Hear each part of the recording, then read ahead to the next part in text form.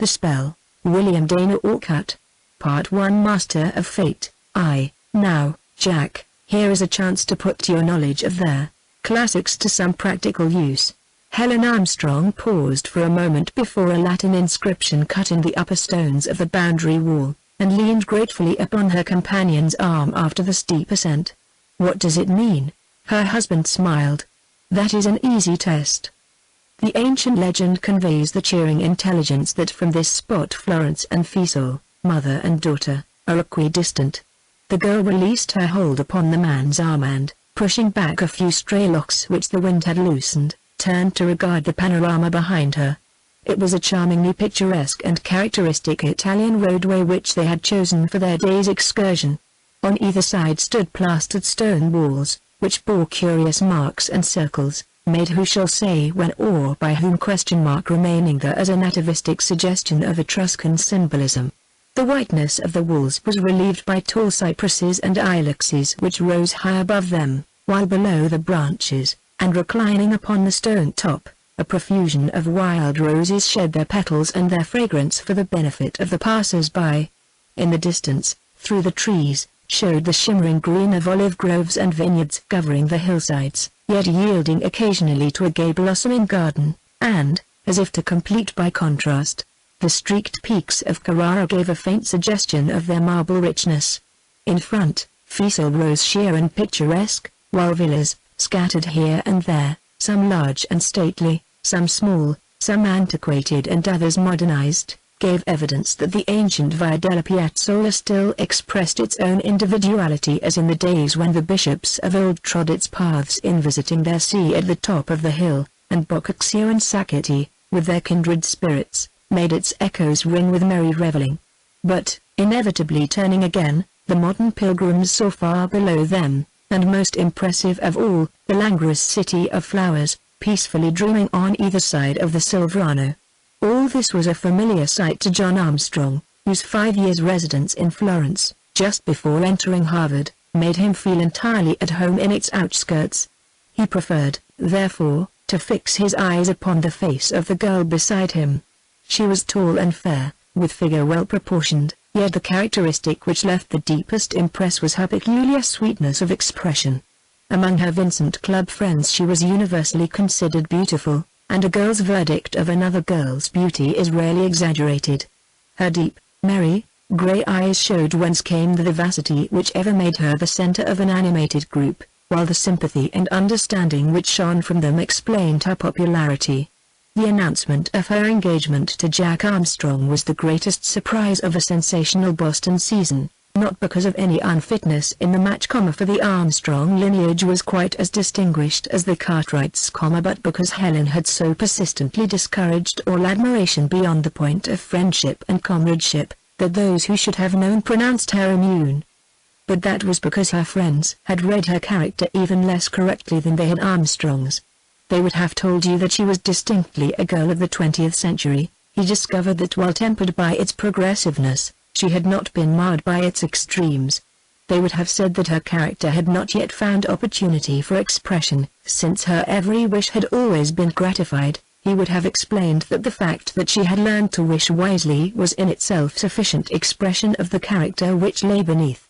He watched her in the midst of the social life to which they both belonged, entering naturally, as he did, into its conventionalities as a matter of course, and he rejoiced to find in her, beyond the enjoyment of those everyday pleasures which end where they begin, a response to the deeper thoughts which controlled his own best expression. He could see that these new subjects frightened her a little by their immensity. As he tried to explain them, he sympathized with her momentary despair when she found herself beyond her depth, but he was convinced that the understanding and the interest were both there, as in an undeveloped negative. This same power of analysis which enabled him to discover what all could not surmise had separated Armstrong, in Helen's mind, from other men, nearer her own age, whom she had known. She could hardly have put in words what the difference was, but she felt that it existed, and this paved the way for his ultimate success. His personal attributes, inevitably tempered by the early Italian influence, marked him as one considerably above the commonplace. At college he had won the respect of his professors by his strength of mind and tenacity of application, and the affection of his fellow students by his skill in athletics and his general good fellowship. Now, 8 years out of college, he had already made his place at the Boston Bar, and was regarded as a successful man in his profession. But beyond all this, unknown even to himself, Armstrong was an extremist. The seed had been sown during that residence in Florence years before, when unconsciously he had assimilated the enthusiasm of an erudite librarian for the learning and achievements of the master spirits of the past. Latin and Greek at college had thus meant much more to him than dead languages. In them he found living personalities which inspired in him the liveliest ambition for emulation. These were some of the subjects to which he introduced Helen. Little by little he told her of the fascination they possessed for him, of the treasures hidden beneath their austere exterior. But the girl was perhaps more interested by the charm of his presentation than by the possibilities she saw in the subjects themselves. She felt that she could understand him, and admitted her respect for the objects of his enthusiasm, but she was convinced that these were beyond her comprehension, and frankly rebelled at the necessity of going back into dead centuries for them. "I love the present, and all that it contains," she replied to him one day when something suggested the subject during one of the many walks they took together. "I love the sky, the air, the sunshine, and the flowers. Why should I go back to the past, made up of memories only, when I may enjoy all this beautiful world around me? And you, Jack, I should not have you if I had lived in the past." As her friends had said, she possessed strong ideas about marriage, and expressed them without reserve. Until Armstrong's irresistible wooing, she had decided, as a result both of observation and of conclusion, that admiration and attention from many were far to be preferred to the devotion of any single one, and that matrimony was neither essential nor desirable except under ideal conditions. "There are so many things which seem more interesting to me than a husband," Helen asserted. "I'm afraid that I agree too much with that wise old cynic who said that love is the wine of life, and marriage the dram drinking. I insist on remaining a teetotaler." Thus Armstrong felt himself entitled to enjoy a certain degree of pride and satisfaction in that he had succeeded in convincing her at last that the ideal conditions she demanded had been met. Even on board the steamer, at the start of their wedding journey, as the familiar skyline of New York became less and less distinct, Armstrong read in his wife's eyes, still gazing back at the vanishing city, the thoughts which inevitably forced themselves upon her, a last remnant of her former doubt. When she turned and saw him looking at her, she smiled guiltily. "We are leaving the old life behind us," she said. "With all the philosophy you have tried to teach me, I have not fully realized until now what a change it means. Do you regret it?" He asked her, half rebellious that even a passing shadow should mar the completeness of their happiness. Helen quickly became herself again, and threw back her head with a merry laugh at the seriousness of his interrogation. "Regret it? How foolish even to ask such a question. But you cannot wonder that the importance of the event should force itself upon me, now that we are actually married, even if it never did before. It makes so much more of a change in a woman's life than in a man's." Helen sighed, and then looked mischievously into his face. "With you superior beings," she continued, "it simply signifies a new latchkey, a new head to your household, and the added companionship of a woman whom you have selected as absolutely essential to your happiness. You keep your old friends, give up for a time a few of your bad habits, and transfer a part of your affections from your clubs to your home. To the woman, it means a complete readjustment. New duties and responsibilities come to her all at once. From her earliest memory she has been taught to depend upon the counsel and guidance of her parents, but suddenly she finds herself freed from this long-accustomed habit, with a man standing beside her, only a few years her senior, who is convinced that he can serve in this capacity far better than anyone else ever did. Even with a husband as superior as yourself, Mr. John Armstrong, is it not natural that one should recognize the passing of the old life, while welcoming the coming of the new?"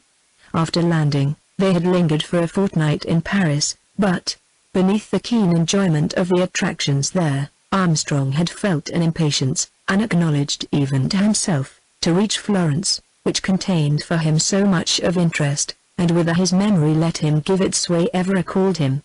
He felt that his de familiares were patiently waiting for him there, indulgent in spite of his long absence, yet insistent that their rights again be recognized.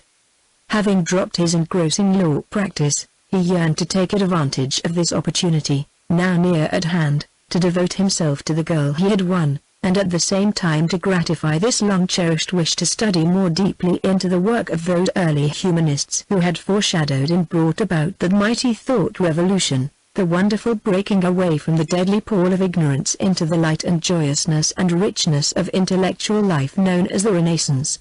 Helen would no longer fail to understand them when she saw them face to face.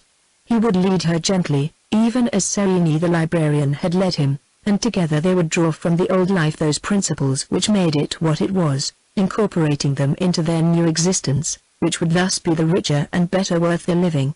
So now that he had actually reached his goal, it was natural that his contentment at finding himself in Florence with his wife was intensified by the joy of being again amid the scenes and personages which his imagination had taken out from the indefiniteness of antiquity, and invested with a living actuality.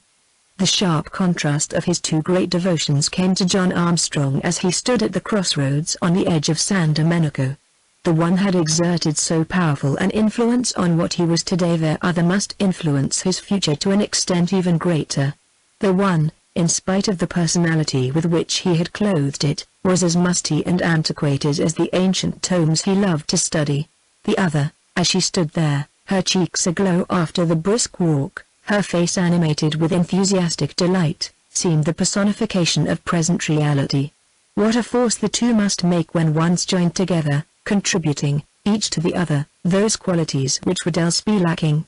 "I must take you yet a little higher," Armstrong urged at length. These walls still cut off much of the glorious view. In a few moments more they had partly ascended the Via della Fiessolana, which at this hour was wholly deserted. With a sigh, half from satisfaction and half from momentary fatigue, Helen turned to her companion.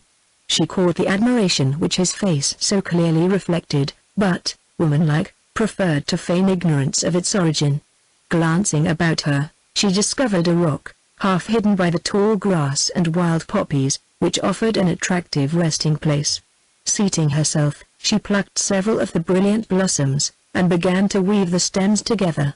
At last she broke the silence. "Why are you so quiet, Jack?" "For 3 reasons," he replied, promptly. "This walk has made me romantic, poetic, and hungry." Helen laughed heartily. "I am glad you added the 3rd reason, for by that I know that you are mortal. This wonderful air and the marvelous view affect me exactly as a fairy story used to, years ago. When I turned I fully expected to find a fairy prince beside me. You confess that you are romantic, which is becoming in the 5-weeks-old husband, but why poetic? Poetry is but spoken painting," quoted Armstrong, smiling, "and I should be pleased indeed were I able to put on canvas the picture I now see before me. Since you cannot do that, suppose you write a sonnet." Armstrong met her arch smile firmly. The girlish abandon under the influence of new surroundings awoke in him a side of his nature which he had not previously realized he possessed. Stooping, he gently held her face between his hands and looked deep into her responsive eyes before replying. "Say, from what vein did love procure the gold, to make those sunny tresses? From what thorn stole he the rose, and whence the dew of morn? Bidding them breathe and live in beauty's mold, what depth of ocean gave the pearls that told those gentle accents sweet, though rarely born? Whence came so many graces to adorn that brow more fair than summer skies unfold? Oh, say, what angels lead, what spheres control the song divine which wastes my life away? Who can with trifles now my senses move? What sun gave birth unto the lofty soul of those enchanting eyes, whose glances stray to burn and freeze my heart, their sport of love?" Helen made no reply for several moments after Armstrong ceased speaking. Then she held out her hand to him and looked up into his face. "I never knew before that you were a real poet," she said, quietly. "I wish I weren't such a poet. My precious Petrarch, for whom you profess so little fondness, is responsible for that most splendid tribute ever paid to woman." Helen was incredulous. That sanctimonious old gentleman with the laurel leaves on his head and the very self-confident expression on his face? Armstrong nodded. "Who spent all his life making love to another man's wife from a safe distance. Yes, this is one of his love letters. Then if I accept those lines you just repeated with so much feeling, I must be Laura? But not another man's wife. I should have been if you had acted like that, Jack. Let me see how you look with a laurel wreath made of poppies. She drew his head down and tied the flowers about his forehead. Then, pushing him away from her, she clapped her hands with delight. There. If the noble Petrarch had looked like that, Madonna Laura could surely never have resisted him. Had Madonna Laura resembled Madonna Helen, the worthy Petrarch would have had her in his arms before she had the chance, laughed Armstrong, improving his opportunity as he spoke. Very gallant, Jack, but very improper. Helen pursed her lips and looked up at him mischievously. But let us forget your musty old antiquities and talk in the present. Do you realize that this is the end of our honeymoon? No, he replied, holding her more closely and laughing down at her. It has only just begun. Of course, assented Helen, disengaging herself, but tomorrow we are to exchange the very romantic titles of bride and bridegroom for the much more commonplace host and hostess. Oh, I am relieved that you are not going to divorce me at once. Armstrong was amused at her seriousness. But it was your idea to invite them to join us, was it not? I know it was, and now I must make a confession to you. I thought that in 5 weeks we both would be glad enough to have some little break in our lovemaking. But I did not realize how rapidly 5 weeks could pass. Still, Helen sighed. What is the use of having a villa in Florence unless you can invite your friends to see it? Then you have not become tired of your husband as soon as you thought you would? Nor you of your wife? Helen retorted, quickly. Mama suggested it first. She said that so long a wedding trip as we had planned was sure to end with one or both of us becoming hopelessly bored unless we introduced other characters into our Garden of Eden. Did she say Garden of Eden? That family party included a serpent, if rumored be correct. The girl laughed. But there could not be one in ours, because I would never give you the chance to say, the woman did it. Your mother forgets that we are exceptions. She says there may be some difference in men, but that all husbands are alike. Right and to the point, as always with Mama. Armstrong paused and smiled. Well, I think even she will be satisfied with the success of her suggestion. How many do our guests number at present? Helen dropped the flower she was idly swinging and began to count upon her fingers. Let me see. There is Inez there. I am glad that she could visit us, so that at last you can know her. It is strange enough that you should not have met her until the wedding. You cannot help liking each other, for she is interested in all those serious things you love so well. The girls used to make sport of our devotion at school because our dispositions are so unlike. She is thoughtful, while I am impulsive. She is carried away with anything which is deep and learned, while I, as you well know, have nothing more important in life than you and my music. Helen paused for a moment thoughtfully. Sometimes I wish I could really interest myself in those ancient deities you worship. You could if you only knew them as I do, he urged, quietly. The present is the evolution of the past, but it has been evolved so fast that many of the old-time treasures have been forgotten in the mad pace of everyday life. But we can't remember everything, Helen replied. There are not hours enough in the day. I can't even find time to read our modern writers as much as I wish I could, and I think one ought to do that before going back to the ancients. All modern literature is based upon what has gone before, insisted Armstrong. Wait a moment. Helen's face again became thoughtful. I have it, she cried, triumphantly. The gardens of Sicily are empty now, but the bees still fetch honey from the golden jars of Theocritus. That is what you mean, is it not? I remember that from something of Lowell's I read at school. Splendid. He laughed, with delight. Who dares to say that you are not in sympathy with the past? He bent his head down close to hers. Would you not prefer to hold those golden jars in your very hands, sweetheart, rather than merely read about them? But, Jack, the gardens of Sicily are empty now. Think how lonesome we should be. Helen threw back her head and drew in a long breath of the exhilarating air. Armstrong was still insistent. I wish I could make you see it as I do, he said. The present of today is bound to be the past of tomorrow. What I want to do is to assimilate all that the past can give me, so that I may do my part, however small, toward giving it out again, made stronger and more effective because of its modern application, thus helping this present to become worthy of being considered by those who come after us. Helen looked up at him with undisguised admiration. "Oh, Jack, that sounds so wonderful, and I wish I could enter into it with you, but I simply cannot do it. Inez will be just the one. At school, as I told you, she went in for the classics and all that, while I was sent there to be finished. Don't look so disappointed, Jack. Truly I would if I could. I shall not give you up yet," he answered, smiling at Helen's intensity, notwithstanding his genuine regret. "Tell me something more about Miss Thayer, since you insist upon her becoming your substitute." "Inez is a darling, in spite of her superiority," Helen replied, gaily, "and I simply could not have been married without her for a bridesmaid. She would have sailed 2 weeks earlier except for our wedding. As it was, she came over with her cousins, and has been traveling with them until time to join us here at the villa. De Peyster is still devoted, I judge. Poor Ferdinand. His persistency has quite won my sympathy. He simply will not take no for an answer, but travels back and forth between Boston and Philadelphia like any commercial traveler. Going over, he has a bunch of American beauties under one arm and a box of bonbons under the other. Returning, nothing but another refusal to add to those Inez has already given him. He is not a bad sort of chap at all, when you get past his peculiarities," Armstrong added. "Ferdy is a splendid fellow, in his own way," assented Helen, warmly, "and any girl might do a great deal worse than marry him, but he is not Inez's style at all. I believe her trip to Europe is really to get away from him. I know he thinks that is their reason, and is simply inconsolable." "De Peyster would be a good match," remarked Armstrong, thoughtfully. "He has plenty of money and plenty of leisure, and he ought to be able to make his wife fairly comfortable. But that is not what Inez wants. She has great ideas about affinities, and Ferdy does not answer to the description." "Then there is your Uncle Peabody," Armstrong prompted, helpfully. "Yes, there is dear Uncle Peabody. You will enjoy him immensely. Does he live up to his reputation of a man with an ism?" "Oh, Jack. Someone has been maligning him to you.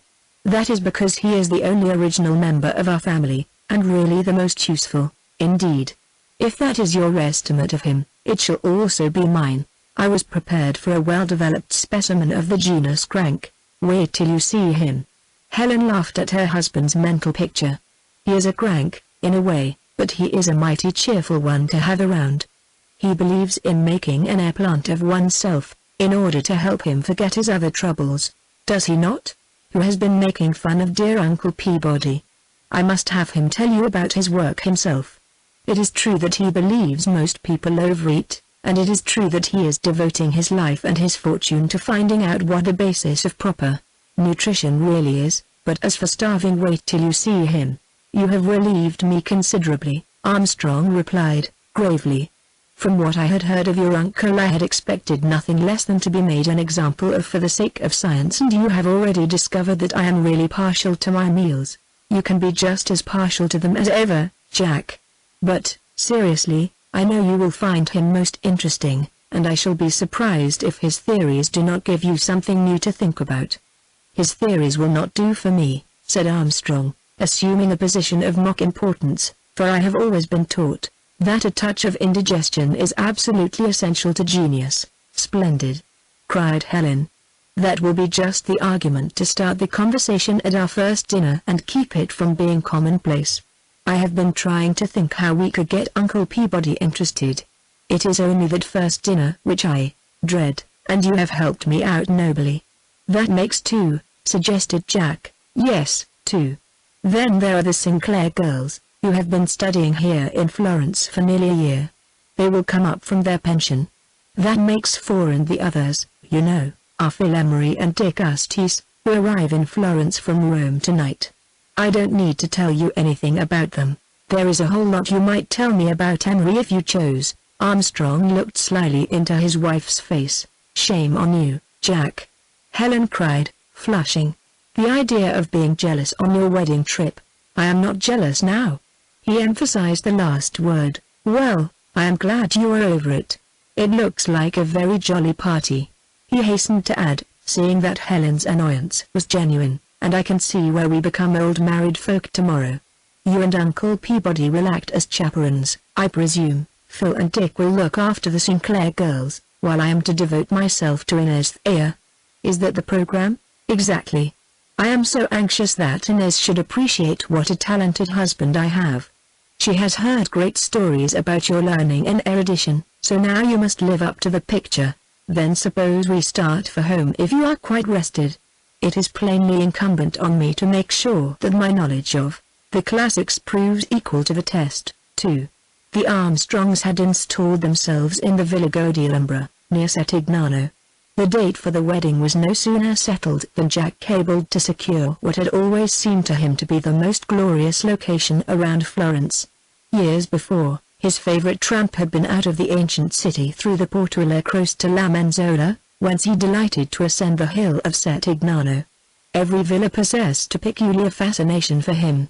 The Poggio Grado, the Primo Palagio del Refugio of the Decameron made Boccaccio real to him.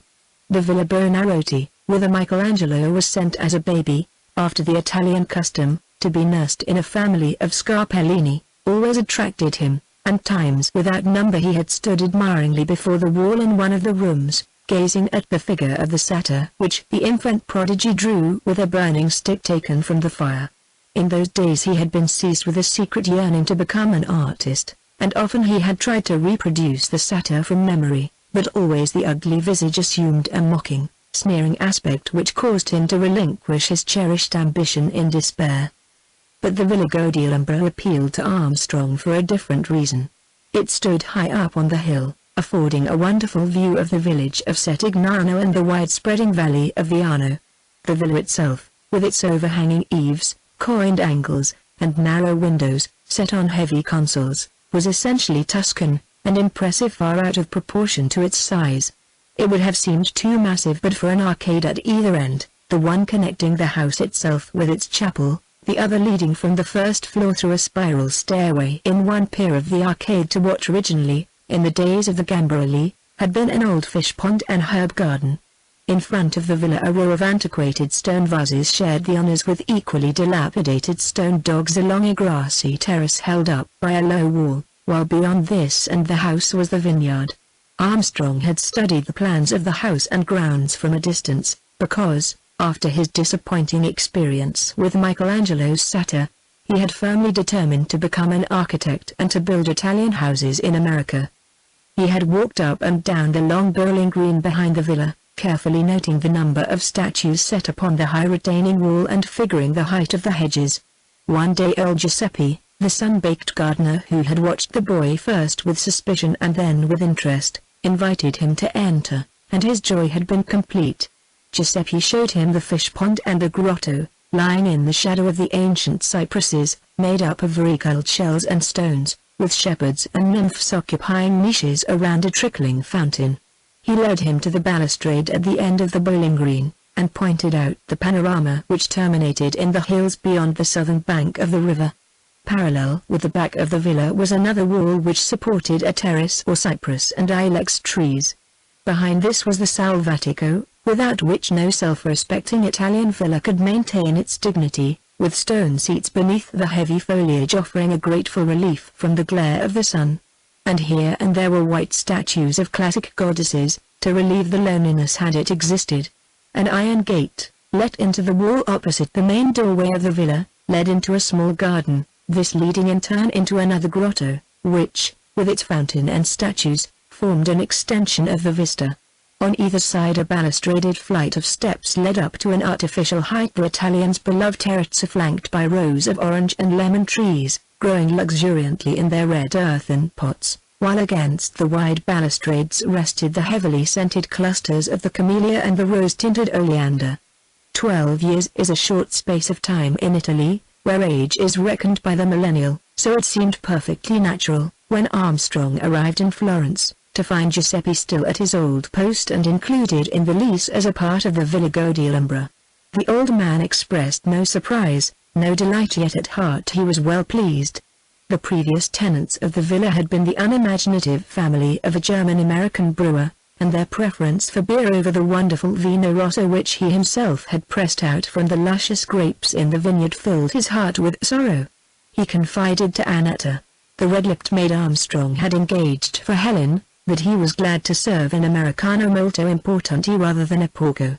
And Giuseppe took great satisfaction in placing upon that last word all the emphasis needed to express 6 months' accumulated disgust. From the moment the Armstrongs arrived, Giuseppe's admiration for Helen knew no bounds. To him she was the personification of all that was perfection. Not that he expressed it, even to Annetta he would have forgotten Mass on Good Friday sooner than so forget his place. It was rather that devotion which is born and not made occasionally, but not often, found in those who enter so intimately into the life of those they serve, yet who must always feel themselves apart from it. Hardly a day had passed since the Armstrongs had assumed possession of the villa that Helen had not found the choicest fragole at her plate, each juicy berry carefully selected and resting upon a bed of its own leaves at the bottom of the little basket.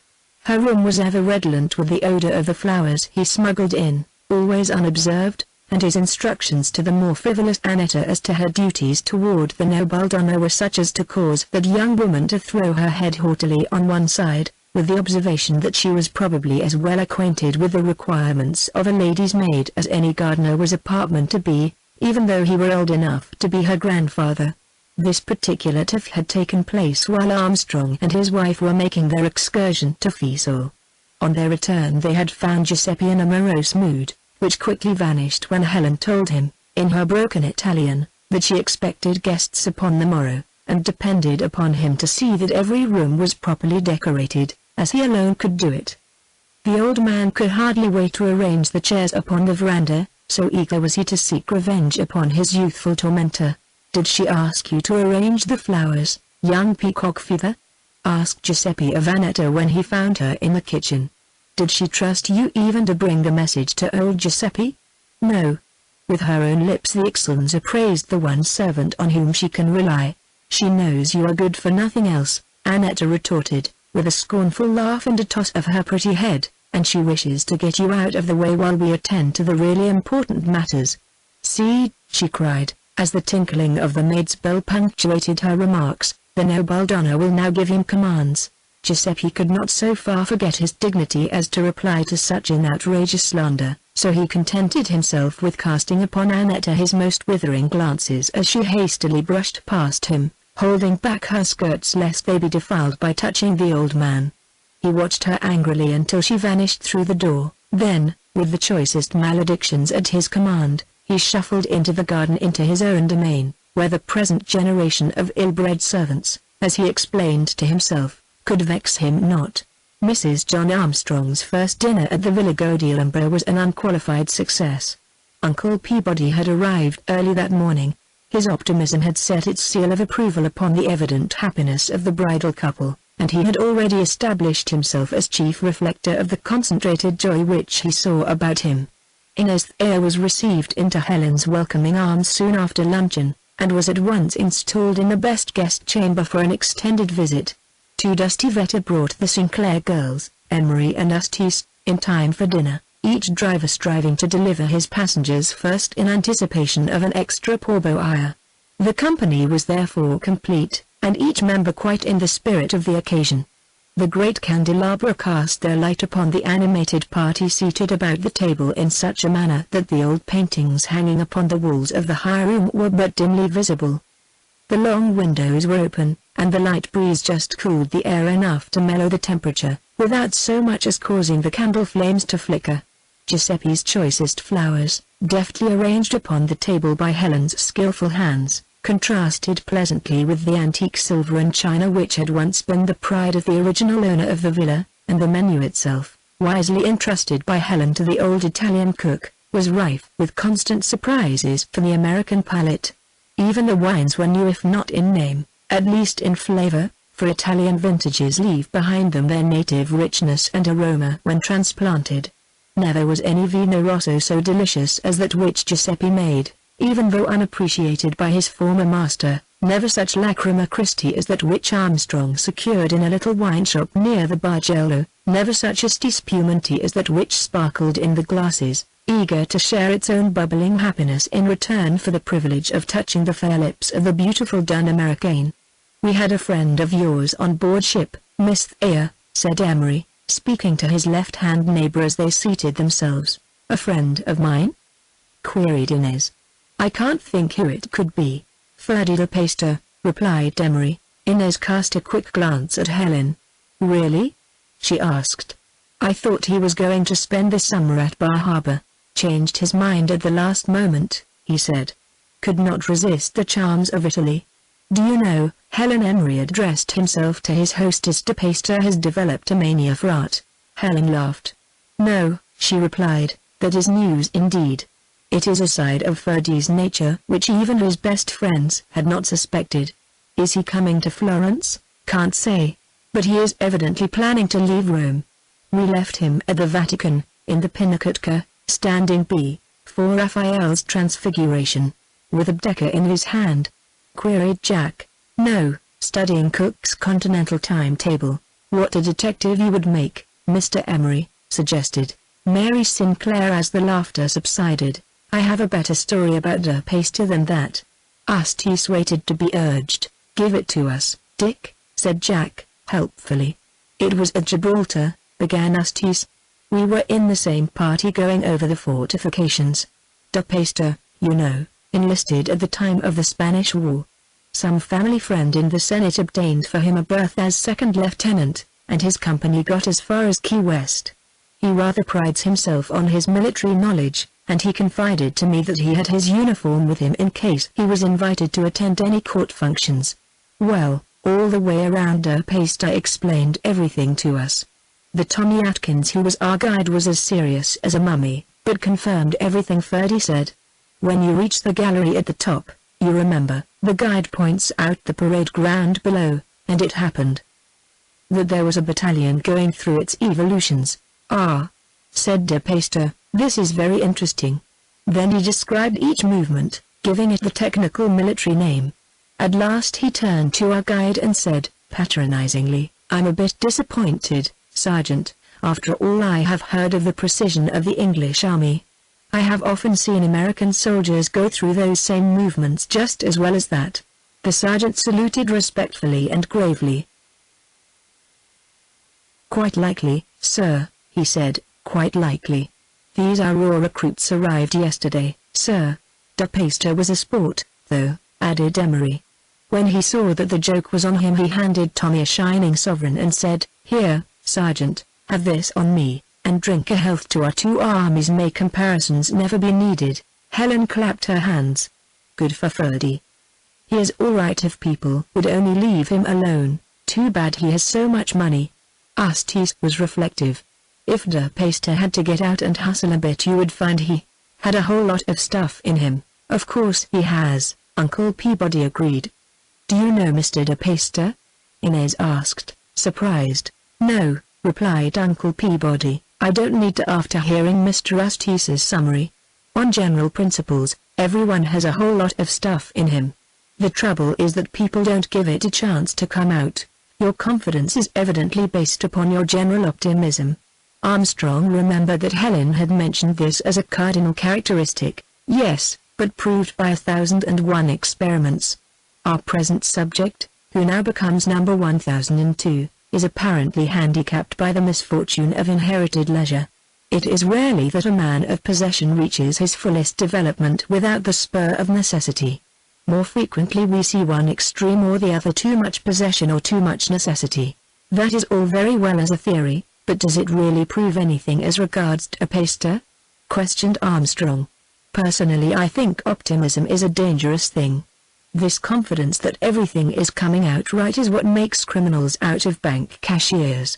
There is a vast difference between real and false optimism," replied Uncle Peabody. "I knew a man once who called himself a cheerful pessimist, because every time he planted a seed it grew down instead of up. He came to expect this, so it did not worry him any. He was a real optimist, even though he did not know it." "What would be your prescription for a case like Mr. de Peyster's?" queried Bertha Sinclair. a good wife, possessed of ambition, sympathy, and tact, Uncle Peabody replied, promptly. This, my dear Miss Sinclair, is your opportunity to assist me in proving my argument. Will you be my accomplice? I? Why, I don't even know Mr. DePaster, Bertha protested. You must find someone else. Very well, sighed Mr. Cartwright. You see how difficult it is for science to assert its laws. Helen caught sight of Inez's cheeks and hastened to her friend's relief. Uncle Peabody, do you know that you are responsible for the first difference of opinion which has arisen between my husband and me? My gracious, no. Can it be possible? It is a fact. I stated to him only yesterday that perfect digestion was the only basis on which health and happiness can possibly rest.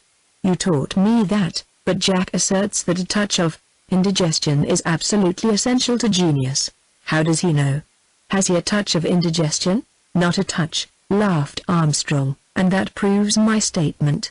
I really believe I might have been a genius if my digestion had not always been so disgustingly strong. Don't despair, my dear boy. Uncle Peabody looked at Jack over his spectacles. Genius is a germ, and sometimes develops late in life. If your theory is correct, a few more gastronomic orgies such as this will make you eligible. But is there not something in what I say? Armstrong persisted, seriously. Is it not true that good health is against intellectual progression? Is not good health the supremacy of the physical over the mental? The healthy man is an animal. He eats and sleeps too much. Pain and suffering have not developed the nervous side, which is so closely connected with the intellectual. When the physical side becomes weakened, then the brain begins to act. Uncle Peabody listened attentively and then removed his spectacles. My dear Jack Armstrong, he said, at last, I can see some fun ahead for both of us, and Helen has placed me still further in her debt by her choice of a husband. Your argument is not a new one. It was invented a great many years ago in France by some clever person who wished to have an excuse for late nights, absinthe, and cigarettes. Do you mean seriously to advance a theory which, if logically carried through to the end, would credit hospitals and homes for the hopelessly depraved with being the highest intellectual establishments in the world? But look at the examples which can be cited, Armstrong continued, undisturbed. Zola produced nothing of importance after he adopted the simple life, and Swinburne's poetry lost all its fire as soon as he reformed. Can you prove in either case that the question of nutrition or digestion entered into the matter at all? Oh, it may have been a coincidence, of course, but many other cases might be added. Uncle Peabody was silent for a moment. Let me give you a simple problem, he said, at length. Helen tells me that you have an automobile now on its way to Florence? Armstrong assented. When it arrives I presume you will engage a chauffeur. What has an automobile to do with nutrition, Mr. Cartwright? Demanded Mary Sinclair. Surely an automobile has no digestion. My application is near at hand. When you engage that chauffeur I presume you will insist that he knows the mechanism of the machine, understands the application of the motive power and other details which enter into safe and successful handling of the car. Naturally, replied Jack. I'm not introducing my machine here for the purpose either of murder or suicide. Exactly. That is just what I wanted you to say. Now, every human stomach is an engine which requires at least as intelligent handling as that of an automobile. Upon its successful working depends the mechanical action of the body. We may disregard the additional dependence of the brain. Petroleum in the automobile is replaced by what we call food in the human engine. Too much of either, unintelligently applied, produces the same unfortunate result. Now I ask you, John Armstrong, would you engage as chauffeur for your automobile a man who knew no more about the mechanism of its engine, or how to feed and handle it properly, than you yourself know about your own body engine? No, Armstrong admitted. Frankly, I would not. But which is more serious, a damage resulting from his ignorance or from your own? Look here, Mr. Cartwright, said Jack, laughingly, you promised that there was fun ahead for us both. At present it seems to be mostly for you and our friends. Who started the discussion? Helen, but I admit my error in being drawn into it. I had not expected to be convicted upon my own evidence. Helen rose. I must rescue my husband from the calamity I have brought upon him. Come, let us have our coffee in the garden. 3. If one could have looked within Uncle Peabody's room after the other guests had snuffed out their candles, he would have discovered its inmate seated beside the flickering light with an open letter in his hand. He had read it over many times since its receipt nearly 3 months earlier, announcing in Helen's characteristic way her engagement and approaching marriage. No one else had ever come so closely into his life, and he felt a certain responsibility to satisfy himself that the girl had made no mistake in the important step which she had taken. Now that he had actually met her husband, he again perused the lines which had introduced his new nephew to him. "It has actually happened at last," the letter began, "and your favorite wager of 1,000 to 1 on the unexpected has really won. In other words, I, Helen Cartwright, condemned, by myself, to live and die an old maid as penalty for being so critical of the genus Homo, now confess myself completely, hopelessly in love, and so happy in my new estate that I wonder why I ever hesitated. It is all so curious. The things which interested me before now seem so commonplace compared to the events to come in connection with this broader existence which is opening up before me. How infinitely more gratifying it is to feel myself living for and a part of another's life. How comforting to know that some other personality, whom I can love and respect, feels himself to be living for and a part of my life. It adds to the seriousness of it all, but how it increases the satisfaction. I wish I could describe John Armstrong to you, but now that I am about to make the attempt I realize how difficult a task I have undertaken. He is 8 years older than I, but sometimes he seems to be years younger, while again I feel almost like a child beside him. No, Uncle Peabody, it is not a similar case to that little Mrs. Johnson whom you quoted when you were last home as saying that a woman feels as old as the way her husband treats her. I know this will pop into your mind, so I will promptly head you off. The fact is that Jack is a very remarkable man. He is handsome, with great strength of character showing in every feature. He is tall and athletic, but it is his wonderful mental ability which will most impress you.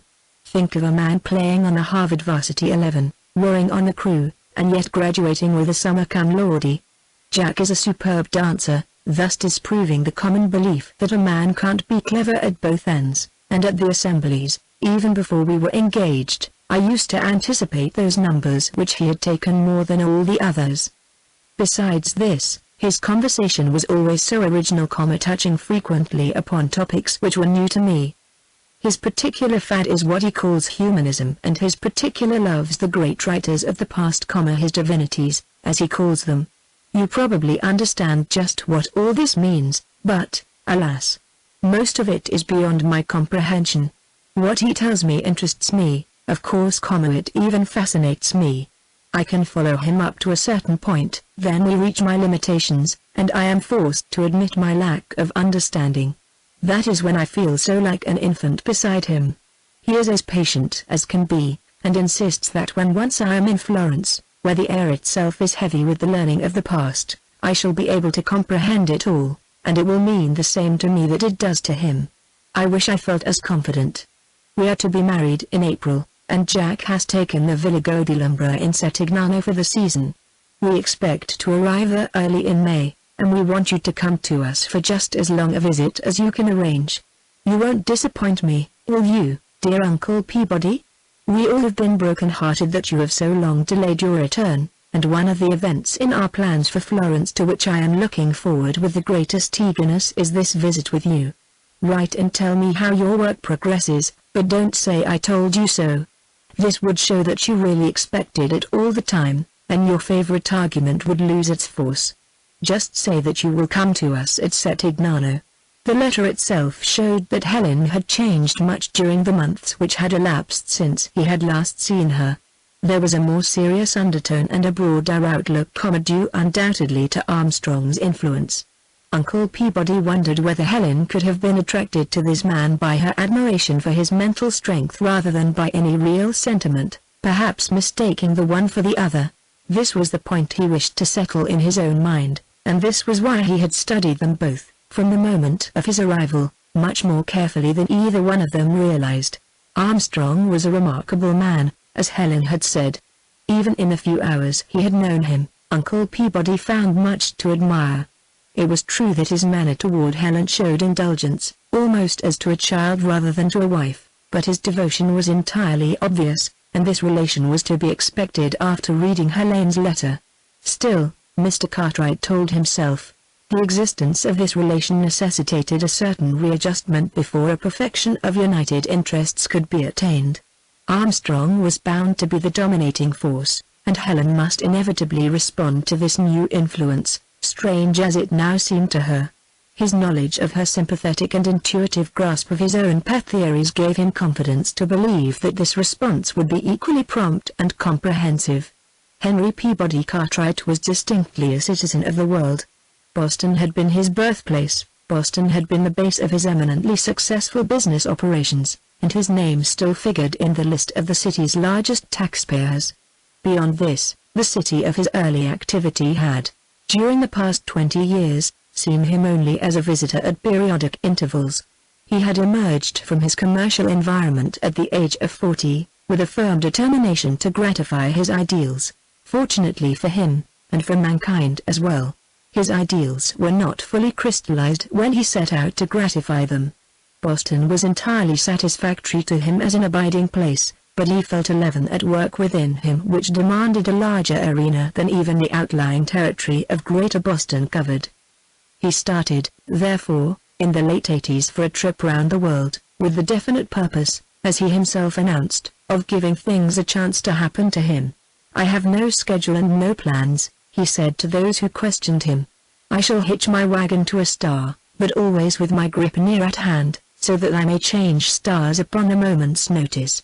There were no immediate family ties to interfere with the carrying out of what seemed to his friends to be rather quixotic ideas. There may have been some youthful romance, but, if so, no one ever succeeded in learning anything of it from him. "It is all perfectly simple," he once good-naturedly replied to a persistent relative. "The girls I was willing to marry would not have me, and those who would have me I was not willing to marry. I used to think that I would become more attractive as I grew older, but I have given up that idea now. Once I tried to rub a freckle off with sandpaper and pumice stone and found blood under the skin, but the freckle, the same old freckle, is there to this day."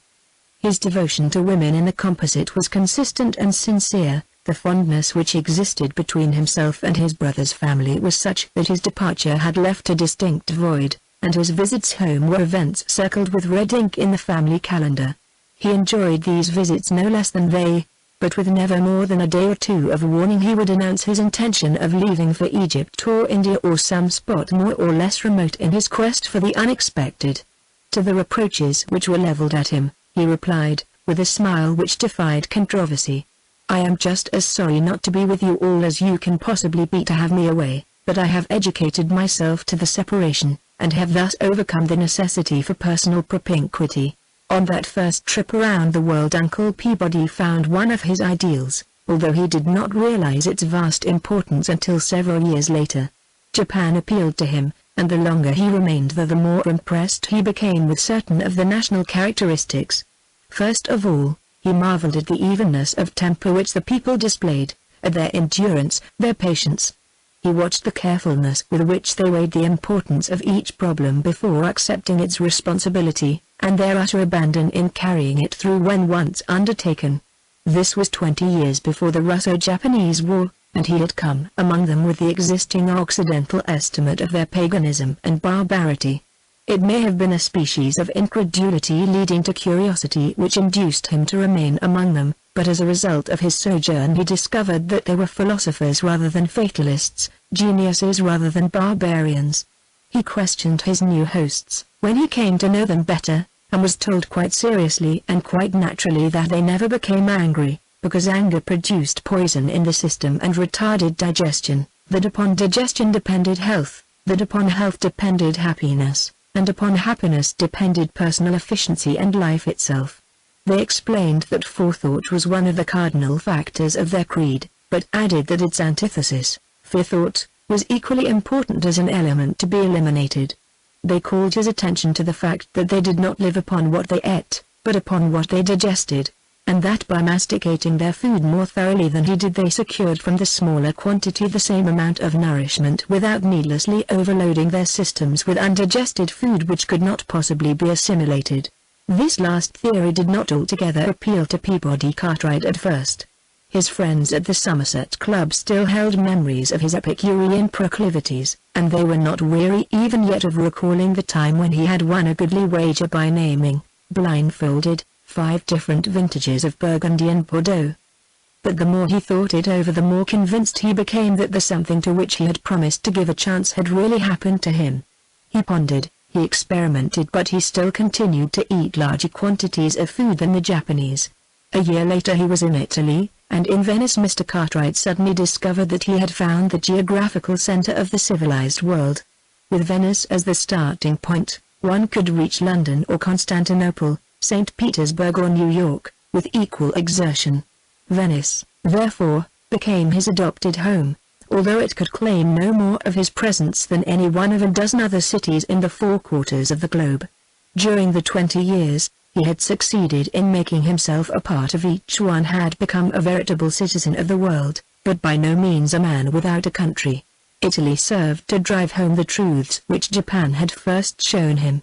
3 years after his experience there, a dingy, second-hand bookstore in Florence had placed him in possession of Luigi Cornaro's Discorsi della Vita Sobria. He read it with amazement. Here in his hand, written by a Venetian nobleman more than 300 years before, at the age of 83, was the textbook of the theories of life which he had accepted from the Japanese as new and untried except among this alien people. It gave him a start, and he journeyed to Turin, Bern, Berlin, Brussels, Paris, London, St. Petersburg, and even back to Boston, seeking to interest the famous physiologists in his discovery, which he believed was destined to exterminate disease and to transform those practicing the medical profession into hygienic engineers. Mr. Cartwright's name and personality preserved him from a sanitarium, but his theories as to self-control, forethought, and forethought received ample opportunity for personal experiment. He was as tenacious as if his future depended upon the outcome.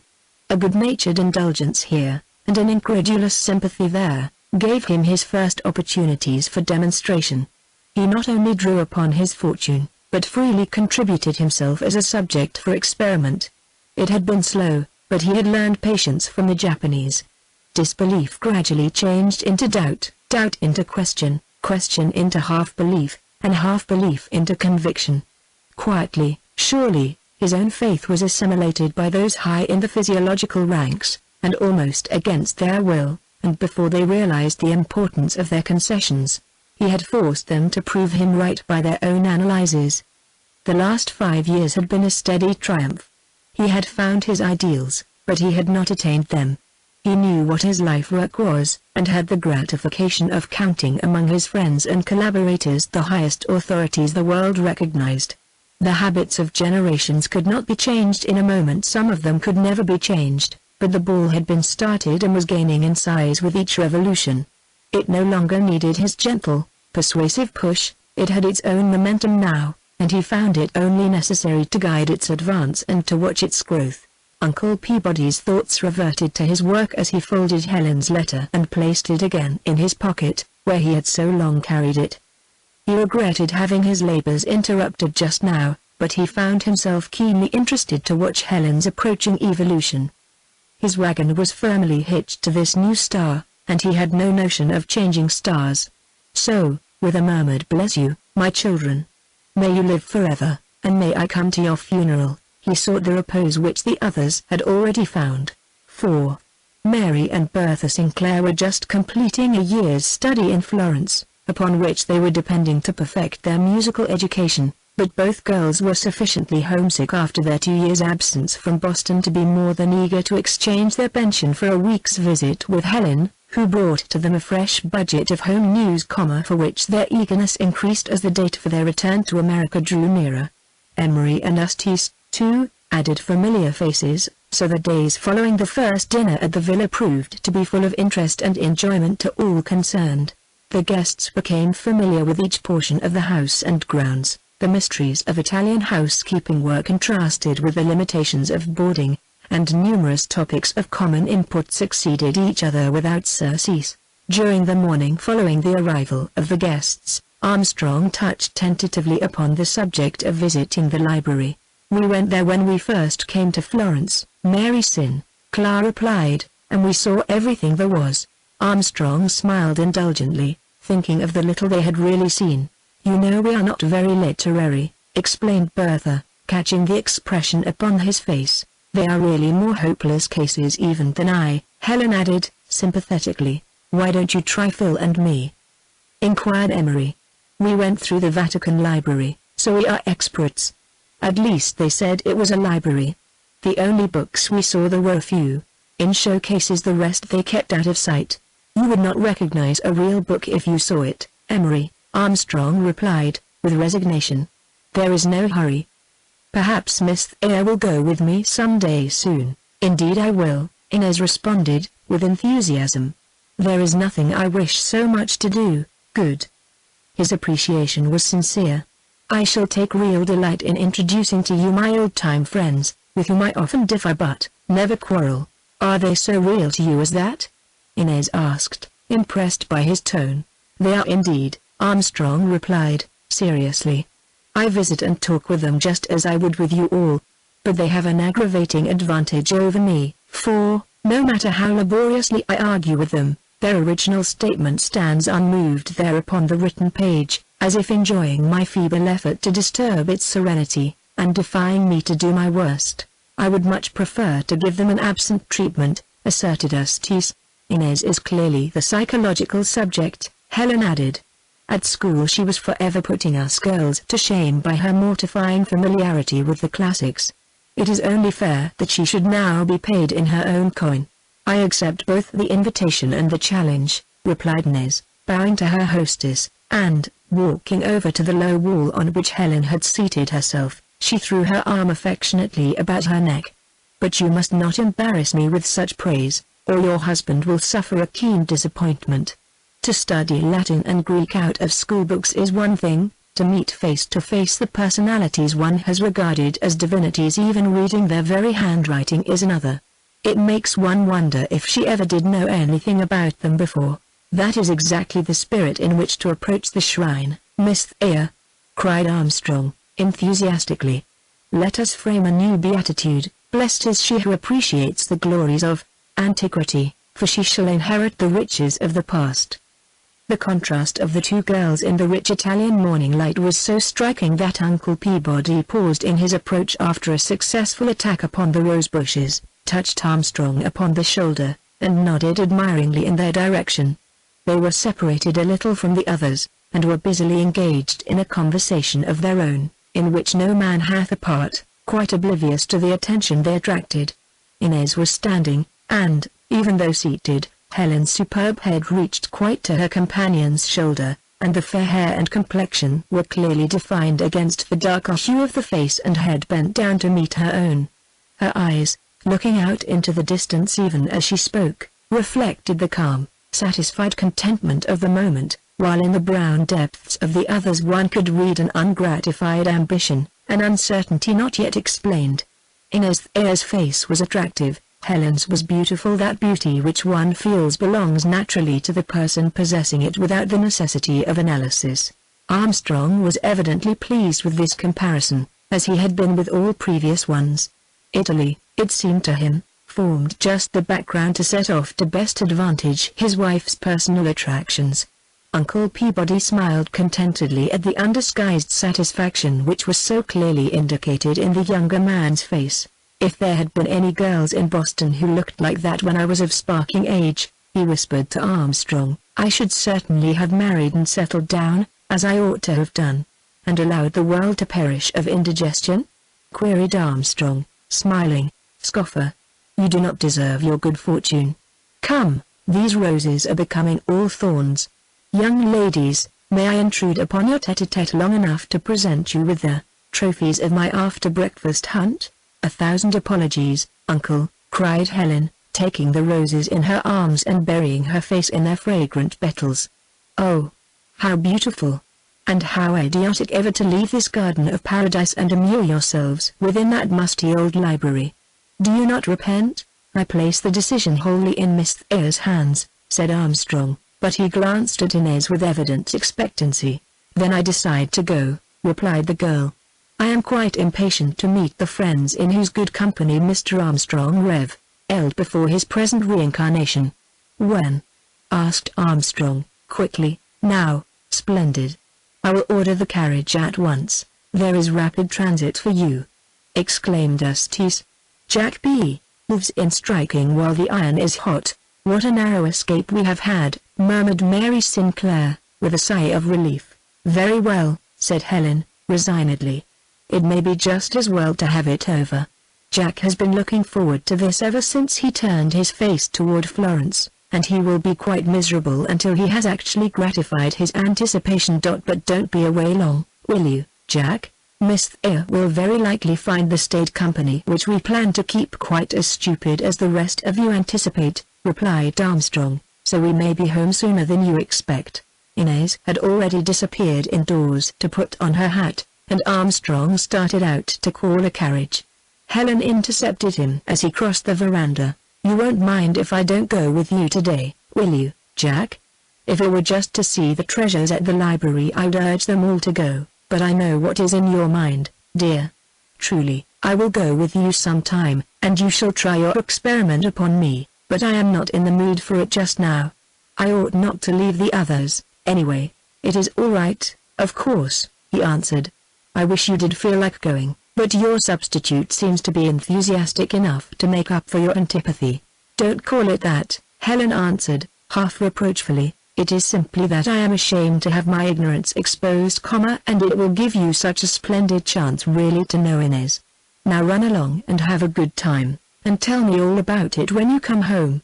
The little one-horse Victoria soon left the villa behind, and was well along on the narrow descending road before either of its occupants broke the silence. As if by mutual consent, each was thinking what neither would have spoken aloud. Helen had not seen the expression of disappointment which passed over her husband's face as she spoke. He would have given much if it might have been his wife beside him. He had studied the girl carefully, and had found in her an intuitive sympathy with the very subjects concerning which she disclaimed all that knowledge. At first he had thought that she exaggerated her limitations because of his deeper study, but he soon discovered her absolute sincerity. It was a lack of confidence in herself, he inwardly explained, and when once in Florence he would give her that confidence which was the only element lacking to her complete understanding. But as yet he had been unable to get her inside the library, or even within range of the necessary atmosphere.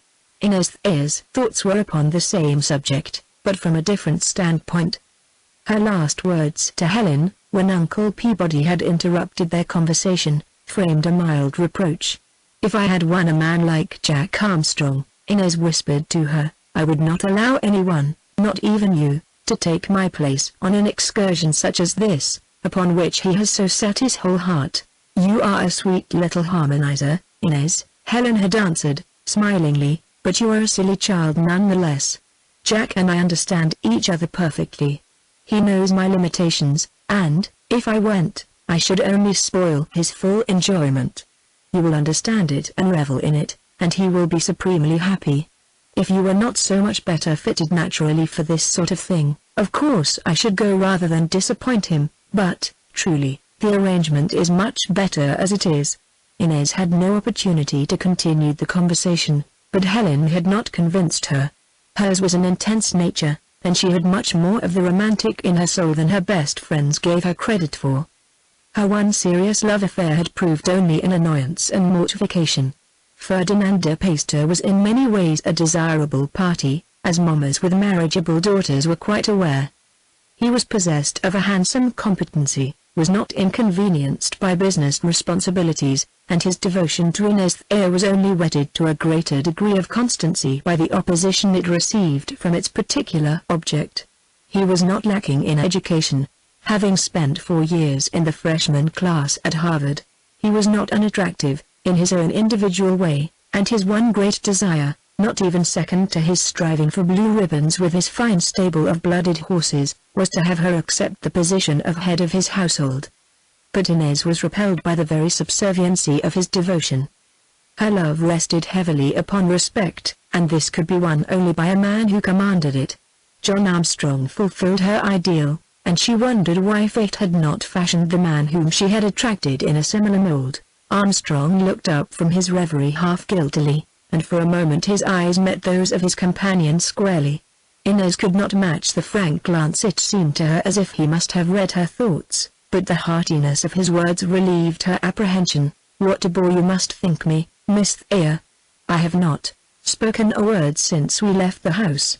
I must assume my share of responsibility for the silence," Inez replied, regaining her composure. "The seriousness of our quest must have had a sobering effect upon us both." "But you won't find these old fellows so serious as you think," Armstrong hastened to say. They were humanists and products of the movement which marked the breaking away from the ascetic severity preceding them. But, after all, they were the first to realize that life could be even better worth living if it contained beauty and happiness. "You see how little I know about them, in spite of Helen's attempt to place me on a pedestal. Why, if it had not been for their work," he continued, enthusiastically, "the classics might still have remained as dead to us as they were to those who lived in the 13th century. Instead of studying Virgil and Homer, we should have been brought up on theological literature and the Holy Fathers." "I feel just as I did at my coming-out party," Inez replied, that same feeling of awe and uncertainty. "I am eager to go with you, yet I dread it somehow." "It is not a presentiment exactly, it is."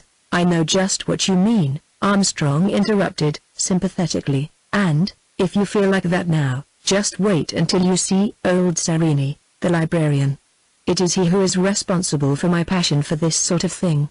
Why, I remember, when I was here years ago and used to run in to see him at the Lorenziana, I never regarded him as a mortal at all, and I don't believe my reverence and veneration for the old man have abated today.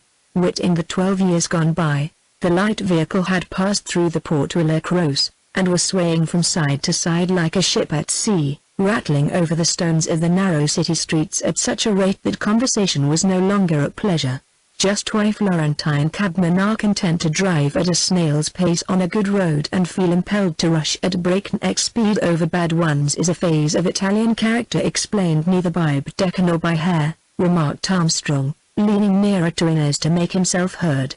With a loud snap of his whip and a guttural wee-up, the cocher rounded the statue of John of the Black Bands, just missed the ancient bookstand immortalized by Browning in The Ring and the Book, and came to a sudden stop before the unpretentious entrance to the Biblioteca Lorenziana. "You have been here before, of course?" he asked his companion as they passed through the wicket gate into the ancient cloisters of San Lorenzo.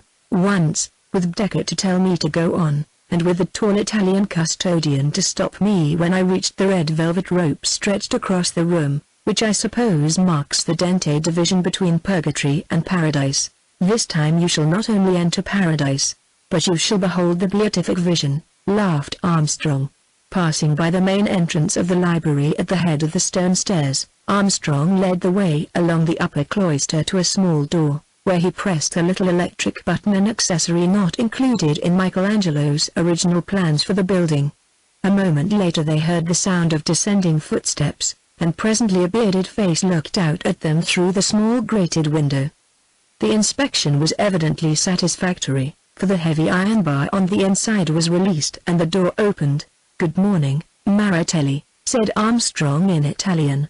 "Is the direct orders engaged?" "He is in his study, signore, awaiting your arrival." Maratelli dropped the iron bar back into place with a loud clang and then led the way up the short flight of stone steps to the librarian's study. Armstrong detained Inez a moment at the top. "I brought you in this way because I want you to see Serini in his frame. It is a picture worthy the brush of an old master." Maratelli knocked gently on the door and placed his ear against it to hear the response. Then he opened it quietly and bowed as Armstrong and his companion entered.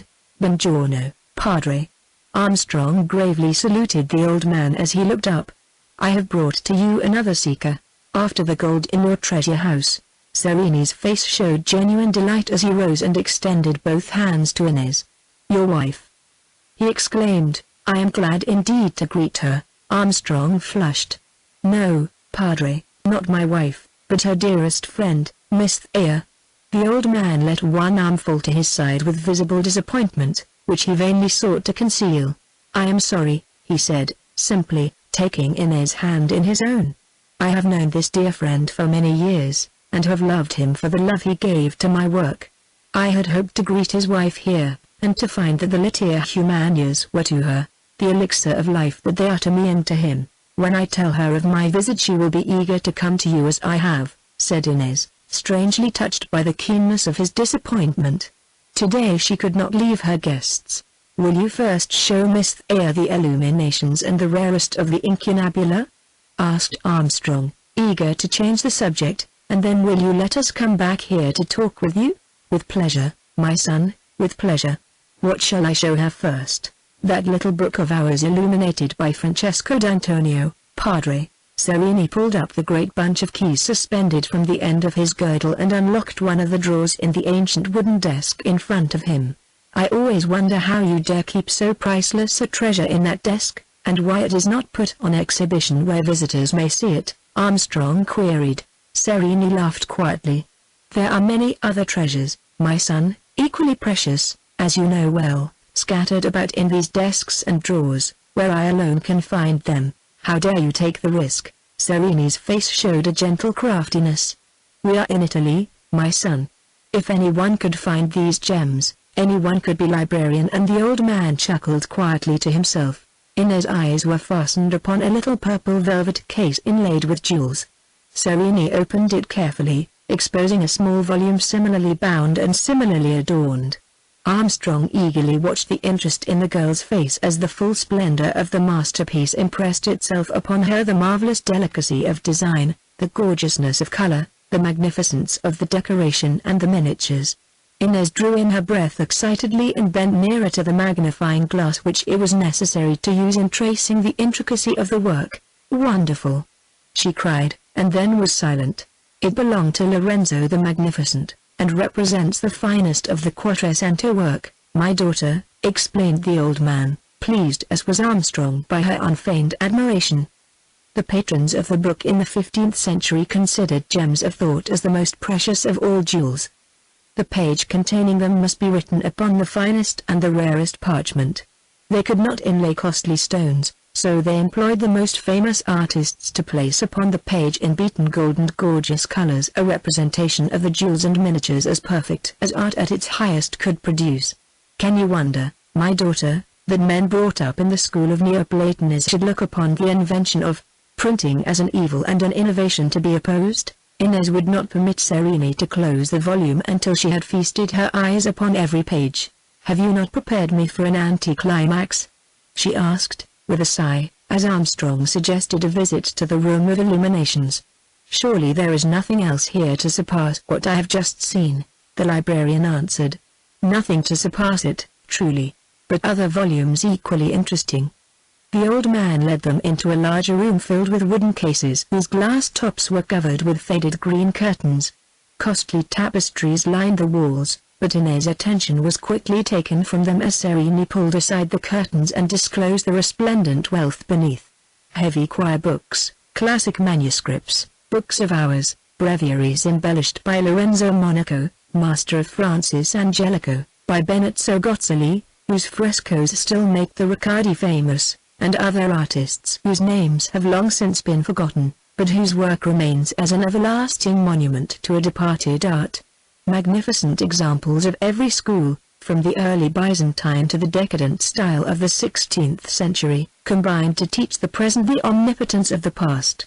From case to case they passed, their guide indicating the variations and the significance of the different schools, out into the great library itself, in which, with its noble yet simple proportions as laid down by Michelangelo, Inez found a relief after the gorgeousness and grandeur of the last hour. Armstrong pointed out to her the Pluta upon which the great books rested, and to which they now remained chained as in the olden days, 4 centuries back, when they began their eternal vigil. Life outside the old walls had changed mightily since Cosimo de' Medici, the first Grand Duke, laid their foundations. Cosimo, Pater Patri, the real founder of the collection, Pietro and Giovanni de' Medici had come and gone. Lorenzo il Magnifico had lived and died, bequeathing to them his illustrious name, Charles VIII of France had destroyed the power of the House of the Medici. The Medici had again regained their own. The House of Lorraine had succeeded them. The separate states had been merged into a great kingdom, and still the volumes held their places at the end of their chains, as if to prove the immutability of learning as compared with the changeability of princes. At Armstrong's suggestion, Serini led them back into his study, where the old man again took his place at his desk, as his visitors seated themselves where they could best watch him and listen to his words. It was, indeed, as Armstrong had expressed it, a picture for an old master. Serini was clad in the black silk soutane of his learned order, with the biretta upon his head. He was spare, and the skin upon his face and hands was as dried and colored as the ancient parchment of the books with which he lived. The dim light coming through the stained glass window enhanced the weirdness of his aspect, and as one looked he seemed the personification of the ancient written manuscript vivified and speaking the words which one would have expected to read upon the page. "My daughter," he was saying to Inez, "you, too, are a humanist, as my young friend and I are, or you could not manifest so true an understanding as you do. For humanism, my daughter, is not only the love of antiquity, it is the worship of it, a worship carried so far that it is not limited to adoration alone, but which forces one to reproduce. By the same token, the humanist is the man who not only knows intimately the ancients and is inspired by them, it is he who is so fascinated by their magic spell that he copies them, imitates them, rehearses their lessons, adopts their models and their methods, their examples and their gods, their spirit and their tongue." Then Serini passed on in his conversation to the old-time writers themselves. The little study was poorly ventilated, and the air was heavy. The ancient tomes exuded their peculiar odor, and the low, sing-song voice of the speaker seemed far removed from the life they had just left outside. Slowly the spell began to work upon Inez's brain. She was no longer in the present, she was a woman of Italy of 4 centuries back. Petrarch, with his laurel-crowned head, rose up before her and recited verses written for Laura. Politian gave to her of his wisdom. Machiavelli discussed Florentine politics with her. It was not the voice of Serini the librarian which she heard, it was the veritable voice from the dead and buried past. She furtively glanced at Armstrong and saw in his face a light which she knew Helen had never seen there, and in her heart she felt a guilty joyousness at the advantage she had gained. It was Leonardo sitting at the old desk now, Leonardo the master of art, of sculpture, the forerunner, the man-god against the god-man. She pressed her hand to her head, it was dripping moisture. Would he never stop? It was becoming fearsome, unbearable. Her eyes were fixed upon the aged priestly-clad figure before her, she could not move them. What power held her, what magic controlled even her thoughts? She tried to speak to Armstrong, to tell him that she was ill, but her mouth seemed parched and she could not speak. She looked at Serini's chair again. The old man was no longer there. Machiavelli had taken his place and was uttering diatribes against the state. She must cry out, she could not. She started to her feet, then she fell back, and all became a blank. When she revived, a few moments later, it was in the sunny enclosure of the cloister garden, whither Armstrong had anxiously carried her, and where the fresh air served to relieve the tension and to counteract the influence which had so overpowered her. By mutual consent, Miss Thayer and Armstrong decided not to mention the rather dramatic finale to their first excursion to the library. Inez experienced the deepest mortification, while Jack blamed himself severely that he had not watched his companion more carefully. If he had done this, he repeated to himself, he might easily have anticipated and avoided the unpleasant climax to an otherwise thoroughly enjoyable morning. Miss Thayer, however, would not listen to his apologies. He had accepted her as a comrade, and she had proved herself unequal to the test. Armstrong tried to reassure her, but his efforts were not eminently successful. The whole affair, in spite of their disclaimers, made a considerable impression upon them both. Armstrong knew that it had not been weakness alone, for even his brief acquaintance with her told him that strength was a salient point in her character. She was impressionable, he realized that, but surely not to the extent of losing all control over herself. Was it, and Armstrong feared lest Inez should read his mind as the thought came to him, was it that same irresistible influence of those ancient spirits, coming out from the past to her as they had so many times to him, recognizing her as a reincarnation of themselves, and claiming her, even for that brief moment of unconsciousness, as a part of what had gone before? Inez pleaded a headache upon reaching the villa, and asked that her lunch be sent to the room, but it was long after Annetta had left the tray upon the table that she was able to taste, even sparingly, the tempting delicacies which were placed before her. What can be more searching than a woman's self-examination? She had told Armstrong that she blamed herself for her weakness, so she did, but it was not wholly the weakness of losing consciousness. Who was this man, and what this influence which had so suddenly entered into her life and assumed such immediate control over her? She felt that she could resist either separately, but together they produced a power which she questioned her ability to oppose. And the strange part of it all was that no one was forcing it upon her. She knew perfectly well that she need never go to the library again unless she chose, but she knew equally well what her choice must inevitably be, if the opportunity were offered her. Even as she recalled her experience, a thrill half of delight, half of apprehension, passed over her. What did it all mean? Armstrong compelled her respect, but it was ridiculous even to wonder whether or not the sentiments he inspired were of a more serious nature. The subjects in which he was interested appealed to her highest self and fascinated her, but beyond this what possible force could they possess to render her so immediately subservient to their demands? What was there about it all which made it seem so inexpressively delicious? And what of him, of this man above whose head the ancients had already placed the halo of their approval, who stood to her as the personification of ideal manhood? These were some of the questions Inez asked herself that afternoon, wrestling within and striving honestly to decide her course, but even as she did so she found her thoughts again centering themselves upon Armstrong as she closed her eyes and allowed herself to be carried back to the experiences of the morning. She had no reasonable excuse to leave Florence, which instinctively she felt to be the safest thing to do, and, besides this, her spirit revolted at the thought that she could not meet the problem face to face and master it. She must do it. She would do it, and, having finally arrived at this determination, she came down, just before dinner, and joined her friends in the garden, where they were enjoying the soft close of the perfect Italian day. "There you are." Helen welcomed her with outstretched arms. "Is your headache better?" "Yes, thank you," Inez replied, forcing a smile. The air was very close in the library, and then, too, I found so much to make me thoughtful. "Then you were not disappointed?" Emery asked. "Disappointed? It was wonderful. You don't know how much you all missed. You look as if Jack had shown you some spooks," remarked Eustace. "You are as white as one yourself." The color quickly returned to Inez's face. "I am always like that when I have one of these wretched headaches," she explained. "But, truly, I never had such a remarkable experience. I can quite understand Mr. Armstrong's devotion. I never knew before how fascinating such learning really is. Did he actually conjure up those old fellows and put them through their paces for you?" Emery asked. Miss Eyre was in no mood for bantering. "It is not possible for you to understand without experiencing it yourself," she said, quietly, "or even afterward, I suspect." Bertha Sinclair added, slyly. "I am so glad that you enjoyed it," said Helen. "I couldn't get much out of Jack, and I was afraid that you had passed a stupid morning and that the headache was the natural result." "I shall never forget it, never," Inez murmured. Helen regarded her attentively for a moment. "I had no idea it would make so strong an impression on you," she said at length. "Now that it is over, you and Jack will both feel better satisfied.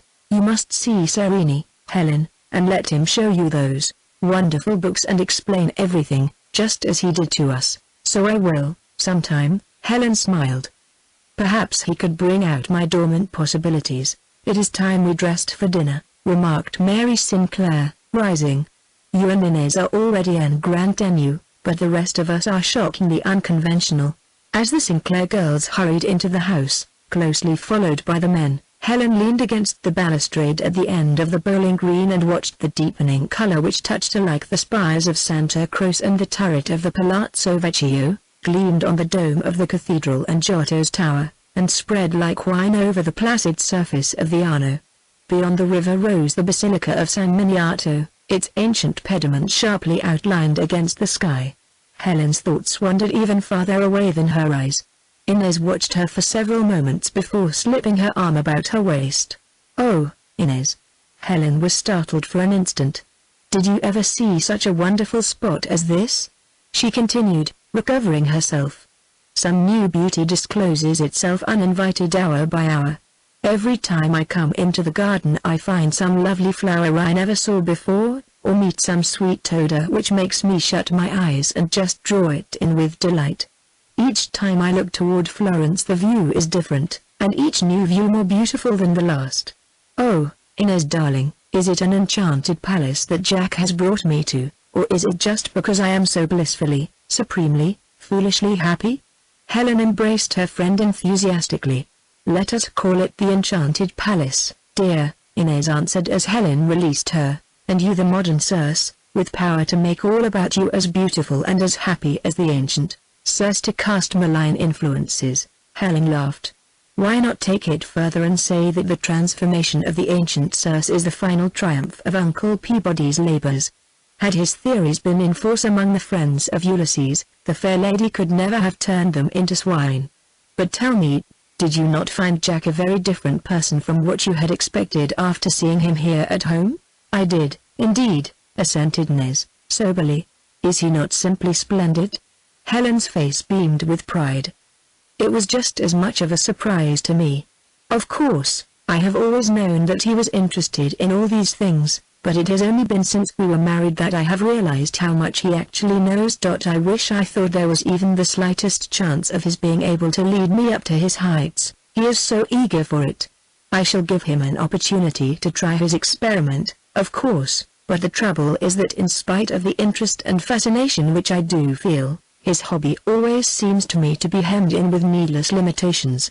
For my part, I don't see why we can't take the best these master spirits of the past can give us, just as Jack says, but without ourselves becoming a part of the past. You see how absolutely hopeless I am. I wonder how in the world he ever came to be attracted to me. You are the only one who wonders. Oh, I know that my hair is not red, and that I don't squint, and all that, but Jack is so fascinated by everything scholarly that I don't see why he didn't select an intellectual wife. Why, I don't even wear glasses." Inez smiled at the picture Helen drew. "The rest of us girls understand why he made just the selection he did, Helen. I never wanted to be intellectual before. Until now I have always considered the caricatures of the Boston Browning woman as typical of the highly educated species, but you are showing me that a girl can be human and intellectual at the same time. I wish I could show you that you make too much of a mountain out of this intellectual bugbear," Inez replied, candidly. "Your husband is a very unusual man. His interest in the humanities is beyond anything one can appreciate without seeing him as I saw him this morning. He longs to take you with him into this life, and if I were in your place I should let him be the one to discover my lack of understanding, if I really did lack it, instead of insisting upon it as a foregone conclusion. For myself, I don't take much stock in it. I remember too well how quick a certain Miss Cartwright was at school to grasp new ideas, and I have not noticed any serious retrogression since." Helen pondered carefully over her friend's criticism before replying. "I suppose it does seem like obstinacy," she said, "finally to him as well as to you, yet to myself it appears perfectly consistent.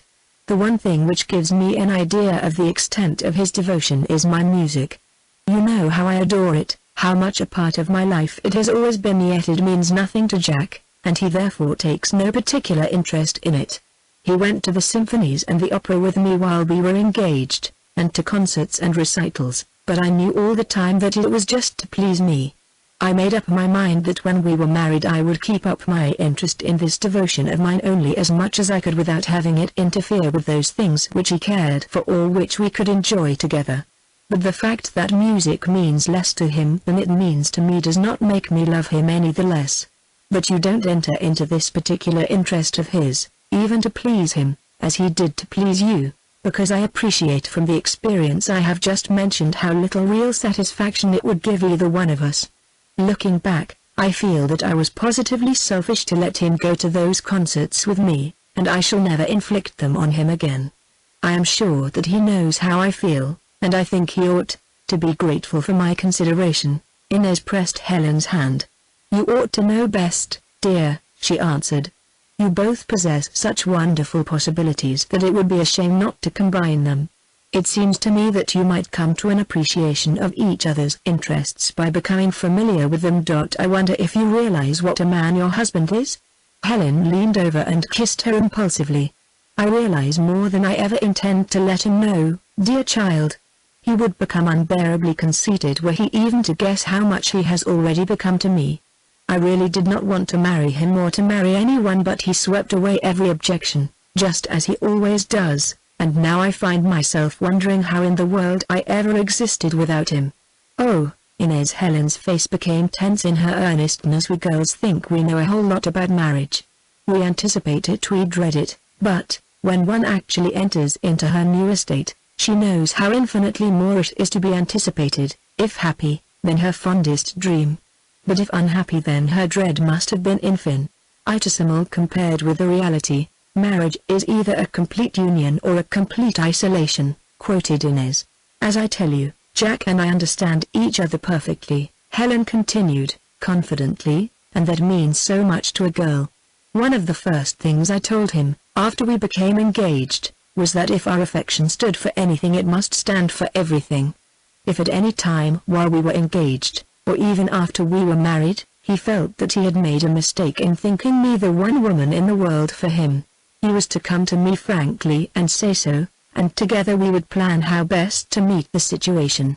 Suppose, for instance, that Jack met someone whom he really loved better than me. It would be an awful experience, but how much less of a tragedy to recognize the fact than to live on a hollow, miserable existence, such as we see in so many instances around us.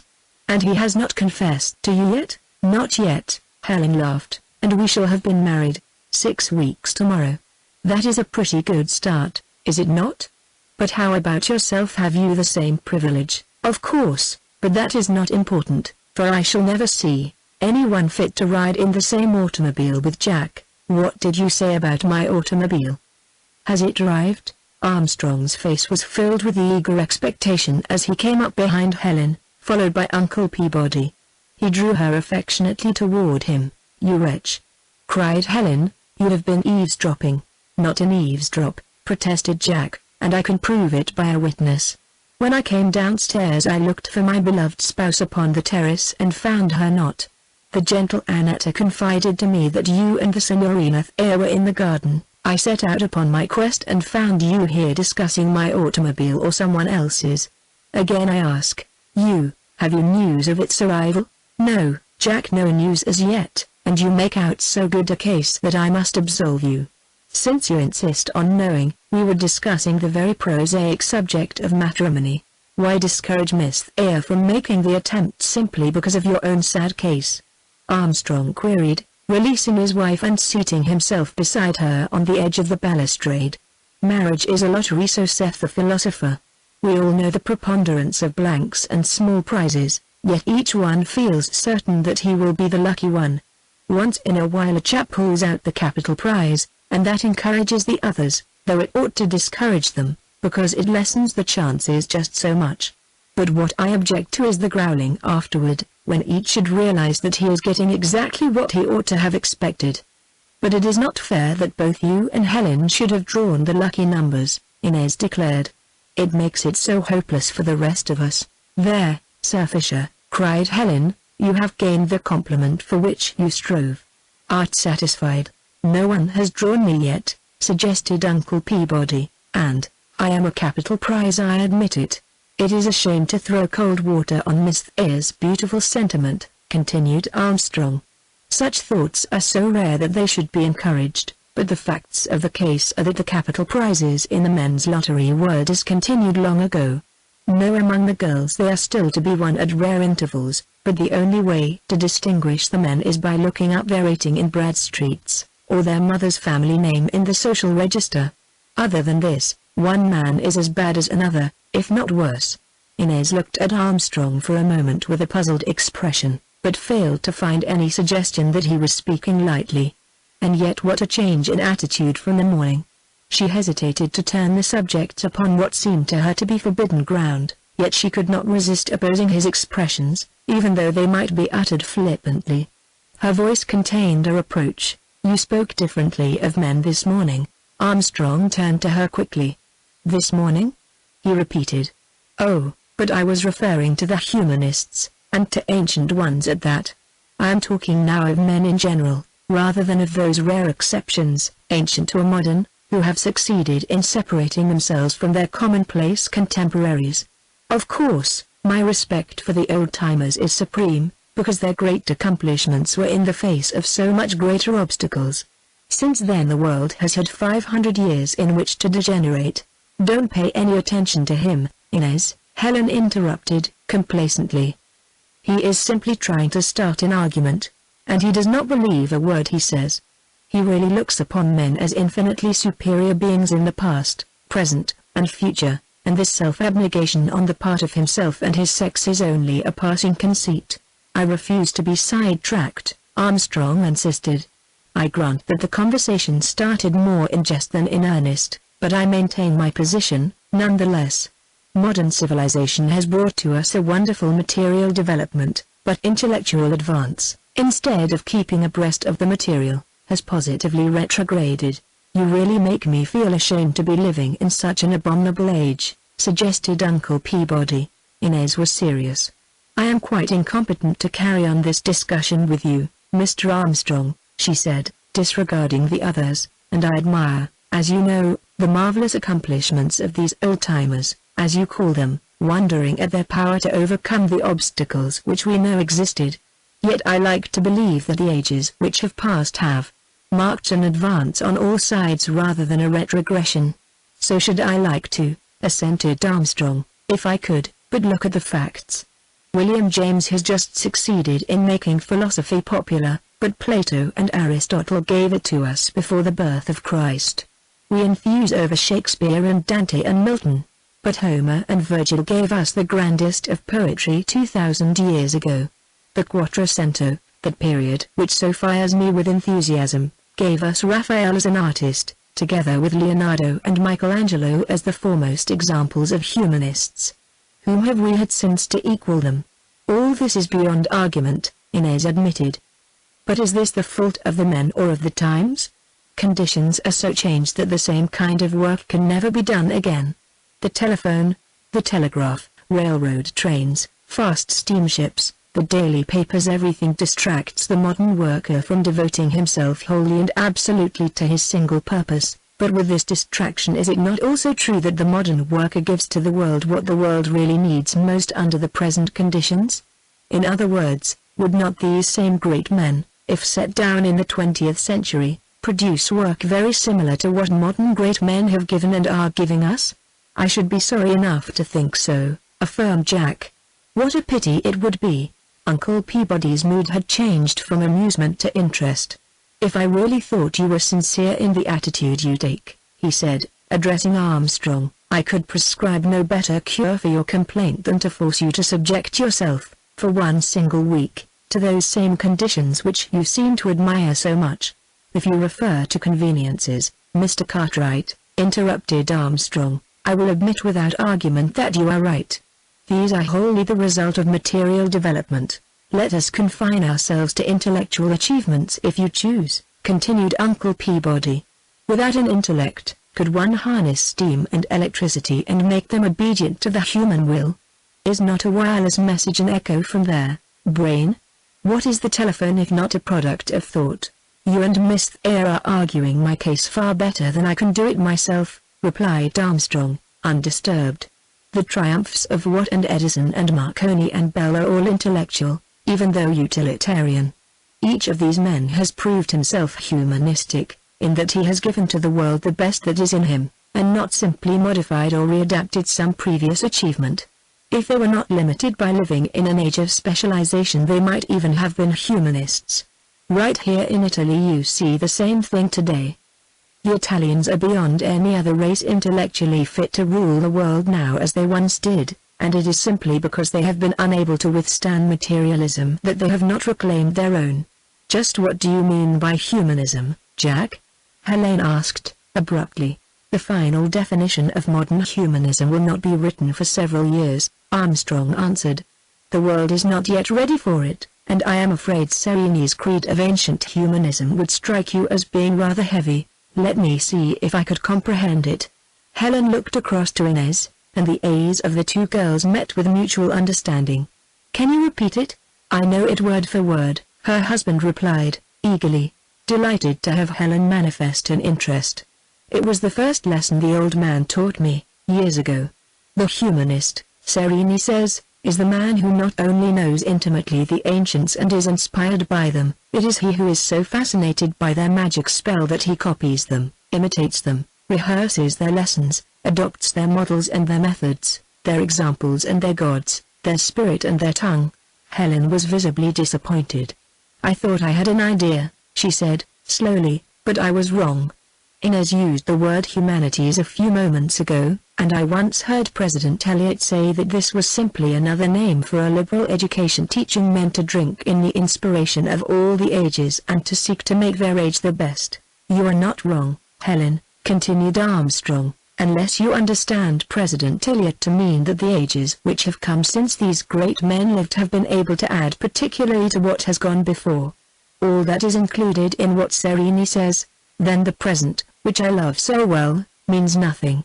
It means a great deal. Armstrong laughed at the injured tone of Helen's voice.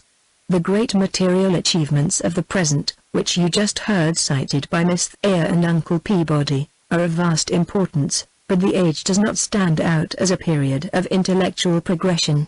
The achievements themselves, and the new conditions which they introduce, make that impossible. Can we not admire the past and enjoy what it has given us without becoming a part of it ourselves? Persisted Helen. Not if we remain true to our ideals.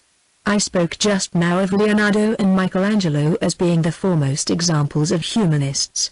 By that I mean that they represent the highest point of intellectual manhood. Da Vinci was a great writer, a great painter, a great scientist, a great engineer, a great mechanician, while Buonarroti was famous not only as a sculptor, but also as a painter, an architect, and a poet. And these men had to develop their own precedent, while all who have striven for more than mediocrity since then have propped themselves up on the work of these and other great masters. Can you wonder that my own great ambition, quite impossible of accomplishment, is to emulate these men not in the same pursuits, but in some way, in any way, which enables me to give to the world the best that is in me? Should I gratify myself in this, that which I accomplished would be done simply in the fulfillment of my effort, and I should gain my recompense in the knowledge that it was my best. This is my understanding of Sereni's creed. All this is most interesting, admitted Helen. It is indeed splendid to know the ancients intimately, and to receive their inspiration. It is fine to imitate them and to rehearse their lessons, but I don't see why we should bind ourselves down to the old-time limitations by using their methods when, to my mind, our own methods are so much better suited to modern conditions. Your position is fully justified, Helen, if you really believe these methods to be limitations, replied Armstrong, seriously. For my part, I do not feel this. I accept the Sereni creed without qualification. I grant you that many things of the past are limitations, but there are certain cardinal principles which must remain the same so long as the world lasts and which are, not subject to what you call modern conditions. To be wholly consistent, Jack, pursued Uncle Peabody, should you not adopt their tongue as called for in the creed? Not necessarily, as the creed is, of course, idealistic. But the only reason I do not do so is because of the limitations which are placed upon us this time by modern civilization. Sereni and I converse for hours together in the Latin tongue, but it is very seldom that I find the opportunity to do this. Why is it that Latin is used in medicine, in botany, in science, to give names to various specimens or species? Simply because French, German, Italian, English may be forgotten languages a few centuries hence. But Latin, the so-called dead language, will be as enduring then as now. I can never hope to become as much of an enthusiast as you, Mr. Armstrong, Inez said, finally, as the others gave up the argument in despair, and I suppose you will never forgive me if I say that I fear it would be very uncomfortable for me if I did. You must simply let me browse around the edges as a neophyte while you and the master quaff the nectar and ambrosia of the gods. And I cannot even do that," added Helen, rising from the balustrade. "I cannot give up my dear present even to agree with my learned husband. You don't want me to say that I am sorry I am living among all these imperfect conditions when I really find them very satisfactory and enjoyable? It is wrong of you so to break down my modern idols. There are our guests," she continued, as a laughing group appeared on the veranda. "As penance I decree that you shall take each of us by the hand and lead us back to the villa the humanist flanked by the pagan and the Christian. Arise, thou ancient one, and lead us on, Vi." The visits which Armstrong and Miss Thayer made to the library became of daily occurrence. Encouraged by his companion's interest, and the eagerness with which she assimilated the enthusiasm which he and Serene were only too willing to share with her, Armstrong promptly embraced a scheme for definite work suggested to him by the librarian. Inez at first proved only a sympathetic spectator, but by the third or fourth day she found herself a distinct part of the working force. She demurred half-heartedly, but when it became evident that she could really make herself of service she entered into it with characteristic intensity which increased from day to day. Soon after the departure of the guests the automobile arrived, and transformed Armstrong from a humanist into an egoist and then into a mechanist. For the moment the material concern took precedence over the intellectual. "Of course I expect to have the chauffeur do the work once we are underway," he half apologized to Uncle Peabody, who with a good-natured interest watched him taking the precious machine to pieces, "but before I trust it to anyone I must understand it thoroughly myself." Quite right," Uncle Peabody assented, cheerfully. "I believe in that theory entirely. I have noticed when my friends have found themselves stalled on the road that it never annoys them half so much if they can explain the reason why. Besides, from a secondary consideration, I suppose it adds something to the safety to know the machine yourself." As the car had arrived in advance of the chauffeur, Armstrong had plenty of time to study the mechanism. It came to pieces with consummate ease. Its new owner had never claimed much knowledge along these lines, but the simplicity of this particular machine increased his respect for his judgment as a purchaser and his natural though hitherto undeveloped ability as a mechanic. "These Frenchmen," he confided enthusiastically to Uncle Peabody, "have the rest of the world beaten to a standstill in building automobiles. My hat is off to them. Would you not be even more comfortable if you removed your shirt as well?" suggested Uncle Peabody, mischievously, as he glanced sympathetically at Armstrong's face, from which the perspiration rolled down onto his collar in response to his unusual exertions and the heat of the full Italian sun. "It is nearly to pieces now," Armstrong replied, complacently. "I will wait until it is cooler before I set it up again." True to his word, Armstrong began work on the restoration early next morning, but the heat of the day found him still at his labors and in no cheerful frame of mind. Uncle Peabody's philosophical suggestions had proved unacceptable some hours before. Helen's remark that she did not believe the 3 extra pieces Jack held despairingly in his hand had come from that particular machine at all brought forth such a withering expression of pitying contempt that she flew back to the house in alarm. Even the servants found that the opposite side of the villa demanded their especial care.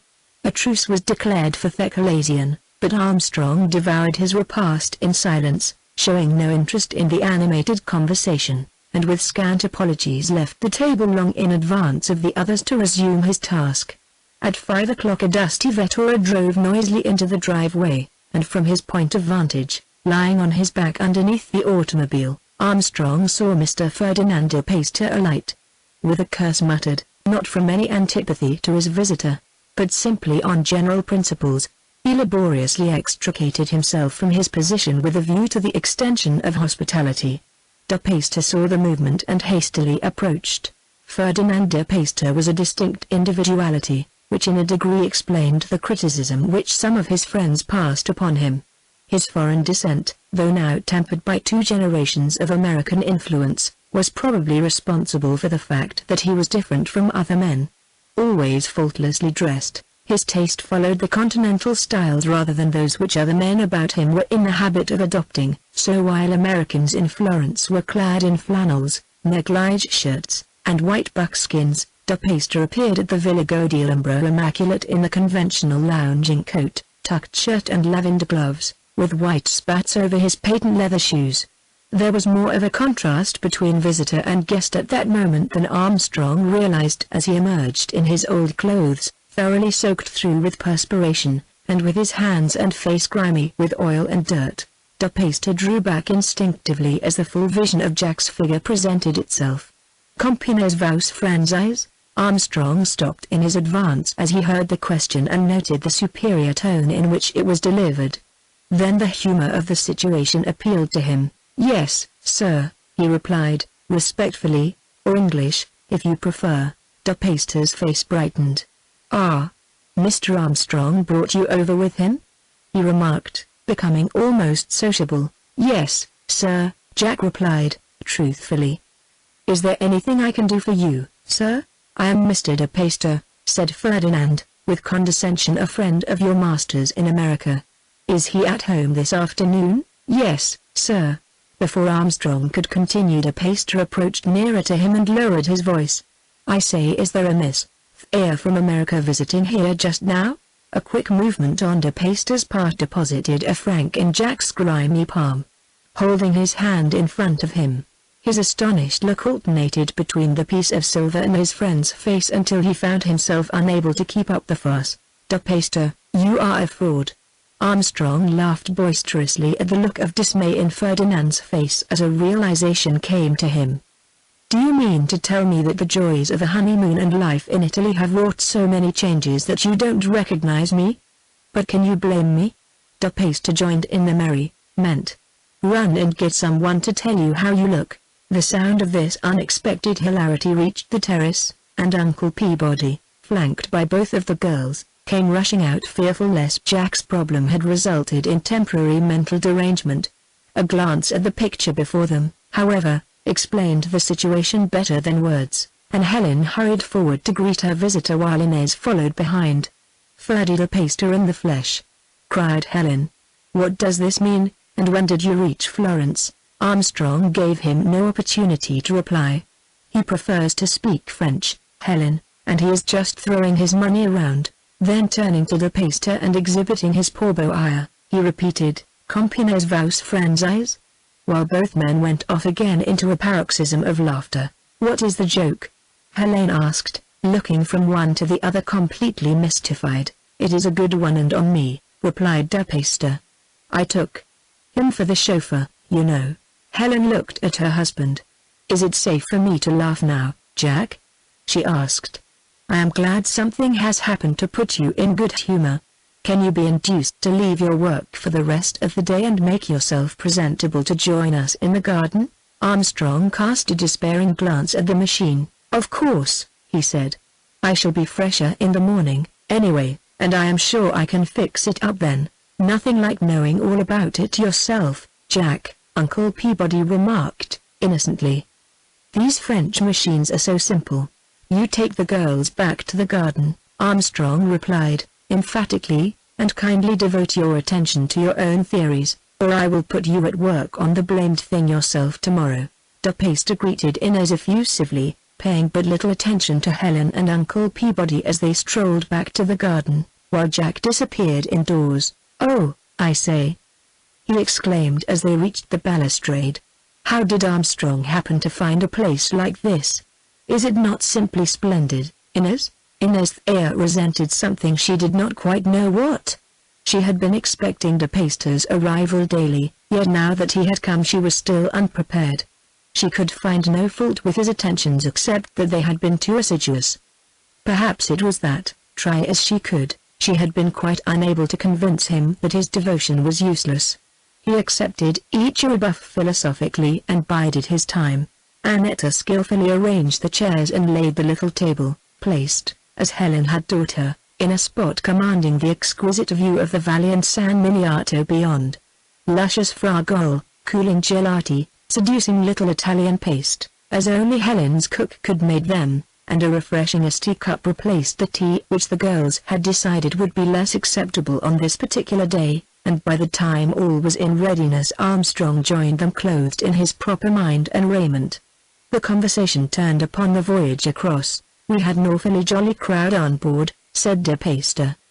"There were Emery and Ustis, who you say have just left you, and then there were 3 charming married women who insisted on my playing bridge with them every afternoon. They did not have to insist very hard. Did they, Ferdy? Interrupted Helen. With your reputation for gallantry. Ferdinand smiled complacently. Making up a fourth at bridge comes under the definition of first aid to the wounded, he replied, but I did not object at all to being the doctor. Their conversation was so clever, you know. Clever conversation always helps good bridge, Armstrong interrupted, dryly, but De Peyster was already deep in his story. One afternoon they had a discussion as to how large an allowance for personal expenses would make each one perfectly happy. A funny subject, wasn't it? Well, one of them said 10,000 a year would take care of her troubles nicely. The second one was more modest and thought 5,000 would do. But what do you think my partner said? She was a demure little lady from Chicago and had only been married a year and a half. Don't keep us in suspense, Ferdy, said Helen, as De Peyster yielded to the humor of his recollections. Truly, it was awfully funny, he continued. She looked rather frightened when the conversation began, and when they urged her to set a price she said, I would be perfectly satisfied if I could afford to spend just what I am spending. She had a conscience. That is the only difference between her and the other women, Armstrong commented. Perhaps, added Helen, but I'll guarantee that in another year she will be getting a divorce from her husband on their ground of incompatibility of income. Then in the evenings, De Peyster went on, the men got together in the smoke room, but I think we drank too much. I always felt uncomfortable when I got up next morning. Another encouragement for my magnum opus, exclaimed Uncle Peabody. I am going to invent a wine possessing such qualities that the more one drinks of it the better he will feel next morning. If you succeed you will have club to match your feet, Armstrong replied, while De Peyster feelingly nodded assent. Would you mind if I invited Inez to drive with me tomorrow, Helen? Ventured Ferdinand, abruptly, looking anxiously at Miss Thayer. I know you honeymooners won't mind being left alone if I can persuade her. By all means, Ferdy, unless Inez has some other plans. Jack has been making her ride his hobby ever since she arrived, and I have no doubt she will be glad enough to escape us for a little breathing spell. If you put it that way I shall certainly decline. Inez failed to show any great enthusiasm, but otherwise I shall be very glad to go. Jack intends to put his automobile together tomorrow, Uncle Peabody remarked, so it will be just as well not to have anyone outside the family within hearing distance. Armstrong tried to wither Uncle Peabody with a glance, but ran up against a smiling face so beaming with good nature that even real anger would have been dispelled. For Helen's sake Jack began, but Uncle Peabody interrupted. For Helen's sake you will hasten the arrival of your chauf, if such a thing be possible. The following day was an eventful one. First of all, as if in response to Uncle Peabody's exhortation, the chauffeur appeared. Mr. Cartwright departed for the city soon after breakfast, to be gone all day, and by the time the heat of the afternoon had subsided De Peyster drove up in state to enforce the promise Inez had given him the afternoon before. After watching them drive away, Helen slipped her hand through her husband's arm and gently drew him with her into the garden. They walked in silence, Helen's head resting against his shoulder, until they reached her favorite vantage spot, when she paused and looked smilingly into his face. Jack dear, she said, quietly, do you realize that this is almost the first time we have really been by ourselves since we took that walk to Fiesole? But at least you have had an opportunity to show your villa to your friends. Don't joke, Jack. I am not in the mood for it this afternoon. I don't know why, but I have been feeling very serious these last few days. Tell me, dear, are you perfectly happy? Armstrong looked surprised. Why, yes, perfectly happy. What a curious notion. I know it is, but humor me just this once. Are you as fond of me now as you were that day at Fiesole? You silly child. Jack drew her to him and kissed her. Whatever has possessed you today? I don't know, but you see I measure everything by that day at Fiesole. I believe it was the happiest day I ever spent. Since then, somehow, I have felt that we were not so near together. Of course, you have been away a good deal at the library and looking up things with Inez, which was just what I wanted you to do, and then we have had a good many here to entertain, which was also what I wanted, but I can't help feeling that you have not found here at home just what you should have found to make you perfectly happy. Tell me, dear, have I been to blame? Armstrong paused as if weighing something heavily in his mind. "Perhaps I have no right to go on with this work," he remarked, at length, "but the only way to stop it would be to leave Florence. You know I don't mean that, Jack, I know you don't. I am speaking simply for myself." He was again silent, and Helen hesitated to break in upon his reverie. He seemed for the moment to be far away from her, and she felt an intangible barrier between them. "I could not make anyone understand." Armstrong was speaking more to himself than to her. "Ever since I left Florence years ago I have felt something pulling me back, and ever since I have been here I have been under influences which I can explain no more than I can resist. It must be this, if anything, that you feel." "I think I understand," Helen hastened to reassure him. "Sometimes when I have been playing something on a piano I have the strangest sensation come over me. I seem to lose my own individuality and to be merged into another's. I feel impelled to play on, and an unspeakable dread comes over me lest someone should try to stop me.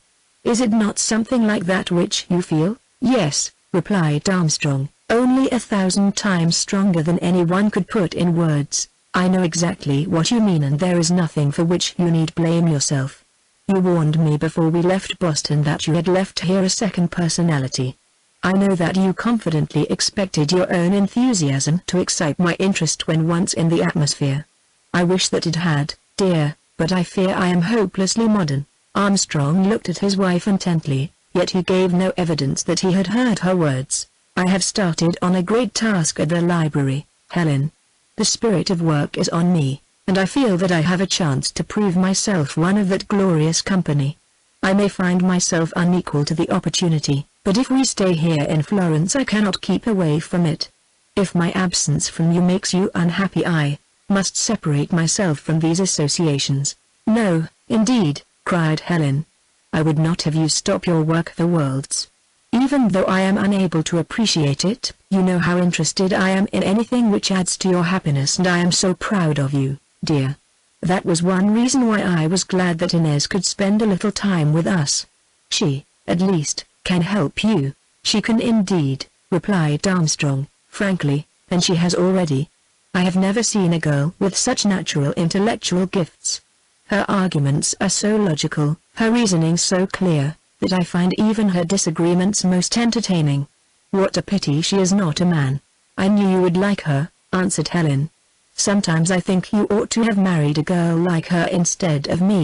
But Helen looked at him smilingly and drew closer to him. "But I am awfully glad that you didn't, Jack." "What nonsense, Helen!"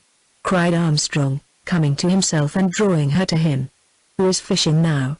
I would ask no better chum than your charming, brown-eyed friend, but I am quite content that I possess as wife this sweet girl here in my arms who is trying to find a cloud in this cloudless sky." "Oh no, Jack." Helen straightened up reproachfully. "But I like to hear you say these things just as you did that day at Fiesole.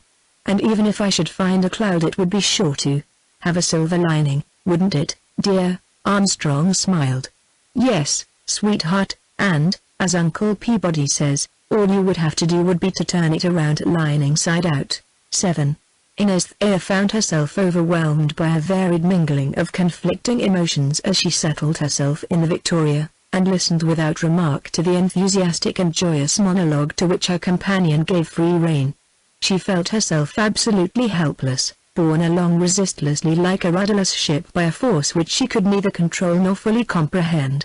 She still longed for a valid excuse to leave Florence, yet in her heart she questioned whether she would now be strong enough to embrace the opportunity even if it came. She had dreaded the certain appearance of Der Pastor, yet she had been eager to enter into the inevitable final discussion so that the episode might be closed forever. She said to herself that she hated Armstrong for the mastery which he unconsciously possessed over her, yet every thought of him thrilled her with a delight which nothing in her life had before given her. The color came to her cheeks even now, and Der Pastor, watching her intently, thought it was in response to his own remark and felt encouraged. The drive took them, as a matter of course, to the Cascine, where fashionable Florence parades up and down the delightful avenues formed by the pines and the ilexes. On this particular afternoon the heat encouraged them to take refuge on the shadier side toward the mountains, reserving the drive along the Arno until the brilliant coloring of the setting sun should show them both Beliscado and the city itself in their fullest glory. Pastor was intoxicated by the enjoyment of his environment, and seemed quite content to accept his companion's passive submission to his mood. At length his exuberance of spirits became mildly contagious, and Inez threw off her apprehensions and forgot the dangers and perplexities which she felt surrounded her. But her feeling of security was short-lived. Pastor no sooner became conscious of her change of manner than he seized it as a long-awaited opportunity. Beginning where he had left off at the last attack, he rehearsed the history of his affection from the day he had first met her until the present moment. For the first time Inez experienced a sympathy toward him rather than a sorrow for herself.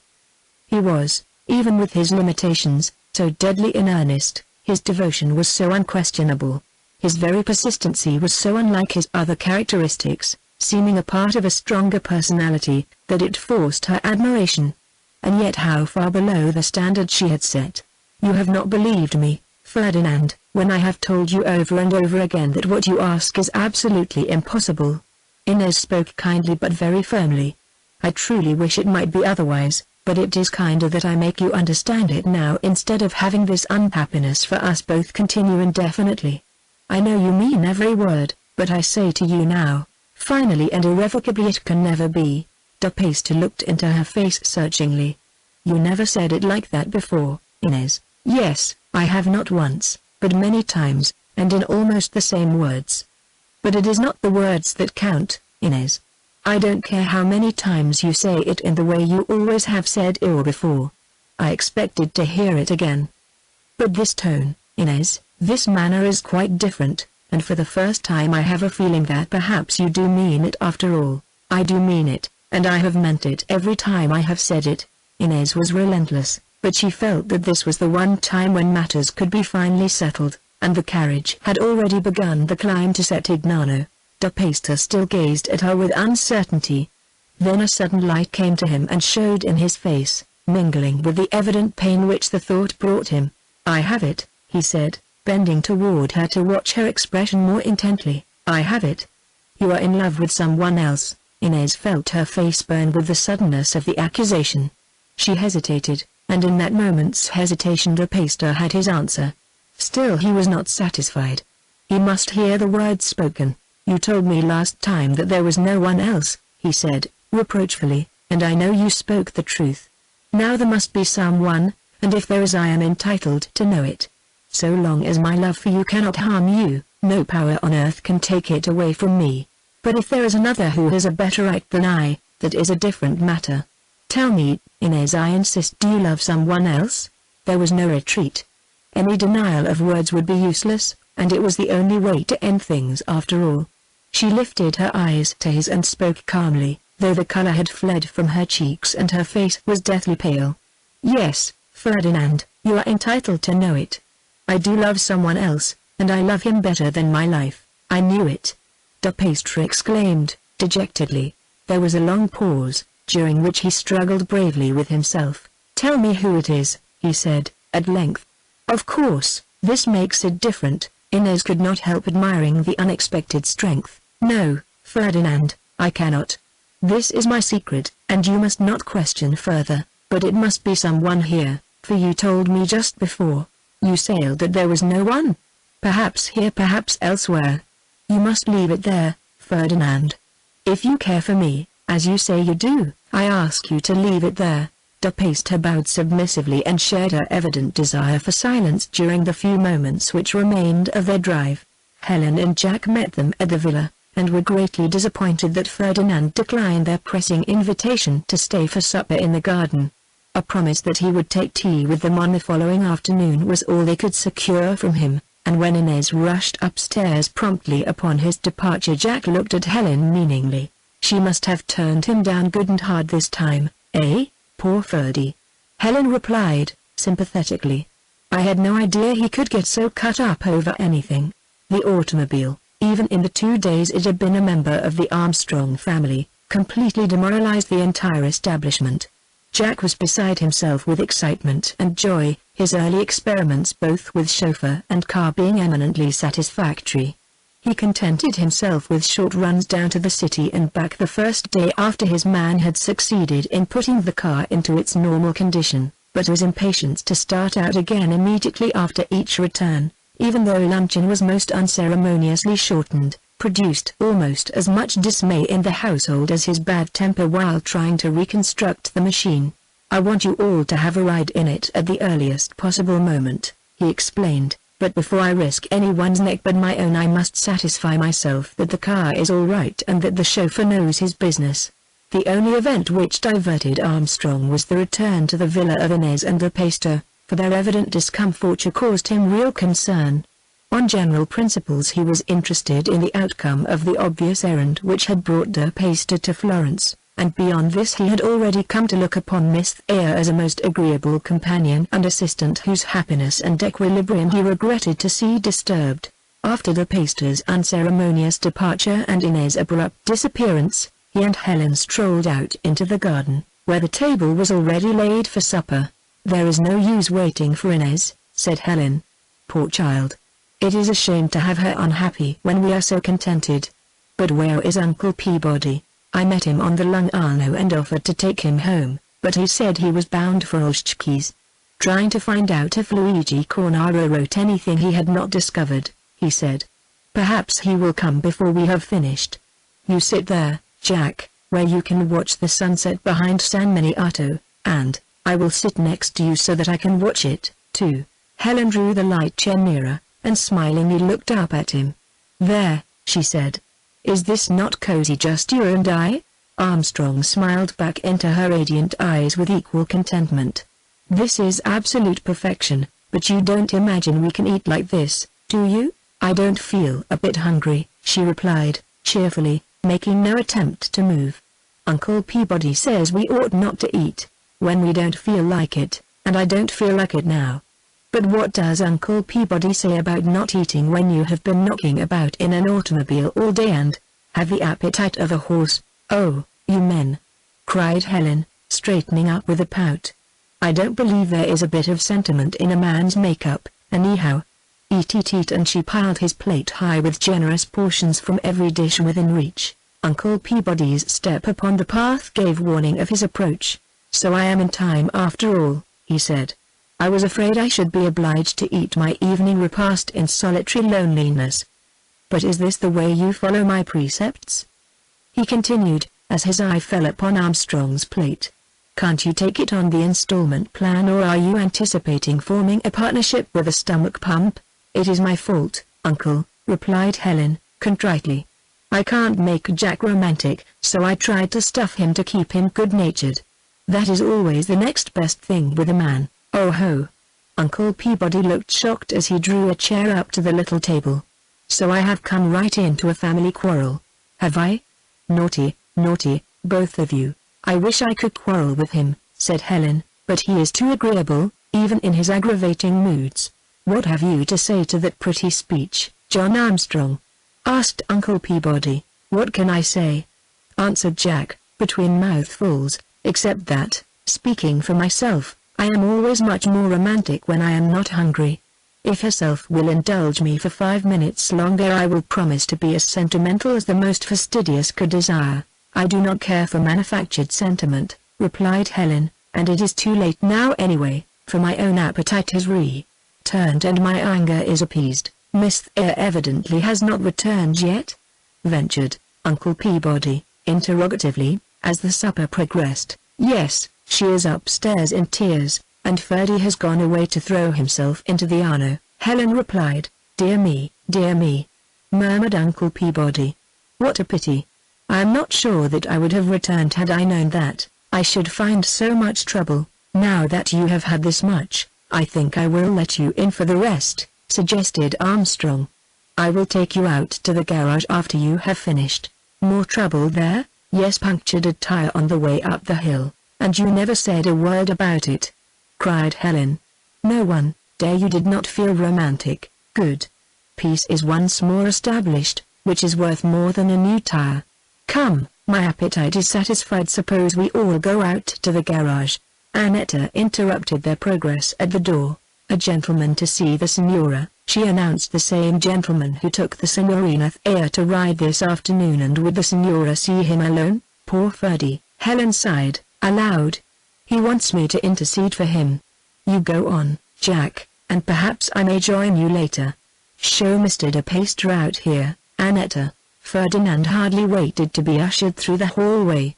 He was visibly suffering as he approached Helen with outstretched hand. I am so sorry, Ferdy, was all she could say before he interrupted her. Forgive me, Helen, for coming to you before I have regained control of myself, but I have made a sudden decision, and unless I carry it out at once I won't be able to do it. A sudden decision, Ferdy? Yes, I am leaving Florence on the night train for Paris, but I could not go without seeing you again and leaving with you a message for Inez. The night train tonight?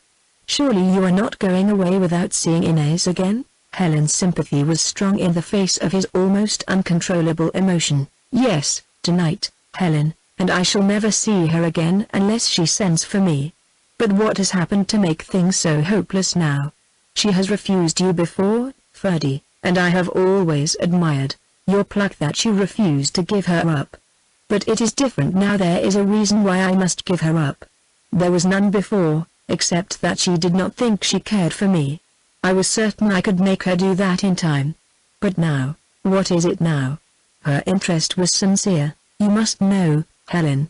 Why do you pretend that you don't? Why, what do you mean? I am not pretending. I know of nothing. De Peyster was incredulous. It's all right, Helen. We men would do the same thing, I suppose, to protect another chap's secret, but it is pretty rough on me, just the same. Helen's mystification was complete. Look here, Ferdy, she said, this has gone too far. Inez has evidently confided to you something which she has never told me. I have not had a word with her since she returned, and I know nothing of what has happened except what I have surmised. Do you mean to tell me that Inez has been here all this time as your guest without your knowing that she has fallen in love with someone over here? Inez in love? Ferdy, you are crazy. Who is it, and where did she meet him? I don't know. She would not tell me, but it is someone she has met over here. I don't believe a word of it. She must have said it to make you understand that she could not marry you. Ferdinand shook his head. No. A girl could fool me on some things, I suppose, but when she speaks as Inez spoke she means every word she says. I do love someone else, she said, and I love him better than my life. Do you think Inez would say that if she did not mean it, Helen? Helen leaned against the arm of the settle. I don't understand it, Ferdy. I don't understand it, but I do, and I am not strong enough to see her again or to stay here in Florence.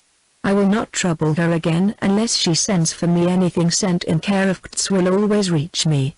Or after she is married, and I am myself again, I would like to see her and congratulate him. Forgive me, Helen, I am all unstrung tonight. Goodbye. De Peyster was gone before Helen realized it. She sank upon the settle and rested her face on her hand. Inez in love, and with someone she had met in Italy. Who was it? When was it? She had come directly to the villa upon her arrival. She had said that she had met no one who interested her on the steamer. In Florence she had met no one otherwise than casually. All her time had been spent either with her or with Jack. Helen lifted her head suddenly. With Jack, she repeated to herself. She rose quickly and looked off into the distance. The last bright rays were disappearing behind San Miniato.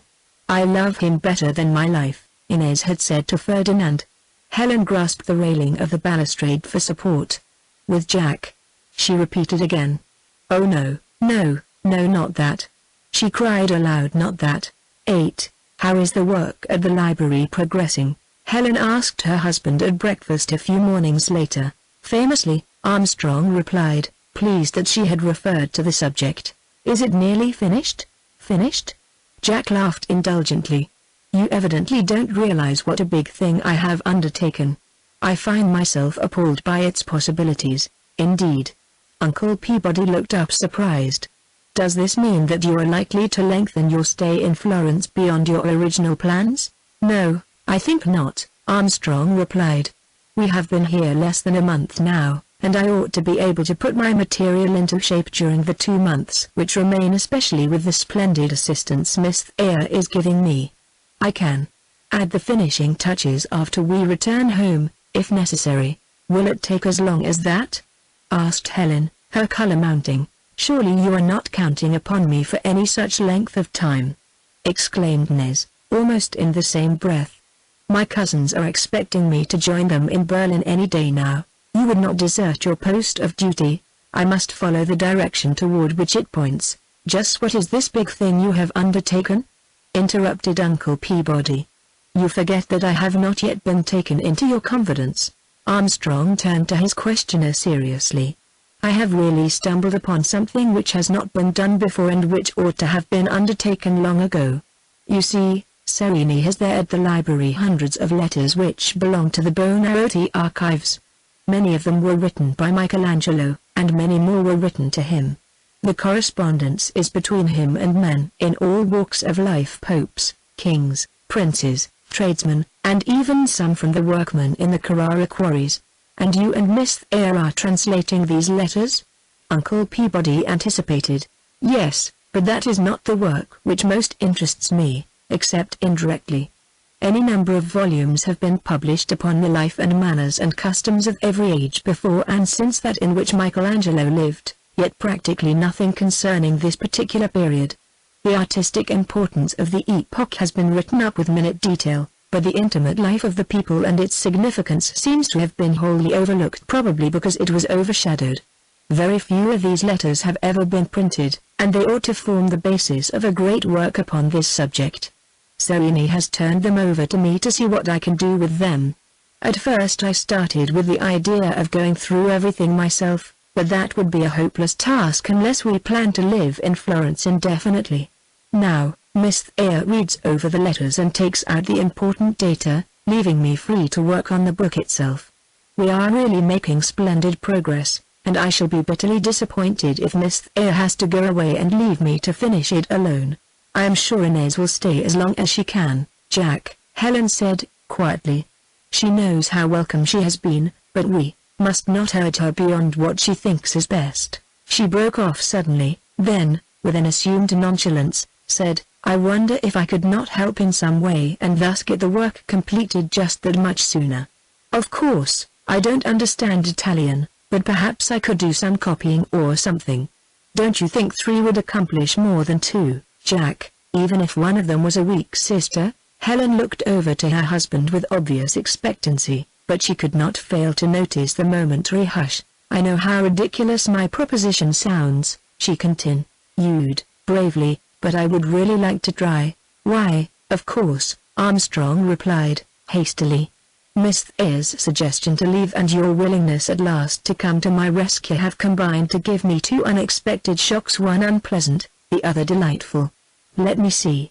Miss Eyre and I have been developing a kind of teamwork, so this means a little readjustment. Never mind, if it is not perfectly convenient."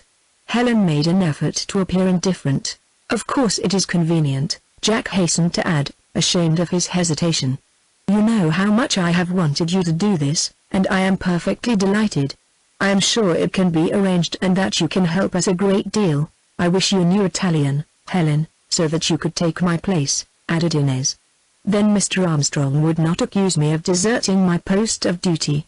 "Not at all," protested Armstrong, impulsively. "Even then I could not get along without your assistance. We can easily find something for Helen to do which will help the work along and encourage her in her budding enthusiasm." "This is splendid. Helen interested at last in my dusty old divinities. Perhaps we can even infect Uncle Peabody." "Perhaps," assented Uncle Peabody, "but for the present I shall devote myself to my own researches even though your masterpiece is forced to suffer thereby. But I will ride down with you as far as the Duomo." No one in the automobile, unless it was the chauffeur, could help feeling a certain tenseness in the situation as the car conveyed the party to its destination. Helen's action was the result of a sudden decision, quite at variance with all the conclusions at which she had arrived during the wakeful hours of the preceding nights. Armstrong had so long since given up all thought of having his wife cooperate with him in this particular expression of himself, and the work upon which he and Miss Eyre were engaged had settled down into so regular a routine, that he was really disturbed by Helen's change of pace, although he had been entirely unwilling to admit it. Inez inwardly resented the intrusion, at the same time blaming herself severely for her attitude, and Uncle Peabody, who saw in the whole affair only a clever ruse on Helen's part instigated by a tardily aroused jealousy, was in danger, for the first time, of not knowing just what to do. As a result of all these conflicting emotions, the efforts at conversation during the ride would have seemed ludicrous had the situation been less serious. Armstrong kept up a continuous and irrelevant conversation into which each of the others joined weakly with equal irrelevance. Each was trying to talk and think at the same time. The car reached the Piazza del Duomo almost abruptly, as it seemed, and Uncle Peabody alighted with considerable alacrity, waving a goodbye which was mechanically acknowledged as the machine slowly moved into the narrow Borgo San Lorenzo. At the library, Armstrong led the way through the cloister and up the stone stairs to the little door where Maritelli was this time waiting to give them entrance. "I will take you to meet Serini," said Armstrong, "while I," interrupted Inez, "will seek out our table and get all in readiness for our triple labors." A gentle voice called Avanti, in answer to Jack's tap upon the door of Serini's study, and the old man rose hastily as he saw a new figure by Armstrong's side. "My wife, Padre." Jack smiled at the admiration in Serini's face as he took Helen's hand and raised it to his lips. "She could not longer resist the magnet which draws us to you and to your treasures." "Your wife," repeated the old man, looking from Helen to Armstrong. "I have looked forward to this day when I might meet her here. But where is your sister worker? Surely she has not given up the splendid task which she has so well begun?" Helen flushed consciously at Serini's praise of Inez. "No, Father, Miss Thayer is already at her work, and Mr. Armstrong is equally eager to return to it. May I not stay a little while with you? Have you time to show her some of the things here which we know and love so well?" asked Armstrong. "Most certainly." He turned to Helen. "If you will accept my guidance, we can let these humanists resume their labors while we enjoy the accomplishments of those who have gone before." Armstrong left them, and Serini conducted Helen through the library, explaining to her the various objects of interest. It was quite apparent to Helen that the old man was studying her minutely, and she felt ill at ease in spite of his unfailing courtesy. "You have known my husband for a long while, have you not?" Helen asked as they passed from one case to another. "Yes, indeed, even before he came to know himself." "Then you must know him very well." Helen smiled, but the old man was serious. "Better than you know him, even though you are his wife. But see this choir book." It was illuminated by Lorenzo Monaco, teacher of Francis Angelico. "Can anything be more wonderful than these miniatures, in the beauty of their line and color?" Helen assented with a show of interest, but she was not thinking of the blazoned page before her. The old man's words were burning in her heart. Passing through a smaller room to reach Serini's study, they came suddenly to a corner lighted only by a small window where Armstrong and Inez were at work. So intent were they that the approach of Helen and the librarian had not been noticed. Serini held up his hand warningly. "Quiet," he commanded, softly. "Let us not disturb them. I have never seen two individualities cast in so identical a mold. One sometimes sees it in two men, but rarely in a man and a woman." Helen felt her breath come faster as she watched them for a moment longer. Inez was pointing out something in the text of the original letter which lay before them. Armstrong's head was bent, studying it intently. Then Inez spoke, and her companion answered loud enough for Helen to hear. "Splendid. And to think that we are the first ones to put these facts together." The expression of sheer joy upon her husband's face held Helen spellbound, and Serini was obliged to repeat his suggestion that they return to his study by another route. "It is just as you have seen it, day after day," said the librarian as he closed the door quietly, and Helen seated herself in the Savonarola chair beside his desk. "When I heard from him that he was to be married, I hoped that his wife might be able to enter into this joy of his life, but, since that could not be, it is well that he has found a friend so sympathetic." Helen told herself that the old man could not intend deliberately to wound her as he was doing. "Why are you so sure that his wife cannot enter into it also?" she asked, quietly. Serini looked at her in evident surprise. "Because what I have seen during these weeks, and what you have seen today, can happen but once in a lifetime. You are more beautiful than his companion, but you are not so intellectual." It was impossible to take offense at the old man's frankness because of his absolute sincerity. He spoke of her beauty exactly as he spoke of one of the magnificent bindings he had just shown her, and of Anne's intellectuality as if it were the content of one of his priceless tomes. "I came to the library today for the definite purpose of joining in their work," Helen began, hesitatingly. "Surely not," replied Serene, emphatically. "You would not disturb these labors which mean so much in the development of them both. It would mean stopping them where they are. Could I not assist them at some point, even to a slight extent, and participate in this development myself?" Serene was mildly indulgent at her lack of understanding. "My daughter," he said, kindly, "someone has written that it is no kindness to a spider, no matter how gentle the touch, to aid it in the spinning of its web. Anyone can work at translating. Truly almost anyone can write a book, but few can accomplish what your husband and Miss Thayer are doing now. The book they are engaged upon in itself is the least of value. They do not themselves realize, as I do, that it is the influence of this work upon their own characters which is making it a success. They were humanists before they knew the meaning of the word. They come into the highest expression of themselves here in this atmosphere. You were born for other things, my daughter, perhaps far more important things, but not for this. You cannot understand, father," Helen replied, desperately. "I am his wife, and it is my place, rather than that of any other woman, to share with him any development which affects his life as deeply as you say this does. It must be so. Forgive me if I offend you, but this is not a matter which you or I can settle. It is perhaps natural that I cannot understand your viewpoint. The nature of my life and work gives me little knowledge of women, but this is not a question of sex, it is the kinship of intellects. You are his wife, and, as you say, it is your privilege to share with your husband any development, but it must be along a path which you are able to tread. I mean this in no unkind way, my daughter. I doubt not that you, perhaps, in all other ways, are quite capable of doing so, but this one single portion of his life it is quite impossible that you should share." Helen had no response. Her heart told her that all Serene said was literally true. She felt herself to be absolutely unfitted to understand or to supplement that particular expression of her husband's character. But the matter-of-fact suggestion of the librarian that Inez should fulfill to him that which she, his wife, lacked, almost paralyzed her power to think or speak.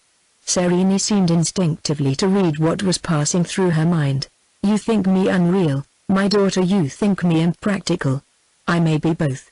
Here, within these old walls, I am not limited by the world's conventions, so perhaps I disregard them more than is right. Those whom I love signify nothing to me as to their personal appearance or their families or their personalities, except in so far as these attributes may be expressions of themselves.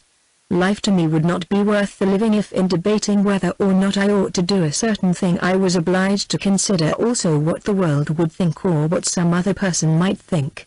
Let me ask you a question. Was your motive in coming here this morning the result of a desire to put yourself in touch with the spirit of your husband's work, or was it to separate these two persons in the labor they have undertaken?" Serene's question brought Helen to herself. "If you are really free from the world's conventions," she responded, quickly, "you will understand my answer. My husband is everything to me that a wife could ask, and his happiness is the highest object my life contains. Miss Thayer is the dearest friend I have, and my affection for her is second only to the love I bear my husband. While this side of his nature was not unknown to me, until we came to Florence, even until today I have never fully appreciated its intensity.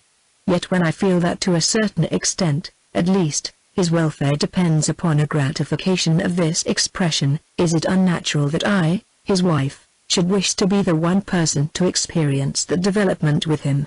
You did not feel this strong desire when you first came to Florence? I did not understand it. Would your present comprehension have come at all if his companion had been a man rather than a woman?" Helen flushed. "You are not so free from the world's conventions as you think, but you do not answer the question," the old man pursued, relentlessly. "You think, then, that my desire is prompted by jealousy? Let us speak frankly," continued Helen as Serene held up his hand deprecatingly. The distinction in my own mind may be a fine one and difficult for another to comprehend, but I can say truly that no jealous thought has entered into any of my considerations. I could not love my husband and be jealous of him at the same time.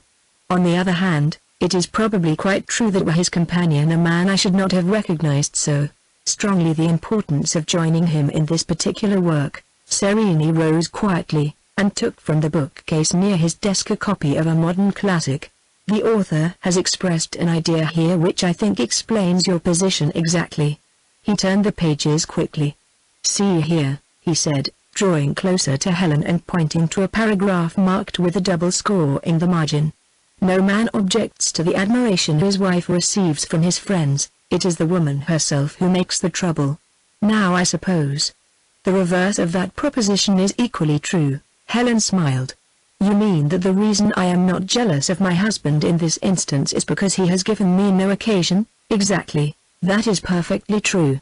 But you fear that it may not always be true? Helen was no match for the old man in argument, yet she struggled to meet him. Perhaps, she said, there is always that danger. Why not avoid it by making this other companionship unnecessary? But suppose you yourself are not temperamentally fitted to gratify this particular craving in your husband's life? Sereni watched the effect of his words upon his companion. She was silent for several moments before she raised her eyes to his. I know that you are right, she answered, simply. I have felt it always, but my husband has insisted that in my case it was lack of application rather than of temperament. I came here today to try the experiment, and you have shown me that my own judgment is correct. It is correct, agreed Sereni, delighted by Helen's unexpected acquiescence. It was your husband's heart rather than his head which led him astray in his advice. You have just shown me your intelligence by coming so promptly to this conclusion. Now you are going to manifest your devotion to him by leaving him undisturbed in this work which he has undertaken. It can only last during a limited period at best. It is the expression of but one side of his nature.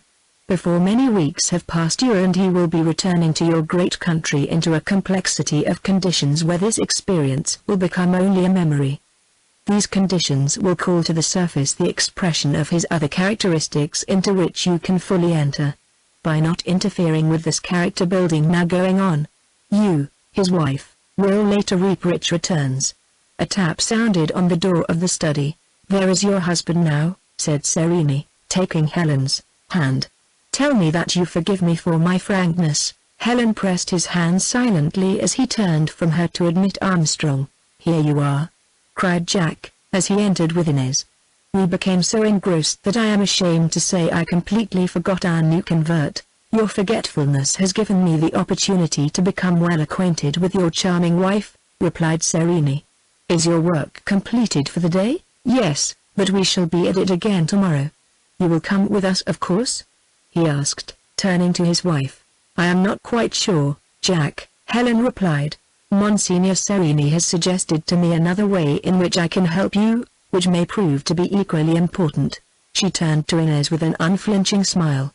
Our friend has been explaining to me the nature of what you and Jack are doing together. You must certainly plan to stay on for a while longer. I am sure Jack could never finish it without you. 9. The human heart can play no more difficult role than to keep on with its everyday monotonous pulsations, so far as the world sees, when in reality every throb is a measured duration of infinite pain.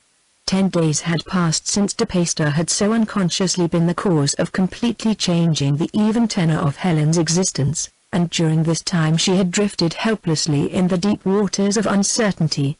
What was the wise thing to do? Helen knew Inez too well to deceive herself into thinking that what was said to Ferdinand had been simply an expedient to accomplish his dismissal, and her observations since then had confirmed her early convictions. Inez was in love with Jack. Jack was obviously fond of her companionship. Their work in the library had brought them constantly together, and at home an increasing proportion of the time had been devoted to a consideration and discussion of the various topics which had developed and into which Helen did not enter. Yet there was nothing in all this which was not perfectly natural. In fact, it was, as Helen said to herself, wholly the outcome of what she had originally suggested. Helen's convictions regarding Inez were confirmed, not by what her friend did, but rather by the efforts she made to avoid doing certain things. Never for an instant did Helen question Inez's loyalty to her, and she could scarcely refrain from entering into the tremendous struggle in which she saw her engaged. Each woman's heart was passing through fire, and Helen felt a new and strange bond of sympathy between her friend and herself because of their mutual suffering. But the struggle must continue. Helen must come to some decision wiser than any which had yet suggested itself to her before disclosing to anyone, and to Inez least of all, that she possessed any knowledge of the situation. Fortunately, at this crisis, the automobile became the controlling excitement. During the intervening days Jack had resisted the temptation, devoting himself assiduously to his self-appointed task, and satisfying himself with short excursions after his labors at the library were over. Now he could resist no longer. The book was assuming definite proportions, and, as he explained to himself and the others, the work would be all the better for a little holiday. So it was that the Armstrongs, with Miss Thayer and Uncle Peabody, made runs to Siena, Padua, and to all the smaller towns less frequented by visitors and consequently of greater interest.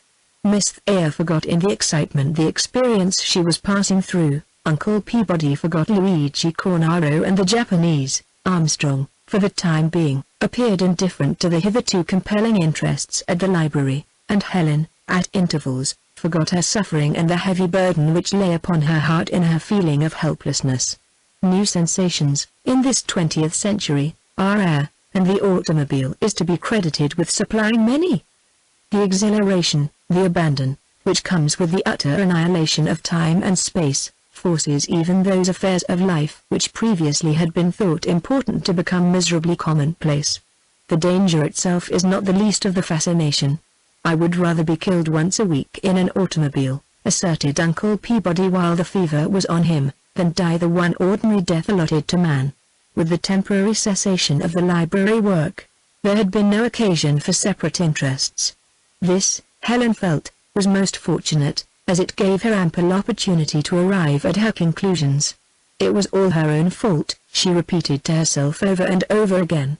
Had she made an earlier effort to enter into Jack's interests, even though it had proved her inability, matters need never have arrived at so serious a pass. Now she was convinced that it was too late to become a part of them. She had done an irreparable injury to Inez, whom she loved as a sister, and had taken chances on disrupting her own and her husband's domestic happiness. As Jack said, "I have found a cloud in the cloudless sky," she thought. In poor Inez. Thus the burden resolved itself into two parts: solicitude for Inez and how best to undo the harm Helen felt she had wrought. Her first attempt had proved a failure, and she could not see the next step. While the motoring fever lasted there was nothing to do but to plan, for the excitement was infectious, and one trip followed another in rapid succession. Household regularity became conspicuous by its absence. Meals were served at all hours and were rushed through with reckless haste, entirely upsetting Uncle Peabody's theories. "You treat your stomach like a trunk," he protested to Armstrong one morning, "and you throw the food into it just about the way an average man does his packing. But you finish your breakfast just as soon as any of us," was the retort. "Yes, but if you observe carefully you will note that I actually eat about 1/4 as much as you do in the same given time. And what I have eaten will satisfy me about 4 times as long, because I have thoroughly masticated it and assimilated all the nourishing portions of the food. When I think of the gymnastic performances your poor stomach must go through in order to tear into shreds the chunks of food you have bolted down, I admit my sympathy is fully aroused." "Sympathy is always grateful," Armstrong replied, unconvinced, "but every moment we lose discussing nutrition is a moment taken off the finest trip we have tried yet.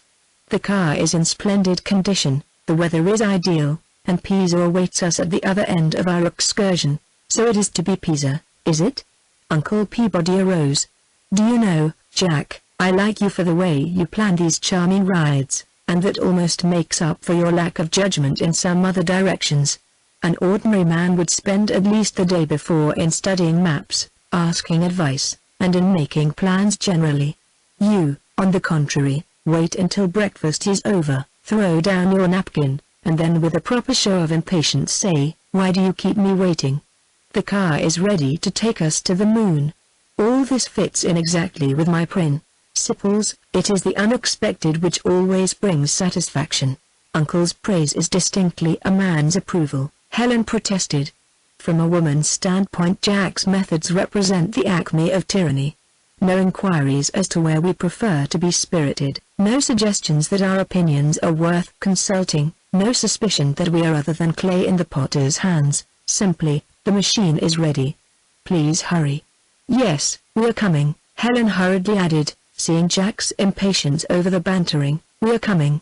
Giuseppe, Annetta, and the cook were avowed enemies of the motorcar, not only because of the effect it had produced upon the household arrangements, but also because of the intrusion of the French chauffeur which it had forced upon them.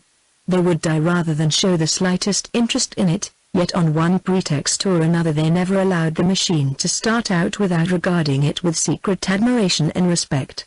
Giuseppe, on this particular morning, was gathering roses on the terrace, Annetta was closing a shutter on the veranda, while the cook's red face peered around the corner of the villa. Giuseppe crossed himself as the engine started up, then jumped and fell squarely into his rose basket as the chauffeur maliciously pressed the bulb, and the machine moved majestically past him, out of the courtyard, and into the narrow road. I don't blame these people for resenting the invasion of motorcars and other evidences of modern progress, said Inez as they reached the level. It is also out of keeping with everything around them and with everything they have been brought up to regard as right and proper. But these people represent only one portion of the Italians, Miss Thayer, replied Uncle Peabody. Italian civic life contains two great contrasting factors, one practical, the other ideal. Each in its way is proud of the past. The first thinks more of the present and the future, while the second, opposed on principle to innovations, only accepts, and then under protest, those which come from Italian sources. This car we are riding in is of French manufacture.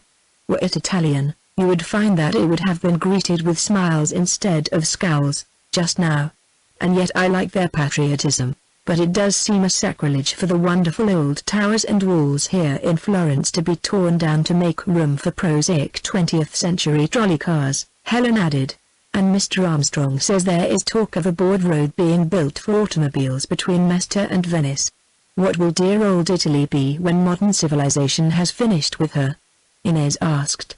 From present tendencies, remarked Uncle Peabody, gravely, I expect to live to see the day when the Venetian gondola will be propelled by gasoline, when the Leaning Tower of Pisa will either be straightened by some enterprising American engineer or made to lean a bit more, so that automobiles may make the ascent, even as the Colosseum at Rome is already turned over to Buffalo Bill or some other descendant of Barnum's circus for regular performances, including the pink lemonade and the peanuts. Don't! Inez cried. It would be far better to go to the other extreme, which Mr. Armstrong would like to see. The road was level and smooth, now that the rough streets of the city lay behind them, and there was nothing to think of until after reaching Empoli. Armstrong had been running the machine, and he turned his head just in time to hear Inez's last remark. I can imagine what the conversation is, even though I have not heard much of it, he said, and I am sure that I agree with Miss Thayer. How about getting back to our work at the library tomorrow? He added. Inez flushed at the suddenness of the question, and Helen caught her breath. The time for her decision, then, was near at hand. I am as eager as you are to resume it, replied Inez, her face lighting with pleasure. Then it is all arranged, Armstrong said, decisively. Helen and Uncle Peabody may have the machine tomorrow, and we will start in again where we left off. The Arno winds around and about in 100 curves between Florence and Pisa, leaving the road for some little distance at times, but ever coming back to it in flirtatious manner. The fields stretch away between the river and the road in undulating green.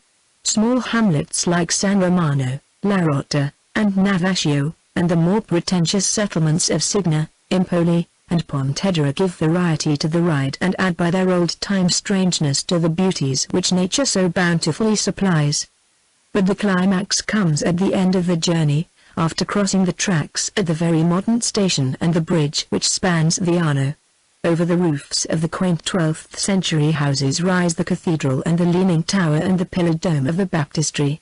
The motor car was halted in front of the little doorway of the Hotel Necino, where the host appeared with all his affability, offering opportunities for removing the dust accumulated by the ride, and a choice collation to be ready as soon as might be desired. Helen was preoccupied during the preparations for luncheon, but Inez's excitement over her first visit to Pisa, and Armstrong's eagerness to watch the effect of the early impressions, saved her changed demeanor from attracting any attention. It is hard to realize that this is the city of Ugolino and the Tower of Hunger after this sumptuous repast, remarked Jack, lighting his cigarette with much satisfaction as coffee was being served. Probably the Necino was not in existence at that time, suggested Uncle Peabody. Is this not where the wonderful echo is to be heard? Inquired Inez. Yes, at the baptistry, Armstrong replied, and you are sure to enjoy it. The sacristan makes up such a funny face when he intones. The echo at Montecatini, I understand, is taking a long vacation, observed Uncle Peabody. How so? Inquired Inez, innocently. The regular echo was ill, and the sacristan failed to coach the new boy properly. The visitor called, "What is the hour?" And the echo came back, 4 o'clock. Jack and Inez led the way from the hotel, through the narrow walled streets and under the gateway to the Piazza del Duomo, where all the splendor of the marvelous group of buildings burst upon them. Helen pleaded fatigue and asked to be left in the Duomo while the others set out to climb the Leaning Tower and to inspect the Camposanto, so Uncle Peabody insisted on staying with her. They sat down on one of the wooden benches beneath the lamp of Galileo, and Helen rested her head upon her hand. Uncle Peabody watched her curiously for a moment. Finally he took her hand quietly in his. Helen started. I would do it if I were you, Helen, he said, deliberately. Do what? She asked, surprised into confusion. Just what you were thinking of doing when I interrupted you. Do you know what I was thinking, then? No. Uncle Peabody spoke in a very matter-of-fact way. But, I am sure it is the right thing to do. Helen looked at him steadily, uncertain of just how far he had surmised her secret thought. There was nothing in the calm, unruffled expression which gave her even an inkling as to whether her peculiar sensation was caused by his intuition or her own self-consciousness. Then her gaze relaxed, and she laughed half-heartedly. You have mislaid your divining cap this time, Helen said at length. If you had really read my mind your advice would have been quite different. Uncle Peabody was undisturbed. In that case you will exercise your woman's prerogative and change it within the next 24 hours.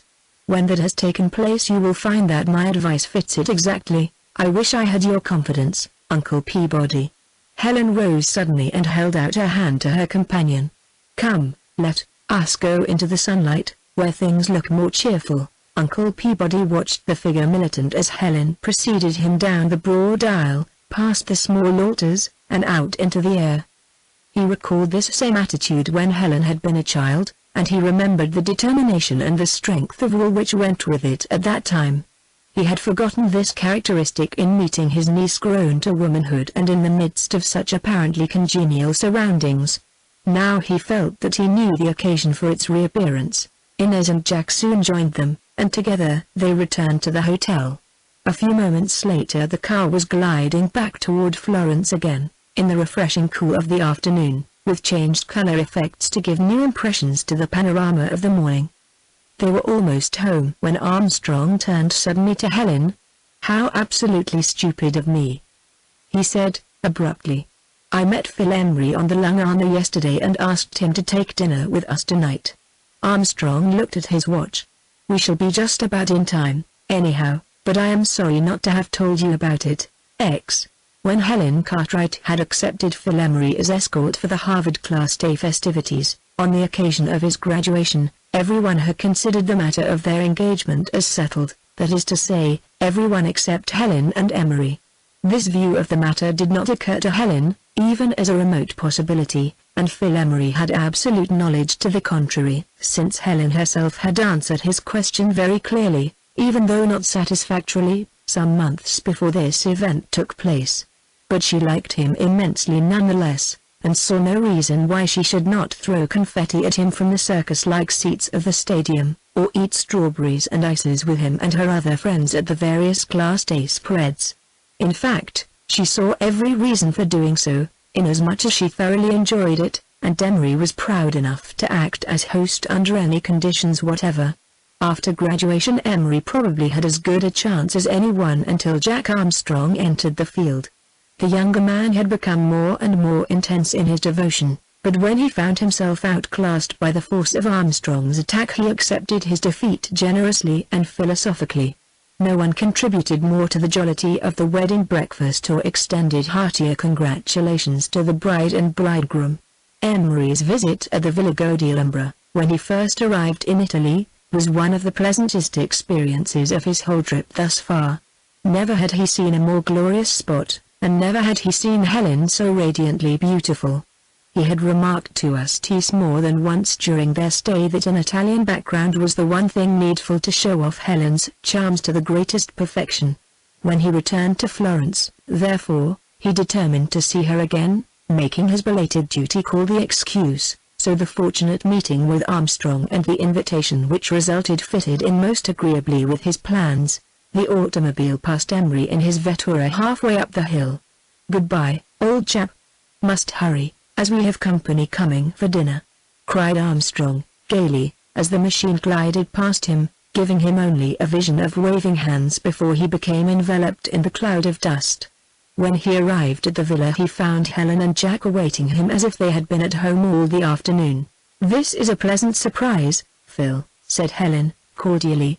"Until Jack told me you were in Florence, I supposed you and Dick Ustis had at least reached London by this time." "No," Emery replied, as they walked into the garden, "I only went as far north as Paris. Ustis continued on to London, and is there now, I expect, but I ran across Ferdinand Pastor in Paris. He had a frightfully sick turn, and I had to take care of him for a while." "Ferdy was sick, you say?" Helen was eagerly interested. "You don't mean dangerously so?" "No, not as things turned out, but I will admit I was a bit anxious about him for a time. He had been terribly cut up over something, and then caught a beastly cold on his lungs, and I thought he was in for a severe case of pneumonia. He was pretty sandy about it, and in a week he came around all right. I took him over to X, where I left him, and then I decided to sail home from Naples instead of Southampton." "Did he tell you what the trouble was?" Helen was anxious to know how confidential the pastor had been. "Oh, an affaire de cœur, he said, but he did not tell me who the girl was. He spoke of his call on you and Miss Thayer, here, shortly after we departed, but the poor chap was not very communicative." "Forgive me for deserting you, Emery," interrupted Armstrong as he approached them from the house, closely followed by Annetta bearing a tray. "This is one part of the dinner which I never leave to anyone else. These Italians know a lot of things better than we do, but mixing cocktails is not one of their long suits. By Jove! That is a grateful reward to a dusty throat," said Emery, replacing the glass on the tray. "And now to dinner," announced Helen. Annetta bids us enter. Uncle Peabody and Miss Thayer joined them at the table. "I must tell you, Mr. Cartwright," said Emery, after the greetings were over, "that what you said about eating when I was here before made quite an impression on me, and I have been trying your methods a little." "Good for you!" cried Uncle Peabody. "I really think I ought to make a confession," Emery continued. "I had heard about your work and all that, but I had an idea that you were more or less of a crank, and that your theories were the usual ones which go with a new fad. But when you talked about understanding and running properly one's own motive power, it appealed to me as being sensible. Then your idea that the appetite is given one to tell him what the system needs sounded reasonable to me, and when you insisted that this same appetite had a right to be consulted as to when enough fuel was on board, I woke up to a realization that I had not always been that respectful to myself." Uncle Peabody smiled genially. "Have you found the experiment very disagreeable?" "By no means," replied Emery, decidedly. "Of course, I started in on it more as a joke than anything else, but I have been surprised to find how much more I really enjoy my food. Why, there are flavors in a piece of bread which I never discovered until I chewed it all to pieces. That is on the same principle exactly that a tea taster or a wine taster discovers the real flavor of the particular variety he is testing. That is one thing which gave me my idea." He sips a little and then thoroughly mixes it with the saliva, and in that way tastes the delicate aroma which the glutton never knows either in drink or food. "How does the system work with the elaborate continental table d'hôte?" Mr. Emery?" queried Miss Thayer. Uncle Peabody answered for him. "You became an object of suspicion to the head waiter, and the garçon thought you were criticizing the food." "Exactly," laughed Emery. "But, all joking aside, Mr. Cartwright, I have become a confirmed disciple. I never felt so well, and I am eating about half as much as I used to." "This seems to be developing into an experience meeting," Armstrong remarked. "Why don't you write out a testimonial for the gentleman?" "I would gladly do so, but from what I hear he stands in no need of any such document." Emery turned to Uncle Peabody. "It is a case of being advertised by our grateful friends, is it not, Mr. Cartwright?" "How long will you be in Florence, Phil?" asked Helen. "Are you just passing through again, or is this where you make your visit to the City of Flowers?" "I have no definite plans. My steamer doesn't sail for a month, and I am moving along as the wind blows me." "Are the Sinclair girls still here?" "No. They sailed for home last week." "Why don't you stay in Florence for a while and help Helen exercise the automobile?" suggested Armstrong. "Miss Thayer and I are working every day at the library, and it will prevent her becoming lonesome." Helen looked inquiringly at her husband. This suggestion from him, and to Phil Emery of all men. The times had indeed altered. She saw that Emery was observing her, and felt the necessity of relieving the tension. "You must not put it on that score, Jack," she said, quietly. "I'm not at all lonely, but I should be very glad to have Phil join us tomorrow." "What do you say, Phil? I should like nothing better. But tell me about this work, Armstrong. Are you really boning down to arduous labor on your honeymoon?" "It is a bit out of the ordinary, is it not?" admitted Jack, uncertain whether or not Emery's question contained a reproach. "I would not dare do it with anyone except Helen, but she understands the necessity. I don't know when I shall get another chance." "Jack is accomplishing wonders in his work," explained Helen, anxious to have Emery feel her entire sympathy. "You must have him tell you about it. In the meantime, while he is improving himself mentally, Uncle Peabody and I are entering somewhat into the social frivolities of Florence. Tomorrow we are going to a reception to be given to the Count of Turin and the Florentine Dante Society at the Villa Londi. Jack scorns these functions, but you will be quite in your element. We will take you with us." "It is not that I scorn these things, as you say, Helen," protested Armstrong. "You give anyone an entirely wrong idea. They are all right enough in their own way, but I can get these at home. This chance at the library, however, is one in a lifetime, and I feel that I must improve it." "Of course," replied Helen, "that is what I meant to say." Emery glanced from one to the other quietly. "I shall be most happy to go if you are quite sure I won't interfere with the plans you have already made." "You know I am not on speaking terms with Italian." "You won't have to be," Uncle Peabody assured him. "These Italians speak English so well that you will be ashamed of your ignorance. You will have no difficulty in making yourself understood." Helen was rebellious at heart that Jack should have suggested Emery to relieve her loneliness. It was enough that he was willing to be away from her so much without taking it for granted and referring to it in such a matter-of-fact way. Inez as well came in for her share of the resentment, her very silence during the discussion serving to aggravate Helen's discomfiture. Helen deliberately turned the conversation. "I can't help thinking of poor Ferdy, Phil. Have you heard from him since you left him at X?" "No, but I should have heard if all had not been going well." "What is the matter with De Peyster?" asked Armstrong. "Oh, you did not hear what Phil told me about him before dinner, Jack. He has been very ill, and Phil took him over to X for a cure."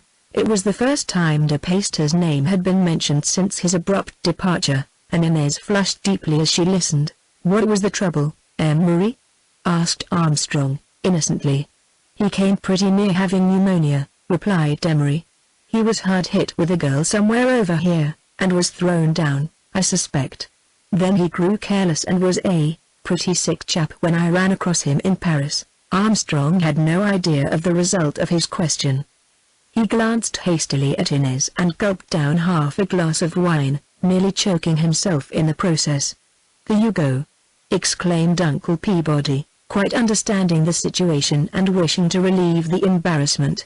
"You will drown yourself one of these fine days if you don't." Listen to my teachings and profit by Mr. Emery's example. But Emery was quite unconscious of the delicate ground upon which he trod. The days and nights he had spent with de Peyster were still strongly impressed upon his mind. I thought you might know something about this, Helen, he continued, for Ferdy mentioned your name and Miss Ayres several times while he was delirious. I could not make out anything he said. He was so incoherent.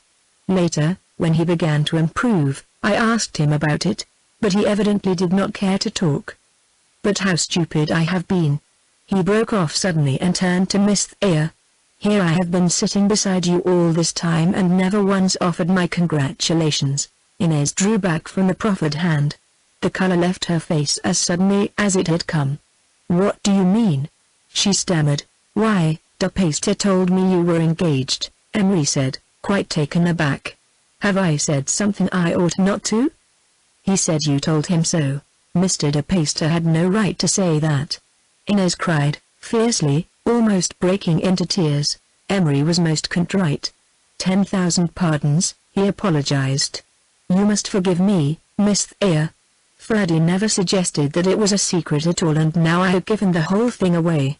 Emery wished himself halfway across the Atlantic. I am very much annoyed, replied Inez, still struggling to contain herself. Not with you, but with Mr. de Peyster. But she is not engaged, Armstrong insisted, with decision. I think Inez had better be left to settle that point herself, Jack, Helen interrupted, pointedly. Then why does she not settle it? I will settle it. Inez sat up very straight in her chair, her tense features making her face look drawn in its ashy paleness. Jack has no right to force you into any such position, Inez, Helen protested, indignantly. He is forgetting himself. De Peyster is responsible for the whole thing. Emery struggled to step in between the clash of arms. I recall the very words. Phil, old chap, he said, you remember Miss Ayres?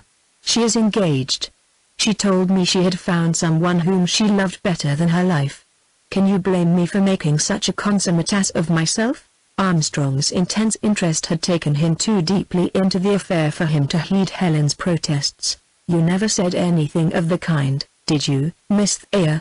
I am not engaged, replied Inez, very firmly, and I cannot understand why Mr. de Peyster should have put me in this uncomfortable position. Of course not, assented Armstrong, with evident satisfaction. De Peyster is a fool. I will tell him so the next time I see him. I think we had better change the subject, said Helen, rising, her face flushed with indignation. The methods of their Inquisition have no place at a modern dinner table. 11. Inez Ayres had congratulated herself upon her success in keeping her secret. Since her searching self-examination and the harrowing experience during de Peyster's brief visit, she had spent many hours inwardly debating the proper steps to take in order to solve her problem. She was certain that no one knew the real state of affairs, and with this certainty the only danger lay in its effect upon herself. But she knew all too well that this danger was indeed a real one. Day by day her admiration for Armstrong increased, and with that admiration her affection waxed stronger and stronger. Those hours together at the library when they were quite alone, when his face, in their joint absorption in their work, almost touched hers, when his hand rested unconsciously for a moment upon her own, were to her moments in the Elysian fields, and she quaffed deeply of the intoxicating draught. What harm, she argued to herself, since her companion was oblivious to her hidden sentiments? What disloyalty to her friend, since the pain must all be hers. And the pain was hers already, why not revel in its ecstasy while it lasted?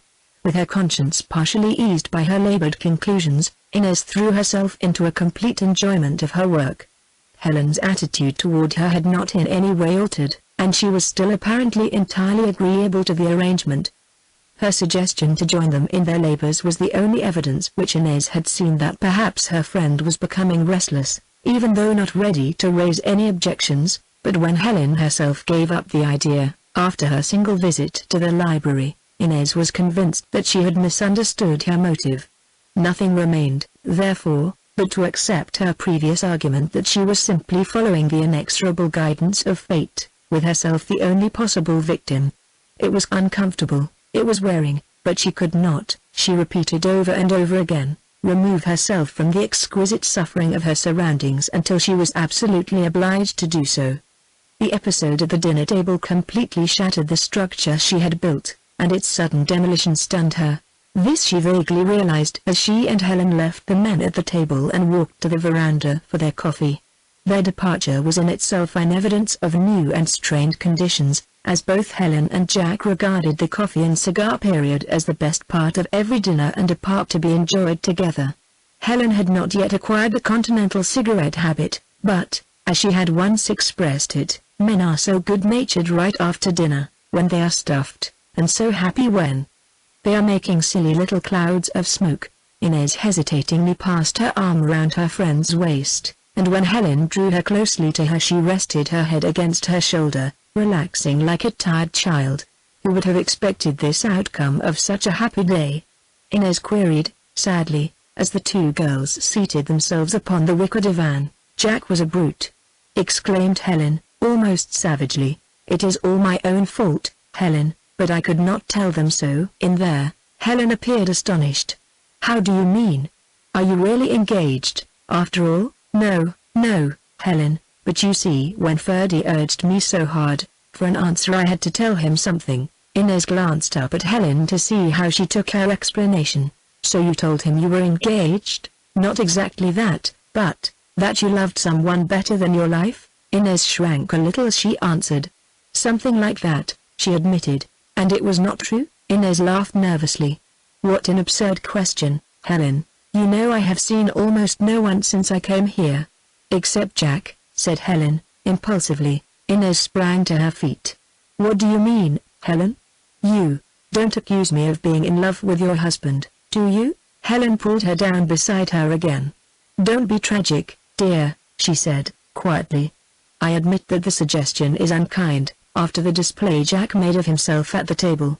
I am provoked with him myself, Helen. Inez spoke abruptly, after a moment's silence. I think I ought to leave Florence. Don't be absurd, Inez. You are worked up over this miserable affair, but you will forget all about it in the morning, when you get back to your work at the library. No, this time I really mean what I say. I ought to have gone when my visit was up a fortnight ago, but you were so sweet in urging me to stay, and the work had developed with such increasing interest, that I have just stayed on and on. I am sorry if you regret having stayed, dear. It certainly seemed to be for the best. But see what it has brought on you, Helen. I am not proud of my husband's behavior, I admit, but you have even greater cause to feel annoyed than I. Inez seemed to be drifting hopelessly in her attempt to find the right thing to say. I have felt that I ought to go for a long time. A long time? Helen echoed. Has Jack behaved as badly as this before? Not that. It is the library work which makes me feel so. I don't wonder you are getting tired of it. Tired of it? Oh, Helen, I wish you could get as much joy out of anything as I do out of this work. Tired of it? Inez laughed aloud at the absurdity of the suggestion. Then she grew serious again. I know I ought to leave it, yet I cannot force myself to make the break. I don't think I understand, said Helen, quietly, watching intently the struggle through which the girl was passing. I know you don't, and I don't believe I could make anyone understand it, replied Inez, helplessly. You talk about it in this mysterious way just as Jack does, continued Helen. There must be some sort of spell about it, for you both are changed beings since your first visit to the library. Then you have noticed it? Inez looked up anxiously. Of course, I have noticed it, admitted Helen, frankly. How could I help it when you yourself feel it so strongly? Do you blame me for it? Why should I blame you, Inez? Is there any reason why I should blame anyone? No, except that the work takes your husband away from you so much. But I can't hold you responsible for that, can I? It is the work which draws you both. Is it not each the other? Inez moved uneasily and withdrew her hand from Helen's lap. Of course it is the work, she answered, quietly, but, frankly, would you not rather have it discontinued? No, replied Helen, without hesitation, but I sincerely wish Jack might be less completely absorbed by it. I have no intention of opposing it, and I am willing to sacrifice much for its success, yet I see no reason why it should so wholly deprive me of my husband. It has opened up an entirely new world for me." Inez seemed suddenly obsessed by a reminiscent thought. Her troubled expression changed into one of rapt ecstasy. Helen watched the transformation, deeply impressed by the strange new light which she saw in the girl's eyes. "I must be more impressionable than I supposed," she continued, "for it all seems so real. I can see Michelangelo's face as I read his letters, I can see his lips move. His expression change, I can even hear his voice. I have watched him fashion the great David out of the discarded marble, I have heard his discussions with Pope Julius and Pope Leo, I have witnessed his struggle with Leonardo at the Palazzo Vecchio. The events come so fast, and the letters give such minute information upon so many topics, that I actually feel myself in the midst of it all. I know Vittoria Colonna as well as Michelangelo ever did, and I know far better than he why she refused to marry him. All these great characters, and others, live and move and converse with us these mornings at the library." Inez paused to get her breath. She was talking very fast. "I know it sounds uncanny," she went on, "but there is something in the very atmosphere which makes me forget who or what I am." Serenely comes and stands beside us, rubbing his hands together and smiling, and yet we hardly notice him. He is a part of it all. What he says seems no more real than the conversations and the communions we have with the others who died centuries ago. I realize how inexplicable all this must sound to you, because I find myself absolutely unable to explain it to myself. It must be a spell, as you say, but I have no strength to break it. It must be something, Helen admitted, gravely, to affect both you and Jack the same way. I wonder what it is? Inez paid no heed to the interrogation. You should see your husband, Helen, when he is at his work. You don't really know him as you see him here. Helen felt herself impressed even more strongly than she had been during her visit to the library. Inez spoke with the same intensity and conviction which at that time had overwhelmed her previously conceived plans. Sereni said the same thing she began. Sereni is right, Inez interrupted. Your husband is a god among them all. He is not a mere student, searching for facts, but one of those great spirits themselves, looking into their lives and their characters with a power and an intimacy which only a contemporary and an equal could do. Sereni says that his book will be a masterpiece, that it will place him among the great savants of his time. No such work has been produced in years, and you will be so proud of him, Helen, so proud that he belongs to you. Is it not worth the sacrifice?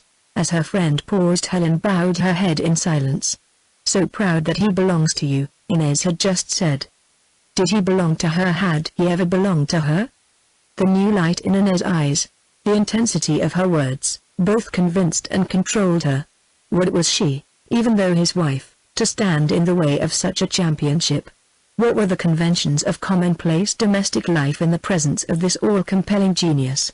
She felt her resentment against Jack become unimportant.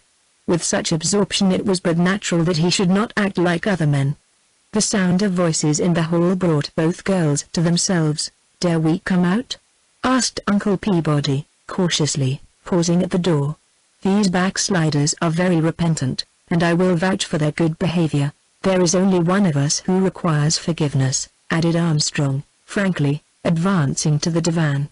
I owe you both an apology, first of all to my wife, for not heeding her good advice, and then to my sister worker, as Sereni calls her, for adding to her discomfiture. If Inez will forgive you, I will cheerfully add my absolution, replied Helen, forcing a smile. I was really afraid that I was going to lose my right-hand man, continued Armstrong by way of explanation, and my work must then have come to an abrupt conclusion. You give me altogether too much credit, replied Inez. The work is already so much a part of yourself that you could not drop it if you lost a dozen sister workers. It must never come to that, Jack, added Helen, seriously. Inez will surely stay until the book is completed, and I shall do what little I can to help it to a glorious success. You're a sweet, sympathizing little wife. Armstrong placed his hand affectionately upon her shoulder. Your interest in it will be all that I need to make it so. Emery and Uncle Peabody instinctively glanced at each other, and for a moment their eyes met. It was but an instant, yet in that brief exchange each knew where the other stood. Part 2 Victim of Fate, 12, All Florence Social. literary, and artistic was at the Landi reception. The ancient villa, once the possession of the great Dante, fell into gentle hands when the present owner, 30 years before, entered into an appreciative enjoyment of his newly acquired property. The structure itself was preserved and restored without destroying the original beauty of its architecture. The walls were renovated and hung with rich tapestries and rare paintings. Priceless statuary found a place in the courts and corridors, but with such perfect taste that one felt instinctively that each piece belonged exactly where it stood as a part of the complete harmony. Florentine society possesses two strong characteristics: hospitality and sincerity. No people in the world so cordially welcome strangers who come properly introduced to settle temporarily in their midst. No people so plainly manifest their estimates of their adopted aliens. There is no halfway, there is no compromise. They are courteous always, they are considerate even when they disapprove, but when once they accept the stranger into their circle they make him feel that he is and always has been a part of themselves. Uncle Peabody had won this place long since. His genial disposition and quiet philosophy appealed to them from the first by its very contrast to their own impulsive Latin temperament. It was an easy matter, therefore, for him to introduce his niece to those whom he counted among his friends, and this he made it a point to do when he discovered how much she would otherwise have been alone. Helen had ceased to urge Jack to accompany her, and he seemed quite content to be omitted. Their first weeks in Florence had been devoted to getting settled in their villa and in rambling over the surrounding hills, entirely satisfied with their own society. The house party had taken up another week, and even before the guests had departed Armstrong began his researches at the library, which required a larger portion of each day as time went on. The moment when Helen and Jack would naturally have jointly assumed their social pleasures and responsibilities had passed, and the necessity for diversion of some kind prompted Helen gratefully to accept her uncle as a substitute. "There is a countrywoman of ours, the Contessa Morelli," Uncle Peabody remarked, as he skillfully piloted Helen and Emery away from the crush in the reception hall, indicating a strikingly attractive woman surrounded by a group of Italian gallants. "She came from Milwaukee, I believe, and married the title, with the husband thrown in as a gratuity for good measure. She looks far too refined and agreeable to answer to your description," Helen replied, after regarding the object of his comments. "She is refined and agreeable," assented Uncle Peabody, "and worldly. When you have once seen the Count you will understand.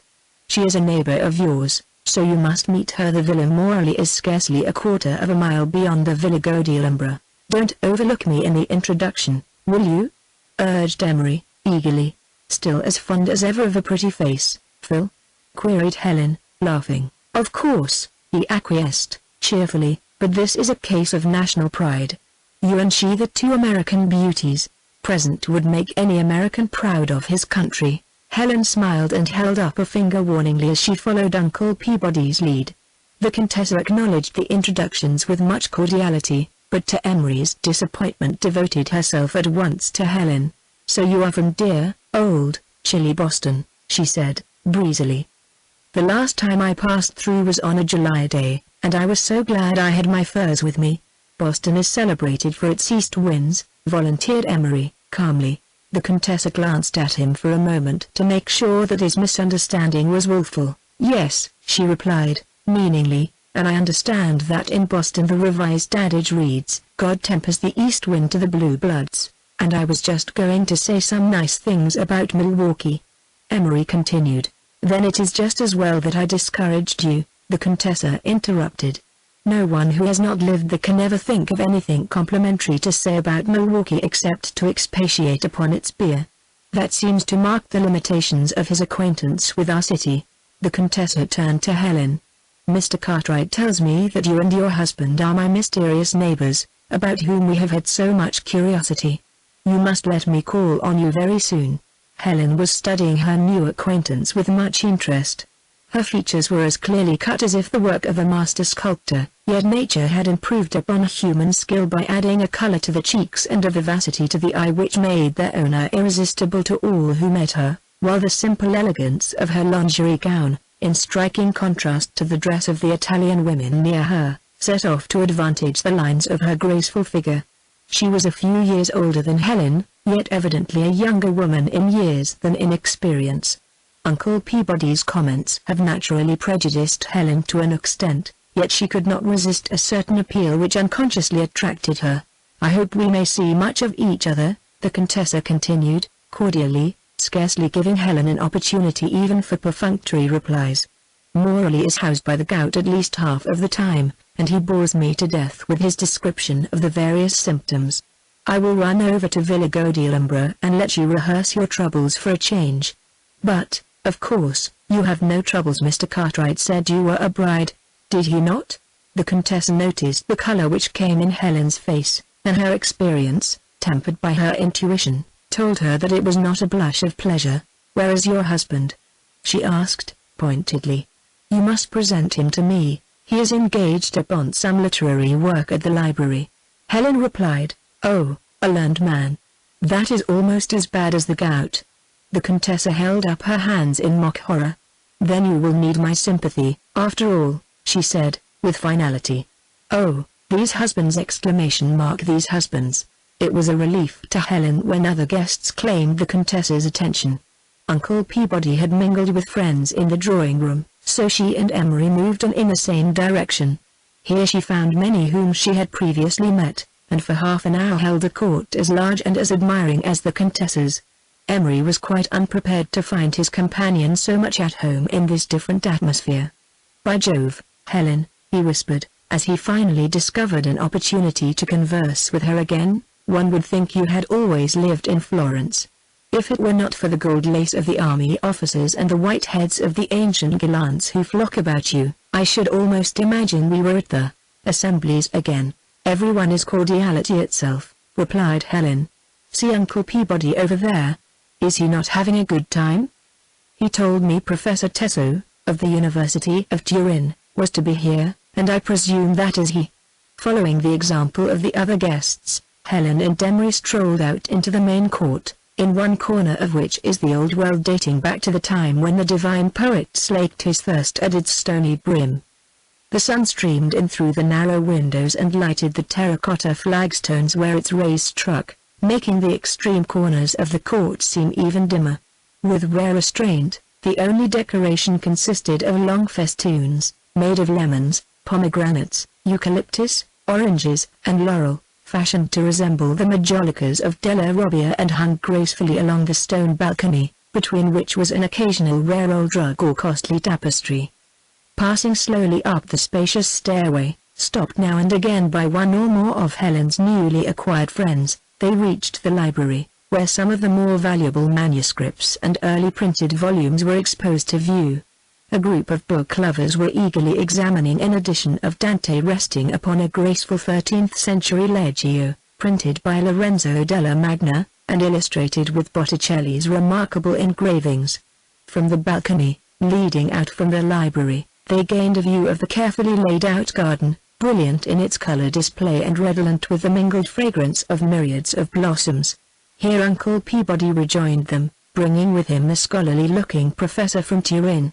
"Helen, I want you to meet Professor Tesso. He was among the first who saw in my theories and experiments any signs of merit." The professor held up his hand deprecatingly. "You give me too much credit, Mr. Cartwright. Judicially, we men of science are all hidebound and look upon every innovation as erroneous until proved otherwise. We could not believe that your theories of body requirements of food were sound because they differed so radically from what we had come to regard as standard. But when you proved yourself right by actual experiment, we had no choice in the matter." "Uncle Peabody has been very persistent," said Helen, smiling. "His own conviction in time becomes contagious, does it not?" "That is just it," assented Professor Tesso. "What he had told us is something which we really should have known all the time, but we failed to recognize its importance. Now he has forced us to accept it, and the credit is properly his. I have invited Professor Tesso to take tea with us tomorrow afternoon, Helen, at the villa," said Uncle Peabody. "By all means," Helen urged, cordially. "We shall be so glad to welcome you there." The sudden exodus of the guests gave notice that something unusual was occurring below. "It must be the arrival of the Count of Turin," explained Uncle Peabody. Let us descend and take a look at Italian royalty." With the others they entered the magnificent ballroom, a modern addition to the original villa made by Napoleon for his sister Pauline when she became Grand Duchess of Tuscany. In the center of the room, surrounded by his suite, stood the Count, graciously receiving the guests presented to him by his host. Hither and thither among the crowd ran little flower maidens bestowing favors upon the ladies and bowed ears upon their escorts. A few pieces of music played quietly behind a bank of palms, the low strains blending pleasantly with the hum of conversation. As Helen and Emery stood with a few Italian friends, a little apart from the others, watching the brilliant throng, Sereni suddenly joined them. Helen had never thought of him outside the library, and it seemed to her as if one of the chained volumes had broken away from its anchorage. The old man saw the surprise in her face and smiled genially. "I seldom come to gatherings such as this," he explained, even before the question was put to him, "but His Highness commanded me to meet him here." Sereni smiled again and looked into Helen's face with undisguised admiration. "This is where you belong," he assured her, quietly but enthusiastically. "This is your element. Do you not see that I was right that day at the library? You are even more beautiful than when I saw you before. There is a new strength in your face. You are a creation of the master artist, like a marvelous painting which intoxicates the senses." Helen had no answer, but the old man continued. "I have just left your husband and his sister Orcutt. They are not beautiful, they represent the wisdom which one finds in books. The world needs both, my daughter. Be content." And without waiting for a reply, Sereni disappeared in the crowd of guests as suddenly as he had come. 13. Emery was the only one near enough to Helen to observe the interview with Sereni. The old man's words were uttered in too low a tone to reach his ears, but Emery saw Helen close her eyes for a fraction of a second and heard her draw a quick breath. Then she turned to him with a smile so natural that he nearly believed himself deceived, and found himself almost convinced that he must have been mistaken in what he thought he had discovered. "Whose little old man is that?" Emery queried. Helen laughed. Emery had a way of putting questions in a form least expected. "Monsignor Sereni," she answered, "and he belongs to Jack." "Oh, he is the librarian." Phil recognized the descriptions he had heard at the villa. "Interesting-looking old chap. I don't wonder Jack likes him. He is a wonderful man," assented Helen, "but his knowledge almost frightens one. I feel like an ignorant child every time I meet him." They strolled slowly through the brilliant throng out into the court, up the stairs, and into the library again. The room was wholly deserted, the other guests preferring to watch the spectacle below. No word was spoken until Helen threw herself into a great chair near the balcony. "What an awful thing it is to have so little knowledge!" she exclaimed. Emery looked at her in surprise. At first he could not believe her serious, but the expression on her face was convincing. "Compared to Sereni?" he asked. "Compared to anyone who has brains like Jack Horan's." Emery studied his companion carefully.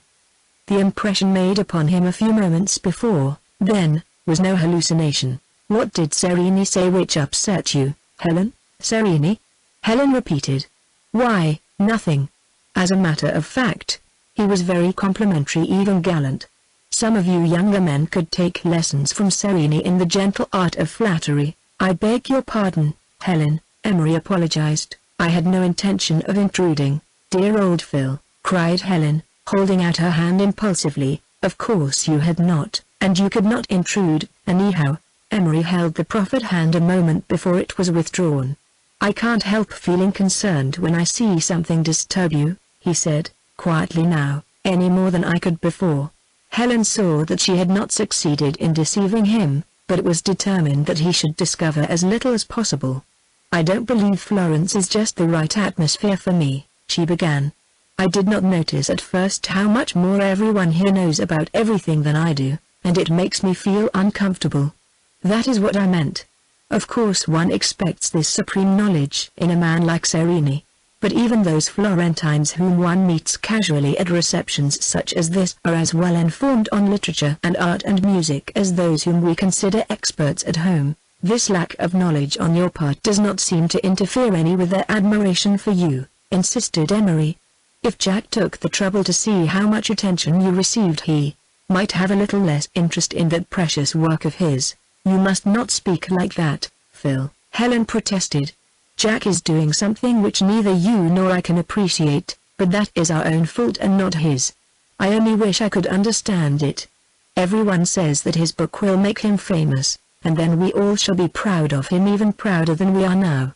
Emery rose impatiently. You are quite right, Helen, I certainly don't appreciate it, under the circumstances, but I shall put my foot in this even worse than I did yesterday with Miss Thayer, so I suggest that we change the subject. Come, let us see what is going on downstairs. Uncle Peabody met them in the court. I was coming after you, he said by way of explanation. Tesso has just left, and we also must make our adux. Would you mind taking Mr. Emery and me to the Florence Club, Helen, on the way home? He might like to see it. Their appearance in the hall was a signal for the unattached men again to surround Helen with protestations of regret that she had absented herself from the reception room, and Emery watched the episode with grim satisfaction. Uncle Peabody appeared to take no notice of anything except his responsibility, and gradually guided the party to where their host and hostess were standing, and then out to the automobile. An invigorating run down the hill, past the walls which shut out all but the luxuriant verdure of the high cypresses, alternating with the olive and lemon trees, and through the town, brought them to the Piazza Vittorio Emanuele, where the car paused for a moment to allow the men to alight. Then, after brief farewells, Helen continued her ride alone to Settignano. Uncle Peabody led the way up the stairs to a small room leading off from the main parlor of the club. Producing some cigars, he motioned to Emery to make himself comfortable at one end of a great leather-covered divan, while he drew up a chair for himself. I brought you here for a definite purpose, he announced as soon as the preliminaries were arranged. I think I can divine the purpose, replied Emery, striking a match and lighting his cigar. Uncle Peabody looked at his companion inquiringly. It is about Helen, is it not? Continued Emery, without waiting for Mr. Cartwright to question him. It is, assented Uncle Peabody, and your intuition makes my task the easier. It is not intuition, corrected Emery, it is observation. Well, call it what you like, the necessity is the same.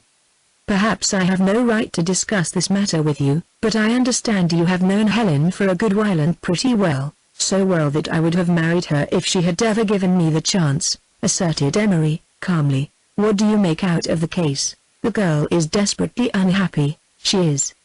But how are we going to help her without making things 1,000 times worse? Emery smoked his cigar meditatively. I have been thinking of that, too, he replied at length, but with no more success, apparently, than yourself. It is a rather delicate matter, there is no question about that. Uncle Peabody spoke decisively. And this is all the more reason why we should talk things over together. We are the only ones who can possibly straighten matters out, and I am not at all certain that we can accomplish anything. Do you think Armstrong himself realizes the situation? Not in the slightest. He is absolutely absorbed. How about Miss Thayer? Uncle Peabody looked at Emery interrogatively. What have you observed about Miss Thayer? He asked. That she is exceedingly sensitive upon the subject of her engagement, replied Emery, with feeling. Have you come to any conclusion as to the reason? Emery was surprised by the implied meaning in Mr. Cartwright's words. Why, no, he said, slowly. I was here when De Peyster proposed to her, Uncle Peabody continued. Then she was the girl, repeated his companion. When she threw him over, she did not tell him that she was engaged, as he repeated to you, but that she loved someone else. A wave of understanding passed over Emery, and the someone else was Armstrong. What a stupid fool I've been. Emery rose and walked to the window. Suddenly he turned. Does Helene know this? Without a doubt. Then why does she not put a stop to it? Now you have at length arrived at my standpoint, replied Uncle Peabody, with satisfaction. Helen knows it, I am convinced. Miss Thayer, of course, knows her own feelings. Armstrong is head over heels in this alleged masterpiece of his, and I give him credit for appreciating Miss Thayer's sentiments toward him as little as he does Helen's sufferings. Except for this I should not think of interfering, but under the circumstances I feel that between us we may have a chance to straighten things out before the principals know that there is anything which needs straightening. "That is a fair statement of the basis of the conspiracy," said Emery, returning to his seat, "but have you worked out the details as carefully?" "No," admitted Uncle Peabody, frankly. "That is a more difficult proposition, and I doubt if we can formulate any definite plan. It occurred to me that if we joined forces we would stand a better chance of hitting upon some expedient when the opportunity offered. Helen seems more or less reconciled, in spite of what we know she feels," said Emery, reflectively. "You heard what she said to Armstrong last evening about helping his work to a glorious success? She is trying desperately to be reconciled, and she thinks she has concealed her real feelings," replied Uncle Peabody. "But she is eating her heart out all the time. Well, I wish I thought I could help her some way." Emery rose and extended his hand. "I have never looked upon myself as much of a success in matters like this, Mr. Cartwright, but there is nothing I would not do for Helen, even to helping her to get a divorce." Uncle Peabody smiled as he took Emery's hand and held it firmly. "I suspect you will have to eliminate yourself if you hope to accomplish anything. If I know Helen at all, she will never take another chance if this first venture turns out unfortunately. But let us hope that all will right itself, and that we may be the direct or indirect means of its so doing." "Amen to that," assented Emery, warmly. "I have wanted Helen always, but I should be a brute if I did not want her happiness first of all." "I thought I had made no mistake," replied Uncle Peabody. "I rather pride myself on my skill in reading human nature, and I should have been disappointed in you had you failed me." Uncle Peabody was late in returning to the villa, and the family had already seated themselves at dinner. "We are all going for a moonlight ride," announced Armstrong as Mr. Cartwright apologized for his tardy appearance, "and we felt sure you would soon be here." "Did you ever see such a perfect evening?" Uncle Peabody resolved to try an experiment. "May I venture to suggest an amendment?" he asked. "What improvement can you possibly make on my plan?" Armstrong was incredulous. "Simply that Miss Thayer and I give you and Helen a chance to enjoy the ride by yourselves, after the style of true honeymooners." Helen's face flushed with pleasure, but Armstrong resented any change in his original arrangement. "Nonsense!" he exclaimed. "Helen and I are not so sentimental, I trust, as to wish to keep you and Miss Thayer from enjoying the ride with us on such a night as this." "I think Mr. Cartwright's amendment an excellent one," said Inez. "It will be much better for you and Helen to go by yourselves. Now you have broken up the whole party." Armstrong turned petulantly on Uncle Peabody. "Miss Thayer has been working all the afternoon in the library, and needs the refreshment of the air even more than Helen." "If Miss Thayer will permit," replied Uncle Peabody, maintaining his ground stoutly, "I will do my best to make her evening an agreeable one." Armstrong was not appeased, but could hardly do other than accept the situation. After seeing the car depart from the courtyard, Uncle Peabody and Miss Thayer strolled out to the garden, where he arranged their chairs so that they might gain the choicest view of the moon-illumined city and the winding river, silver in the soft, pale light. "I have kept you from an interesting experience," Uncle Peabody began, "but I know how much it will mean to Helen to have her husband all to herself. You understand, I am sure." "I do understand, perfectly," replied Inez, heartily. "I am only ashamed that I did not think of it myself, but it is difficult to oppose Mr. Armstrong in anything he has his heart set on, and I confess that I do not possess your courage. I doubt if I should have been so courageous had I realized how disagreeable he would be. Armstrong has changed much in the few weeks I have known him." Uncle Peabody made his assertion boldly, and then waited for a response. Inez looked up quickly. "I think it is hard for anyone to understand Mr. Armstrong without seeing him at his work. He has changed, as you say, but it is a change which no one, least of all himself, could prevent." Uncle Peabody expected a defense that was but natural. "I don't think I quite follow you," he said, wishing to draw her out. "Would you mind telling me more about the work, and what there is in it to affect him in this way? I wish I could make it clear to you, for unless you understand it you will do him a great injustice." Inez again keyed herself up to her self-appointed task. "Helen asked me the same question last evening, and I realized while talking with her how poorly fitted I myself am to attempt any explanation." The girl paused. She knew that her companion would analyze what she said much more thoroughly than Helen had done. "Were you ever under an hypnotic influence?" she asked, suddenly. "Yes," replied Uncle Peabody, calmly. "But you don't mean to say that this has happened to Jack?" "Yes and no," Inez continued. "If I believed in reincarnation, I should say without hesitation that Mr. Armstrong was living over again, here in Florence, an existence which he had previously experienced centuries ago. As I don't believe in this, I can simply say that there is a something which comes from an intimate contact with these master spirits of the past which is so compelling that it takes one out of the present and assumes complete control over him. While we are at the library, all else is forgotten. I work there beside him hour after hour, yet he seems entirely unconscious of my presence except to the extent to which it assists his own efforts. All personality is absolutely obliterated. I understand it, because to a lesser degree I have felt it myself. When we leave the library he becomes more like himself again, but as he gets deeper into his work, his absorption is greater, and for that reason alone, I believe, he is less mindful of the usual everyday conventions. I wish I could make it clear to you." Uncle Peabody did not reply at once. What Inez had said gave him a new viewpoint both of Armstrong and of her. "How long do you think this will continue?" he asked at length.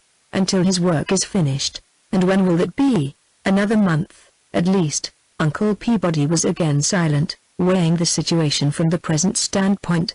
"What is to become of Helen in the meantime?" he asked, abruptly. Miss Thayer had anticipated this question. "Helene understands the situation perfectly," she said, confidently. "She has talked it over with him and with me. It is a sacrifice on her part to be separated from her husband, especially at this time, but it is one which she is willing to accept for her husband's sake. Would you be willing to accept it were the conditions reversed?" Inez flushed, but stood her ground bravely. "Perhaps not," she admitted, "but Helen is a stronger woman than I." "She does not think so. Helen is a much stronger woman than she herself realizes." Uncle Peabody was thoughtful. "Let me ask you one more question. Do you think that this spell, or influence, or whatever you may call it, in any way affects Armstrong's affection for his wife?" "I am sure that it does not," replied Inez, with decision. "His devotion to Helen must be even stronger, because he can but appreciate the splendid generosity she is showing. He certainly adopts curious methods of demonstrating it." "But consider the influences he is under," Inez urged. Uncle Peabody admired the girl's handling of the catechizing he had given her. He looked steadily into her face before replying. "You are a noble champion, Miss Thayer," he said, at length. "That is because I have faith in the cause," responded Inez, smiling. "I have been brought up to believe that every married woman must at some time in her life make a supreme sacrifice for her husband. I only hope that when my turn comes the sacrifice may be made for so good a cause." "This is another version of the chastening of the spirit," added Uncle Peabody, "but I am thinking of a certain spirit which received so much chastening that it never revived. I sincerely trust that history may not repeat itself." 14. Uncle Peabody was entirely right when he stated that Armstrong had become a changed man since he first came to Florence. Miss Thayer was right when she attributed this change to the associations into which he had thrown himself, yet both were wrong in thinking him unconscious of his own altered condition. As he told Helen, he had ever felt some irresistible influence drawing him back to Florence, even while engrossed in the duties of his profession. Just what the craving was he could not have explained even to himself. What he should find in Florence had taken no definite form in his mind, yet the longing possessed him in spite of all he could do to reason with himself against it. After his arrival in Florence, even, it was not until Sereni suggested the Michelangelo letters that he formulated any plan to gratify his long-anticipated expectations. His arguments with himself had prepared him for a disappointment. It had been a boyish fancy, he said, inwardly. He had felt the influences of his environment simply because he had been young and impressionable, and it was quite impossible that he should now, man grown, prove susceptible to anything so inexplicable as what he had felt in his earlier days. Then came the experience with Sereni and Miss Thayer. She was a woman, truly, and subject to a woman's physical frailties, yet she was intellectually strong, and could not so have yielded to anything but a controlling power. Here, then, was a second personality affected in a like manner as himself by the same influences. He did not try to explain it, he accepted it as an evidence that this influence, whatever it was, existed and made itself manifest. From that moment he merged his own individuality into those to whom Serene with gentle suasion introduced him. The librarian incited him by his own enthusiasm, and then directed him along the paths which he himself so loved to tread. But Serene did not foresee the extremes to which his pupil's devotion would carry him.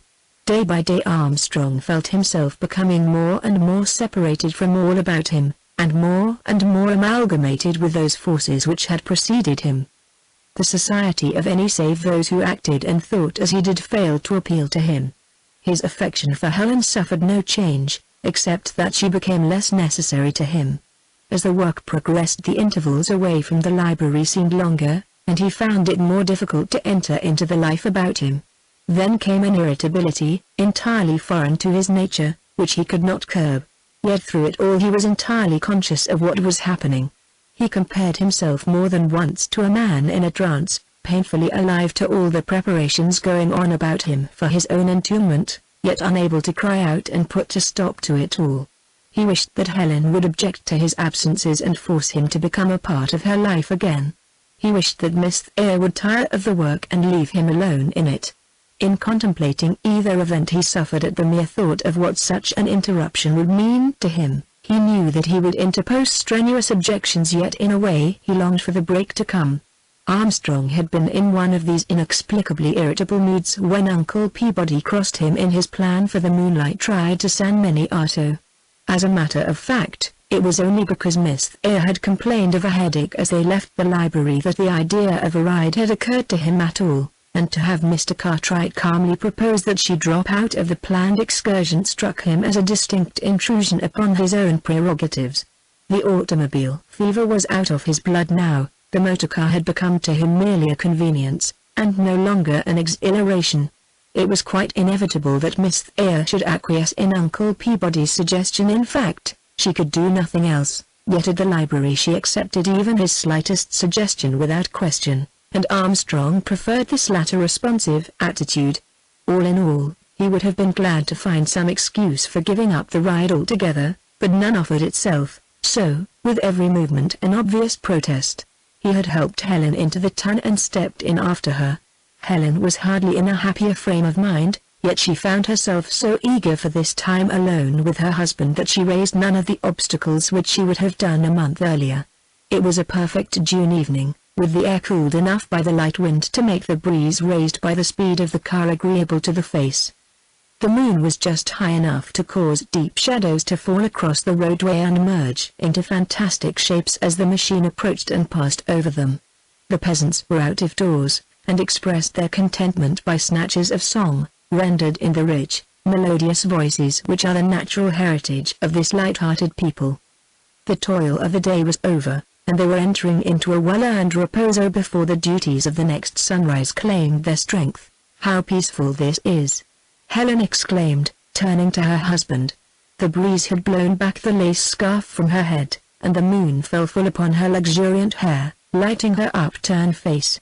All nature is at rest and peace, and the people reflect the contentment of the land. "Your uncle is becoming very dictatorial," replied Armstrong, quite at variance with her mood. "Why, Jack?" Helen was mildly reproachful, yet she instinctively felt the necessity of being cautious. Perhaps she could make him forget his resentment. "Uncle Peabody only meant to give us an opportunity to be by ourselves. We have had so few.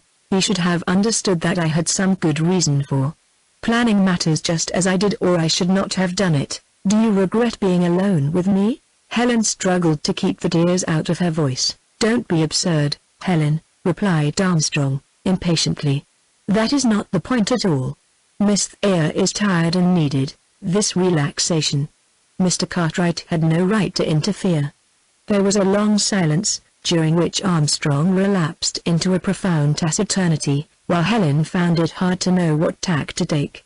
She glanced occasionally at her husband, but could gain no inspiration from his grim, set features. "Tell me, Jack," she said, at length, Is it not possible for you to pursue your work at the library without having it make you so indifferent to everything else? He shifted his position uneasily. I am not indifferent to everything else. The fact that I propose this ride is an evidence of that. Has something happened to make my companionship distasteful to you? Armstrong became more and more irritated. I don't see why you are so possessed to make me uncomfortable, Helen. But I understand what you are driving at. What am I driving at? She asked, quietly. You are taking this method to force me to put an end to my work. Helen winced. Is that fair, Jack? What have I said to you every time the subject has been mentioned? You have told me to go ahead, and then you have shown, quite plainly by every action that you did not mean it, Jack Armstrong. She was indignant at his gross injustice. What have I said each time the subject has come up? Continued Armstrong. You have had every opportunity to have your own way in this as in all other matters. I repeat it now, is it your wish that I stop my work? Say but the word and I will never enter that library again. Helen was hurt through and through. To what avail was her sacrifice if it be so little understood, so little appreciated? I don't wish to be misunderstood in this, added Armstrong, as if in answer to her thoughts. I quite realize that I have asked much of you who can understand so little of what my book means to me. I have been entirely frank, and have accepted from you the time which rightfully belongs to you in the spirit, as I supposed, in which you gave it to me. If you did not mean what you said, you have but to tell me so and it shall be exactly as you wish. I have meant every word I have said, Jack, replied Helen, in a low, strained voice. I have been glad to contribute in the only way I could to anything which means so much to you.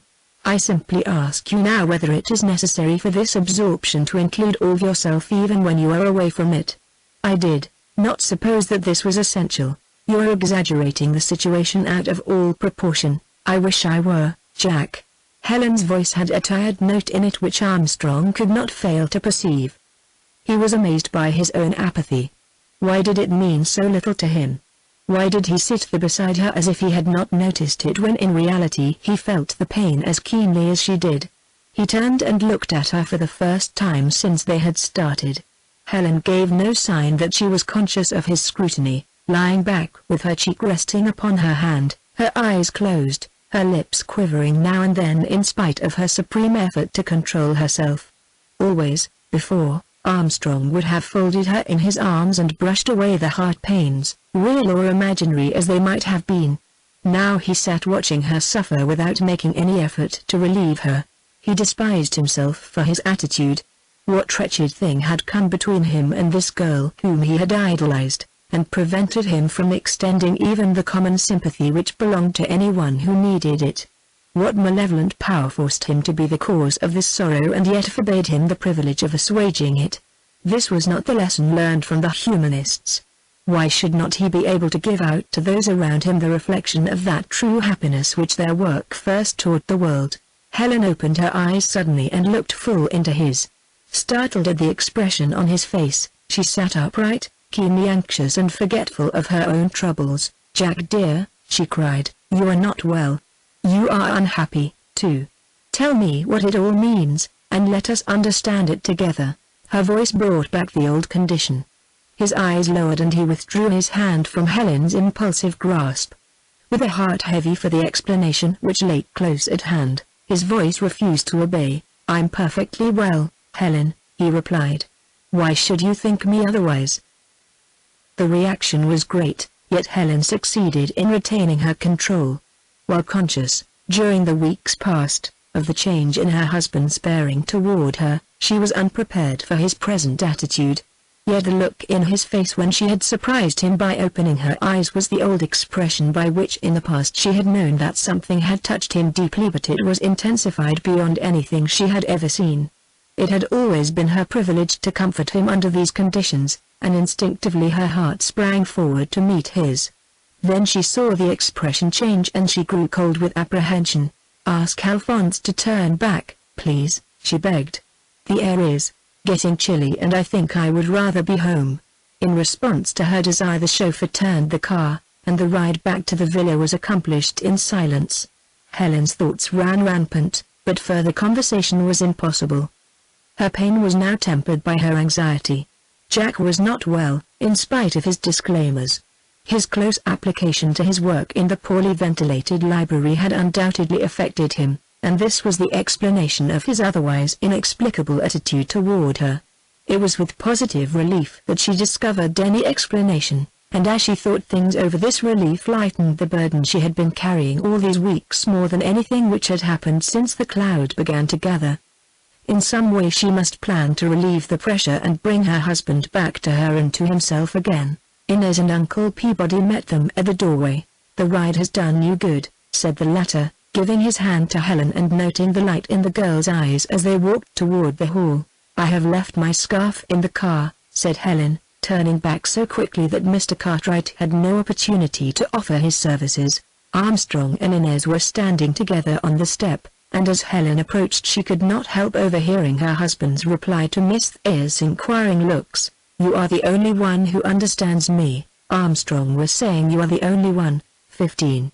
The next afternoon was a warm one, and Annetta searched for some little time before she discovered Uncle Peabody half concealed within a natural arbor formed by the falling branches of an ancient tree. Here, in the cooling shade, he was reading over a budget of letters just received from America. Emery followed close behind the maid, and laughed heartily at Mr. Cartwright's jump of startled surprise when Annetta broke into his absorption with the announcement of Signor Emery. "Hello, Emery," he cried, looking up genially from the letter in his hand. "I was thousands of miles away, and 2 words from the lips of the gentle serving maid brought me back to Florence. Marconigrams are nothing compared with the marvelous exhibition you have just witnessed." "It is a shame to interrupt you," Emery apologized. "I came up early hoping to have a little chat with you before Professor Tesso and tea time arrived." "Don't apologize, I beg of you," protested Uncle Peabody, gathering up his letters and making room for Emery to sit beside him. "I was just on the point of returning, anyway, and you have saved me the necessity of packing up. In fact, you are very welcome. I judge your news is of an agreeable nature?" Emery saw that Uncle Peabody was eager to be questioned. "Things are advancing famously," replied Mr. Cartwright, enthusiastically. "These letters are from America, and report the fullest success attending the experiments with which I am so vitally concerned. But what are you carrying so carefully at arm's length?" Uncle Peabody peered into the little wicker cage Emery was holding. "Ah, a grillo," he said. "Then today must be Ascension Day, and the Festa de Grilli. I had forgotten the date, so that explains why they are selling these little cages with crickets inside of them all over the city. The old woman I bought this of told me it was a token of good luck, so I brought it to Helen. She will be interested in it," replied Uncle Peabody. "The little grillo brought luck once upon a time, if the legend be true, and it may do so again. Is this Festa de Grilli, as you call it, an annual festival?" "Yes, and as firmly established as the Feast of the Dove on Easter Eve. The story goes that an attempt was once made upon the life of Lorenzo de' Medici in his own garden by the familiar means of a goblet of poisoned wine. As the would-be assassin handed the goblet to Lorenzo, a cricket alighted on the surface of the wine and immediately expired. Thus, as in modern melodrama, the villain was foiled. Since then, a Florentine would harm a human being as soon as he would a grillo. Each year these cages are taken into the homes, and as long as the little crickets can be kept alive, good luck attends the household." "Speaking of conspiracies," remarked Emery, who lost no time in finding an opening, "how advances our present one?" "I have been thinking of nothing else since our talk about Helen." Uncle Peabody rose and glanced around the garden from his point of vantage. "Careful," he said, drawing back. "Helen is coming, and I can only say that we must move very cautiously, even more so than I supposed. I will tell you more later." "Here we are, Helen," he answered, in response to his niece's call, and both men advanced to meet her. "Oh, you have found my snuggery," cried Helen, seeing them emerge from the arbor. "I intended to keep that entirely for myself, but I will be generous and share it with you. Mr. Emery has brought you a talisman," said Uncle Peabody, pointing to the wicker cage. "Perhaps you will permit this to appease your displeasure." Helen examined with interest the cage Emery placed in her hand. "Why, it is a cricket!" she exclaimed, as she discovered the occupant beneath the green leaves. The story of the origin of the festa was retold and the grillo placed under her special protection. "It is an emblem of good luck, Helen," added Emery like. "The swastika, only a great deal less commonplace." "Thank you, Phil," replied Helen. Then she looked up at him suddenly. "Why did you bring it to me?" she asked, suspiciously. "Do you think I need it?" "I think we all need all the good luck we can get," replied Emery, guardedly. "Tesso is late," remarked Uncle Peabody, opportunely, looking at his watch. "He will be greatly interested in the reports of these American experiments." Another half-hour passed by before the professor from Turin arrived. Helen strolled about the garden with Emery, pointing out the unusual flowers and shrubs, while Uncle Peabody collected his letters and arranged them in proper sequence.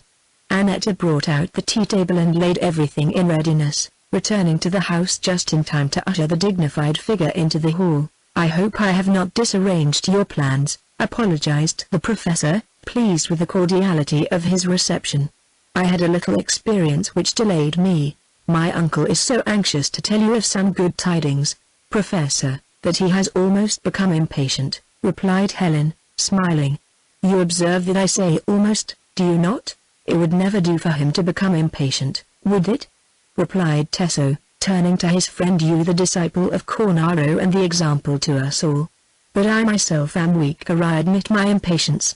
Uncle Peabody and Emery drew up the chairs, and Tesso seated himself next to Mr. Cartwright with obvious expectancy. "You recall the results of my own experiments in attempting to show increased muscular and mental endurance as a result of eating in right manner what the appetite selects instead of eating in wrong manner what the doctors advise?" began Uncle Peabody. "And incidentally demonstrating that the existing standard of minimum nutrition for man was 3 times too large?" queried Tesso. "Yes. You all were very generous, but I know you attributed the results in a measure to my own personal peculiarities." "You are right to a certain extent," admitted Tesso. "Yet, so far as the experiment went, it proved that your theory was correct. Now I have further evidence to add which is overwhelming," continued Uncle Peabody, triumphantly. "For the last 6 months experiments have been in progress in America, taking as subjects groups of men in different walks of life: college professors, athletes, and soldiers. Today I have received a report of the results. In every instance, on an intake of less than the recognized minimum standard, the subjects improved in physical condition and increased their strength efficiency from 25 to 100%. Think of that, Tesso, from 25 to 100%. "I congratulate you heartily, my dear friend," replied the professor, warmly. "The effects of this will be most far-reaching. I foresaw that you might demonstrate a new minimum, but I had not expected that an increased efficiency would accompany it. I wish you would introduce this discovery of yours to the Harvard football team," remarked Emery, feelingly. "Perhaps it would result in a few more victories on the right side." "It certainly would help matters," assented Uncle Peabody, with confidence. "All this so-called training is necessary only because of the abuse which the average man's stomach suffers from its owner. My theory is that any man, college athlete or otherwise, can keep in perfect condition all the time, simply by following a few easy rules and by knowing how to take care of himself. It is just as important to be in training for his every-day life as for an athletic contest." "How did the experiments result with the athletes?" Emery inquired. "These records are the most interesting of all," replied Uncle Peabody, referring to his letter.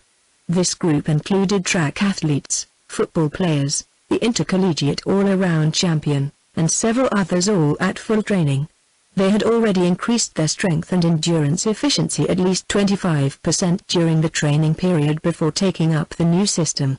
In 4 months, eating whatever they craved, but using only the amount demanded by their appetites and giving it careful treatment in the mouth.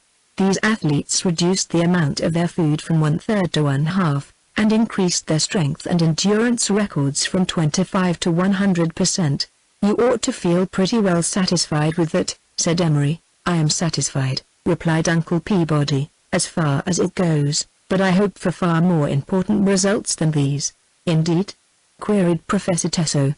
"I shared the thought expressed by Mr. Emery that your ambition ought now to be satisfied. Uncle Peabody was silent for a moment.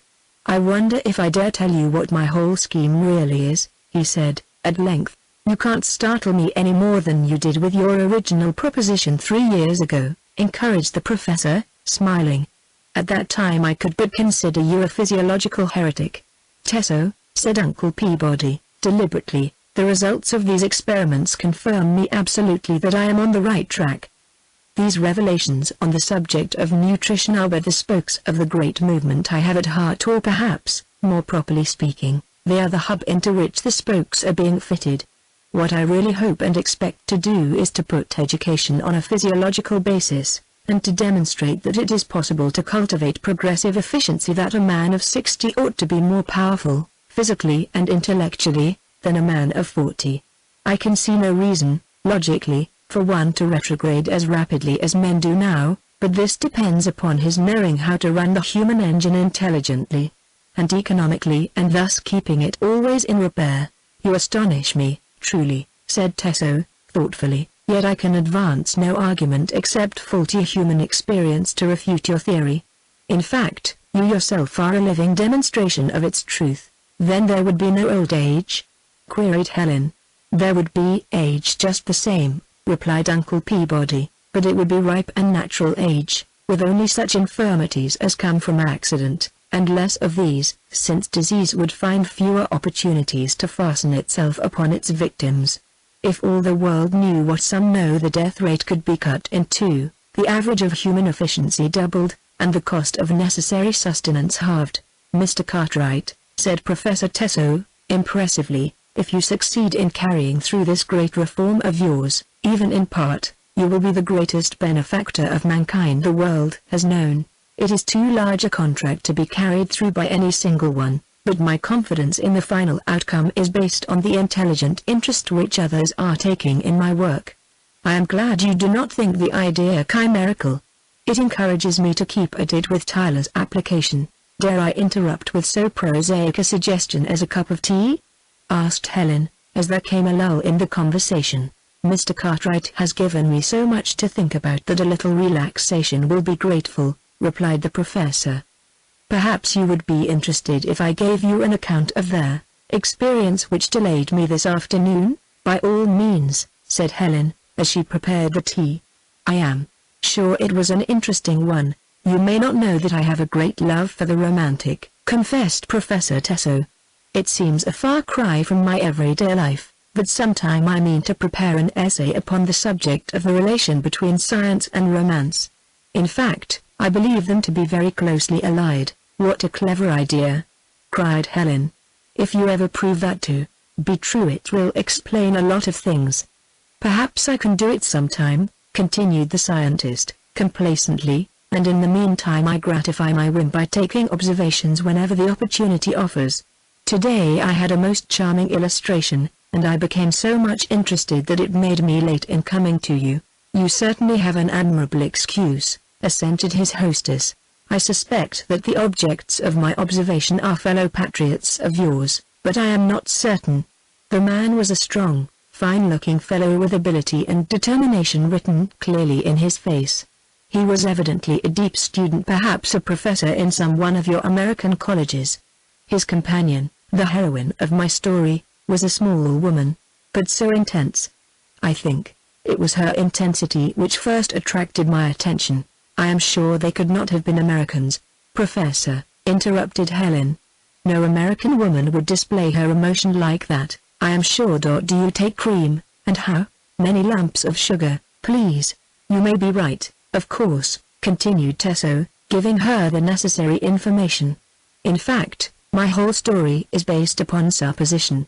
However, as they sat there together, first he would say something to her, and they would look into each other's faces, and then she would say something to him, and the operation would be repeated. They spoke little, but the silent communion of their hearts as they looked at each other spoke more eloquently than words. It was beautiful to behold. "There," I said to myself, "is a perfect union of well-mated souls. What a pity that they must ever go out into the world and run the risk of having something commonplace come between them and their devotion." "Splendid!" cried Helen. "How I wish I might have been with you."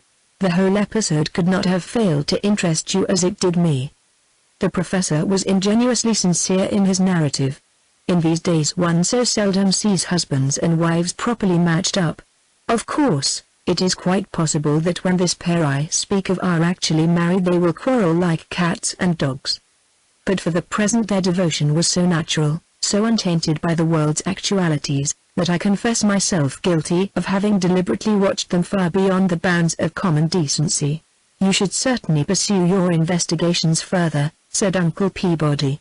"After having discovered psychological subjects in a man and a woman perfectly adapted to each other, it would be a pity not to continue your researches that their perfections might be recorded for the benefit of others less fortunate." "Have you no idea who they were?" asked Emery. "Not the slightest. I might have found out, as my friend, whom I went to see, must know them. But I was aghast when I discovered the hour, and ran away without so much as leaving my name." "Where did all this happen?" asked Helen. "At the Lorenziana," replied Tesso. "I went to call on my old friend Serini." The professor laughed guiltily. "I hope he never learns the reason why I failed to keep my appointment." Helen placed her cup abruptly upon the table and stared stonily at Tesso. Uncle Peabody and Emery glanced quickly at each other in absolute helplessness. The professor, however, failed to notice the effect of his words upon his auditors. He was too much amused by the mental picture of Serini waiting for him while he, only a few feet away from the librarian's study, was gratifying his love for the romantic. "May I join you?" cried a voice behind Helen, as Inez Thayer approached unnoticed in the dim light. "Mr. Armstrong went down to the station to send a cable, so I came back alone." "Inez, Miss Thayer, let me present Professor Tesso," said Helen, mechanically. The professor held out his hand and stepped toward her. As the features of her face became clear a great joy overwhelmed him. "My heroine!" he cried, turning to the others. "This is the heroine of my story. Now, my dear Mr. Cartwright, I can record these perfections for the benefit of others less fortunate." 16. What happened after Inez arrived, how she herself had acted, and how Professor Tesso's departure had been accomplished remained a blank to Helen. All that was clear to her was the pain, the sharp, aching pain which came to her with a realization of the true significance of the story Tesso told. The crisis was coming fast, Helen was conscious of that. She even wondered if it was not at hand already. Throughout the long, sleepless night Helen reviewed the events of the brief months of her married life. She even began earlier than that, and recalled those days in Boston when Jack Armstrong had appeared before her first as an acquaintance, then as a friend, sympathetic, helpful, congenial, and finally as a suitor for her hand. As she looked back now, the period of friendship was recalled with the greatest happiness. Perhaps this was because he had then been more thoughtful of her and less masterful. Perhaps it was because the friendship entailed less responsibility, she could not tell. Even during their engagement she had laughed at those moods which she had not understood, and he had accepted her attitude good-naturedly and become himself again. Now she wondered how she had dared to laugh at him. Then her mind dwelt upon the ocean voyage, those days of cloudless happiness, of unalloyed joy. The visit in Paris, where the sights, although not new, seemed so different because of the companionship of her husband. The trip to Florence, the first glimpse of the Villa Godiolambra which was to be their earliest home together, all came back to her with vivid distinctness. And the day at Fiesole, the day when her husband had become a boy again, and had shown her a side of his nature so unreserved, so natural that she had felt a new world opening before her, a new happiness, the like of which she had never known. "Oh, Jack!" she cried, aloud, why could not that day, at Fiesole, have lasted forever? Still the panorama of reminiscence continued. That evening when de Peyster, all unconsciously, repeated to her those words of Inez which first altered the aspect of her entire world, was clearly recalled. Perhaps she might have prevented the present crisis had she recognized the danger then and acted upon the information she had unintentionally received. Perhaps if she had in some way interfered with the work at the library, and thus prevented the constant companionship of her husband and Inez, the trouble might have been averted. But she would have despised herself had she done that. If she could hold her husband's love only by preventing him from meeting other women, her happiness had indeed never been secure. And she had tried to enter into his life, to understand this phase of his nature which, after all her efforts, had baffled her intentions. She had gone to the library with him, expecting to apply herself to her self-appointed task until she succeeded in satisfying even so exacting a master as she knew her husband to be. He would have been patient with her, he would have appreciated the love which prompted her efforts, and all would have been well. But Serene had interfered. She could hear his voice now, she could see the expression on his face as he spoke the words. By not interfering with this character building, you, his wife, will later reap rich returns. Helen laughed bitterly to herself. She was reaping the rich returns now, rich in sorrow and pain and suffering. Perhaps she could have forced the crisis to come when Inez's confession to de Peyster had been disclosed by Emery. Jack's conduct at that time had almost brought Helen's resentment to the breaking point, but what Inez had told her afterward had made her feel more in sympathy with him, even though she understood him no better than before. Your husband is a god among them all, Inez had said. You will be so proud of him, so proud that he belongs to you. She was proud of him, but her pride could in no way make up to her for the loss of his affection. In her mind's eye she could see him, with his masterpiece completed, receiving the world's plaudits, but entirely unmindful of her, his wife, who had stood aside and made it possible for him to accomplish it all. Oh, it was too cruel, too unfair. Helen buried her head in the pillows and moaned piteously. She lived over again that one moment in the automobile, that one look in her husband's face which had given her relief. It had, indeed, been a brief respite. At that moment she felt that Jack's love for her still existed, strong and deathless, in the face of temporary abstraction. With this certainty she could endure in patience whatever sacrifices were necessary to win him back to herself. But Jack's words to Inez on the steps, "You are the only one who understands me," there could be no mistake there. It was to Inez and not to her that he turned for understanding and for comfort. All through the day she had tried to deceive herself into believing that even this was the result of some mental illness from which Jack was suffering, but Tessa had added just the necessary detail to destroy even the semblance of comfort to which she had so tenaciously clung. A perfect union of well-mated souls, the professor had called them. What a pity to have something commonplace come between them and their devotion. And she was that commonplace something. At all events, the main point had been definitely settled. For weeks she had known that Inez loved Jack, now she felt sure that this affection must be reciprocated. She should have known it sooner, she told herself. I have been such a coward, she said. Inwardly I could not bear to know for a certainty what I feared to be true. Now the worst that could happen had happened. Jack would in all probability be the last one to suggest any break. He would keep on as at present with his book. Perhaps he might extend the work somewhat, in order to be with Inez a little longer, but when this was completed he would come back to her again. His obsession would disappear, and outwardly there would be no change. They would return to Boston and be received by their friends with glad acclaim, and with congratulations upon the happy months of the honeymoon passed under such congenial conditions.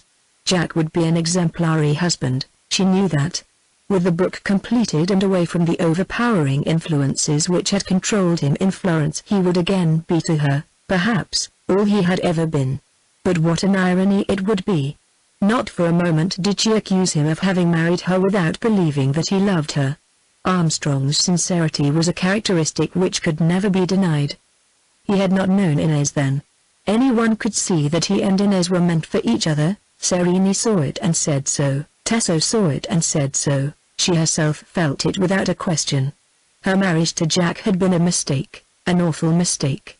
If only he and Inez had met earlier. Her own life was ruined, but was there any reason why the tragedy should include the others? If it would help matters, Helen might be selfish enough to let them share the pain, but as there was nothing to be gained, it would be worse than selfish. Jack had no idea that she was aware of the true conditions. He would oppose her if she attempted to take it all into her own life, yet this was the only course to pursue which could minimize the suffering. Helen shut her eyes, but sleep was still far distant. The first agony had not run its course, and it would have been a misdirected mercy to stem its flow. There was no resentment in Helen's heart, and at this she herself wondered. Inez was not to blame for loving Jack. It was the most natural thing in the world. She had tried her best to keep the knowledge of her affection to herself, and but for the double accident she might have succeeded. Jack was not to blame.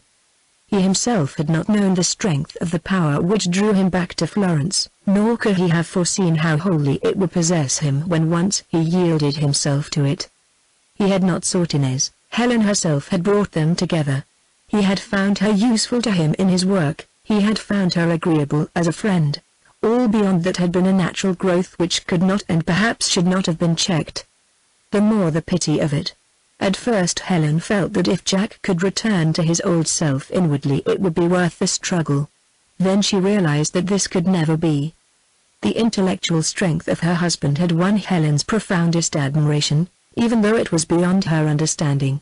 She longed to be able to enter into it and respond to it as Inez did, yet she felt her limitations. But her love had increased in its intensity by passing through the fire. The man she knew now was infinitely stronger and grander than ever before, and in the light of this new development of character she questioned whether her affection would not suffer a shock if Jack were to become again the man she had known in Boston. This new self was his real self, and the self which he must be in order to express his own individuality. It was even as Serene had said, character building had been in process, bringing to the surface qualities which had lain dormant perhaps for centuries, and here was where Serene's wisdom had been at fault. This development had not been for her but for another. The faint rays of dawn crept in through the lattice windows of Helen's room before she sank into a restless sleep. A few hours later Armstrong softly entered the room before leaving for the library and stood for several moments looking at his wife's face, in which the lines of her struggle still left their mark. When he returned to the hall he met Uncle Peabody. "May I have a word with you?" Armstrong asked, leading the way to the library. Uncle Peabody acquiesced. "Helen is still asleep," said Armstrong by way of preliminaries. "The girl is overdoing somehow, and she acts very tired. As I looked at her just now she seemed 10 years older than when we left Boston. Don't you think she is taking on too many of these social functions?" Uncle Peabody glanced at Armstrong to make sure that he was quite sincere. "I am glad that you have noticed it at last," he replied, quietly. "I have wondered that you did not perceive the change. I must speak to her about it." "But you have not hit on the cause of the change yet," continued Uncle Peabody, suggestively. "What else can it be? I wish I knew you well enough to talk frankly with you." "Jack," Uncle Peabody was bidding for an opening, "I suppose that means that I have done something which has not met with your approval." "That answers my question, Jack. I don't know you well enough, so I will refrain." "Has it to do with Helen?" insisted Armstrong. "It has," replied Uncle Peabody. "But what I have to say is not intended as a reproach. I simply feel that if you have not already discovered that Helen is a very unhappy girl, it is time someone called your attention to it." Armstrong was thoughtful. "Do you mean that Helen is really unhappy, or simply upset over some specific thing?" "I mean that she is suffering, day after day, without relief." "You must be wrong," replied Armstrong, decisively. "She was a little hurt over something I said to her night before last, and I mean to straighten that out, but if there was anything beyond that, I should surely have known of it." "You are the last one she would speak to about it," Uncle Peabody said, gravely. "Why are you so mysterious?" "Perhaps you are referring to my work at the library. Has Helen been talking to you about that?" Armstrong demanded, suspiciously. "Helen has said nothing to me, and does not even know that I have noticed anything," said Uncle Peabody, emphatically. "Which shows you how little there is to your fears," retorted Armstrong, relieved. "I have no wish to prove anything, Jack," continued Uncle Peabody. "The fact remains, whatever the cause, that Helen is fast getting herself into a condition where she will be an easy victim for this accursed Italian malarial fever. I sound the warning note, I can do no more." Armstrong was unconvinced. "I never looked upon you as an alarmist before," he replied, glancing at his watch. "I am late for my work this morning, but when I return I will question Helen carefully and arrive at the root of the difficulty." "I hope you succeed," replied Uncle Peabody, feelingly. Helen came downstairs in the afternoon and found the villa deserted. Instinctively she sought the garden, walking out upon the terrace, where she leaned against one of the ancient pillars, her gaze extending to the familiar view of the river and the city beyond. She thought of the dramas which had been enacted within the walls of the weather-stained palaces whose roofs identified their location. These had been more spectacular, and had won their place in history, but she questioned whether they could have been more tragical than the one she was now passing through. Surely it was as easy, she told herself, to meet intrigue and opposition, as to be confronted with the necessity of decreeing one's own sentence and then carrying it into execution. "Oh, Jack!" "My husband!" Her heart again cried out in its pain. "Why did you come into my life, since I never belonged in yours, only to give me a taste of what might have been?" Her reveries were interrupted by Annetta's announcement that the Contessa Morley was at the door, in her motorcar. Glad of any diversion, Helen hastened to welcome her, and returned with her to the garden. "I am so glad to find you in," the Contessa remarked, with evident sincerity, as they seated themselves in the shade. "In the first place, I really wanted to see you, and, in the second, my dear Morley is in his most aggravating mood today, and we should have come to blows if I had not run away. How unfortunate that your husband suffers so." Helen replied, sympathetically, "It certainly is unfortunate for me, and for him, too, I imagine," insisted Helen, smiling. The Contessa was unwilling to yield the point. "I claim all the sympathy," she said, with finality. "When a man has had 60 years of fun in getting the gout, he has no right to complain." 60 years, began Helen, in surprise. "Yes, my dear," replied the Contessa, complacently. "I belong to the second crop. He was a widower with a title and position, and I had money, but I must admit that we were both moderately disappointed. However, marriage is always a disappointment, and I consider myself fortunate that things are no worse." Helen felt the color come to her face as the Contessa's words recalled her own sorrow, which for the moment she had forgotten. The freedom with which her guest spoke of her personal affairs repelled her, yet there was a subtle attraction which Helen could not help feeling. "You are very pessimistic on the subject of marriage," she ventured. "Not at all," the Contessa insisted, calmly. "Husbands are selfish brutes, all of them, but they are absolutely necessary to give one respectability. Perhaps your husband is an exception, but I doubt it. Where is he now?" "He is at the library," Helen faltered, resenting the Contessa's question, but forced to an answer by the suddenness with which it was put. "At the library?" repeated the Contessa, interrogatively. "That is where he was on the afternoon of the laundry reception. Is he there all the time?" "A good deal of the time," admitted Helen. "He is engaged upon an important literary work, in which he takes a great interest and you none at all. There you have it, selfishness, the chief attribute of man." "It does look like it," Helen answered, concluding that she had better move in the line of the least resistance. "But in this particular case I am very much interested in my husband's work, even though I am unable to enter into it." "That is not interest," corrected the Contessa. "It is sacrifice, and that is woman's chief attribute. I see you are determined to include my husband in your general category." "I must, because he is a man. But my reason for doing this is to convince you that it is the thing to be expected.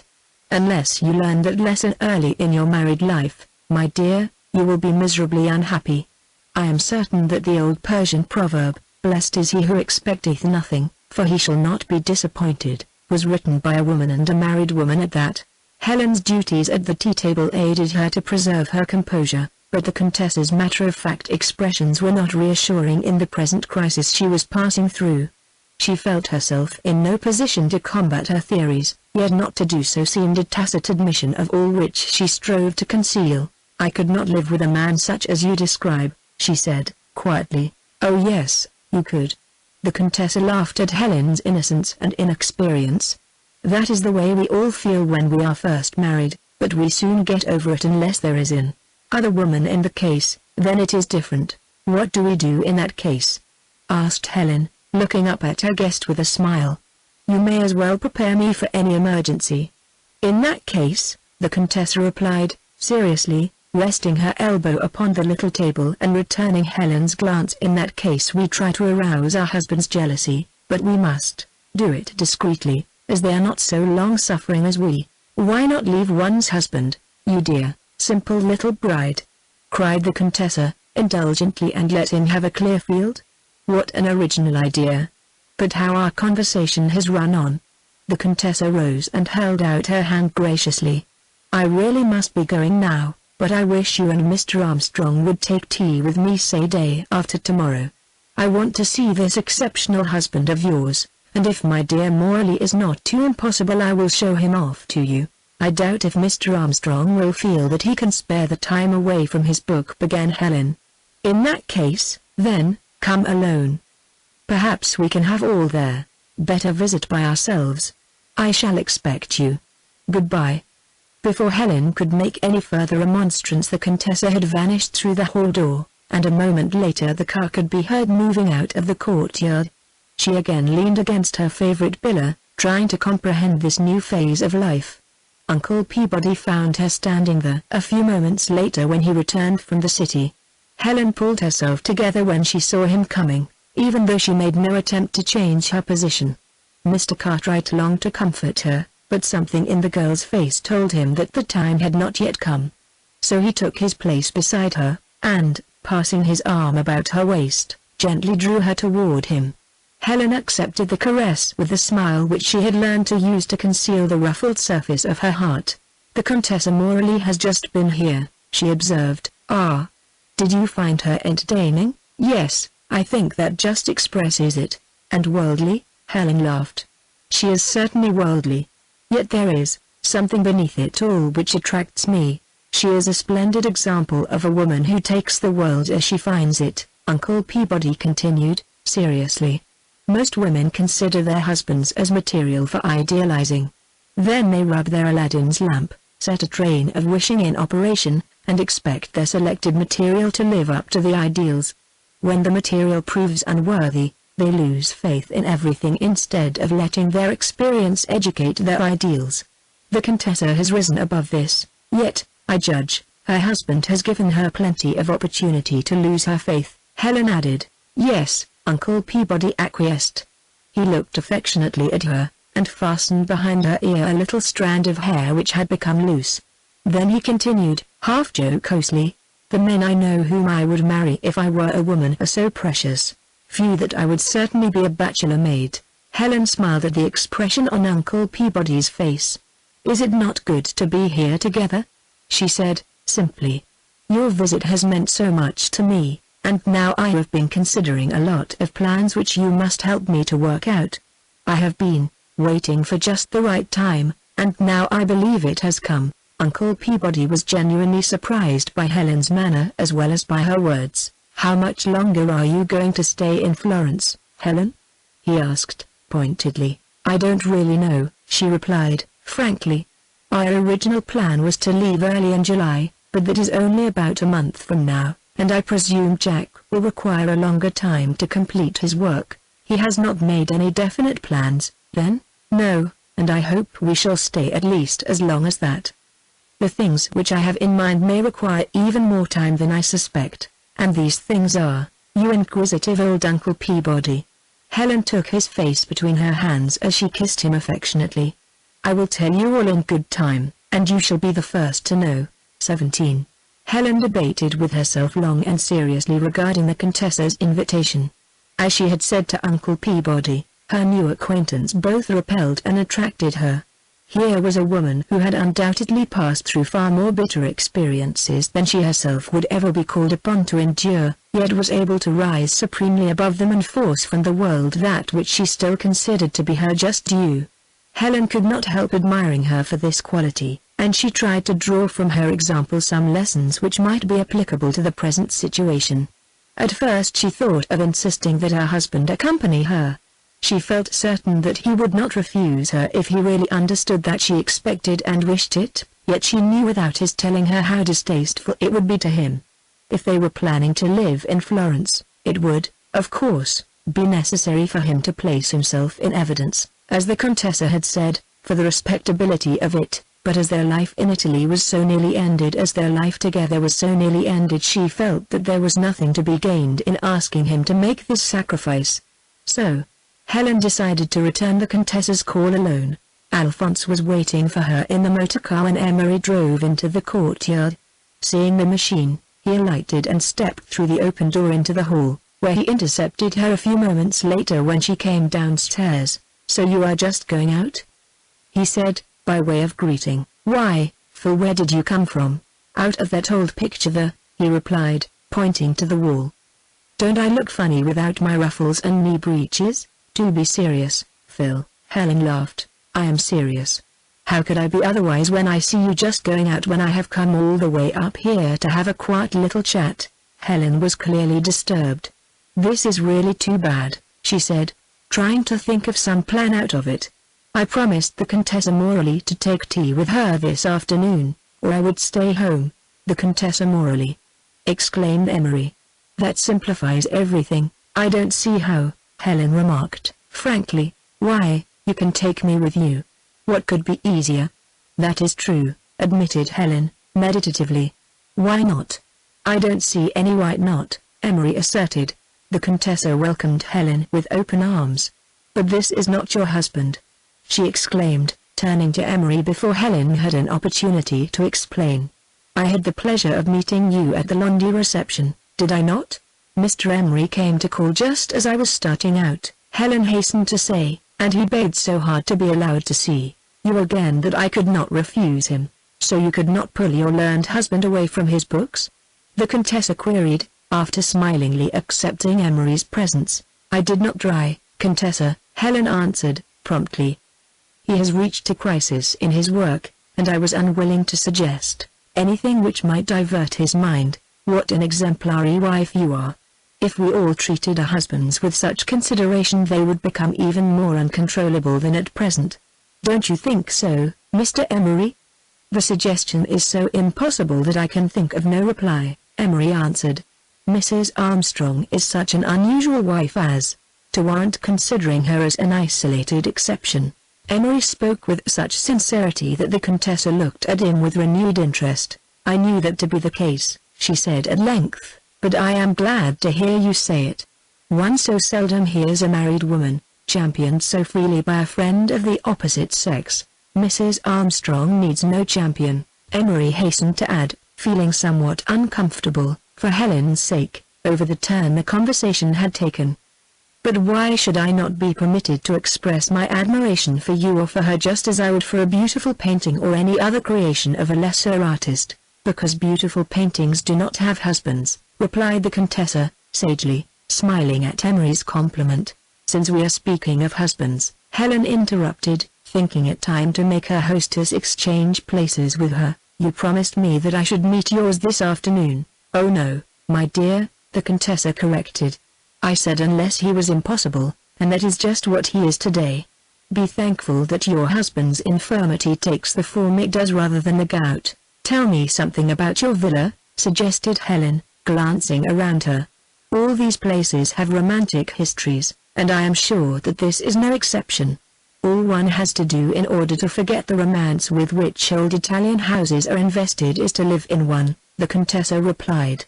"As a matter of fact, they contain more rheumatism than romance. This one is fairly livable now, but I wish you could have seen it when Morley first brought me here as a bride. Words can't express it. An old-fashioned house cleaning and some good American dollars make the best antidote I know. The first point of interest I was shown here was the room in which the previous Contessa Morley died. My ambitions were along different lines, so I added some modern improvements, much to the consternation of my husband and the servants. And the present Contessa Morley, you may have observed, is still very much alive." By the time the call came to an end, Helen and Emery had learned much regarding Italian life from an American woman's standpoint, but in the meantime the Contessa's active brain had not been idle. The situation in which she found her new friends puzzled her somewhat and interested her more. She had discovered the indifferent husband and the passive wife two necessary elements in every domestic drama. Emery answered well enough for the admiring friend of the wife, so all that was necessary was to find the second woman and the dramatist person would be complete. This would explain the husband's indifference and the wife's passivity. It was an interesting problem, and the Contessa saw definite possibilities in it. As Emery and Helen took their leave, Phil suggested that they run down to the library in the motor car to pick up Armstrong and Miss Thayer. "Miss Thayer?" queried the Contessa. "My friend, whom you must meet," Helen explained. "She has been with us almost since our arrival, and is assisting Mr. Armstrong in his literary work. "Ah!" exclaimed the Contessa, beaming as the completeness of her intuition came to her. "How very interesting. I shall look forward to meeting these two other members of your family." The machine reached the foot of the hill and slowed down to pass through the city streets before either Emery or Helen broke the silence, yet it was evident that their minds found full employment. The call upon the Contessa left them both with an intangibly unpleasant sensation. "I am sorry I went with you, Helen," Emery remarked, after the long pause. "I am sorry you did," admitted Helen, frankly, his words fitting in exactly with her own thoughts. "It is too bad that one can't do or say the natural thing without having it misunderstood." The Contessa is determined to find something upon which she may seize as material for gossip. "That is usually not difficult when one tries hard enough," Helen agreed, "especially when one is living in such an atmosphere as she is. Jack will have to sacrifice himself temporarily or he will leave you in an uncomfortable position." Emery spoke guardedly and watched the effect of his words. "He would have come this afternoon if I had asked him," Helen asserted, confidently, "but his book is nearly finished and he is not in a mood to be interrupted. I don't want anything to interfere with its completion. It will be a relief, though, to have it finished, won't it?" Helen looked up quickly at Emery's question and as quickly dropped her eyes as they met his. "Why yes," she admitted, slowly. "I shall be glad to have him take a little rest. I am sure he has been overdoing." The girl felt Emery's questioning glance upon her, and it added to her discomfiture. "Don't you think it is time to let me help you, Helen?" he asked, pointedly. "You know perfectly well that I feel toward you just as I always have." "No," he stopped the restraining words upon her lips. "I am going to say nothing which I ought not to say, nothing which you ought not to hear. But I want you to be happy, Helen, and sometimes a man can help. Don't be afraid to ask me. Don't let your pride stand between us. You know that I shall take no advantage of anything you tell me." Helen's lips quivered slightly as she listened, but her voice was natural though restrained. "Something is misleading you, Phil," she answered, calmly. "Nothing has happened to make it necessary for me to ask help from anyone. If there had, I should be glad to have so good a friend to fall back upon. You are deceiving no one but yourself, Helen." "What do you mean?" She turned quickly toward him. "Everyone knows how much you are suffering in spite of your brave attempt to keep it to yourself. Why won't you let me help you, Helen?" "Who is everyone?" she demanded. "Why, your Uncle Peabody and I and the Contessa," stammered Emery. "You and Uncle Peabody think I am suffering? We know it." Helen held her head very high in the air, and spoke in a superior tone so obviously assumed as a cloak to disguise her real feelings, that Emery regretted that he had forced the subject upon her. But now it had gone too far to draw back. "If you know that, perhaps you know the cause of it as well?" "We do." "Jack, stop!" Helen commanded. The motor car turned into the Piazza San Lorenzo. "If you have anything to say about my husband," she continued, "you had better say it direct to him." "May I?" cried Emery, leaning forward eagerly. He looked at Helen steadily for a moment, like a runner waiting for the pistol shot to release him from his strained position at set. The girl returned his look with equal steadiness for only an instant before she read what was in his mind. "Armstrong and Inez were just coming out through the cloister gates. May I?" Emery repeated. "No," Helen replied, quickly, sinking back against the cushions. 18. Armstrong was most enthusiastic when he returned late the next afternoon, and Miss Eyre's face reflected his own great satisfaction. The book was beginning to round into completeness. Sereni had placed upon it the stamp of his unqualified approval, and the author himself had reason to feel well pleased with the results of his tireless application. Helen watched the two as they came out into the garden where she and Uncle Peabody had been visiting. Yes, they were meant for each other. Helen could see this more plainly now even than before. Her husband had lost in weight and in color since he began his work at the library, but the slighter frame and paler face seemed more in keeping with the man whom she now knew. Inez had also changed.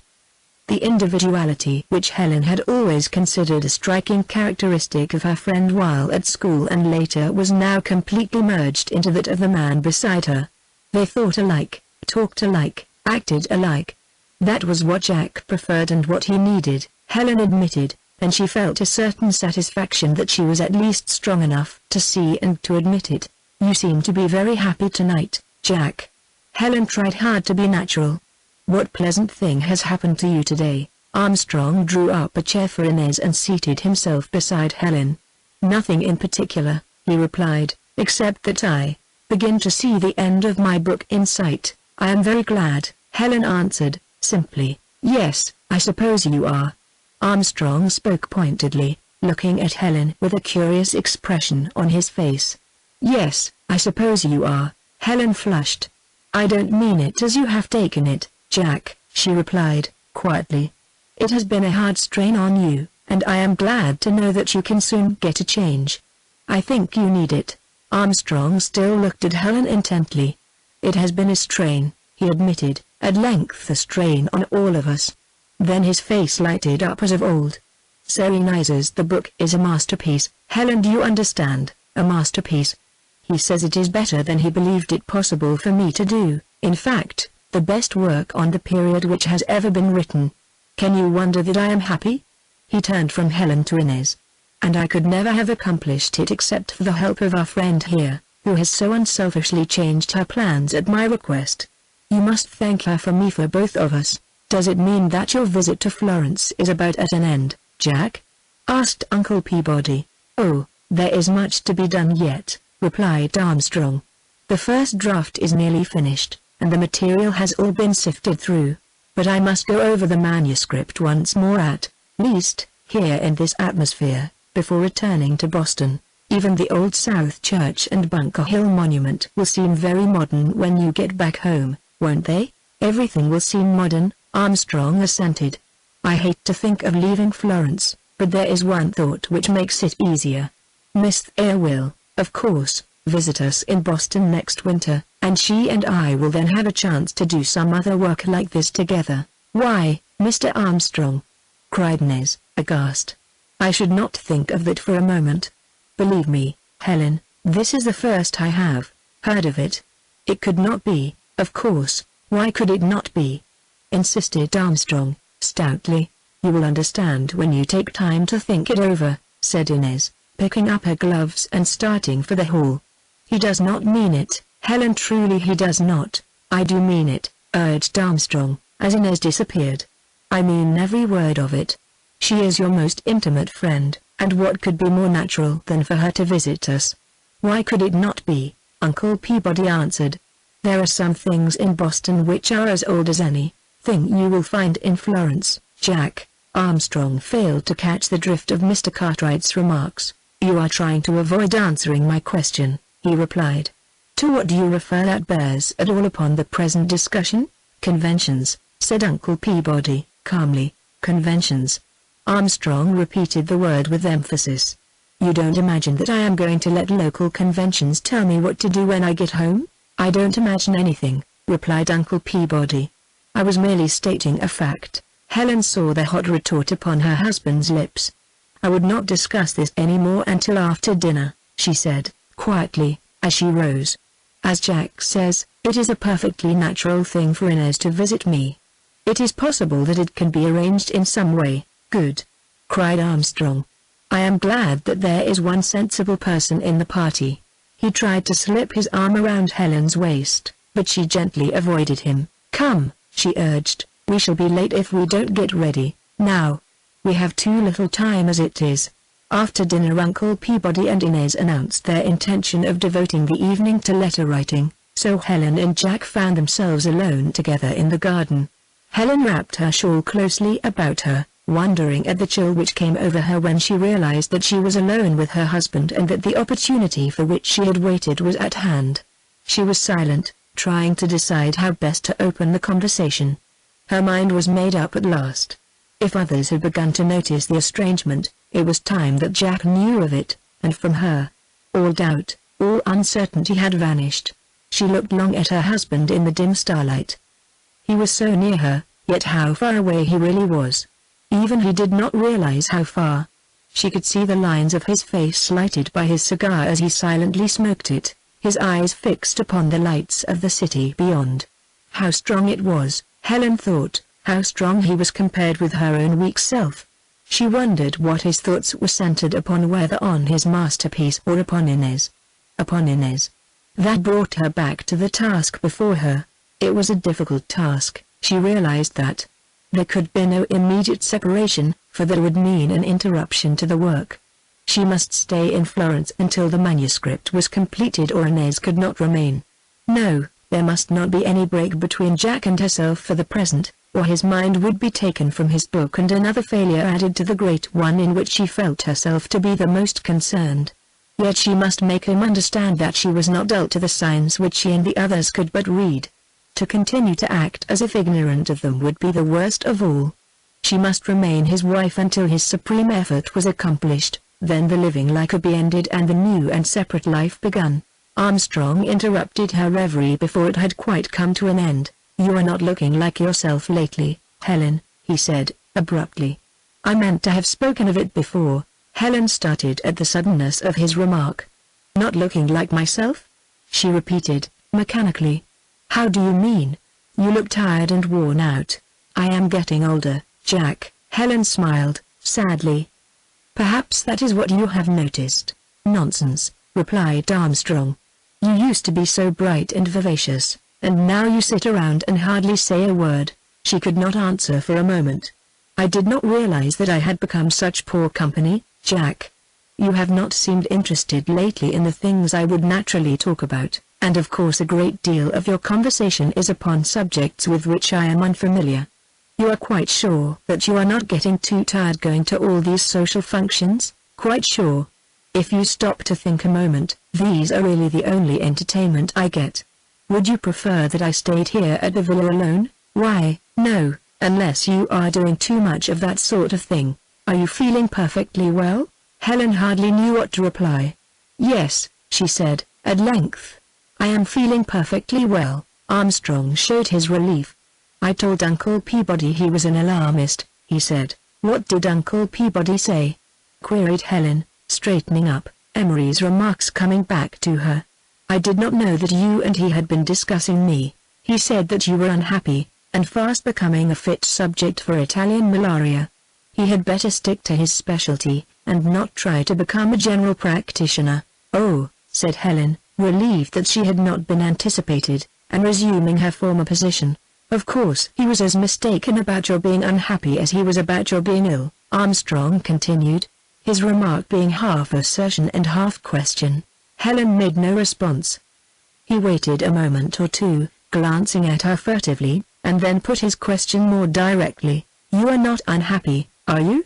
Helen tried to fathom the motive which underlay this question.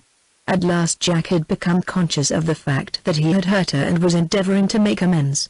This was like him. What he had said and done during the weeks past was not like him. Now something which Uncle Peabody had said had brought him to himself again.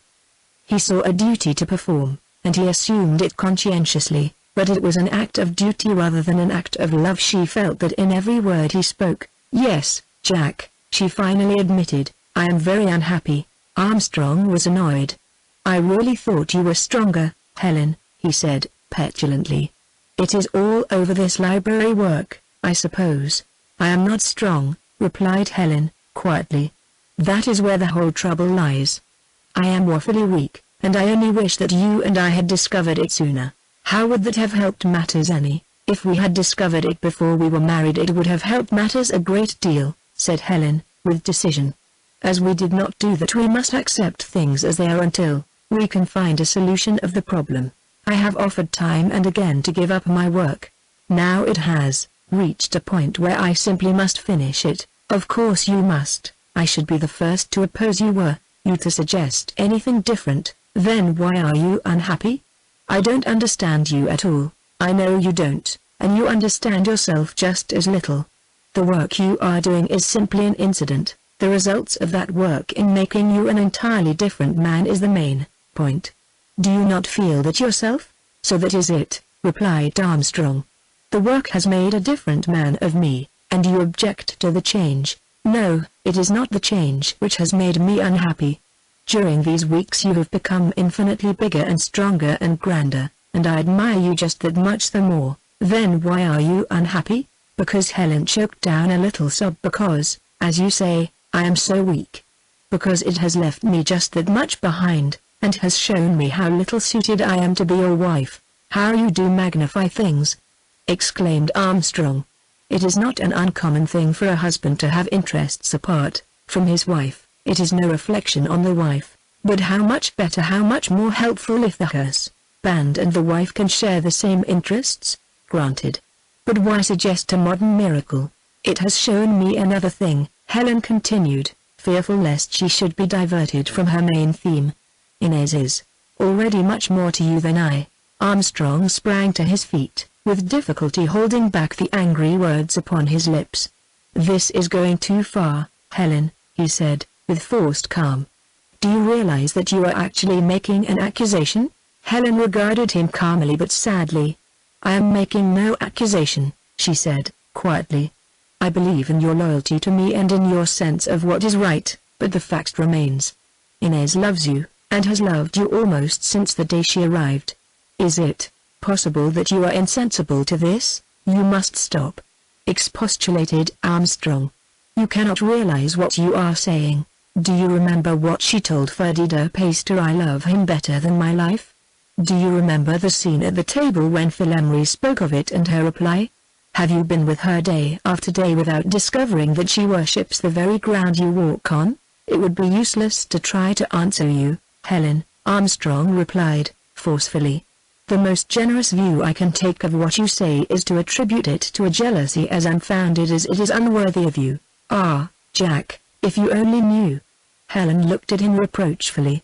"There is no jealousy in my heart even now, my husband, nothing but the greatest admiration and the deepest love. Sometime you will understand. You have a great career before you, greater, perhaps, than I can realize, because I know of your work only through others. This career is one which I must not injure, which I shall not limit.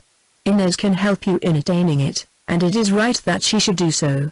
Armstrong's curiosity gained the better of his resentment. "What do you propose to do to bring all this about?" he asked, incredulously. "Whatever may be necessary," Helen replied, looking at him firmly, "even though it breaks my heart. Surely you have not suggested any of this nonsense to Miss Thayer?" Armstrong asked, suddenly. "I have not talked with her about it," replied Helen, quietly.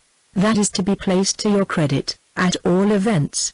Miss Thayer has no more sentiment toward me of the kind you suggest than if she had never met me. She is the best kind of a friend and a most valuable assistant, but that is all. My feelings toward her are exactly the same, no more, no less. I beg of you not to let anything so absurdly improbable stand between us now or later.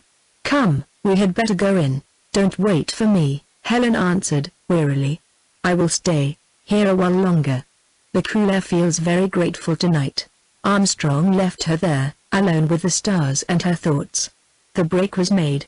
They had stood at the parting of the ways, and Helen had pointed out to him the path which she knew she could not travel with him. He, with all his strength of mind, had left her without realizing what had happened. Helen had not expected him to understand her motive. That must come later, but she had thought that he would at least appreciate what she had said. Perhaps it was better so. She had known that he would disclaim the affection which he felt he could but entertain toward Inez. She was certain that he himself did not yet appreciate how firmly installed his sister worker had become in his heart. But Helen was no less convinced that she was right. Jack would realize it soon enough, and then he would know what she had really done to make it easier for him. Perhaps this was better, too. The storm was over, and Helen remained as the weather-beaten evidence that it had taken place. Exhausted both in mind and body, she lay back in her chair, with her eyes wide open, her thoughts rushing madly to and fro seeking a new anchorage. She must keep her strength for the ordeal yet before her. She must play her part through to the end without wavering, or what she had already endured would be of no avail. So at last she bade good night to the stars which had been her silent companions and entered the house. Mechanically she fastened the veranda shutters and went upstairs to the room, closing the door to the world outside, with which she felt she must become acquainted anew as she pursued her chosen path alone. 19. The Contessa found herself eager to continue her inquiries along the new lines which had so clearly indicated themselves during the conversation with Mrs. Armstrong and Emery. This desire was by no means malicious, for those very attributes which attracted Helen to her would have contradicted anything so really reprehensible, even as a counter-irritant. In the Countess's life, filled as it was with ennui in spite of her heroic efforts to enliven it with excitement, gossip and a bit of scandal acted as agreeable and much-needed stimulants. She may never have put this thought into words any more than the man does who depends upon his modest tipple to give zest to his daily routine, yet, like him, she found her dependence upon her stimulant growing slowly yet steadily as the days advanced and the dear morally became more and more impossible. In the present instance the interval since the last spicy episode had been longer than usual, and the Contessa felt a thrill of enthusiastic delight replace the dull apathy which she had lately experienced, even at the suggestion of the conditions as she thought she saw them.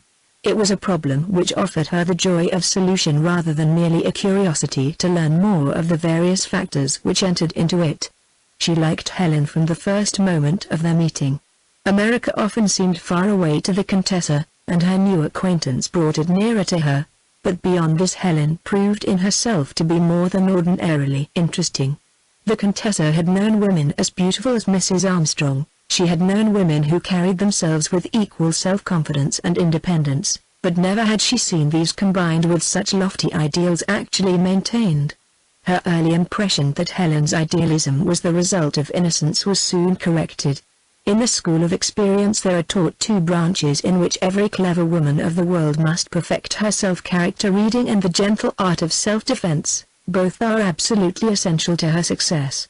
Men underestimate their importance, and thus develop them to a lesser degree. As a result, the woman's intuitive reading of character is as much more delicate and subtle as is her practice of self-defense, and to a similar extent more effective. Amelie was a medal pupil in both these branches, and her instinctive exercise of the first told her that she had discovered an unusual personality among conditions which under ordinary circumstances would work out along but one line. This solution was not in keeping with what she had read in Helen's character, and she wondered how the conditions themselves had come to exist. The Contessa hummed cheerily to herself as she moved about the villa the next morning, and the servants took it for granted that their master's malady had taken a more decided turn for the worse. In the afternoon the Contessa's motorcar drew up before the entrance to the Laurentian library. The custodian at the gate took her card, and presently returned announcing that the librarian was in his study. The name of Morley was well known to Sereni, who had assisted the Count upon several occasions before his marriage in disposing of some of the rare volumes which had once been a part of his grandfather's splendid collection. The librarian had even casually met the new Contessa once or twice, but this was the first time she had honored him with a call, and he wondered what her errand might be. Possibly it was her desire to dispose of other volumes, perhaps it was to protest against further despoliation. At all events he would be guarded in his conversation until her object was disclosed. "Welcome to the halls of the Medici," exclaimed Sereni, cordially, rising to greet his visitor as she appeared in the doorway. The Contessa smiled so radiantly in acknowledging his salutation that the librarian was convinced that his first hypothesis must be correct. "You are surprised to see me," she remarked, seating herself with deliberation and looking across at her host with a friendly air. "You may as well admit it, for I can read it in your face." "Both surprised and pleased, Contessa," Sereni answered, maintaining his guarded attitude. "Your surprise should be that I have not been here before," Amelie continued. "Ah." The old man held up his hand with a deprecatory gesture. "You society women have so much to divert you otherwise that I could scarcely expect, even with the wonderful books I have here, to prove a magnet sufficiently strong to draw you away from your customary pursuits. And your husband has so many splendid volumes in your own library that these here can hardly prove a novelty. It is about these volumes that I came to see you." Sereni smiled sagely, feeling pleased at his intuition. "Yes, we have some splendid old volumes, as you say," the Contessa continued. "I have looked them all over and have tried to study them, but beyond my admiration for their beauty I must admit that I can't make much out of them." "Then you are really interested in the books themselves?"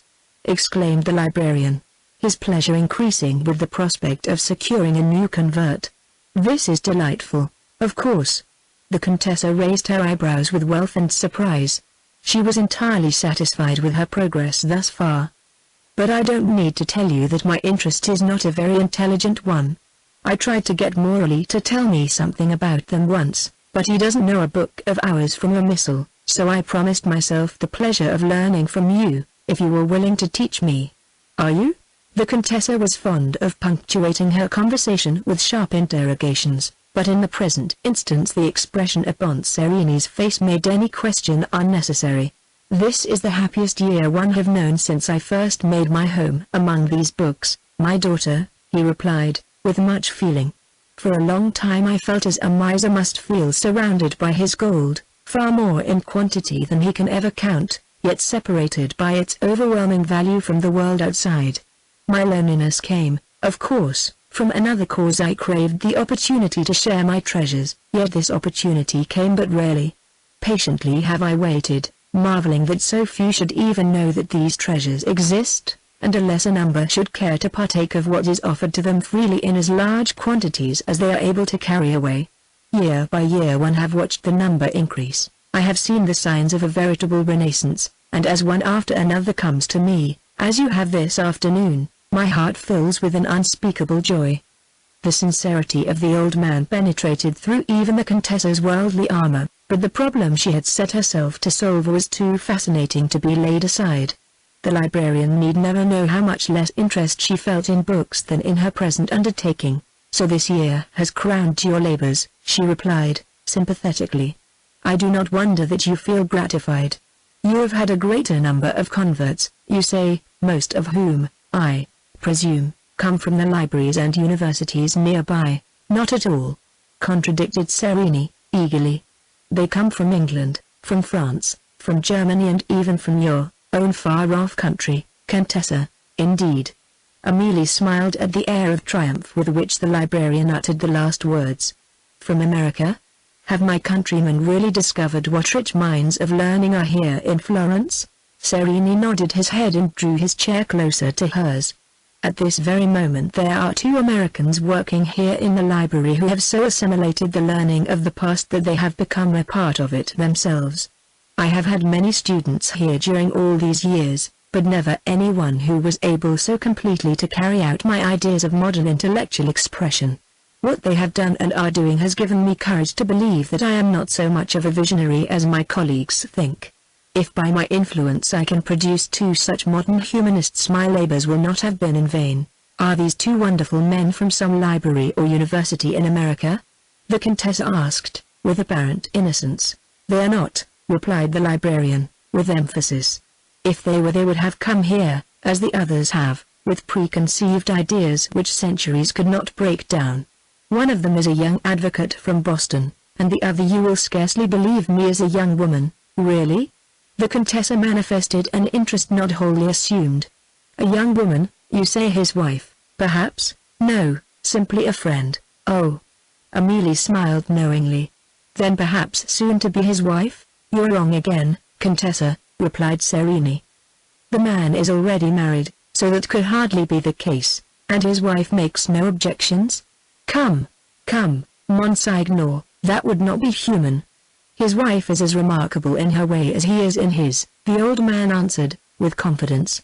We have discussed the matter, and she understands the importance of allowing the work to go on. Then she has raised some objections?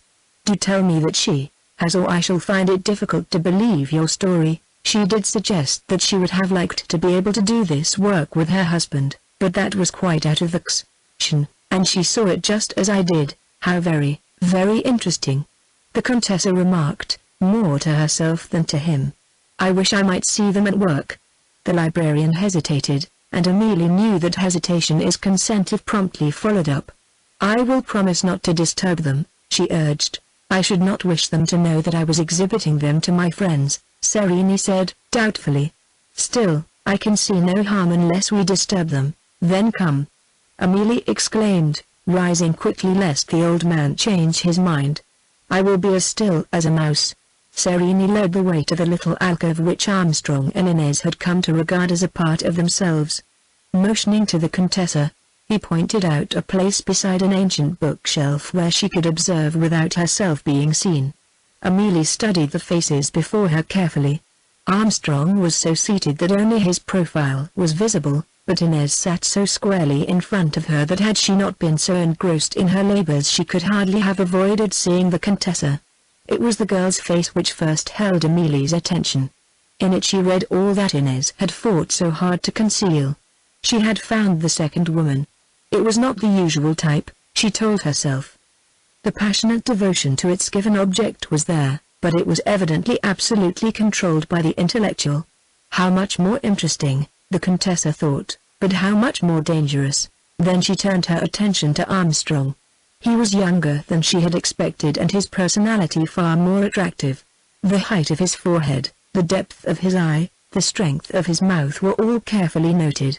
The Contessa watched every movement, every change in the expression, with the keenest delight. They were an interesting pair, she admitted. But even her astuteness, she was forced to confess, was unequal to the task of understanding their relations without further study. The problem was as new as it was fascinating, and the Contessa had no misgivings over her little plot, which had worked out so successfully. She followed the librarian quietly back to his study, where she made an appointment for him to examine with her the Morley collection and to point out to her the merits of the various volumes. She expressed her thanks for the charming afternoon he had given her, but through it all, and even after she returned to her villa, the faces of Armstrong and Inez were still before her. Beneath that abstraction which the man's face and manner so clearly portrayed, was there a response to the woman's passionate adoration? Was he capable of affection, or had the intellectual so far claimed the ascendancy that the physical had, for the time being at least, become so subdued as practically to be eliminated? Where did the wife, who had so attracted her, come in? These were some of the questions over which the Contessa pondered. The problem was more complex than she anticipated, and she found herself even more determined to carry it through to a solution. 20. A week passed by with little outward change at the Villa Godilumbra. For a day or two after their interview in the garden Armstrong watched his wife carefully, but as there was apparently no difference in her attitude toward him or toward Miss Thayer, he decided that what she had said at that time was the result merely of a momentary mood which had since passed away. He also watched Miss Thayer, to satisfy himself in regard to the monstrous suggestion Helen had made that she was in love with him, and became convinced that his own explanation of her feelings toward him was correct. Having settled these two important matters to his entire satisfaction, he promptly discarded them from his mind and devoted himself to the single purpose of completing his work. Once let me get this finished, he said to himself, and Helen will see that there is nothing between us. As a matter of fact, Inez had not been pleased with Armstrong's suggestion to Helen that she should take up with him a similar kind of work in Boston. For the first time since she had known him he had done something which annoyed her. She realized better than anyone else the absorption which held him subject to a different code of conventions, but this did not give him a right to assume that she would accept such an arrangement, without at least raising the question with her. Helen and Mr. Cartwright could but think that the matter had already been discussed between them, and it placed her in a false light at a time when she felt that her position was sufficiently untenable without this unfair and unnecessary addition. She also realized, as Armstrong apparently did not even after Uncle Peabody's pointed remarks, that this daily companionship would be entirely impossible. During those few days, therefore, when Armstrong was observing her, she was in a mood quite at variance with what Helen had described, but what had wounded her in one respect proved to be a salve in another. Had Armstrong been conscious of her affection for him, or had he himself reciprocated it, the request would never have been made.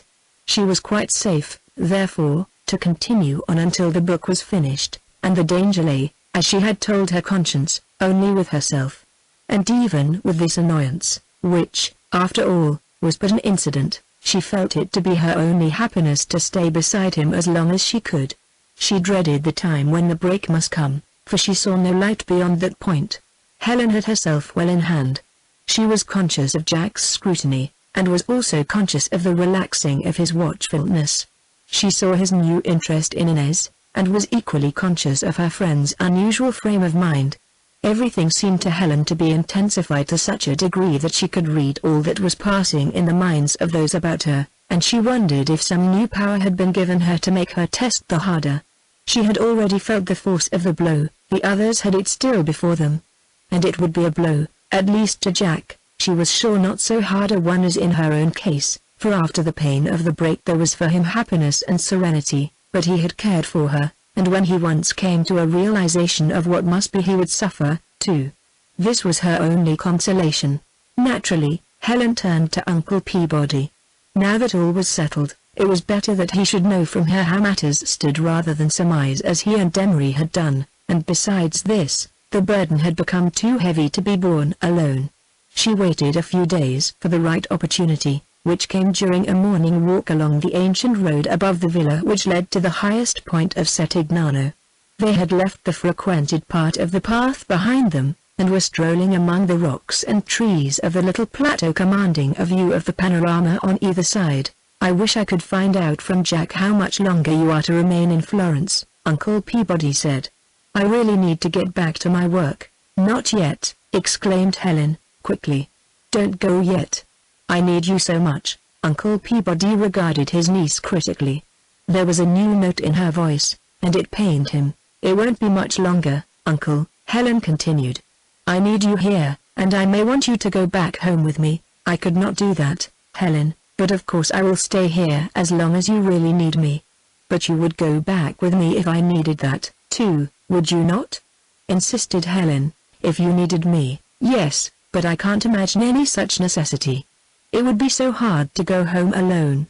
Helen's voice sank almost to a whisper. "Alone?" echoed Uncle Peabody. "Is Jack going to stay over here and send you back?" "I don't know what Jack is going to do, but I shall return home as soon as his book is completed, and unless you go with me I shall go alone." Uncle Peabody understood. "My dear, dear child," he said, taking her hand in his and pressing it sympathetically. "Don't, please." Helen gently withdrew her hand. "If you do that I shall become completely unnerved. Let us return to their villa. I really want to talk with you about it." The short walk home was accomplished in silence. As they entered the hallway Uncle Peabody was the first to speak. "Where shall we go?" he asked. "To my snuggery," Helen answered. "There we are sure not to be interrupted. Now tell me all about it," he urged, as they seated themselves. "I imagine you know a good deal about the situation without my telling you," began Helen, bravely. "But I want you to know the whole story. Otherwise you can't help me, and without your aid I am absolutely alone." "You know well that you can depend upon that," he interrupted. Helen moved nearer and passed her hand through his arm. "We have made a horrible mistake, Jack and I," she said. "We are not at all suited to each other, and never should have married." "That is a pretty serious statement," replied Uncle Peabody. "It is," assented Helen, "but the fact itself is even more serious.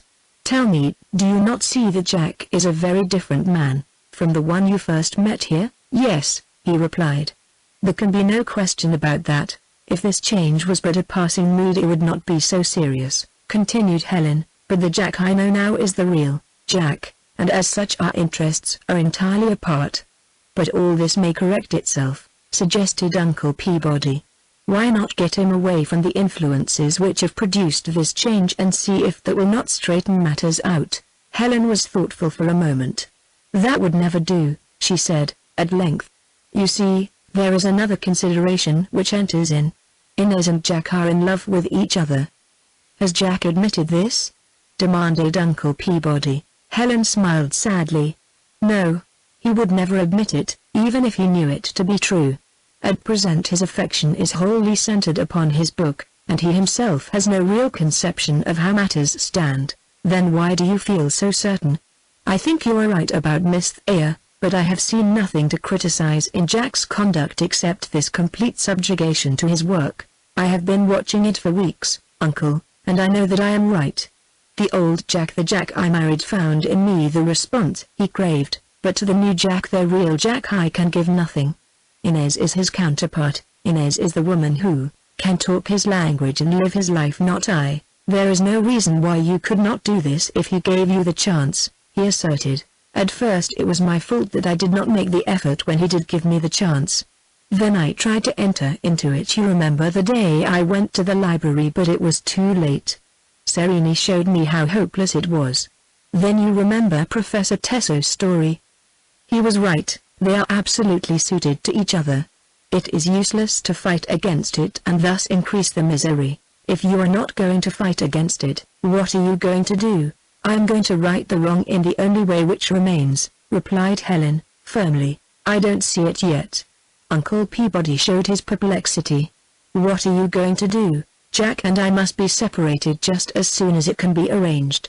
Uncle Peabody placed his hands upon her shoulders and looked into her eyes. With all the advance signals of the storm which he had noted, he was unprepared for this climax. Surely that point has not yet arrived, Helen, he said, slowly. Those whom God hath joined together. That is just the point, she interrupted. Those whom God joins together are those who are suited to each other. When it becomes evident that two people have been married who are unsuited, it is also evident that God never joined them together, and that they ought not to stay together. That is the case with Jack and me. Have you told Jack your decision? Not in so many words, but in substance. He does not appreciate the situation at all, and he won't until the book is finished. Why don't you go home for a while and see what happens? If I went away now, Inez would have to leave, and that would interrupt the work. I can't follow you, Helen. One moment you speak of the misery this work has brought to you, and the next moment you can't do something because it will interfere with the very work which you would like to stop. It seems to be my fate not to be able to make myself understood, Helen replied, wearily. Let me try again. I have no desire to stop the work. It is a necessary part of Jack's development, and it will open up a great future for him. But to continue this means to continue the intimacy between him and Miss Thayer, insisted Uncle Peabody. I have no desire to stop that, either. Helen was calm and firm in her replies. It would be no satisfaction to hold Jack to me when I know perfectly well that duty and marriage vows remain as the only ties. It breaks my heart that all this has happened, but neither the work itself nor even Inez is responsible. The other side of Jack was like an undeveloped negative. These are simply the mediums which have brought out the picture which was already there. You are not in a condition to consider this matter as you should, Helen, Uncle Peabody replied, hardly knowing what to say. The whole affair has been preying on your mind for so long that you are arriving at conclusions which may or may not be justified. Your very calmness shows that you do not appreciate the seriousness of your suggestions. Helen looked at Uncle Peabody reproachfully. Don't make me think that men are willfully obtuse, she said. When I talked it over with Jack he called it jealousy. Now you think I lack an appreciation of the seriousness of it all. Helen paused for a moment and closed her eyes. When she spoke again all the intensity of her nature burst forth. Can you not see beneath this calmness the effort I am making to do my duty? She asked, in a low, tense voice. Can you not see my heart burned to ashes by the fire it has passed through? Look at me, Uncle. Jack says I seem 10 years older. 20 would be nearer the truth. Do these changes come to those who fail to appreciate what they are doing? It is not that I don't realize, it is because I can't forget. Don't misunderstand me, child, Uncle Peabody hastened to say, appalled by the effect of his words. My own heart has bled for you all these weeks, and I will be the last to add another burden to the load you bear. It is hard to suffer, but sometimes I think it is almost as hard to see those one loves passing through an ordeal which he is powerless to lighten. I don't want you to take a step which will plunge you into deeper sorrow, that is all. You may be right, but I pray God that you are wrong. Now let me help you, if I can. Helen smiled through the mist before her eyes. You can help me, she said, just by being your own dear self during these hard weeks to come. Stay here until it is over, and then take me home, where you can show me how to use the years I see before me. Helen buried her face in her hands. Oh, those years, she cried, how can I endure them? Come, come, Helen, urged Uncle Peabody, kindly, I can't believe that the world has all gone wrong, as you think it has. Let us take one step at a time, and see if together we can't find the sun shining through the cypress trees. Tell me just what you propose to do. The program is a simple one, Helen answered. Outwardly there will be no change. I shall make Jack's home as attractive as possible to him while we share it together. Inez is my guest, and will be welcome as long as I am here. Other than this it will be as if we all were visitors. Jack will notice no difference while his work lasts. Then when it is completed, you and I will go back home. Jack may stay here or return, as he chooses. Inez will decide her own course. Then Jack will at last understand that I meant what I said, that I saw that I stood in the way of his future and stepped aside. Do you imagine that he will permit this when once he understands?" asked Uncle Peabody. "He will try to prevent it," assented Helen. "He will realize that he has neglected me and he will want to atone, but this will be from a sense of duty, even though he does not know it. The actual break will be a blow to him. But then he will turn to Inez and will find that I understood him better than he did himself. But he is counting on continuing this work in Boston next winter. He spoke of it again yesterday, and said how splendid it was of you to make it possible for Miss Thayer to work there with him." Helen rose and stepped out into the garden, looking far away into the distance. Then she turned toward him. "I am making it possible, am I not?" she said, simply. And the lump in Uncle Peabody's throat told him that he understood at last. 21. The evening had arrived for the reception at Villa Godilumbra, by which Helen was to acknowledge the many social obligations laid upon her by her friends in Florence. In the details of preparation she had found temporary relief from her ever-present burden, with Uncle Peabody assuming the role of general adviser, comforter, and prop. Together they had worked out the list of guests. Together they had planned the many little surprises which should make the event unique. Much to old Giuseppe's disgust, his own flowers were found to be inadequate, and to his camellias, lilies, oleanders, and roses was added a profusion of those rare orchids which bear witness that the city of flowers is well named. Emery was also pressed into service as the day drew near, and his energy was untiring in carrying out the ideas of his superior officers and in suggesting original ones of his own. Armstrong had expressed his willingness to cooperate, but was obviously relieved to find his services unnecessary. He had reached a crisis in his work, he explained, and if he really was not needed it would hasten the conclusion of his labors if they might be uninterrupted at this particular point. Inez had also offered her aid, but Armstrong insisted that she could not be spared unless her presence at the villa was absolutely demanded. So the work upon the masterpiece had proceeded without a break, while little by little the plans for the reception matured. The novelty of the preparations consisted principally in the electrical and the floral displays. Uncle Peabody succeeded in having a number of wires run from the trolley line into the villa and the garden, leaving Emery to plan an arrangement of lights which did credit to the limited number of electrical courses which his college curriculum had contained. The grotto was lighted by fascinating little incandescent lamps, which shed their rays dimly through the guarding cypresses but full upon the varicose shells and stones. Along the top of the retaining wall, and scattered here and there at uneven distances and heights among the trees and the statues, the lights looked like a swarm of magnificent fireflies resting, for the time, wherever they happened to alight.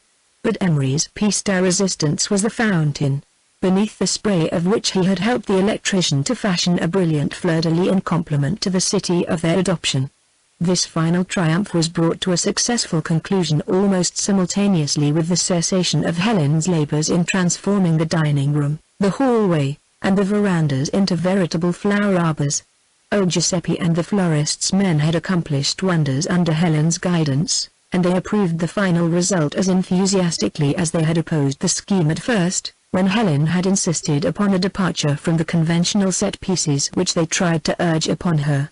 Realizing that the time was approaching for the light repast, and glad of a respite, Helen wandered out to the garden where Emery and Uncle Peabody, hand in hand, were executing an hilarious dance around the fountain. "What in the world?" began Helen, in amazement. "It is great, is it not, Mr. Cartwright?" cried Emery, ceasing his evolutions and turning to Uncle Peabody.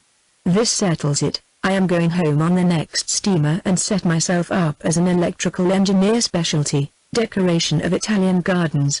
Watch, Helen, I will turn on the lights."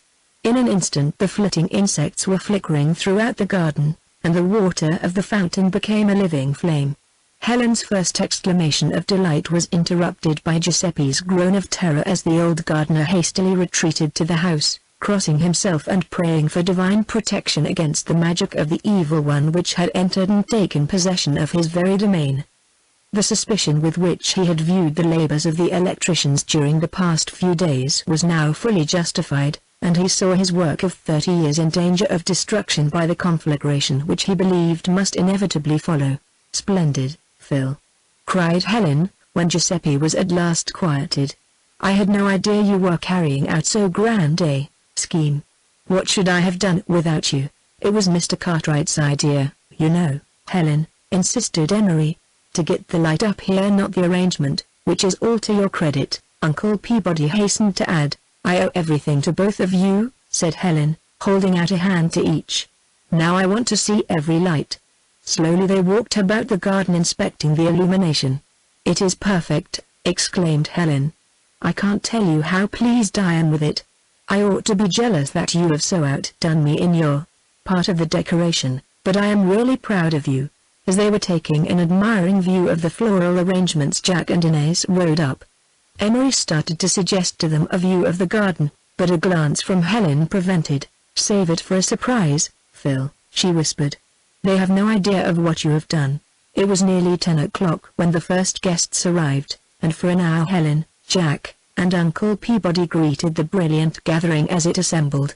To most of them Armstrong was a complete stranger, and it was quite evident that many of those who had known and admired Helen and Mr. Cartwright possessed no little curiosity concerning this man of whom so little had been seen. "Then there really is a Mr. Armstrong, after all," exclaimed the Marchesa Castellani, smiling blandly as Helene presented him. "We had almost come to look upon you as one of those American, what shall we say, conceits." The color came to Helen's face, but before she could reply Sereni pressed forward from behind. "Signor Armstrong has been my guest these weeks, Marchesa, inhaling the wisdom of the past instead of the sweeter but more transitory grandeur of Florentine society. This has perhaps been his loss, and yours, but, with his great work nearly ready for the press, dare we say that the world will not be the richer for the sacrifice?" "I shall not be the one to dare," replied the Marchesa, again smiling and passing on to make room for others behind her. Sereni watched his opportunity for another word with Helen. "I came tonight," he said, "expressly to tell you that your reward is near at hand. Another week and your husband's labors will be completed. I have thought often of our conversation, and of your patience, but the result of my advice has been more far-reaching even than I thought. The character building has extended beyond him, and his sister Orcutt has reached you as well." The arrival of new guests fortunately delayed the necessity of immediate reply, but it also gave Sereni an opportunity to watch the effect of his words. The old man's voice softened as he continued. "You have suffered, my daughter, I did not know till now how much. Yet suffering is essential. George Eliot was a woman, and she knew a woman's heart when she wrote, 'Deep, unspeakable suffering is a baptism, a regeneration or initiation into a new state.' Your initiation is past, my daughter, and your enjoyment of the new state is near at hand. Do you not see now how far-reaching has been the influence?" "Yes," Helen replied, with a tremor in her voice, "and this time I think I may say that it has been more far-reaching than even you realize." Sereni's eyes sought hers searchingly. He had already seen more than she had intended. "Then the book is really coming to its completion?" she continued, calmly. "And you feel well satisfied with my husband's work?" "It is superb, it is magnificent," cried Sereni, enthusiastically. "He has produced a work which is without an equal in the veracity of its portrayal of the period and in the insight which he has shown in dealing with the characters themselves. It will make your husband famous. We shall be very proud of him, shall we not?" replied Helen, forcing a smile. "And he will owe so much to you for the help, and the inspiration you have given him. And also to you, my daughter," added the librarian, meaningly. Emery approached as Sereni left her side. "Everyone is in the garden now, Helen. May I take you there?" Helen glanced around for her husband, and saw him somewhat apart from the other guests engaged in a conversation with the Contessa Morelli. Unconsciously her mind went back to what the Contessa had said to her about marriage in general and about her husband in particular, and she wondered what her new friend thought of him, now that they had actually met. "Jack has his hands full for the present," Emery remarked, noting her glance. "You need not worry about him." "By Jove, Helen, you are simply stunning tonight," he continued, in a low voice, as they strolled across the veranda. "I have been anxious about you. But now you are yourself again. You should always wear white." Helen made no answer. She was recalling to herself the fact that tonight, for the first time, Jack had made no comment upon her appearance, as he had always done before, yet she had tried to wear the very things which he preferred. After all, she thought, it was better so. But what a mockery to stand beside a man, as she stood with Jack this evening, jointly receiving their friends' congratulations. What deception! What ignominy! In the meantime, as Emery had surmised, Armstrong had his hands sufficiently full with the Contessa. Her mind had been too constantly applied to her interesting problem, during the days which had elapsed since her call upon Serene, to allow this opportunity to escape her. She had exercised every art she possessed to learn something further from Helen. She even had Emery take tea with her with the same definite object in view, but either consciously or unconsciously both had parried her diplomatic questioning with an air so natural and simple as to convince her that they were not unskilled themselves in the game in which she considered herself an adept. The one thing which remained was the picture she had seen at the library, but this had been so positive in the impression which it had made that she found herself even more keen than ever to follow up the small advantage she had gained. Watching her opportunity, Amelie found herself beside Armstrong, with the other guests far enough removed to enable her to converse with him without being overheard. "All Florence owes you a debt of gratitude for bringing your beautiful wife here," she began. "And how generous you have been to let us have so much of her while you have been otherwise engaged. It has been my misfortune not to be able to share her social pleasures," Armstrong replied. "Perhaps she has told you of the serious work upon which I am engaged." "Yes, indeed," answered the Contessa, cheerfully. "I am sure every man in Florence who has had an opportunity to meet your wife has blessed you for your devotion to this serious work, as you call it. Italian husbands are not so generous, especially upon their honeymoon." Armstrong bowed stiffly. The Contessa's manner was far too affable to warrant him in taking offense, yet he felt distinctly annoyed by what she said. Amelie, however, gave him no opportunity to reply.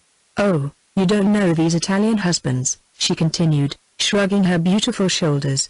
"I have one, so I know all about it. They go into paroxysms of fury even at the thought of having their wives go about without them, receiving the admiration of other men. I have no doubt that at this very moment my dear Morley is either abusing one of the servants or breaking some of the furniture, just because I happen to be here while he is nursing his gouty foot at home.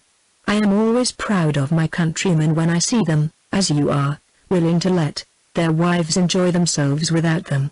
I do not think I have observed this trait among American husbands developed to the extent you mention," Armstrong observed, with little enthusiasm. "You haven't?" queried the Contessa, innocently. "Perhaps that is because you are such a learned man, with your eyes upon your books instead of upon the world. You must take my word that it is so. But you know enough of the world to recognize admiration when you yourself become the object of it." Amelie fastened upon her companion an arch smile so full of meaning that Armstrong was caught entirely off his guard. "Are the object of admiration?" he asked, incredulously. "I wish I might think that you were speaking of your own." The Contessa laughed merrily. "I certainly laid myself open for that, did I not?" she replied. "Now suppose I had said adoration instead of admiration, then you would not have replied as you did." "I should hardly have so presumed," he said, mystified by the Contessa's conversation. "Yet I have seen you the object of adoration, nothing less. I have seen eyes resting upon your face filled with a devotion which a woman never gives but once. You ought to feel very proud to be able to inspire all that, Mr. Armstrong." "I should if I were a man. You have evidently mistaken me for someone else, Contessa. Otherwise I cannot understand what you are saying." Amelie looked at him curiously. "I wonder if you are really ignorant of all this?" she asked. "You say that you have witnessed it, so it cannot be my wife of whom you speak, as you have never seen us together."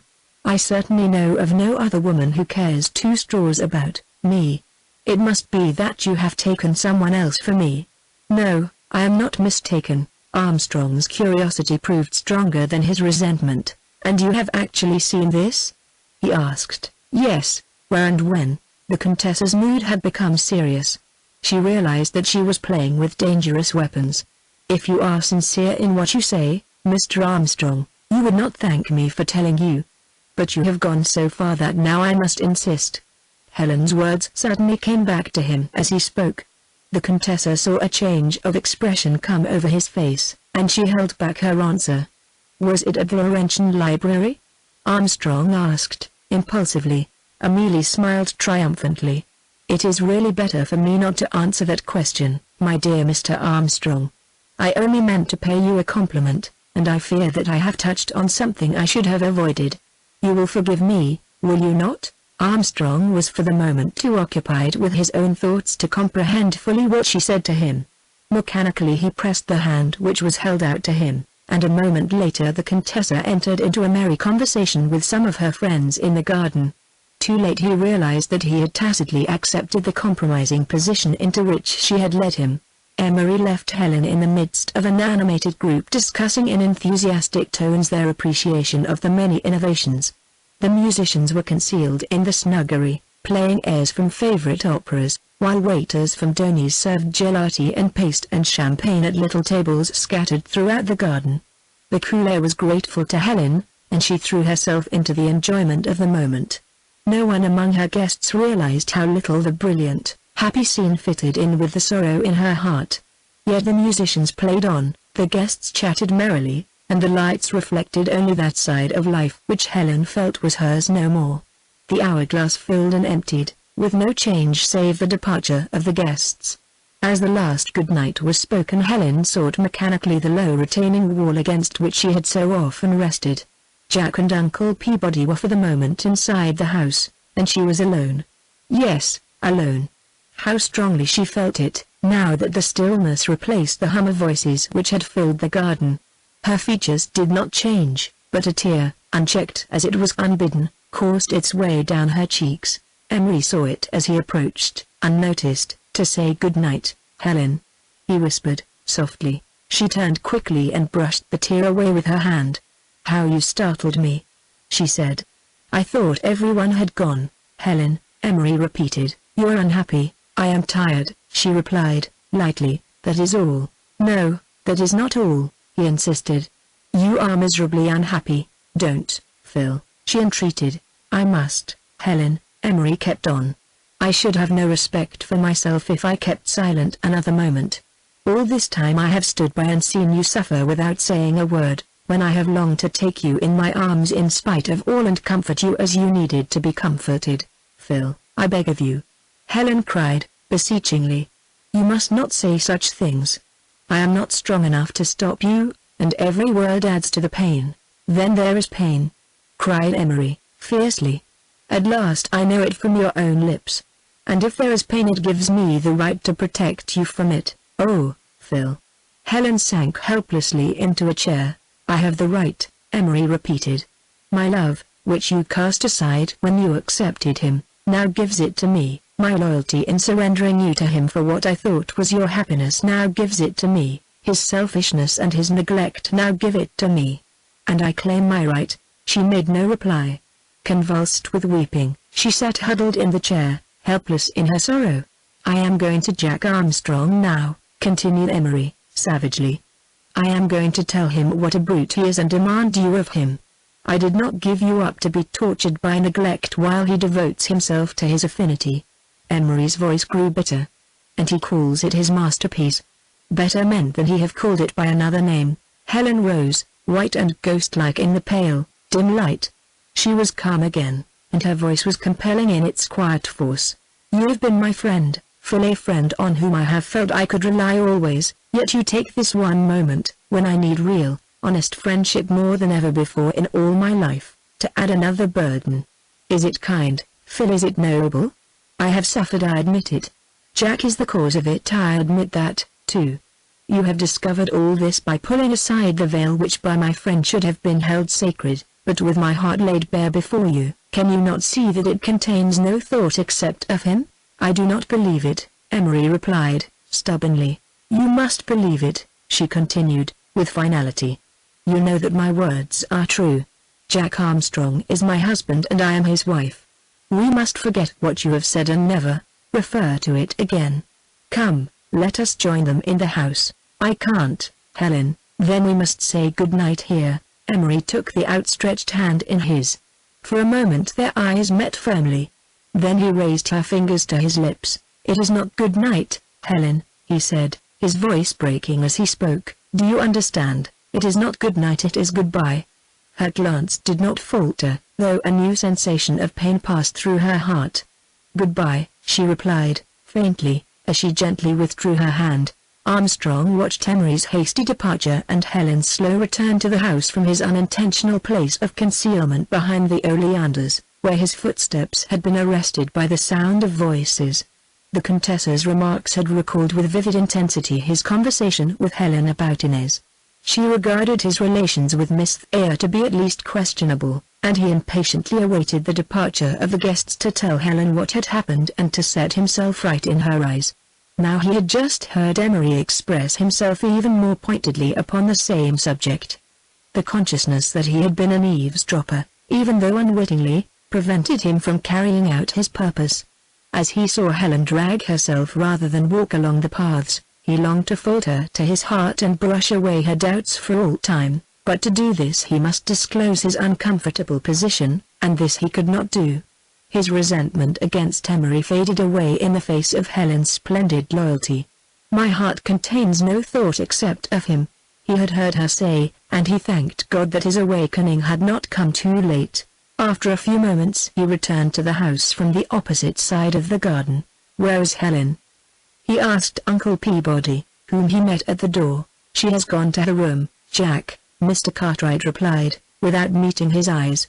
She said she was very tired, and asked particularly not to be disturbed. Armstrong hesitated.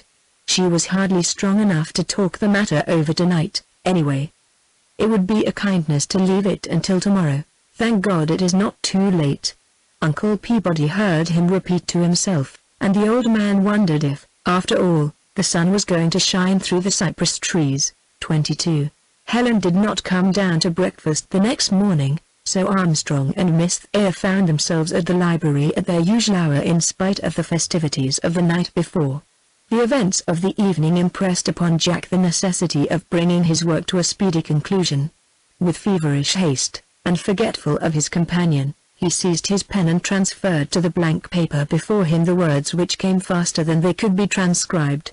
Left to her own resources, Inez picked up the bunch of manuscript and settled back in her chair to run it over, glancing from time to time at Armstrong, who seemed consumed by the task before him. Accustomed as she was to his moods while at work, Inez was almost frightened by the present intensity.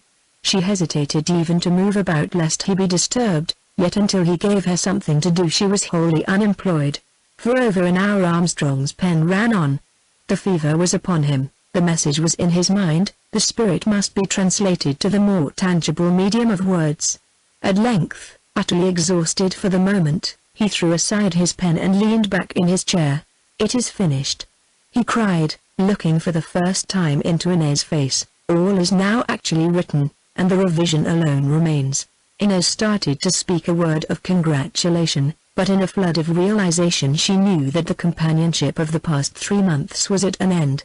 For the revision Armstrong would need no assistance, so she faltered for a moment, but the omission was unnoticed. I have just written the summary in the last chapter, Armstrong continued. I have taken Michelangelo's allegorical statues in the Laurentian Chapel as typifying the characteristics and the tendencies of the period. All that I have written seems naturally to lead up to them. Listen, in a rich, tense voice Armstrong read from the sheets which he gathered together in proper sequence. Michelangelo himself has given us in his marbles the truest interpretation of the times in which he lived. After analyzing his correspondence and deducing from this the customs of the people, we turn to a consideration of the principles which lay beneath. The sculptor was a poet, and the soul of the poet found expression not through his words but through his hands. In the sacristy of San Lorenzo there are the tombs of the Medici, designed by Michelangelo. They are unfinished, as is typical of the period in which they were designed. At the entrance to these tombs rest allegorical figures, which to the casual observer indicate phases of darkness and of light, of death and of life. They are 2 women and 2 men, and tradition names them night and day, twilight and dawning. To one who analyzes them, however, after a profound study of the times in which they were produced, comes a realization that they typify the character and the religious belief of the people themselves. These statues and their attendant genii are a series of abstractions, symbolizing the sleep and waking of existence, action, and thought, the gloom of death, the luster of life, and the intermediate states of sadness and of hope that form the borderland of both. Life is a dream between two slumbers, sleep is death's twin brother, night is the shadow of death, and death is the gate of life. In each of these statues there is a palpitating thought, torn from the artist's soul and crystallized in marble. It has been said that architecture is petrified music. Each of these statues becomes for us a passion, fit for musical expression, but turned, like Niobe, to stone. They have the intellectual vagueness, the emotional certainty that belong to the motives of a symphony. In their allegories, left without a key, sculpture has passed beyond her old domain of placid concrete form. The anguish of intolerable emotion, the quickening of the consciousness to a sense of suffering, the acceptance of the inevitable, the strife of the soul with destiny, the burden and the passion of mankind. This is the symbolism of the period as expressed by their cold, chiseled tortured marble. Splendid, my son, spoke Sereni's proud voice as the librarian advanced toward them out of the dim recess in which he had been standing. That is a fitting ending to a magnificent work. Your use of the statues as symbolisms of their period is masterly. I myself have felt it often, but with me the feeling has never found expression. What a period that was! Exclaimed Armstrong. How it seizes one, even now, after 400 years. Padre, he said to Sereni, after a moment's pause, you say that this work of mine is good? The librarian nodded assent. If that is so, continued Armstrong, impressively, it is no more to my credit than if Machiavelli or Leonardo or the Buonarroti himself had written it. It is they who have held my hand and guided my pen. Ah, my son, cried Sereni, with delight, you are indeed a true humanist, a man in whom the ancients take delight. Too bad that you must drop it all, after your brief experience among this galaxy of greatness, to return to the humdrum of commonplace existence. Too bad, too bad. I shall never give it up, Padre, Armstrong replied, firmly. I could not if I tried. He paused as he recalled Helen's one face and spiritless step. I have been too intense. I owe it to my wife to share with her interests which lie along other lines, but my life work has already been plotted out for me. I met these gods years ago, and I did not know them. I felt them calling me back to them, and I obeyed. They have let me sip their cup of wisdom, and he who once tastes that delectable draught runs the risk of becoming no longer his own master. I must leave them for a breathing spell. I can never wholly give myself to them again, but never fear, I shall ever come back to them. I could not help it if I tried. The librarian watched the enthusiasm of the younger man with rapture. My son, he cried, joyfully, my life has not been spent in vain if I have succeeded in joining one such modern intellect to that noble band of sages who, though of the past, are ever in the present. And you, too, my daughter, he continued, turning to Inez, you, too, have set the draught our friend speaks of. You, too, are linked irrevocably to the wisdom of the ages. Inez bowed her head as if receiving a benediction. I have tasted of it, father, she replied, seriously, but only in degree. This experience is one which can never be forgotten, can never be repeated. I feel as if I were saying goodbye to friends dear and true whom I shall never see again. Armstrong looked at her curiously. I do not understand, he said. Why should you ever say goodbye? Inez tried to smile, but her attempt ended in a pitiful failure. There is nothing very strange about it, she continued. You and I drifted into this work together almost by accident. To me it has been a happy accident, and I like to think that I have helped a little in your splendid achievement. It has been an experience of a lifetime, but, like most experiences which are worth anything, it could never happen again. Armstrong failed utterly to grasp the significance of her words. Of course not, unless you wished it so, he said. Not even though I wished it, replied Inez, firmly. The Contessa's words were in Armstrong's mind as he looked into her face. If Helen could hear what she had just said, his explanations would be unnecessary. He wished the Contessa were there, if she really possessed any such idea as her conversation had suggested. This girl in love with him, yet calmly stating that their association was at an end, and that any continuance was an impossibility. "It has been a strain, Miss Thayer," as Helen said. He replied, "Finally, I feel it myself. With the manuscript actually completed, I shall take my time in putting it into final shape. And now I suggest that we get out into the air. Suppose we take a little run in the motor car out around San Domenico, and then back home, to surprise them at luncheon?" Inez saw in Armstrong's suggestion a relaxing of the strained condition which she had brought upon herself. "Perhaps Monsignor Serini will join us," she added. "Never," replied the librarian, with sudden fervor. "I may indulge myself in airships when once they become popular, but never in an automobile. I will have Maritelli telephone for your car." Inez smiled at Jack as they watched Serini disappear through the door of his study. Then Armstrong's face grew serious. "The old man loves me as if I were his son," he said, feelingly. "He is more proud of what I have done than if he had accomplished it himself." "He has reason to be proud," replied Inez, "and so have we all. In olden days the bishop who was obliged to visit his diocese at San Domenico or at Fiesole had not spoken so lightly of the trip. Setting out on muleback, and scattering blessings as he left the Porto Pinti by the road still called the Via Fiesolana, he hoped to reach the Riposo de Vescovi in time for dinner. There, after a bountiful repast, he discarded his faithful beast of burden, and entered the ox-drawn sledge which the monks of San Domenico were bound to provide, reaching the hilltop, if all went well, about sunset. But this was before the days even of the stagecoaches, and before the modern tramway enabled Mother Florence to reach out and enfold her daughters in her arms.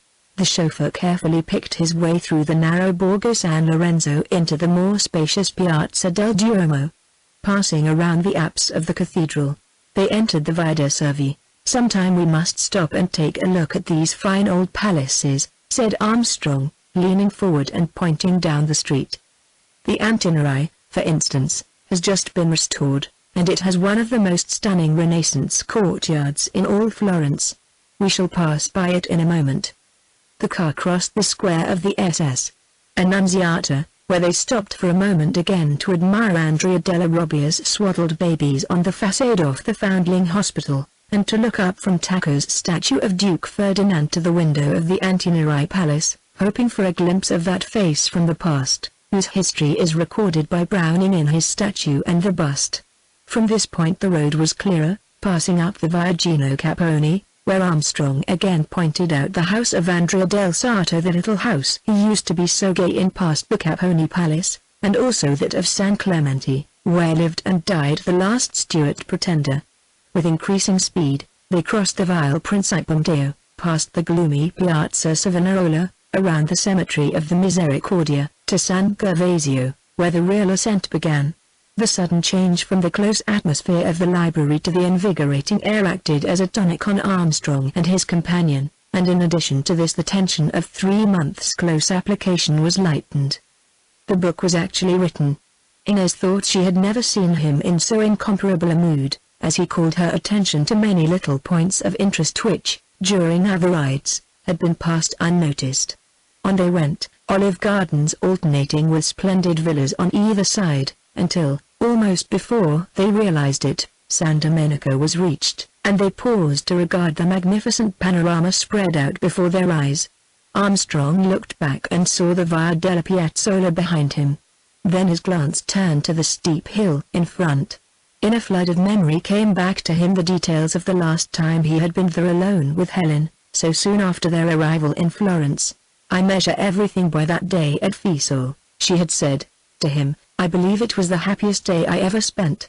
How long ago it seemed to him, and how much had happened since. She was not happy now. She had told him so with her own lips. She had even been forced to acknowledge it to Emery. He had been forgetful of her during these weeks of study, but it was over now, and he would make it up to her. When she saw him back in his old semblance again, her pain would pass away, her happiness return, and the present misunderstanding be forgotten. His thoughts of Helene reminded him of his intention to return to the villa in time for luncheon, after which he would tell her how deeply he regretted all that had happened. "Turn around, Alphonse," he said, looking at his watch, "and run home as fast as you can. We have hardly time to get there." The return toward Florence was quickly made in spite of the sudden bends and narrow roads. Turning sharply at Ponte Menzola, Alphonse increased his speed as they approached the hill leading from the piazza of Settignano to the villa. "Careful at the next turn, Alphonse, it's a nasty one," cautioned Armstrong, aware that his instructions were being carried out too literally. The machine was nearer to the corner than Alphonse realized. He saw the danger, and with his hand upon the emergency brake he threw his weight upon the wheel. Something gave way, and in another moment the car crashed against the masonry wall. The engine made a few convulsive revolutions, and then lay inert and helpless. Inez was thrown over the low wall, landing without injury in the cornfield on the other side. Alphonse jumped, and found himself torn and bruised upon the road, with no injuries which could not easily be mended. But Armstrong, sitting nearest to the point of contact, lay amid the wreckage of the machine, still and lifeless, with a gash in the side of his head, showing where he had struck the wall. By the time Inez had found an opening, Alphonse had gathered himself up, and together they lifted Armstrong onto the grass by the side of the road. Two frightened women and a boy hurried out from the peasant's cottage nearby, the women wringing their hands, the boy stupefied by fear. "Some water, quick!" commanded Inez, and one of the women hastened to obey. Wetting her handkerchief and kneeling beside the still figure, Inez bathed Armstrong's face and washed the blood from the ugly cut. She chafed his hands and felt his pulse. There was no response, and she turned her ashen face to the women watching breathless beside her. "He is dead," she said, in an almost inarticulate voice. The women crossed themselves and burst into tears. "May we take him in there?" she asked, pointing to the cot. "Take, while the chauffeur brings his wife?" Between them the body was gently lifted into the cottage and laid upon the bed in the best room. Then Alphonse set out upon his solemn mission. "Leave me with him," Inez begged rather than commanded the woman who remained.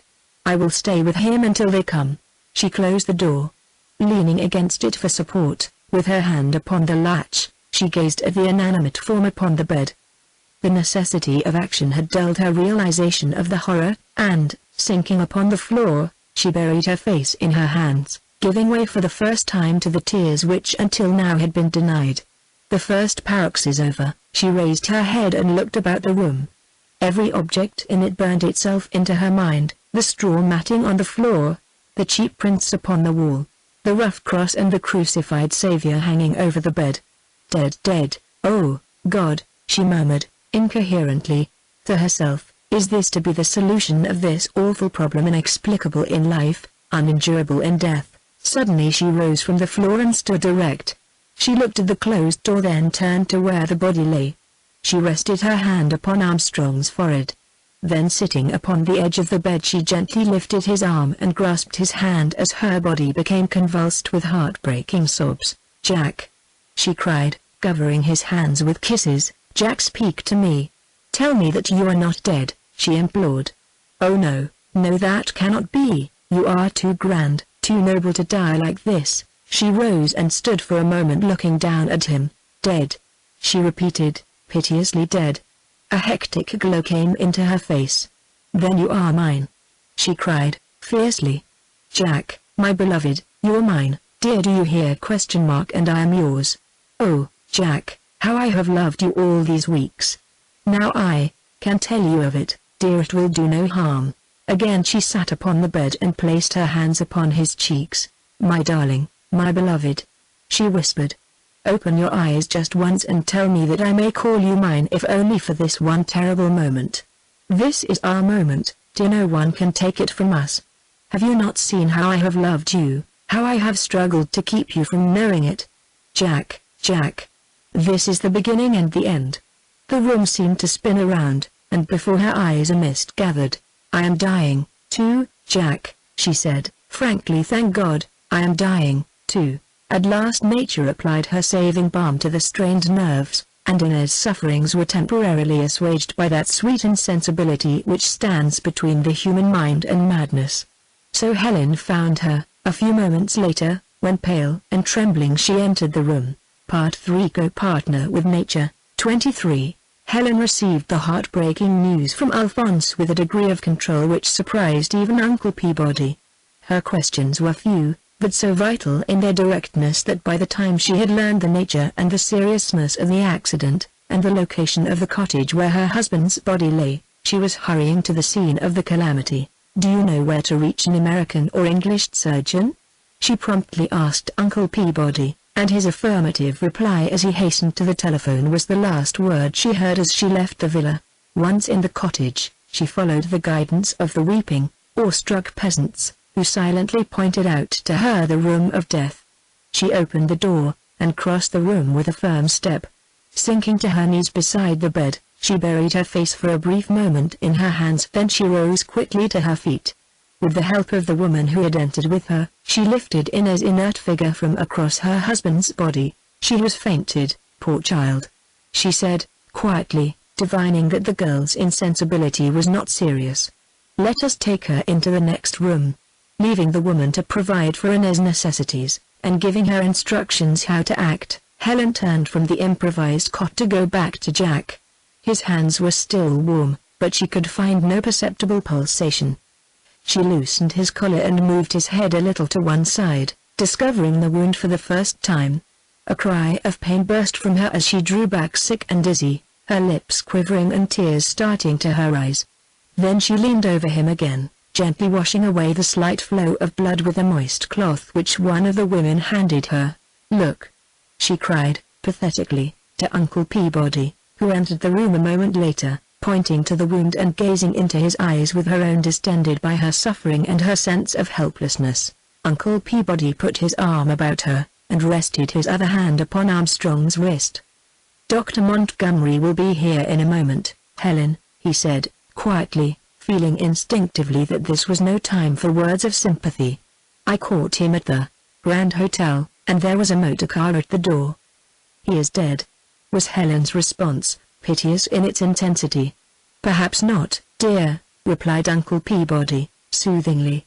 "Let us stand by the window until the doctor comes." Helen refused to suffer herself to be led away from her husband's side. "I can't," she said, simply, shaking her head. "I must watch over him." Then she turned back to resume her self-appointed vigil, and suddenly found herself looking into his open eyes. "Jack!" she cried, seizing his face in her hands as she again sank upon her knees. "Oh, Jack!" She could find no other words in the revulsion which swept over her. Her cry quickly brought Uncle Peabody, and the women drew near to behold the miracle of the dead brought to life, but all except Helen fell back as the doctor entered. "He lives, Doctor!"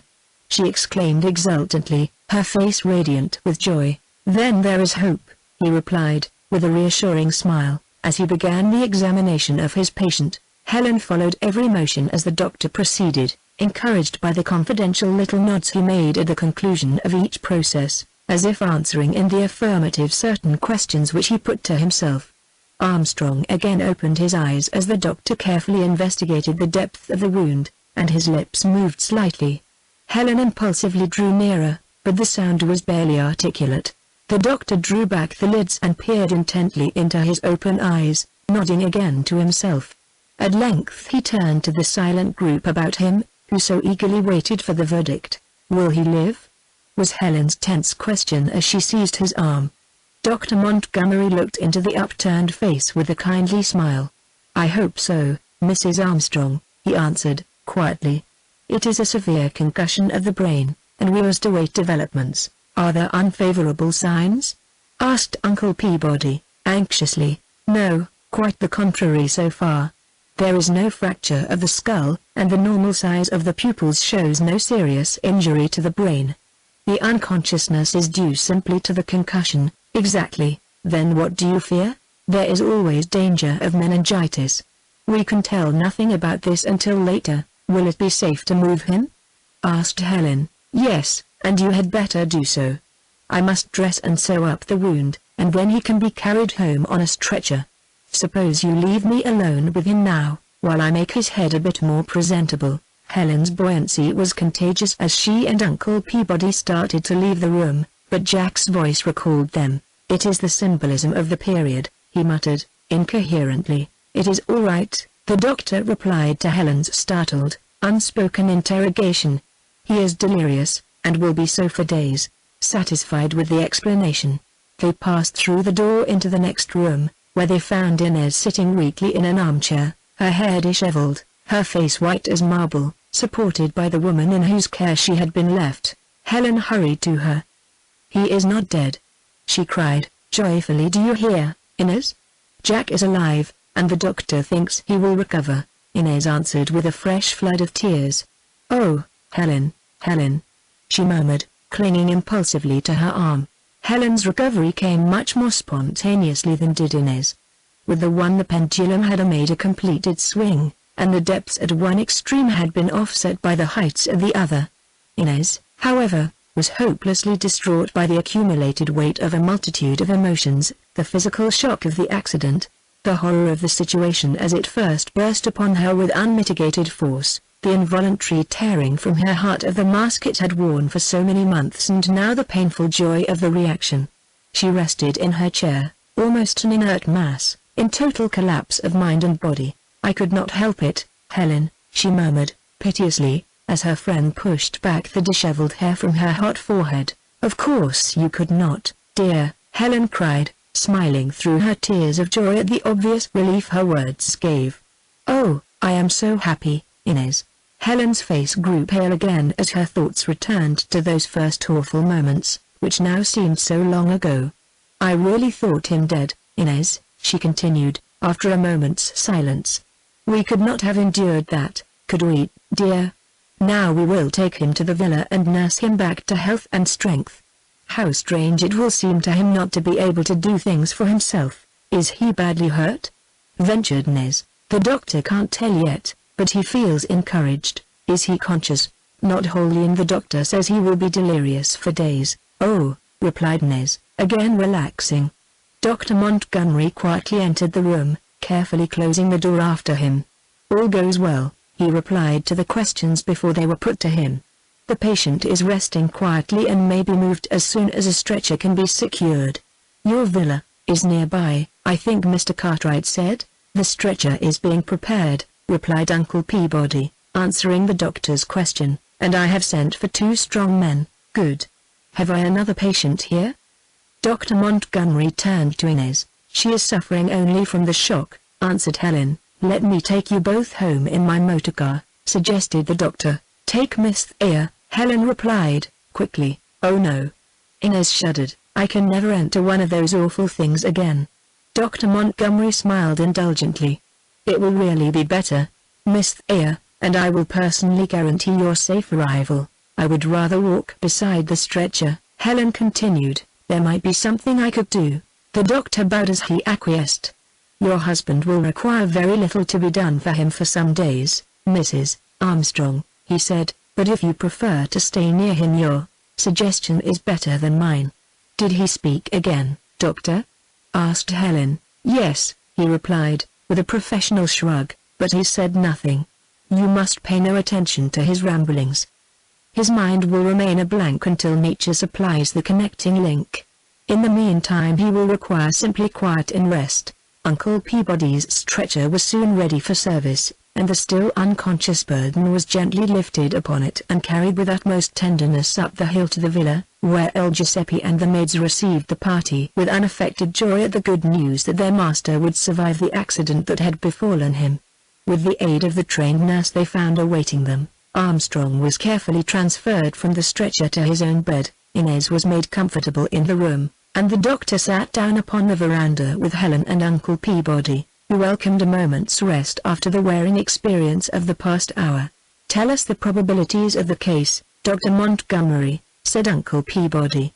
Mr. and Mrs. Armstrong were planning to return to Boston soon, and now it will of course be necessary to rearrange their plans. "Naturally," assented the doctor. "I will tell you all I can. These cases are somewhat uncertain, but the patient's delirium will surely last for several days. Then comes a slow period of convalescence, during which time the body repairs much more rapidly than the mind. You cannot count on less than 2 months, even with everything progressing favorably." Uncle Peabody glanced over to where Helen was sitting. "I don't care how long it takes," she replied to his implied interrogation, "so long as he gets well." Dr. Montgomery smiled as he rose to take his leave. "My patient is evidently in good hands," he said. "The nurse will do all that needs to be done until I return in the course of an hour or two." Helen and Uncle Peabody sat in silence for some moments after the doctor departed. There was nothing further to be done for the present, as both Jack and Inez were resting as comfortably as could be expected under the circumstances, and absolute quiet was the one thing needful. "Well," said Uncle Peabody, at length, "it is the unexpected which has happened again." "Yes," Helen assented without looking up, "if it keeps on happening with such startling regularity I shall begin to expect it, and then your theory will lose its point." Uncle Peabody was in a thoughtful rather than an argumentative mood. "If I was not afraid you would think me heartless, Helen, I would say that I believe I see the hand of Providence in this." She looked up quickly. "Of course, assuming that Jack recovers," he hastened to add. "I am afraid my philosophy is hardly equal to this test," Helen replied, unsympathetically. "I am supremely happy that the affair is not so serious as it seemed at first, but I can't see anything particularly providential in the injury poor Jack has sustained, nor in the suffering he must pass through at best. Is it not just possible that this long period of convalescence, which Dr. Montgomery says is inevitable, may bring him to himself again?" Helen smiled sadly. "It was the work at the library which brought him to himself, Uncle. A separation from those influences which so strongly affected him there may result in a return to the old self I knew before we came here, but that is not his real self. If he returns to that condition, no matter what brings it about, will it not simplify matters?" "I can't see how," replied Helen, seriously. "If I had never known this new development in Jack's nature, I should of course be quite content to have him return to his former self, but having seen him as he really is, I could never accept any condition which allows him no development of his higher and stronger personality. It would not be fair either to him or to me." Uncle Peabody regarded Helen curiously. "Let me make myself clearer," he said, with considerable emphasis. "Only this very morning you were discussing with me the final outcome of what appeared to be a domestic tragedy. Your husband was controlled by the spell of the old-time learning which had reached out from its antiquity to grasp a modern convert. You were convinced that Miss Eyre's sentiments toward your husband had developed into affection, and you stated in so many words that if Jack did not reciprocate this affection he really ought to do so, because she was the one woman in the world qualified by nature to be his wife. In the presence of this overwhelming condition you very generously planned, and I expressed to you how much I admired your spirit to eliminate yourself, and to sacrifice your own happiness in order to enable your husband to accomplish his destiny. You are making sport of me. It is most unkind," she cried, reproachfully. "You know I wouldn't do that," insisted Uncle Peabody. "I'm merely presenting a simple statement of the case in order to prove my original assertion. Please let me continue. Just as the crisis seems to be at hand, this accident occurs. In a most unexpected manner Jack is instantly divorced from the influences which have drawn him away from you. The break between him and Miss Eyre has been accomplished naturally, and he has been placed in his wife's hands to be nursed back to health, during which experience you both will come to know each other far better than ever before. Again I say I believe I see the hand of Providence in the whole affair." Helen waited to make quite sure that Uncle Peabody had finished. "I wonder if it is I who always see things differently," she said, "or if a man's viewpoint is of necessity different from a woman's. I love Jack more than I can ever express, and this accident has brought that devotion nearer to the surface than I have dared to let it come for many weeks. I have suffered in seeing him drawn away from me, and in realizing that I was becoming less and less essential to his life. Yet, through it all, I have understood.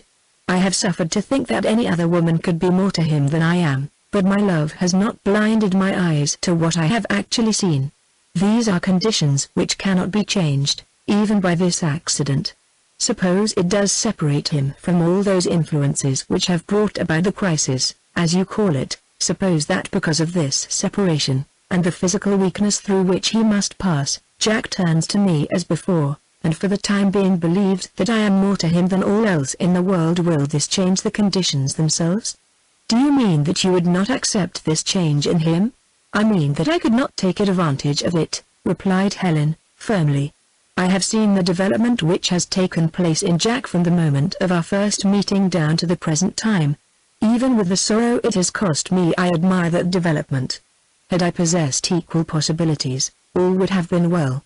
As I did not, it would be the act not of love but of tyranny to stand between him and his grander potentiality. But suppose that as Jack recovers he comes to a realization that his obsession has been a mistake, that your love and companionship really mean more to him than anything he can get elsewhere? That would be a retrogression, after what I have seen him pass through. As I just said, if I possessed the ability to rise to him, what you suggest might be a possibility, but I would never consent to have him assume a lower plane than that upon which he belongs simply that I may retain my claim. Helen rose as she spoke and walked slowly down the veranda. Uncle Peabody watched her retreating figure, and studied her face as she returned and leaned against one of the pillars in silence. "Why do you think it would force him to take a lower plane?"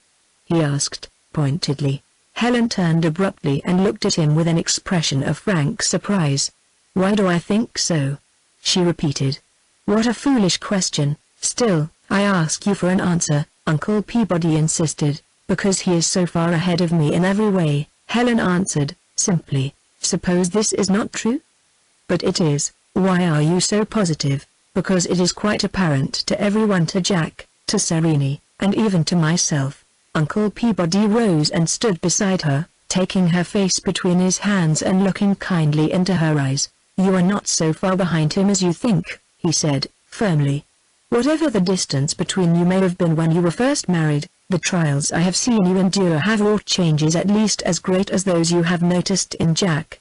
You are a brave, strong woman, Helen, and your development has been from within outward. I wish I could say as much for him.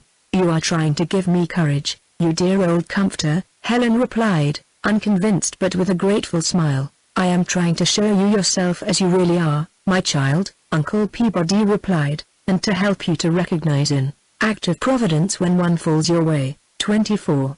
Dr. Montgomery's approximate estimate of the duration of Armstrong's delirium proved to be only a few days shorter than the actual fact. In less than a week all anxiety regarding any possible complications was set at rest by the doctor's report that his patient was progressing normally and as well as could be expected. The skull had sustained no injury, and the brain suffered only from the concussion. The household became accustomed to the still figure, which gave evidence of its returning strength only by the increasing frequency of incoherent ramblings, the voice developing in firmness as the days progressed.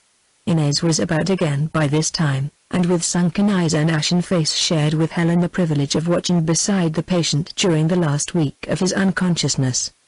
But it was a different Inez from the serious but happy and alert girl who had sat beside Armstrong in the automobile when it had crashed against the wall. The burden of bearing her secret alone, during all these weeks, had been in itself a wearing experience, but this was as nothing compared with the agony of soul through which she had since passed. The very struggle with herself, and the sense of personal sacrifice she experienced, had previously served in her own mind to sanctify her affection and to justify its existence. Now that she had allowed her passion to burst from her control, all justification was at an end. Her womanhood and sense of right seemed to separate themselves from her weaker emotions, and to judge and condemn them without mitigation. It was natural that Helen should attribute her changed condition to the horror of the accident itself. Yet Inez knew that the scene which was enacted in her mind over and over again until it almost drove her mad was that of her own shameless disloyalty. She shuddered as it returned to her even now while sitting beside Armstrong's bed. She shrank from Helen's sympathetic caress and her thoughtful solicitude. If she could only cry out and proclaim to them all the unworthy part she had performed, she would feel some sense of relief in the self-abasement it must bring to her. Armstrong's delirious wanderings were a sore trial to Inez, but she accepted and bore them with the unflinching courage of an ascetic. The sound of his voice, the undirected, expressionless gaze of his eyes, the uncertainty of what each disconnected sentence might call to mind, all drove fresh barbs into a soul already tortured by self-condemnation. At first his mind had seemed to center itself upon his wife and his enforced separation from her. "When it is finished," he had murmured, tossing from side to side and finally raising his hand as if reaching out to some When it is finished she will understand. She does understand, dear," Helen had cried out, seizing his hand and pressing it to her lips, but instantly he withdrew it, and his words again became incoherent and meaningless. At another time, when both Helen and Inez were sitting nearby, his eyes opened, and he seemed to be looking directly at his wife. "She refuses to continue the work, Helen," he said, as she sprang to his side, believing that at last his mind had cleared. "You were quite wrong. Do you not see?" Helen looked at Inez quickly, noting the swift color which suffused her pale face, but before a word could be spoken the invalid had relapsed into his former condition. Inez made an excuse to escape from the room for a moment. "You were quite wrong, do you not see?" She repeated Armstrong's words to herself. Was he simply rambling, or had the subject been brought up for previous discussion? Inez's conscience, sensitive from the load already resting upon it, quivered with new apprehensiveness. Yet Helen's attitude toward her had in no way changed. In fact, the awful anxiety of the first suspense, together with the later mutual responsibilities which they had shared, had seemed to Inez to draw them even more closely to each other. She tried to gain an answer to her inward questionings from Helen's face as she re-entered the room, but found there nothing but cordiality and friendliness. "He must be getting nearer and nearer to a return of consciousness," Helen had said, quite naturally, "but how he wanders." She looked over affectionately to her husband, still and helpless, but breathing with the steady regularity of convalescence. "Sometimes it is about his work at the library, sometimes it is about me. What agony of spirit he must be passing through if he realizes any of it." "He loves you, Helen," Inez cried, impulsively. "He loves you now, just as he always has, of course." Helen looked up questioningly from her fancy work. She was not yet ready to take Inez into her confidence. "What a strange remark, dear. Is it not quite natural that my husband should love me?" Helen's smiling face, as she asked her simple but disconcerting question, completely unnerved Inez. "He has been so worried about the time which his work compelled him to be away from you," Inez replied, at length, trying to conceal her confusion. "He finished the first draft of the book the day of the accident. His first thought, after he put down his pen, was to return to the villa, that he might surprise you at lunch, Serene," called Armstrong. Helen placed her hand upon his forehead soothingly. "I owe it to my wife," the invalid continued, "but I shall come back. Come back." "Yes, dear, you shall go back," she answered, quietly, resting her cheek against his. "You shall go back. When it is finished," Armstrong murmured, again subsiding into silence. So the days passed, one by one, differing little, each from the other, yet filled with many and conflicting emotions on the part of the faithful watcher by the bedside. With all its pain, Helen welcomed this period during which she could work out her problem with the unconscious help of the rambling, disconnected sentences which escaped from her husband's lips. Sometimes they were full of tenderness for her, again they were reproaches, leveled at himself for his neglect, but most frequently they made reference to his work in some of its various stages. Alternately her heart was touched by his apparent affection for her, and the wound again torn open by his appeal to or dependence upon Inez. But through it all came the one conviction, which needed but this strengthening reassurance to make her determined path seem certain, that whatever drew him away from his work and back to her was a sense of duty, and that alone. Helen questioned Dr. Montgomery upon the ordinary phenomena in cases such as this. "His mutterings may be absolutely meaningless," he replied to her questions, "or they may be thoughts or actual repetitions of conversations which he has previously had. In the latter case, would he be likely to repeat them correctly? Yes, provided he repeats them at all, and these thoughts or conversations, if correctly repeated, would presumably indicate his convictions at the time they occurred." "His convictions at the time they occurred," Dr. Montgomery assented, "but their reliability as normal expressions would depend upon his mental condition at the time the thoughts occurred or the words were spoken." Armstrong's recovery came unexpectedly, even after the long days of waiting. The perfect July day was drawing to a close, and Helen had watched the sinking sun from the window beside his bed. It was all so beautiful. The world seemed full of glorious hopefulness and promise, and her heart filled to overflowing at the thought that for her, who loved it so, that promise no longer held good. She turned to the silent figure lying upon the bed. Would he ever realize what she had gone through and must still endure for him? She sank upon her knees, burying her face in the counterpane, as if to shut out the overpowering grandeur, which produced so sad a contrast. Suddenly she felt a hand resting upon her head, and a voice spoke her name. She looked up quickly straight into her husband's eyes, now wide open and filled with an expression so full of love and devotion that her heart sprang forth in eager response.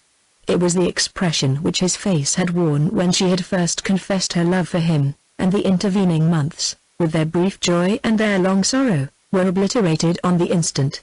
Once more he was the devoted, thoughtful, irresistible lover, and Helen felt the weight of years roll off her tired shoulders, leaving her the happy, buoyant girl, proud of having won this strong man's affection.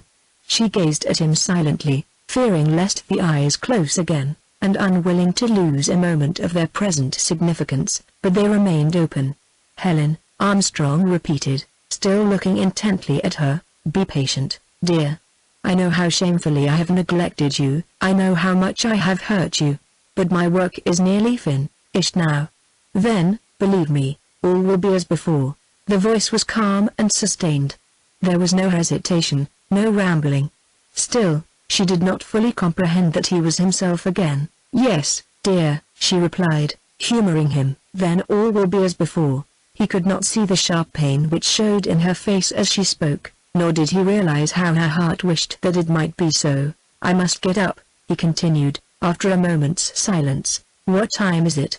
"I shall be late at the library." "You have finished your work for today, Jack," she answered, quietly. "Have I?" he asked, simply. His glance slowly wandered about the room. "Is it not morning?" he queried, at length. "It is afternoon," she replied, turning toward the window. "See, the sun is just sinking behind San Miniato." "Afternoon?" he queried, vaguely. "Afternoon, and I still in bed?" "You have not been well," she volunteered, guardedly, carefully following the doctor's injunctions. "Don't bother now, you will be feeling much better in the morning." "Not well?" Armstrong's mind was groping around for some familiar landmark upon which to fasten. "I was at the library." "Was it this morning?" Serena was there. "Miss Thayer was there." "Where is Miss Thayer?" "She went out only a moment ago." "But don't try to think about it now. It will be much better for you to do that later." He weakly acquiesced and closed his eyes, still holding her hand firmly grasped in his own. The doctor found him gently sleeping, with Helen watching patiently beside him. When he entered the room an hour later, she held up her disengaged hand warningly. "He is himself again," she whispered. "Good," replied Dr. Montgomery, with satisfaction. "Tell me about it." "That is splendid," he said, when she had recounted the details. "He is progressing famously. You won't be able to keep him from questioning, but try to let the awakening come as gradually as possible." The morning brought renewed strength to the invalid. The nurse called Helen as soon as Armstrong wakened, and he plied her with countless interrogations. Uncle Peabody came in to see him immediately after a light breakfast had been served, but Inez, upon one pretext or another, delayed entering the sick room. "It will be better for him to become accustomed to his new conditions," she urged, when Helen suggested her going to see him. "You and Mr. Cartwright should have these first moments with him. Later I shall be only too glad to help in any way I can." But Armstrong himself was not to be denied.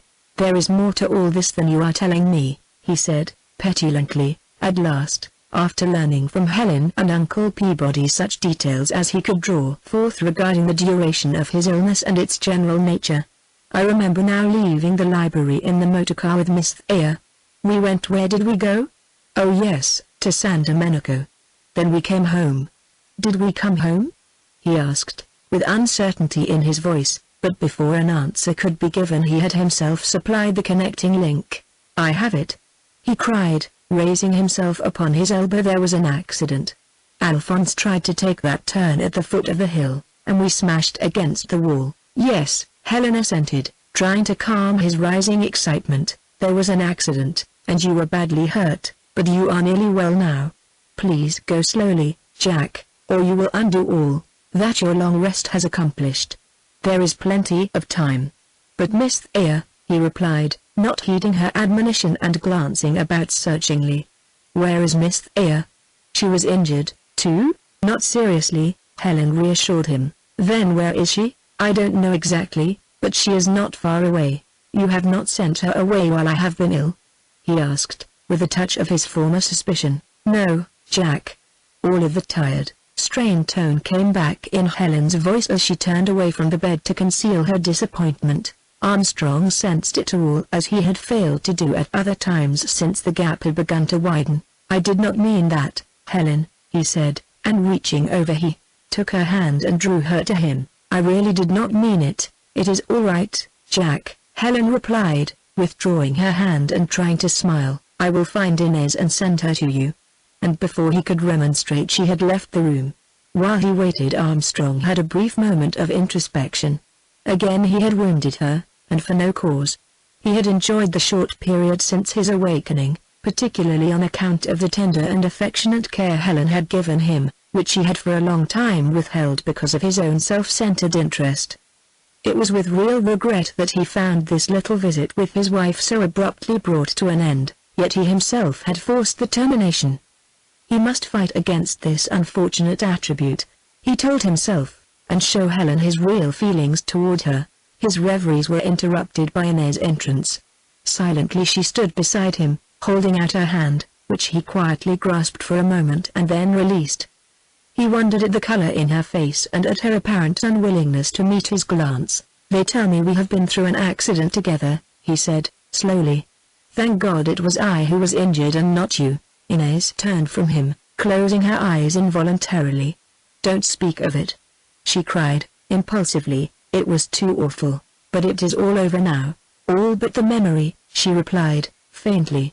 Let us forget it, I beg of you. I was going to ask you for some of the details, Armstrong continued, which you alone can give. Oh, I beg of you, she repeated. I could not bear it. Then by all means let us forget it, he replied, curiously affected by the girl's emotion.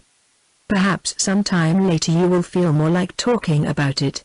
You see, I can remember nothing after the crash against the wall, thank God, cried Inez, passionately, turning away her head. I suppose it is better so, Armstrong assented, still wondering at the intensity of her emotion. But when one has had a whole fortnight of his life blotted out, he naturally feels a bit of curiosity concerning what happened during all that time. You must excuse me, Mr. Armstrong. You don't know how, this tortures me, and I really cannot bear it. Armstrong watched the girl as she turned and fairly fled from the room, completely mystified by her extraordinary attitude. What in the world can have happened? He asked himself, and then he settled back on the pillow and tried to answer his own question. 25. There is no place like the sick room for self-examination and introspection. In the still monotony of the slow-passing days, the invalid's mind is freed from the conventions of everyday complexities, and can view its problems with a veracity and a clearness at other times impossible. As Armstrong's convalescence continued, he marshaled before him certain events which had occurred since his arrival in Florence, and examined them with great minuteness. Some of these seemed trivial, and he wondered why they came back at this time and forced themselves upon him with such persistence. Some of them were important, and he realized that Helen had much of which she might justly complain.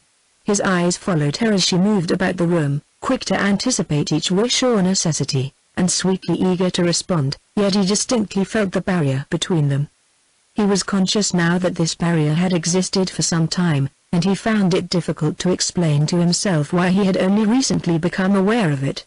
Helen's conversations with him came back with renewed force and vital meaning. He had resented it when she had told him that his work at the library had made him indifferent to everything else, yet she had been quite right in what she said. He had willfully misunderstood her efforts to bring him back to himself, and had openly blamed her for faults which existed only in his own neglect. He had accused her of being jealous of his intimacy with Miss Thayer, yet her attitude toward Inez was a constant refutation. He had treated her even with incivility and unpardonable irritability. The fault was his, he admitted, yet were there not extenuating circumstances? No one could have foreseen how completely engrossed he was to become in his work, or the extent of the mastery which the spell of this old-time learning was to gain over him. Naturally, he would have avoided it had he foreseen it, but once under its influence he had been carried forward irresistibly, unable to withdraw, unwilling to oppose. And yet he had boasted of his strength. "You have become infinitely bigger and stronger and grander," Helen had said to him, even when her heart was breaking, "and I admire you just so much the more." Armstrong winced as these words came home to him. With so much real cause for complaint and upbraiding, Helen had gently tried to show him his shortcomings, tempering her comment with expressions full of loyalty and affection. But on one point she had been wholly wrong. It was natural that she should have misinterpreted the intimacy which a community of interests had brought about between Miss Eyre and himself. Inez was, of course, much stronger intellectually than Helen, and by reason of this was far better fitted to assist him in his own intellectual expressions. But their intimacy had never extended beyond this even in thought or suggestion. Helen had insisted that Inez was in love with him, and he had tried to show her the absurdity of her suspicion. Here, at least, he had been in the right. Throughout their close association, and even after Helen had spoken, he had never discovered the slightest evidence that any such affection existed. The still unexplained remarks of the Countesses might or might not be significant. Emery, of course, was prejudiced, and his comments did not require serious consideration. Miss Eyre's refusal to continue the work, the comparative infrequency of her visits to his sick chamber, in fact, everything went to show how far Helen had wandered from the actual facts. Armstrong found some comfort in this conclusion. With Helen so unquestionably wrong in this hypothesis, it of course went without saying that she was equally wrong in what she had said later. She believed that he had a career before him. Serene had said the same thing, Miss Eyre had said so, and Armstrong himself believed, in the consciousness of having completed an unusual piece of work, that such a possibility might exist. He felt no conceit, but rather that overpowering sense of hopefulness which comes to a man as a result of successful endeavor not yet crowned, but completed to his own satisfaction. If this career was to be his, he could not follow Helen's assumption that it must separate them. That was, of course, as ridiculous as her feelings about Inez. Success for him must mean the same to her, his wife. When the right time came he would take up these 2 points specifically with her and show her the error which had misled her. This self-examination covered several days. At first Armstrong found himself unable to think long at a time without becoming mentally wearied, but by degrees his mind gained in vigor, and proved fully equal to the demands made upon it. The details of what had happened on the day of the accident came back to him one by one up to the point of the accident itself, but he felt annoyed that he could not learn more of this. From Helen, Uncle Peabody, and the doctor he knew of the early belief that he had been killed and of the excitement caused by his revived respiration. Of his period of delirium, the nurse had given him more information than the others, but at the break between the moment when the car struck the wall, and the time when Helen arrived upon the scene, Miss Eyre alone held the key. Armstrong's curiosity regarding this interval was, perhaps, heightened by the evident aversion which he felt to discussing it. To mention the subject in her presence was certain to drive her from the room, her face blazing with color, her body trembling in every nerve. The patient was able to move about a little by this time, and at the close of each day he found relief from the monotony of his room and the veranda by short walks in the garden, rich in its midsummer gorgeousness of color. A couch had been placed near the retaining wall, so that he could rest upon it whenever he felt fatigued. Between his solicitude concerning the situation with Helen, and his determination to discover from Miss Eyre the occasion of her remarkable attitude, his thoughts were fully occupied. On this particular afternoon Armstrong had thrown himself upon the couch, and for a moment closed his eyes. With no warning he saw a scene enacted before his mental vision in which he himself was the central figure. He was lying still and lifeless upon the grass by the roadside at the foot of the hill. 4 other figures were in the picture. He recognized Inez, but the other women and the boy he had never seen. The figures moved about, as in a kinetoscope. One of the women ran into the cottage and returned with a basin of water. Inez knelt beside him and bathed his forehead. He could see the tense expression on her face. She seemed to speak to the women, but he could distinguish no words. Then he saw himself lifted and carried into the cottage. At this point the picture disappeared as suddenly as it had come. Armstrong opened his eyes when he found the picture gone, and sat up, gazing about him excitedly. He saw Inez crossing the veranda and called to her abruptly. "Tell me," he cried, as she hastened to obey the summons, and before she reached him, "who carried me into the cottage after the accident?" The girl paled at the suddenness and intensity of the question. "There were 4 of us," she said, faintly, 2 peasant women, a boy, and myself. Armstrong passed his hand over his forehead and gazed at Inez intently. So far, then, his vision had been correct. Breathlessly he pursued his interrogations. "Before that, did one of the women bring some water from the cottage? And did you kneel beside me and bathe my face?" "Yes." "Who has told you? Then it all happened just like that?" "Like what?" Inez was trembling, vaguely apprehensive. Armstrong rose. "Why, as you have just said," he replied. "You know I have been trying to get you to tell me about it." "You're unkind," Inez retorted, quickly. "You know how much all mention of this pains me, yet you persist. Forgive me." Armstrong controlled himself and held out his hand kindly. "I don't mean to hurt you, believe me, but my mind is ever searching out that connecting link. You won't tell me about it, so I suppose I shall never find it." She started to reply, but as quickly checked herself. "There is nothing for me to tell," she said, at length, without looking up. "I will send Helen to you," she added, as she hastened away. Armstrong again threw himself upon the couch, and, trying to assume the same position, closed his eyes in a vain endeavor to summon back the vision he had seen. If it had only continued a little longer he might have learned all. The fugitive nature of his quest proved a fascination, and day after day he exerted every effort to gratify his whim. Inez clearly avoided him. Whether or not this was apparent to the other members of the family he could not tell, but it was quite obvious to him. There must be some reason beyond what he knew, and he had almost stumbled upon it. Another week passed by, more rapidly than any since his convalescence began because of the determination with which he pursued his baffling problem. Again he lay upon his couch in the garden, his eyes closed, but with his mind fixed upon its one desire.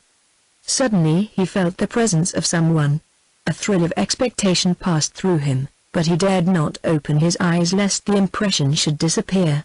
For what seemed a long time he was conscious of this person standing beside him, and he knew that whoever it might be was gazing at him intently. Then he felt a hand gently take his arm, which was hanging over the side of the couch, and, raising it carefully, place it in a more comfortable position. Then the hand rested for a moment on his forehead. Opening his eyes a little, as if by intuition, he saw Miss Thayer tiptoeing along the path toward the house. He closed his eyes again, and as he did so he felt a sudden return of the subconscious impression.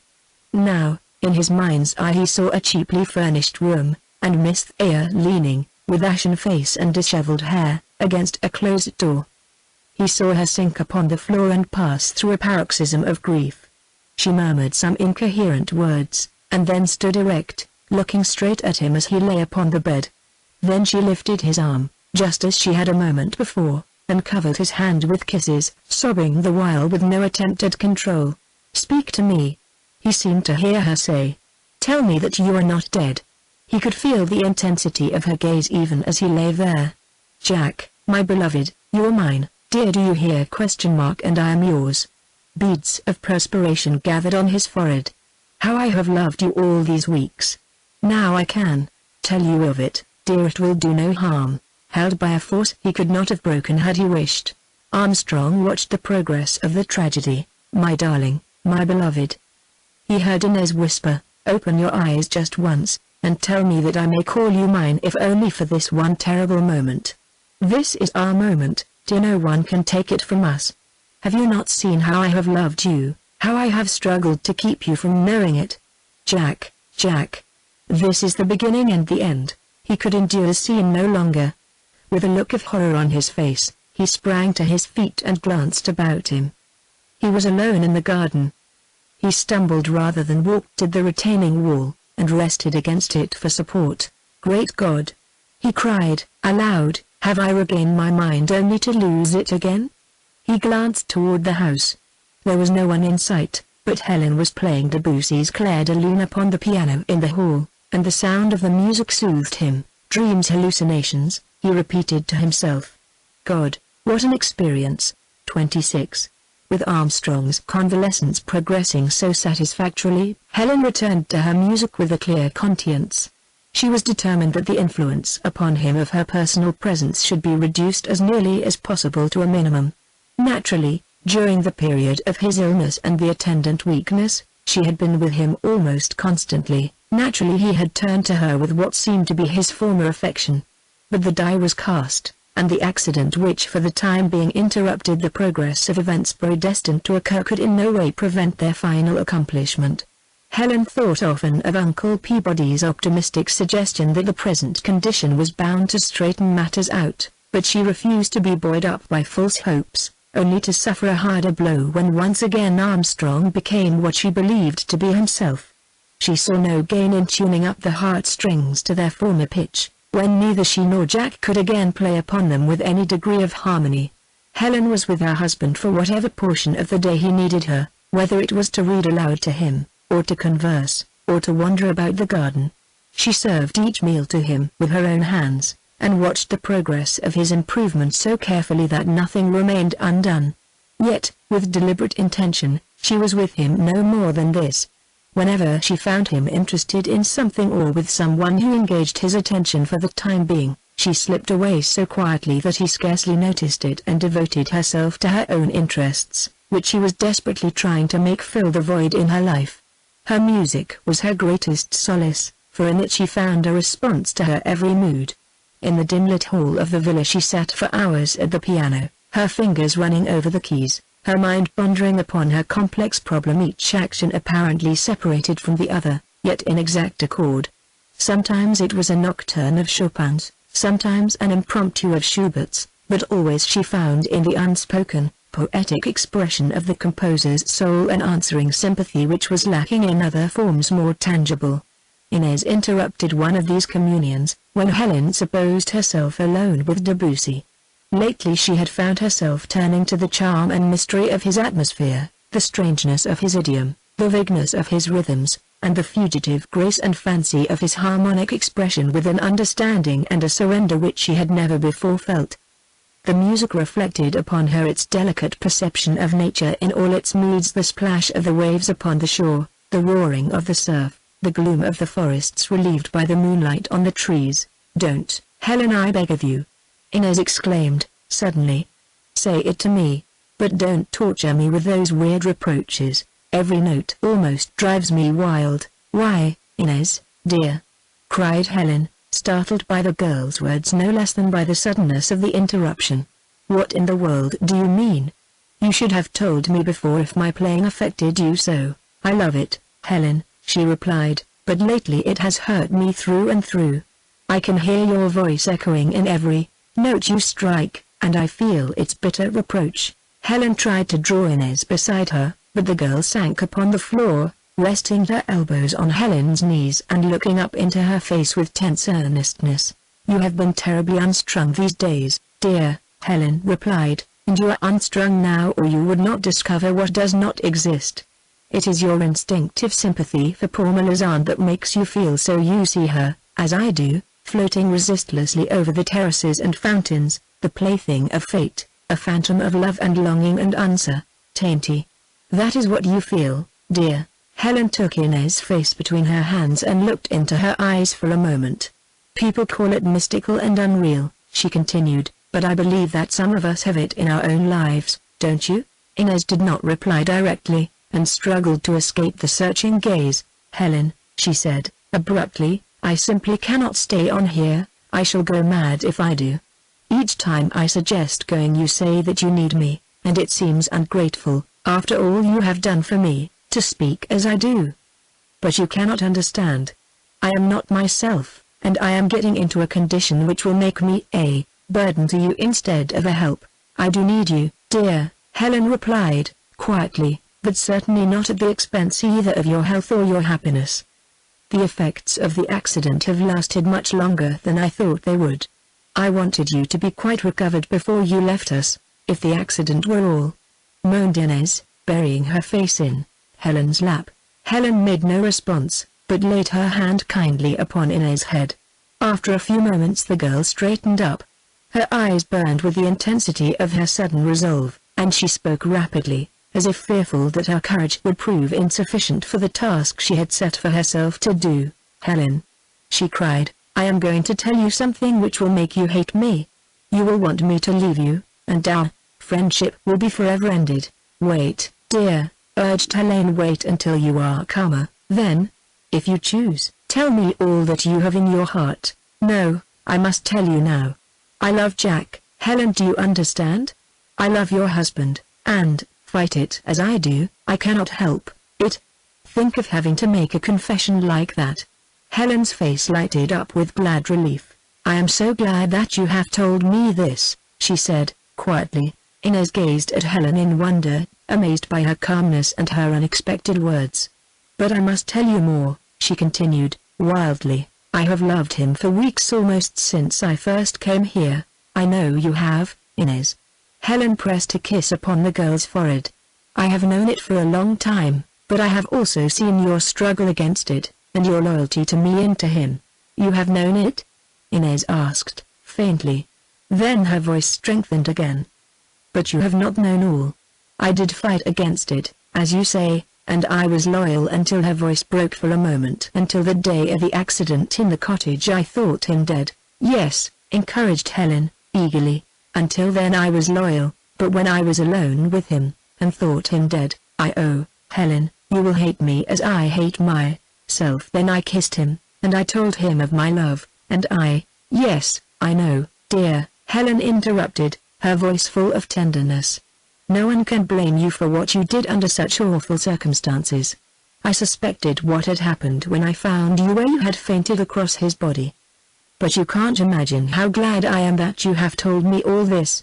I felt sure you would, someday. You will let me go now, won't you? You can see how impossible it is for me to stay." "I need you now more than ever," replied Helen, firmly. "If you insist on leaving I shall not urge you to stay, but even you knowing what you do cannot know how much I need you." "How did you know?" Inez asked, weakly. "From what Ferdy said first, then from what I saw myself." "Why did you not send me away, then?" "I had no right to do so, Inez." "Of course you were perfectly sure of Jack." Helen winced. "Yes," she replied, quietly, "I was sure of Jack. But you understand now that I really cannot stay? Jack needs you still." "No, his manuscript is complete. He will not need me for the revision." "You would stay if he did?" "Why, yes." "Then if you would stay if he needed you, surely you will do the same for me?" "Oh, Helen, will you? When Jack is quite himself again I will urge no longer. Now that you have told me this, it will be easier for you. Will you not do this for me?" "There is nothing I would not do for you, Helen," cried Inez, throwing her arms impulsively around her friend's neck and kissing her passionately. "You are so strong you make me more ashamed than ever of my own weakness." "Thank you, dear," Helen replied, simply, returning her embrace. "But don't make any mistake about my strength. It is because I lack it so sadly that I ask you to stay." Dr. Montgomery found Armstrong's temperature considerably higher when he called later in the day, after the disquieting mental experience his patient had passed through. Armstrong also appeared to be preoccupied, and more interested in asking questions than in answering them. For the first time he seemed to be curious in regard to the nature of his illness. "In a case like mine, is it possible for the mental convalescence to be retarded or to go backward?" he asked. "Yes," Dr. Montgomery replied, "it is possible, but hardly probable, especially with a patient who has progressed so normally as you have. It is normal for the memory to have a complete lapse, as in my case." "Absolutely so. Is it possible for a knowledge of the events which occurred during such a lapse to be restored, say, weeks afterward?" "Yes, under certain conditions." "And those conditions are?" asked Armstrong, eagerly. The doctor settled back in his chair. "Let me see if I can make it clear to you. All memories are permanent, that is to say, every event makes a distinct, even though it may be an unconscious, impression upon the brain. Sometimes these memories remain dormant for months, or even years, before something occurs to bring them to mind. But even before this the memories are there, just the same. But you are speaking of everyday occurrences, are you not? My question is whether or not it might be possible for me, for example, to have a reviving knowledge of certain events which took place during a period of apparent unconsciousness. I understand. Yes, it would be quite possible for this to happen. What would be necessary to bring it about? Dr. Montgomery smiled at his patient's earnestness. Are you so eager to recall that period? But the question is a fair one. Some incident must take place similar to something which occurred during the unconscious period in order to revive the dormant memory. I doubt if you could do it deliberately. I have no intention of trying, Armstrong replied, but I am interested in this particular phase of the case. Suppose, during the apparently unconscious period, someone had lifted my arm or placed a hand upon my forehead, would the same act be enough to restore the dormant memory, as you call it? Quite enough, though it would not necessarily do so. I have known several cases where the repetition of such an act has produced just the result which you describe, and these revived impressions are apparent to be trustworthy? As a photographic plate, replied the doctor, emphatically. Armstrong was silent for some moments. It is an interesting phase, as you say, he remarked, at length. I think I may try the experiment, after all. The chances will be against you, but I imagine you have been pretty well informed of what has happened. Don't try to think too hard. It will be all the better for you to give your brain a little rest. It has had a hard shaking up. So this was the solution of the mystery for which he had sought so long. Armstrong found himself in a curious position after the doctor took his departure, leaving behind him a new knowledge of affairs which, 6 hours before, his patient would have considered absolutely preposterous. Helen was right, and had been right from the beginning. His one consolation was removed, and in its place was a complication which seemed past straightening out. To the blame which Armstrong had already taken to himself on Helen's account, he must now add the responsibility of having inspired this sentiment in Inez's heart, which meant unhappiness to all. Even though this had been done unconsciously, he told himself, it was no less culpable in that he had not himself discovered the situation and checked it before any serious harm had been done. Helen had seen it, the Contessa had seen it, and he wondered how many others. He had been blind in this, criminally blind, and now he must pay the penalty. But this penalty could not be borne by him alone. He could see that clearly. Helen and Inez were both hopelessly involved. And what a woman his wife had shown herself to be. Knowing of this affection on the part of Inez, she had suffered them to continue together in order that his work might not be disturbed. She had told him just how matters stood, not with recriminations, but with loving solicitude, offering to sacrifice herself, if necessary, to secure his happiness, drinking her cup of sorrow to the dregs, and alone. It was plain enough to him now. He thought of Helen as she was when they first came to Florence, and compared her with the Helen of today. He had brought about that change. He alone was responsible for it. She had craved the present, with its sunshine, its birds, its happiness, and instead of all this he had filled it for her with nothing but sorrow and suffering. He merited the scoring Emery gave him, even though the denunciation had gone too far. As the bandage fell from his eyes, the character which he had assumed during these past months stood out clearly before him, shorn of its academic halo, and pitiful in its unfulfilled ideals. He had sought to join that company of humanists who had awakened the world to the joy and beauty of intellectual attainment. He had believed himself worthy of this honor, in that he believed he had understood and sympathized with their underlying motives. So he had in principle, but how woefully he had failed in his efforts to carry them out.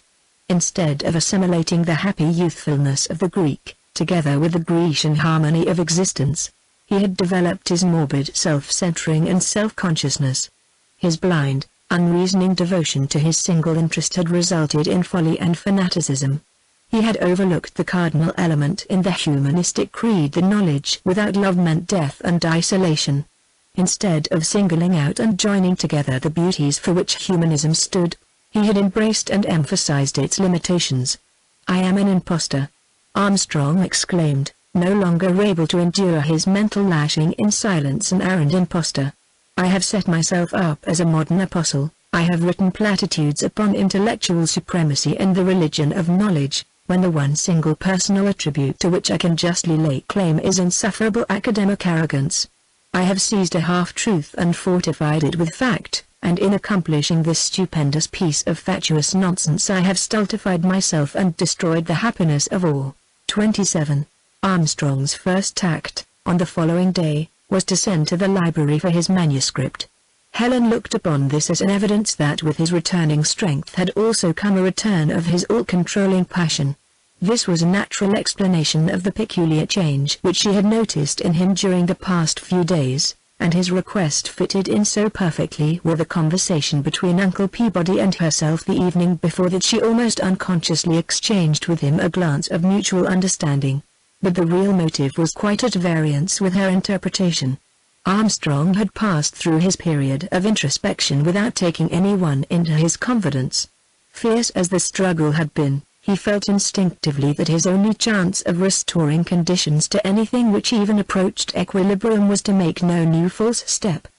He had come to certain definite conclusions, but was still undecided as to the proper methods to be adopted in his attempt to turn these conclusions into realities.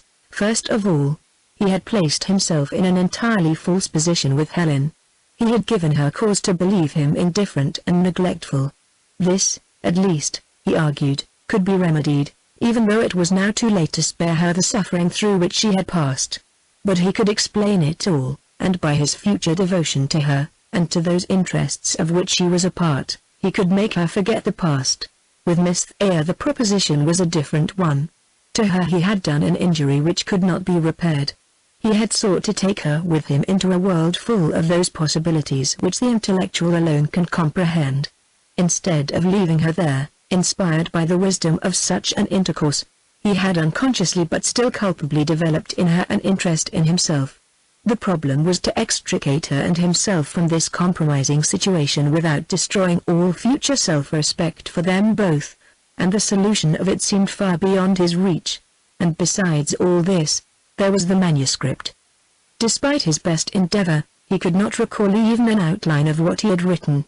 After a full realization came to him of the extent to which he had misunderstood and misconstrued the basic principles of humanism itself, his interest in his work became one of curiosity to learn by actual examination how far he had accepted the half-truths, and how far he had wandered from the path which he had thought he knew so well. The whole volume must be filled with absurd theories, falsely conceived and as falsely expressed. He must go over it, page by page, and learn from it the bitter fact of his unworthiness to stand as the modern expounder of those great minds whose influence alone should have been enough to hold him to his appointed course. When the manuscript arrived he devoted himself to it with an eagerness which added to the natural misunderstanding of his motive. With no word of comment, he took the package to his room, where, after bolting the door, he opened it and applied himself to his task. Hours passed by, but he refused to be interrupted. Helen tried to persuade him to come downstairs for luncheon, but he begged to be excused. Uncle Peabody calmed her anxiety, so the day passed, leaving him alone with his burdens. Armstrong approached his manuscript with bitterness of spirit. This was the tangible form of that inexplicable force which had drawn him away from those ties which stood to him for all future peace and serenity. This had been the medium which had fostered the new affection so fraught with sorrow and even danger. This was the proof of his absolute lack of harmony with those noble principles which he still felt, when rightly expressed, represented the highest possibilities of life itself. At first he hesitated to read it, dreading what it must disclose. Then he attacked it fiercely, passing from page to page with feverish intensity. As he read, his bitterness and dread disappeared, and in their place came first surprise and then amazement. Was this his manuscript? Had he written these pages in which the real, wholesome, glorious spirit of past attainment and present possibilities fairly lived and breathed? His amazement turned into absolute mystification. He read of the important movement which liberated the rich humanities of Greece and Rome from the prescription of the Church. He saw literature itself expand in subject and in quantity. He himself felt the sundering of the bonds of ignorance, superstition, and tradition which had previously confined intellectual life on all sides. Surely this was a simple yet sane presentation of the subject, Armstrong said to himself, as it had formulated itself in words after his long study. His error must lie in his application of it to the people. The manuscript unfolded rapidly under his eager inspection. It told him of the great step forward when writing changed to printing. He followed the convincing argument that this new art from its earliest beginnings was to be identical with that of culture, and a faithful index to the standards of the ages to come. It told him that the advent of the printing press made men think, and gave them the opportunity of studying description and argument where previously they had merely gazed at pictorial design. He could see the development of the people under this new influence, growing strong in self-reliance, and confident in their increasing power. He found himself unable to condemn his work thus far. In application, as in definition, what he had written seemed to ring true. Later on he must find expressions of those distorted ideals in the manuscript, just as he had found them in himself. With increasing interest he read of the benefits these people of the Quattrocenta reaped from the principles of Grecian civilization, now tempered by the inevitable filtering through the great minds of a century.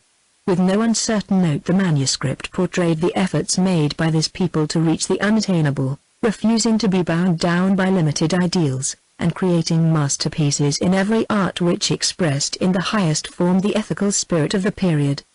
The pages still turned rapidly. At times Armstrong became so absorbed that he forgot himself and the fact that he was analyzing the outpouring of his own soul. Then he recalled the present and the problem before him. He could not comprehend that this work was his own. He did not remember writing it. He was ignorant of the particular study or reasoning which had brought it forth. But there the words stood, in his own handwriting, a visible evidence of something which had actually taken place. As the reading progressed, he became more and more bewildered. It was direct and convincing. The subject was handled with restraint, and yet he felt the force behind each sentence. Suddenly his eye fell upon this paragraph. After giving due credit to humanism for its vast contribution to the arts and to literature, there yet remains to acknowledge the greatest debt of all. It taught man to hold himself open to truth from every side, and so to assimilate it that it became a part of his very life itself, thus making himself inclusive of all about him. His attitude toward his fellow man could not be other than sympathetic and appreciative. Armstrong read this over a second time, and, bending forward, he rested his head upon his hands in the midst of the sheets of manuscript and groaned aloud. This was his acknowledgment of the great lesson of humanism, and yet he had not applied it to his own everyday life.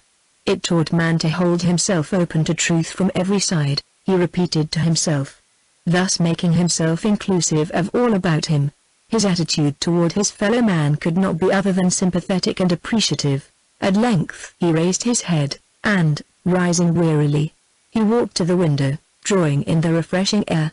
The strain had been intense, and he found himself utterly exhausted.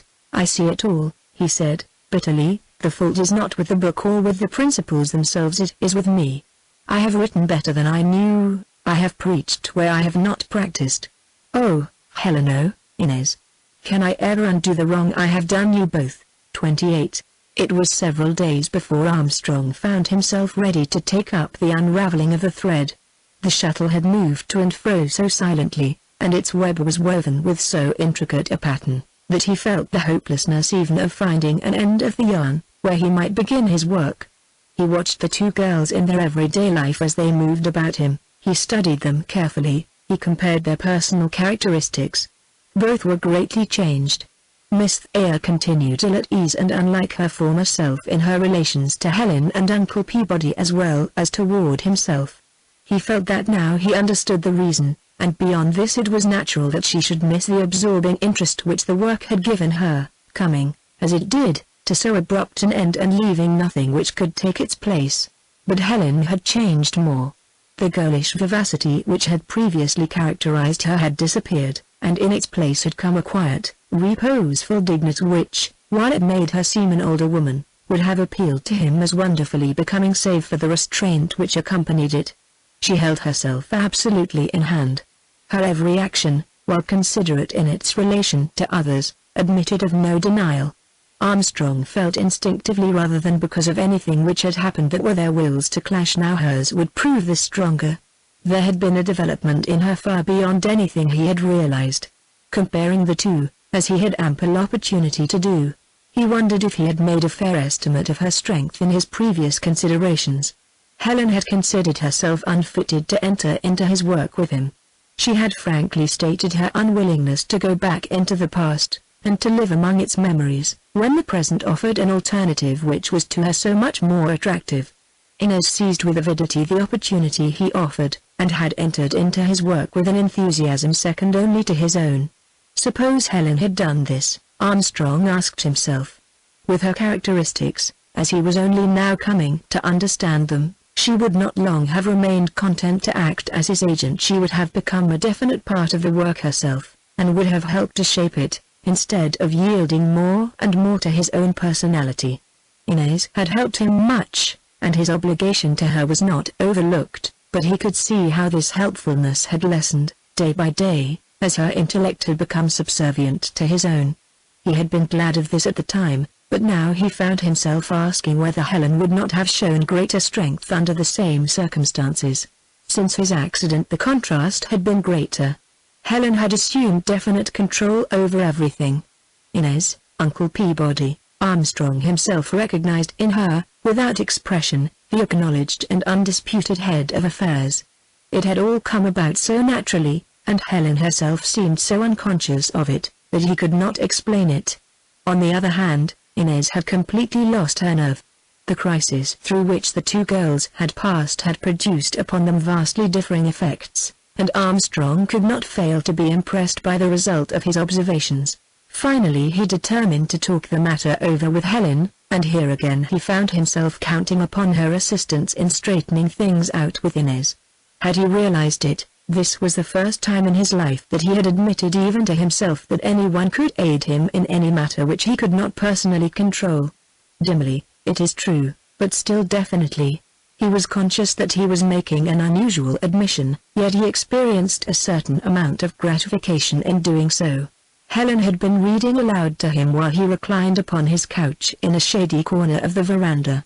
For some moments he had heard nothing of the spoken words, for his eyes, resting fixedly upon his wife's face, revealed to him a more impressive story than that contained within the printed volume.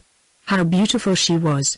The clear-cut profile, the long lashes hiding from him the deep, responsive eyes, whose sympathy he well knew, the soft, sweet voice which fell upon his ear with soothing cadence, the whole harmonious bearing, indicative of a character well defined, yet unconscious of its strength, all combined to show him at a single glance how rare a woman she really was. As he watched her, the definition which he himself had written came back to him with tremendous force. It taught man to hold himself open to truth from every side, thus making himself inclusive of all about him. His attitude toward his fellow man could not be other than sympathetic and appreciative. What man or woman had he ever known who so truly lived up to this high standard as this girl who sat beside him, all unconscious of the tumult raging in his mind? Then the storm passed from his brain to his heart. His affection, intensified by the struggles he had experienced, overpowered him, and he cried aloud in a voice which startled Helen by the suddenness of its appeal.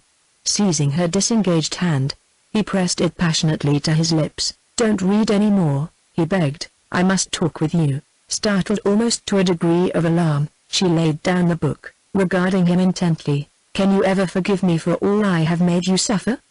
He continued, in the same tense voice. "Can you ever believe that my forgetfulness of everything which was due you was not deliberate, but the result of some force beyond my control?" Helen looked at him steadily for a moment before replying. "Yes," she said, at length, making a desperate effort to preserve her composure. "I forgive you gladly. Shall we go on with the story?" "No," he replied, almost fiercely, seizing the volume and placing it beyond her reach upon the couch. "I have been waiting for this moment too long, and now nothing shall take it from me." Helen realized that it was also the moment for which she had been waiting, and which she had been dreading beyond expression. Now he would comprehend what she had meant. Now he would struggle with her to prevent her from doing what she knew she must do. "There is no need of explanation, Jack," she said, at length. "I understand everything, and have understood for a long time. Can you believe that I myself have only recently come to a realization? Yes, it has come to you sooner than I had expected. Can you believe how sincerely pained I am that all this should have happened? I have never for a moment thought that you would intentionally hurt me. Then you do understand, and will forget?" Armstrong sat up on the edge of the couch and watched Helen's face intently. "You don't know what you are asking," she replied, dropping her eyes. "Yes, I do," he insisted. "I want to blot out the memory of every pang I have caused you by a devotion beyond anything you have ever dreamed." "Don't, Jack," protested Helen. "Why not? Don't you think I mean it? From now on I have no interest except you, dear, and I will make you forget everything which has happened." Helen pressed his hand gratefully, and then withdrew her own. "This is only going to open everything up again," she said, in a low, strained voice, "and that will be simply another great mistake. You don't believe me." Armstrong's voice was reproachful. "I believe you feel all that you say now, Jack, but you are not yourself now, that is all." "I am quite myself. In fact, I am almost as good as new. I don't mean physically, and mentally as well. My mind is as clear as it ever was. I know, Jack, but you are far away from the influence which has so controlled you. That is what I mean. It is a mighty good thing that I am." Armstrong spoke with emphasis. "For the time being, no doubt, but soon you will be able to return to it." "I shall never return to it." Helen looked up quickly. Armstrong's words were spoken so forcibly that they startled her. "You must go back to it," she replied, with equal emphasis. "It is your life, and you must go back. I have passed through the experience once and for all time." Helen found it difficult not to be affected by the convincing tone. "I have made more mistakes than you know of, in your work." "Do you mean?" "Yes, but this is only the first draft. You can easily correct them. They could be more easily corrected in the book than where they are." "I don't understand." "The mistakes are in me," Armstrong cried. "I am no humanist. I am an imposter, Jack." "Jack." Helen was really alarmed. "You are putting too much of a tax upon yourself. Remember, you are not well yet." "I am worse than an imposter," Armstrong continued, excitedly, refusing to be checked. "I am a traitor to the very cause I set myself to further. I have been false in my duty to it, as I have been in my obligations to you." "That is just the point," Helen interrupted.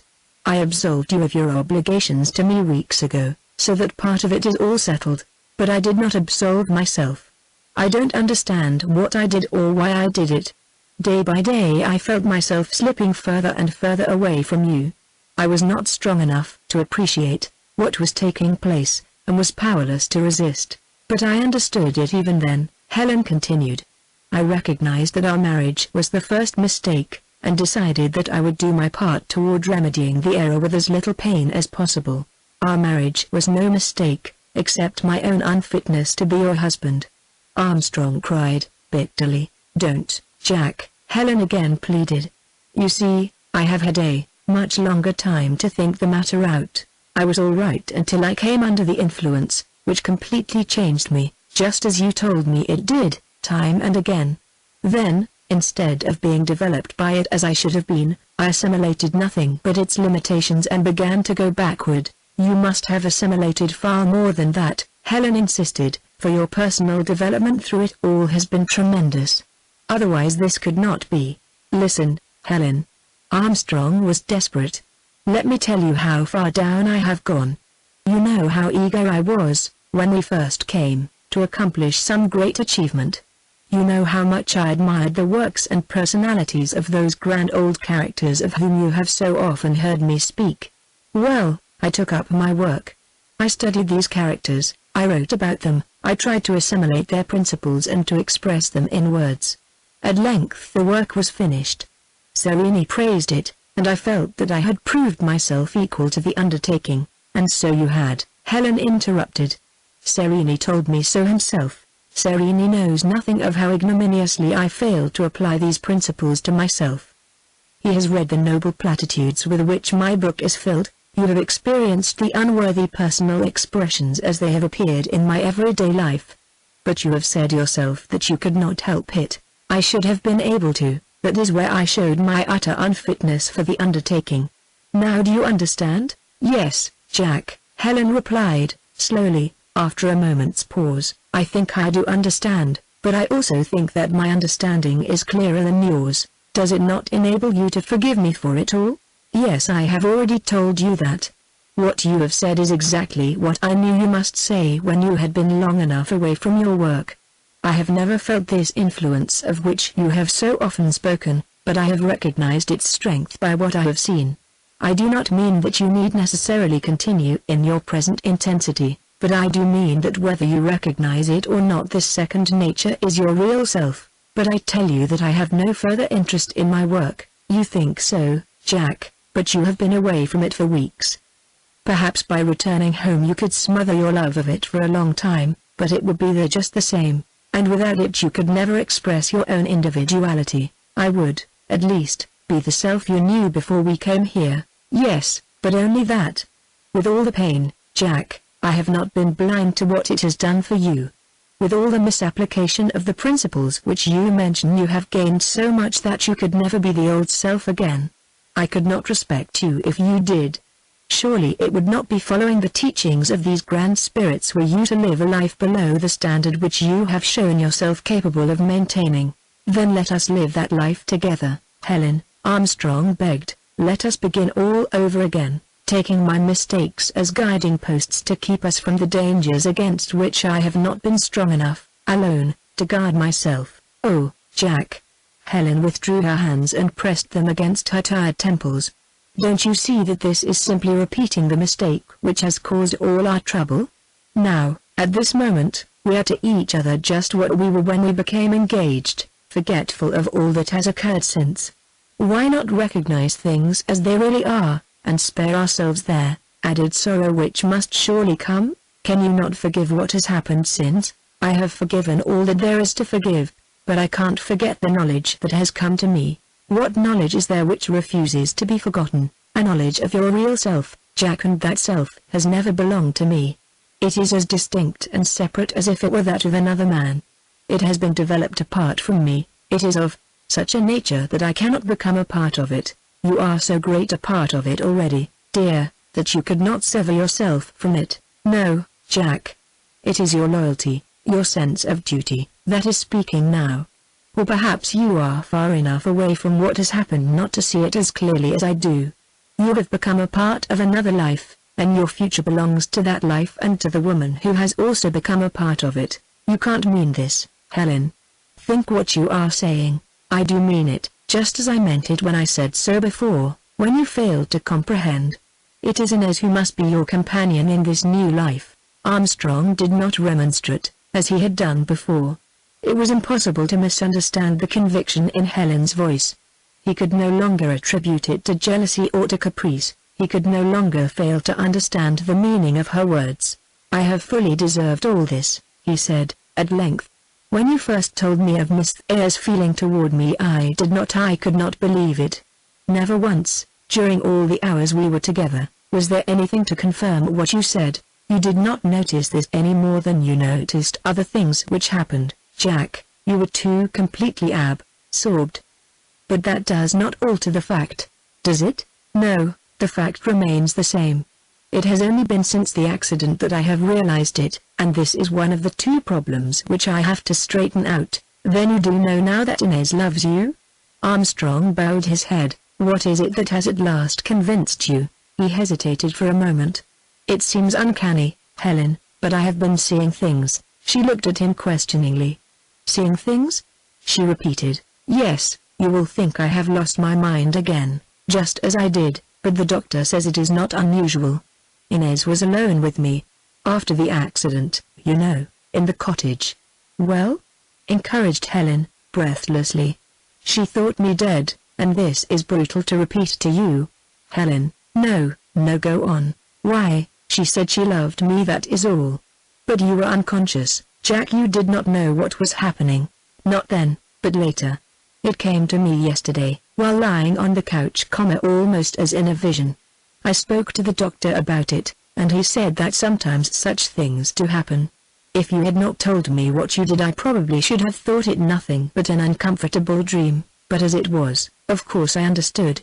Are you sure now that it was no dream? Yes, I questioned Miss Eyre about some of the details, not the most vital ones, of course, and she corroborated them. But telling you all this will only make matters worse. No, Jack, I know about it already. Inez has told me everything. and the poor girl is distracted. I am glad that at last you are convinced. You knew all this? He looked at her in amazement. You knew it, and have let her stay here? It is right that she should remain, Helen answered, firmly. Armstrong's voice broke for a moment. And I said you were jealous. He reproached himself. Then he continued his appeal. But granting all this, it cannot settle the matter, deeply as I deplore it. My own blindness and stupidity are to blame for it, and I must accept the full responsibility, but my love for you has never and could never be transferred to her or to anyone else. I have been criminally neglectful, I have been culpably dense, but through it all you, and you alone, have been in my heart. I have longed to say this to you even while the spell was on me. I have longed to fold you in my arms and ease the pain I have seen you suffer, but I found myself powerless in this as in all else. Will you not believe what I say? Helen looked up into her husband's face before she replied. Sometimes I wish you were not so conscientious, Jack, but of course I don't mean that, only it would make it easier for me to adhere to my determination to do what I know is right. I was sure that this moment would arrive. I know your ideas of duty and loyalty, and I know that you would sacrifice yourself and your future rather than be false to either. I believe that you are sincere in thinking that your sentiments toward Inez are purely platonic. I am sure they would be so long as you are not free to have them otherwise. Then why do you insist that they are otherwise? I don't insist, I am simply accepting things as they really are, even though I must suffer by doing so. You are the only one who does not realize it, unless it be Inez herself. Sereni told me, I have never seen two individualities cast in so identical a mold. Professor Tesso, who saw you at work together at the library, said, there is a perfect union of well-mated souls. You yourself, when we returned from that moonlight ride, said to her, you are the only one who understands me. It has simply been your absorption in your work and your loyalty to me which has kept you from seeing it yourself. Sereni said that Tesso saw us at the library?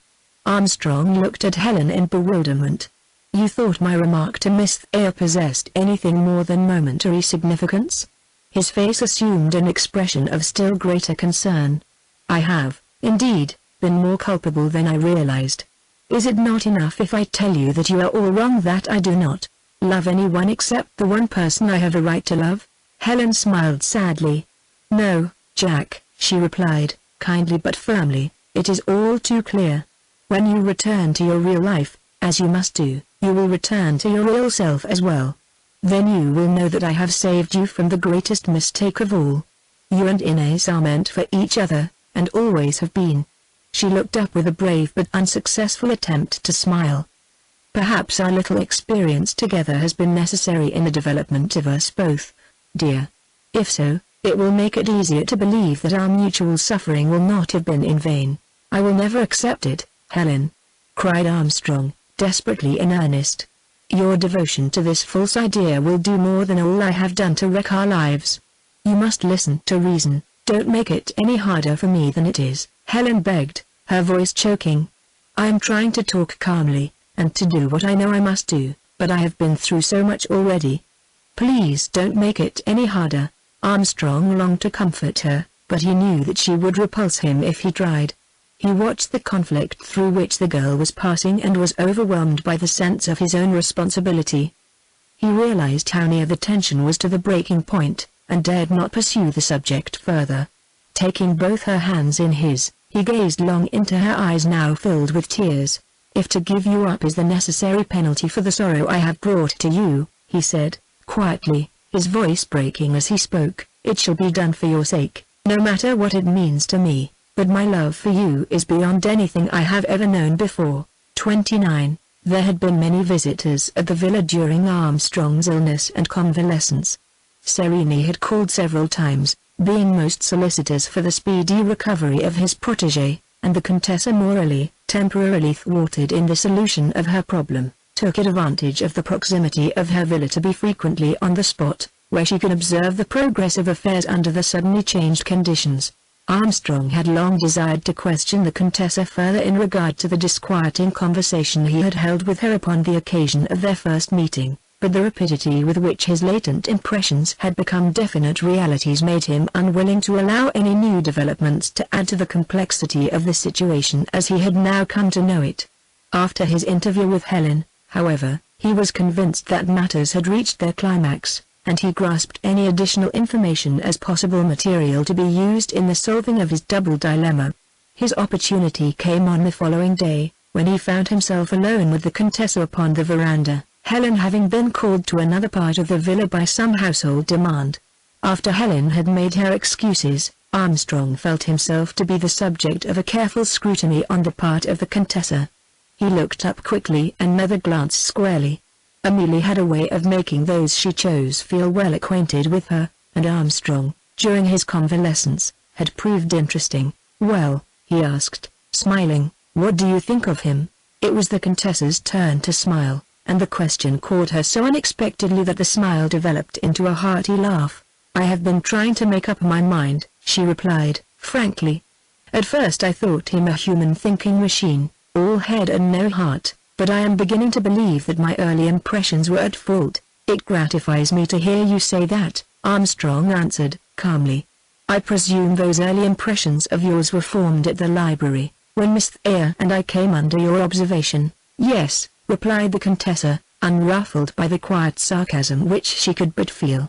"You see, I have lived here in Italy for several years and have become accustomed to the sight of saint worship, but it is a novel experience to see the saint come down off his pedestal and prove himself to have perfectly good warm blood coursing through his veins. Don't you find it a bit difficult to picture me with all my worldly attributes even as a temporary saint?" "Not at all," the Contessa answered. "Most of the saints possessed worldly attributes before they attained the dignity of statues. But think of the confusion among their worshippers should they follow your example and again assume the flesh. I imagine their embarrassment would almost equal yours." Amelie spoke indifferently, but Armstrong felt the thrust. It was evident that she had no idea of dropping the subject, and Jack saw nothing else but to accept it as cheerfully as possible. "Why not sake white?"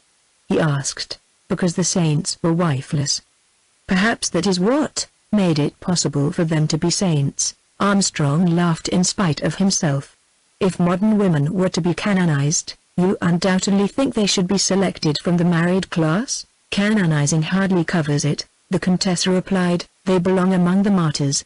"But you have not told me why you now feel that your early impressions were in error," Armstrong resumed, sensing danger along the path which they had almost taken, and really eager to learn how far his attitude had impressed others. The Contessa regarded him critically. "There are many kinds of men," she began, "and to a woman of the world it is a necessity to classify those whom she meets." "Indeed?" queried Armstrong. "You are throwing some most interesting sidelights upon a subject which my education has entirely overlooked." "Am I?" Amelie asked, innocently. "But your education has been so far developed in other directions that you can easily recognize the importance of what I say. A woman who meets the world face to face must be able to estimate the elements, against which she has to contend. Into how many classes do you divide us?" Armstrong was interested in her naive presentment. "The three principal divisions are, of course, single men, married men, and widowers, but the subdivisions are really more important. For my own use I find it more convenient to separate those I meet into four classes: the interesting, the uninteresting, the safe, and the dangerous." "You have developed an absolute system," Armstrong asserted. "Yes, indeed," Amelie responded, cheerfully. "Without one you men would have too distinct an advantage over us. I wish you would enlarge on your classification a little more.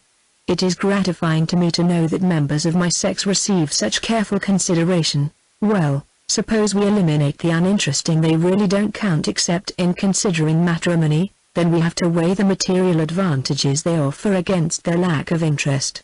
This brings us down to the interesting and safe, and the interesting and dangerous. Have I the honor to be included in one of these two classes?" "Yes," the Contessa replied, frankly. "May I ask which?" "You see, my curiosity is getting the upper hand." Amelie threw back her head with a hearty laugh. "I was certainly wrong in my first diagnosis," she said. "A man who was merely a thinking machine would possess no curiosity. Usually a learned man is entirely safe. Then you really consider me dangerous? There was a tone in Armstrong's voice which caused the Contessa to look up at him quickly. Most men would consider that a compliment, Mr. Armstrong. Receiving no reply, Amelie continued. Your wife has such original ideas. I have found my acquaintance with her positively refreshing. How does this bear upon our present conversation? Armstrong inquired, still weighed down by the Contessa's estimate of him. Amelie's frankness showed that no doubt existed in her mind as to his attitude toward Miss Thayer, and he felt that denials would be worse than useless. If impressions such as these lay in the mind of a casual observer like the Contessa, it was but natural that they should assume greater proportions to Helen, and it was with a foreboding that he heard her name mentioned in the present conversation. Amelie, however, could not sense the effect of her words upon her companion. Because we once discussed the same subject, she replied to his question, and her attitude was most unusual. She even said that were she convinced that her husband really loved some other woman, she would step aside and give him a clear field. Did she say that? Armstrong demanded. She did, asserted the Contessa. You are a very lucky man, Mr. Armstrong, she continued, looking into his face meaningly. My husband is not so fortunate. While Armstrong hesitated in order to make no mistake in his reply, Helen returned accompanied by Serene, and the moment when he could have formulated an answer had passed. The old man held up a finger reproachfully as he saw the Contessa. You have never made another appointment to study those manuscripts with me, he said, as he took her hand. Tell me that your interest has not flagged. The librarian spoke feelingly, although he tried to conceal his disappointment. It was such a triumph that his work should appeal to one so devoted to a life of social gaiety. Amelie remembered her interview with him at the library and felt that she deserved the reproach. Surely not, she replied, with so much apparent sincerity in her voice that the old man believed her and was mollified. I have even received a new impetus from listening to Mr. Armstrong's enthusiastic account of his work with you and his impatience to return to it. Armstrong glanced quickly at Helen as the Contessa attributed to him a desire so opposed to the definite statement he had made the day before, while Serene smiled contentedly. Helen gave no sign of having particularly noticed the remark, but Jack felt keenly his inability at that moment to set himself right. I was just about to take my departure, Amelie continued, and I am glad not to be obliged to leave the invalid alone. I know how delighted you will be to take my place, she said to Serene. The old man dropped into the chair the Contessa left vacant, while Armstrong watched the two figures until they disappeared in the hallway. Then he turned to his friend, but it was to Serene the priest, the father confessor, rather than to Serene the librarian. He felt the seriousness of the situation more acutely than at any time since a realization of its complexity came to him. Serene watched him curiously. You are not so well today, he said, at length. You must go slowly, my son, and give nature ample time to make her repairs. I fear even nature has no remedy sufficiently powerful to cure my malady, Armstrong replied, bitterly. I would to God she had. Serene was at a loss to understand his manner or his words. What has happened? He asked, sympathetically. Is there some complication of which I know not? Armstrong bowed his head, overcome for the moment by an overwhelming sense of his own impotency. What is it? Urged the old man, himself affected by his companion's attitude. I have missed you sadly at the library these weeks, and I am impatient for your return. I shall never return, cried Armstrong, fiercely. I have proved myself utterly unworthy of the work I undertook with you, my son. My son. Serene was aghast at what he heard. Then his voice softened as he thought he divined the explanation. Slowly, he said, soothingly. It is too soon to put so heavy a burden upon your brain after the shock it has sustained. There is no haste. Your friends at the library will be patient, as you must be. Armstrong easily read what was passing through the librarian's mind, and it increased his bitterness against himself.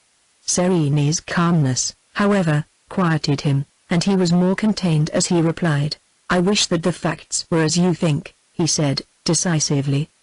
It would be a positive relief to me if I could believe that my mind was still unbalanced as a result of the accident, but it is so nearly recovered that I must consider myself practically well. but I am glad of this chance to tell you how we have both been deceived. It will be a comfort to have you act as my confessor, and if your affection still holds after my recital, I knows that you will advise me as to what future course I must pursue." Intense, clear-cut sentences. Armstrong poured out to Serene the story of the past months as he looked back upon them. He was frank in speaking of what he believed to be his accomplishments, as he was pitiless in his arraignment of himself in his failures. He showed how he had assimilated the lessons of the past only in his capacity of scribe. He explained how self-centered, selfish, and neglectful of his duty toward others he had been in his personal life. He spoke freely of his companionship with Miss Thayer, of her unquestioned affection for him, and of the impressions which had been made upon Helen and the Contessa morally. He insisted simply yet forcefully upon his own loyalty to Helen, not from a sense of duty, as she firmly believed, but because his devotion had never wavered. In speaking of his wife, Armstrong went into minute detail, even going back to his early attempts to interest her in what had later become his grand passion. He described her personal attributes, her love of the present rather than the past, her protective attitude toward her friend even in the face of such distressing circumstances, her generosity toward him, and finally her unalterable conviction that their separation was imperative. Serene listened in breathless silence as Armstrong's story progressed. He himself had played a part in the drama of which his companion was ignorant, and a sense of his own responsibility came to the old man with subtle force. He recalled his first meeting with Helen at the library, he remembered their later conversations, and in his contemplations he almost forgot, for the moment, the man sitting in front of him in his consideration of the splendid development, which he had witnessed without fully realizing it, in this woman whom he had pronounced unfitted by nature to enter into this side of her husband's work, as she had longed to do. Now, as a result of his lack of foresight, she proposed to eliminate herself from what she considered to be her husband's problem. "It has been more far-reaching than even you realize," she had said to him at the reception at Villa Godilumbra, and this was what she had meant. It was several moments after Armstrong ceased speaking before Serene raised his eyes, and to Jack's surprise he saw that they were filled with tears. He naturally attributed it to the librarian's affection for him and his sympathy for his sorrow. "I should not have told you this, Padre," he said, sadly, pressing the hand which the old man laid tenderly upon his. "The fault is mine, and I should not try to shirk the full responsibility by sharing it with you. It is mine to share with you, my son," Serene replied, firmly. "You have erred, as you state. You have been to blame for not giving out again, as the example of the master spirits of the past should have taught you, those glorious lessons which impart the joy of living to those who give as well as to those who receive. But my error is even heavier. I have lived all my life in this atmosphere, drinking in the knowledge and the spirit which have come to you only within the past few months, yet I fail to recognize in your wife the natural embodiment of all that the best in humanism teaches. What you and I have endeavored to assimilate she has felt and expressed as naturally as she has breathed. She has shown us humanism in its highest development, purified and strengthened by her own fine nature, even though we have given her no opportunity for expression. Thank God we have recognized it at last." "You really believe that?" cried Armstrong, recalling his own earlier and less defined conviction. "Beyond a doubt," Serene answered. "Let us find her, that we may tell her what a victory she has won." Armstrong placed a restraining hand upon the old man's arm. "Not yet," he said, gently but firmly. "There is much still to be done to prepare her for this knowledge. At present she would not accept it. We must convince her. First of all I must make my peace with Miss Thayer," Armstrong replied. "Until that complication is relieved there is no hope. Do you feel strong enough for that?" asked Serene, anxiously. "It requires more than strength, Padre," Armstrong replied, seriously. "It requires faith in myself, which at present is sadly lacking." The old man rose and stood for a moment beside Armstrong's half-reclining figure. Bending down, he took his face in his hands and looked full into his eyes. "Let me give you that faith," he said, affectionately. "You have already learned by sad experience that you are not the master of fate. Let me tell you that by the same token you are not the victim of fate. Nature, unerring in her wisdom, is now giving you the privilege of being co-partner with her in the final solving of your great personal problem. Accept the offered opportunity, my son, and show yourself finally worthy of it. 30. Helen had not overlooked the Contessa's remark to Serene, even though she gave no evidence at the time of having heard it. Her conversation with Jack had given her thoughts much food to feed upon. His words were so welcome, after the long breach, his manner so sincere, that she had been nearer to the yielding point than he imagined. She had wondered if, after all, her attitude was justified, in view of his expressed desire to return to the same relations which had previously given them both such happiness. Jack's statement that her insistence upon the present conditions would do more to wreck their happiness than anything which he had done, made its impression upon her. Nothing but the previous intensity of her conviction that she must yield her place to Inez had held her to the self-appointed duty which she found so difficult to perform. When the Contessa repeated to Serene what appeared to be an expression of her husband's impatience to return to his work, Helen felt all hesitation vanish.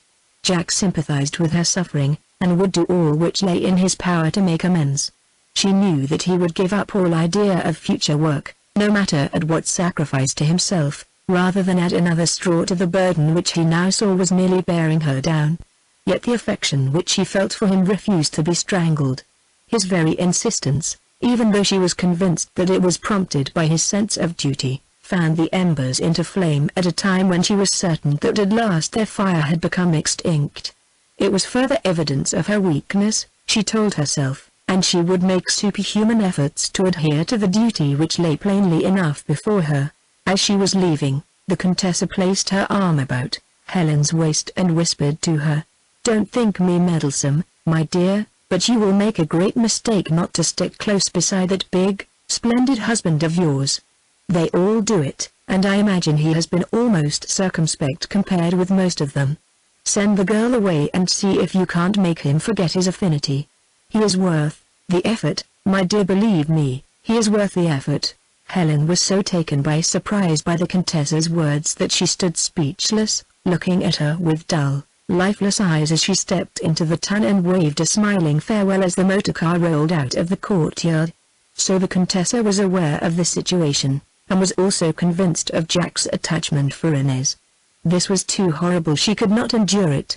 Matters must be brought to a head soon or she would die of mortification.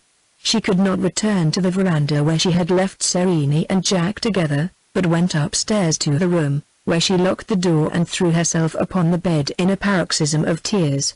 Armstrong, on the contrary, had gained strength from Serene's sympathy. He would accept the offered opportunity and see if at last he could not prove himself worthy of such glorious co-partnership. Unlike his previous efforts, if he succeeded it would tend to restore Helen's happiness as well, and this gave him an added incentive. It was the afternoon of the next day before he was able to make his opportunity. Inez had taken a book and secreted herself in Helen's snuggery in the garden, but Armstrong's watchful eyes followed her. Waiting until she had time to become well settled, he strolled around the garden, finally appearing at the entrance to prevent her escape. To his surprise she made no such effort, and appeared more at ease than at any time since the accident. "Have you come to join me?" she asked, with much of her former bearing. "If I may," he replied, advancing to the seat and taking the place she made for him beside her. "How famously you're getting on," she said, laying down the volume. "You are more like yourself than I have seen you since the awful accident." "If I may say so," Armstrong replied, watching her closely. "I was just thinking the same of you." Inez flushed. "You're right," she answered, frankly, after a moment's pause. Armstrong was distinctly relieved by her unexpected attitude. As he looked back he realized that there had been a change in her bearing toward him, particularly during the past week, but until now he had not appreciated how rapidly her unnatural manner had been returning to what it was during the early days of their acquaintance. The apparent effort to avoid him had disappeared, although he knew of no more reason for this than he had originally seen cause for its existence. Whatever the reason, the change had undoubtedly taken place, and it made matters easier for him. "We have passed through much together, Miss Thayer," he began. "I wonder if we realize how much. It has certainly been an unusual experience," she admitted. "I expressed this to you at the library, do you remember?" "As I said then, "It could hardly occur again." "I appreciate that now," Armstrong replied, in a low voice. "At that time I do not think I did. There was much which you could not appreciate then," continued Inez, "and as I look back upon it there is much which I cannot explain to myself. In fact, there is a great deal that I blame myself for." "The blame belongs to me, Miss Thayer," Armstrong asserted, firmly. "For being away from Helen so much?" "Yes, and for many other acts of selfishness and neglect." "I am to blame for all that you feel against yourself." "Against myself?" Inez repeated. Armstrong paused long before he continued. "You have passed through this spell with me," he said, at length. "You, better than anyone else, know its power, and can understand the cause of my attitude toward you and Helen, which was as inexplicable as it was unpardonable. And because you understand this I believe that I shall find you the more ready to forgive." "There is nothing for which you stand in need of my forgiveness," Inez said, in a low tone. "On the contrary, there is much for which I have to thank you. It was a new world to which you introduced me, one which I should not otherwise have known, and having known it, nothing can ever take it from me. If matters had only stopped there," Armstrong continued, "I should have accomplished just what I had hoped to do. The fascination of the work so held me, and my desire to further the principles which seemed to me to represent all which made life worth the living resulted in blinding me to the possibility that you, perhaps, were not affected to a similar degree.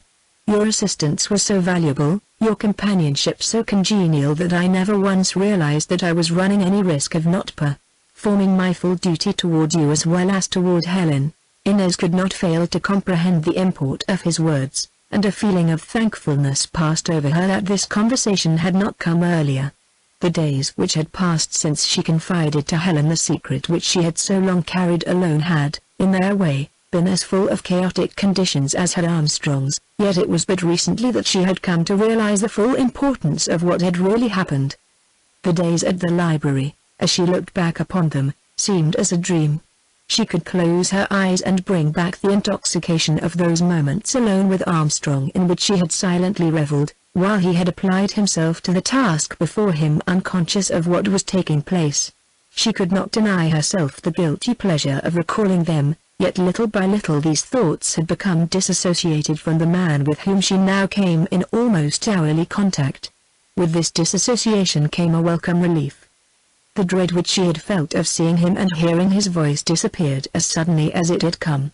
She wondered at it, but she accepted it eagerly without waiting for an explanation. With her return to more normal conditions her solicitude for Helen increased. She was conscious of her friend's unhappiness, yet she, perhaps, of all the household, was least aware of the extent of the breach between her and Armstrong. Helen, naturally perhaps, had confined her conversation upon this subject to Uncle Peabody and her husband, so Inez had no thought other than that all would straighten itself out now that Jack had become himself again. She had believed that Helen alone shared her secret with her, so it was with surprise and mortification that she became aware that Armstrong himself knew of what had taken place. This was even more of an ordeal to face than when she made her confession to Helen, yet it was one which ought to be met with absolute frankness. "I understand what you mean," she replied, the color still showing in her face, "and I am glad that this opportunity has come for me to speak freely, even at the risk of losing your esteem. It is quite true that I, too, found myself beneath a spell, but besides this one which influenced you there was also another and a different one. I see no reason why I should be ashamed to say that this other spell was unconsciously exerted by a great scholar, a noble friend, a loyal husband.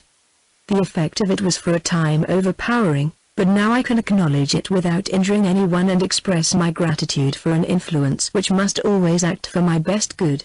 "Miss Thayer," Armstrong cried, overwhelmed by the revulsion which the girl's words brought to him, "I beg of you not to make virtues out of my errors. I cannot accept a tribute such as that, knowing myself to be unworthy of it. Can you not see that I should have guarded you from that spell, both for your sake and for Helen's?" Inez smiled in real happiness that the break had at last been made. "You have given me far more than you have taken away, dear friend," she replied, gratefully. "Now that the experience is past I appreciate it more than ever. But promise me that you will not give up this work because of what we all have been through." Armstrong shook his head. I shall not take such chances again, he said. It could never repeat itself, Inez urged. Because one has been wounded by the thorn he failed to see is no reason why he should never pluck another rose. But suppose that in plucking the rose something fell out from next the heart which was inexpressibly dear to him and was lost forever? Inez looked up quickly. What do you mean? She asked. Do you not know that Helen insists upon a separation? A separation? Inez repeated, rising to her feet. Why, she worships you. Surely there is some mistake. No, she is convinced that our marriage was all wrong, and that she stands between me and the continuance of this work, which she argues is essential for my development and happiness. It is ridiculous, of course, but I cannot move her. She is right about the work, the girl said, decidedly. But there is no one in the world better fitted to enter into it with you than she, if she but knew it. As I said, you will never take it up in the same way again, but having learned what it means you can never eliminate it from your life, and this should draw you and Helen even closer together. My one remaining labor is to convince her of this, Armstrong replied, feelingly, and I will help you do it. Armstrong looked at her steadily for a moment. There is another point upon which she insists, of which I have not told you, he said. Inez waited for him to continue. She believes that you and I are foreordained for each other, Armstrong said, bluntly, and she proposes to step aside to make the realization of this possible. The girl gazed at her companion in silent amazement. So this was the cause of Helen's suffering, this was the price she was willing to pay as a tribute to her friendship for her and her love for her husband. The brave, brave girl! Inez cried, almost overcome by her emotion. I must make her understand that the Jack Armstrong I loved was killed at the foot of the hill of Settignano. Dear, dear Helen! It is now my privilege to give her back her happiness as she gave me back mine. 31. It had been to Uncle Peabody that Helen had turned during all this period, but it was for comfort and strength rather than for advice. The problem was hers, and she alone must finally solve it. She had thought it settled until her conversation with Jack, which caused a momentary wavering. She repeated Armstrong's words to Uncle Peabody, and his absolute conviction that her husband's present attitude was a normal and final expression encouraged her to question whether there might not be some other solution than the one upon which she had determined. Still, it was only a questioning. As yet she was unprepared to share Uncle Peabody's conviction. Don't lean too far backward, he had said to her, in your efforts to stand by your principles. I have seen things which were called principles at first become tyrants and do damage out of all proportion to the good they would have done had the conditions not changed. It is the conditions I am watching, Uncle, Helen had replied. I have no principles, as you call them, which will not joyfully yield themselves. I will not stand in the way either of Jack's happiness or of his development. If I can make myself see any way by which we can stay together without accomplishing one or the other of these mistakes, God knows how eagerly I will again pick up the thread of life. Uncle Peabody had folded her in his great arms again, as he had done so many times lately. People have sometimes told me that I am a philosopher, he said, huskily. They have seen me meet death in a dear friend, or even one closer to me, with calmness, sending the departed spirit a wireless bond voyage message and considering the incident as fortunate, as if he had received a promotion. But when I see one as dear to me as you are, gasping for breath in what has seemed to be a hopeless and prolonged struggle for that life which love alone can give you, I must confess that my stock of philosophy, such as it is, seems sadly inadequate. Now had come the necessity of repeating to him what the Contessa had said, which gave Helen double pain, knowing, as she did, how much relief her last conversation had given him. I can't believe it, Helen, Uncle Peabody said, decisively. Whatever else one may say of Jack Armstrong, he is honest. And I can't believe him insincere in what he said to you. It is not insincerity, dear, she replied, wearily. He is trying to deceive himself. What is it, Annetta? She asked, almost petulantly, of the maid as she approached. Monsignor Serini, began the maid. Mr. Armstrong is on the veranda, Helen interrupted, but he asks for the Madama. For me? Helen was incredulous. Show him out here, Annetta. The librarian's face beamed genially as he greeted her and Uncle Peabody. Has the maid not made a mistake? Helen asked. Is it not? Our invalid whom you wish to see? No, my daughter, it is you whom I seek. I have come to make a full though long-delayed acknowledgement. Helen glanced over to Uncle Peabody, thoroughly mystified. Your husband and I were talking of you yesterday, he continued, and we both are deeply concerned to find how erroneous have been our estimates and how slow we have been to recognize the truth. So Jack had sent him to plead his cause, Helen told herself, and in her heart she resented the interference. It was unlike him to entrust so important a matter as this to another, yet perhaps it was a further evidence of the new conditions. Shall I not leave you to yourselves? Queried Uncle Peabody. By no means. Serene cried, hastily. It is most fitting that you should hear what I am about to say. Do you remember the first day I met you at the library? He continued, addressing his question to Helen. She closed her eyes for a moment, and an involuntary shadow of pain passed over her face as she replied, quietly. Do you think I could ever forget it? Serene saw it all, and it touched him deeply. I was unkind to you that day, my daughter, even cruel. I thought I understood, but later events have shown me that my judgment led me far astray. The old man had come to a realization at last. This, at all events, was a comfort to her. Only in part, she replied, trying to speak cheerfully. The character building was going on just as you said. It was, Serene said, forcefully, to a greater extent, I believe, than any one of us knew. My only excuse is that I was possessed with a preconceived idea, the very thing which I so much object to in others. I don't think I quite understand, Helen replied. Do you mean that, after all his efforts, my husband is right in his conviction that his work has been a failure? It is not of your husband that I am thinking now, the librarian answered. It is of myself and you. Of me? Helen was genuinely surprised. But I have never entered into the consideration at all, where the work at the library was concerned. You should have done so, that is just the point. I wanted to, Helen cried, but you told me that I was quite incapable of doing so. I know I did, replied the librarian, bowing his head, and that is where I made my great mistake. It would have stopped their work where it was, you said so yourself. Serene again bowed his head. All part of the same mistake, he admitted. Had I encouraged you at that time, you would not only have added much to the work itself, but you would have saved your husband from his own great error. I have been much to blame, my daughter, and you must not hold him responsible for a fault which is really mine. Helen tried to fathom what was in the old man's mind. She could not question his sincerity, yet his words seemed a mockery. Jack had evidently taken him freely into his confidence, so there was no reason why she should not speak freely. Mr. Armstrong has apparently told you how unfortunately his experience has ended in its effect upon our personal relations. Knowing this, I am sure you would not intentionally wound me further by seeking to restore matters to a false basis, yet I can understand your words in no other way. As you said of my husband, the day in the library, this time it is your heart and not your head which finds expression. The librarian gasped with apprehension. Daughter! Daughter! He cried, have I not made myself clear? Then let me do so now before any possible misunderstanding can enter in. I am a humanist by profession. Until now I believed myself a modern humanist. When I first knew your husband, he was a youth full of intelligent appreciation of those ancient marvels which I delighted to show him.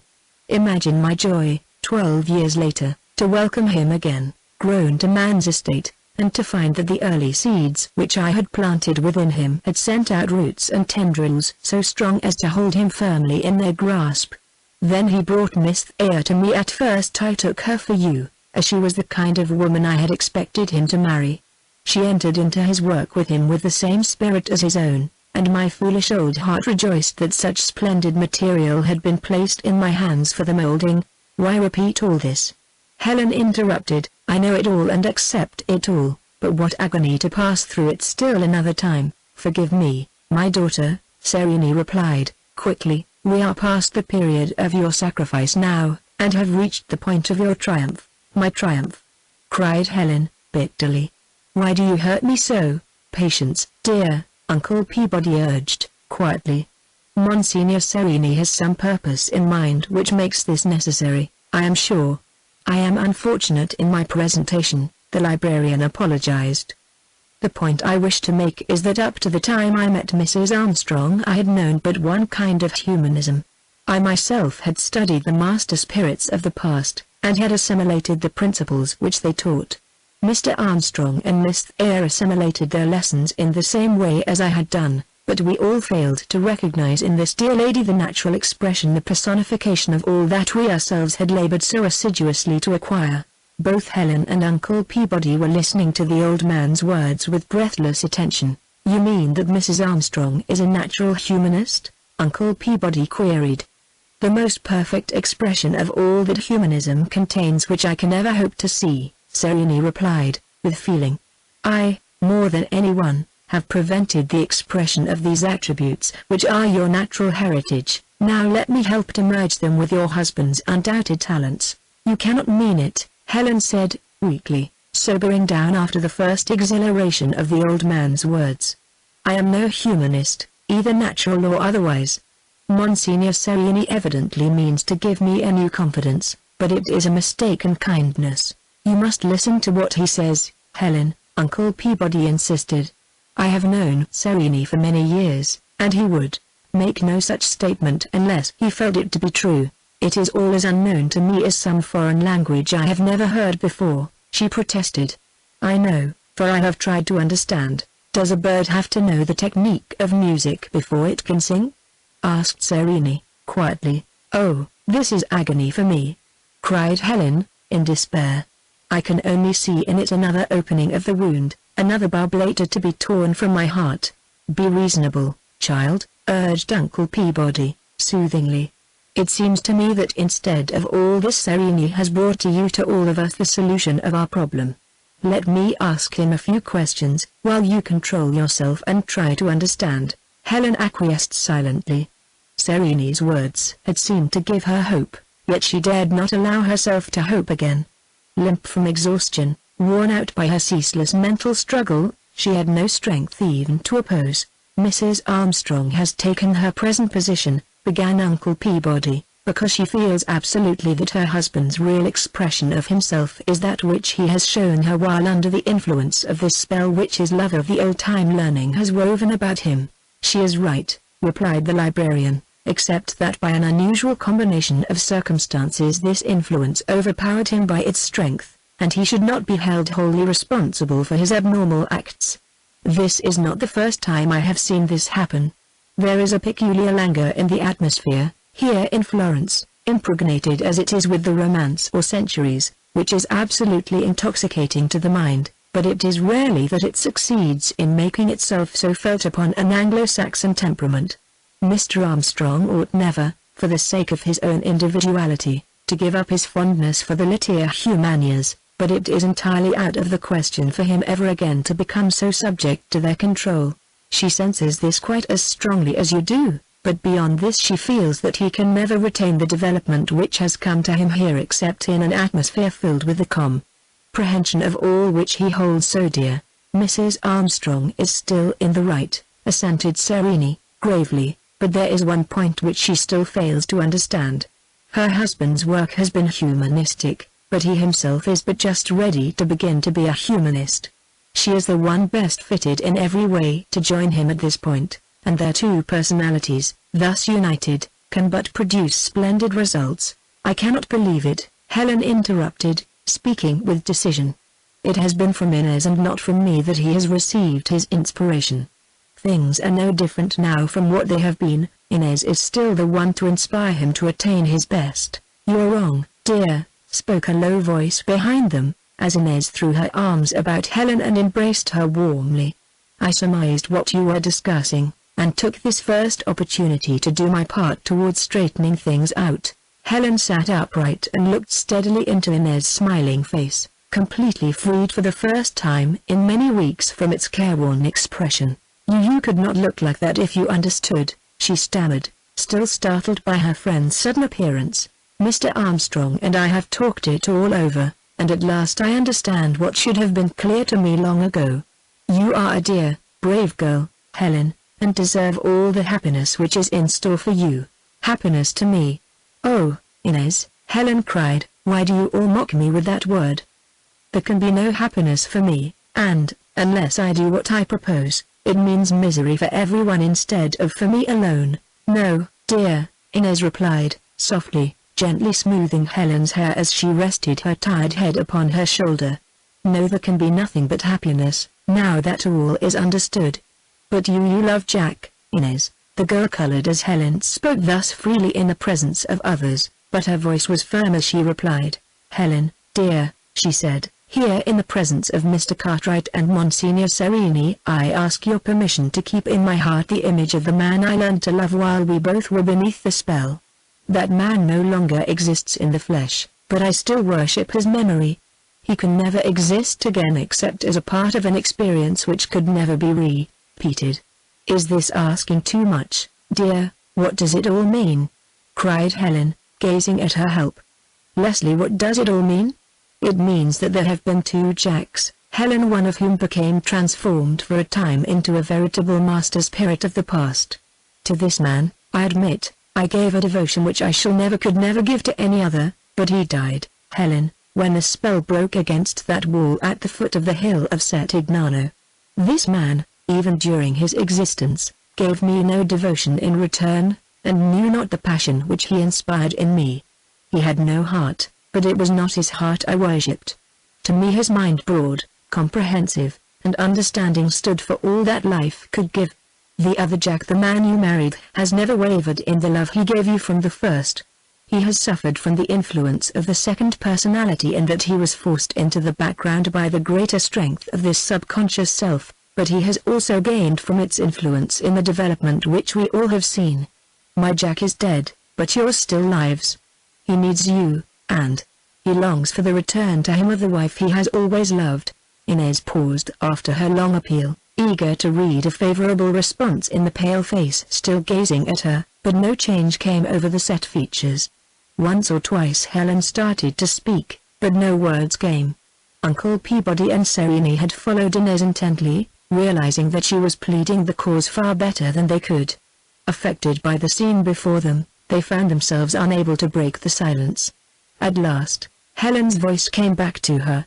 He longs for the return to him of the wife he has always loved? She repeated Inez's words slowly, in the form of a question. Yes, dear, her friend replied, he is waiting for you now. Oh no, no, no. Helen cried, brokenly, covering her face with her hands. It is all a mistake.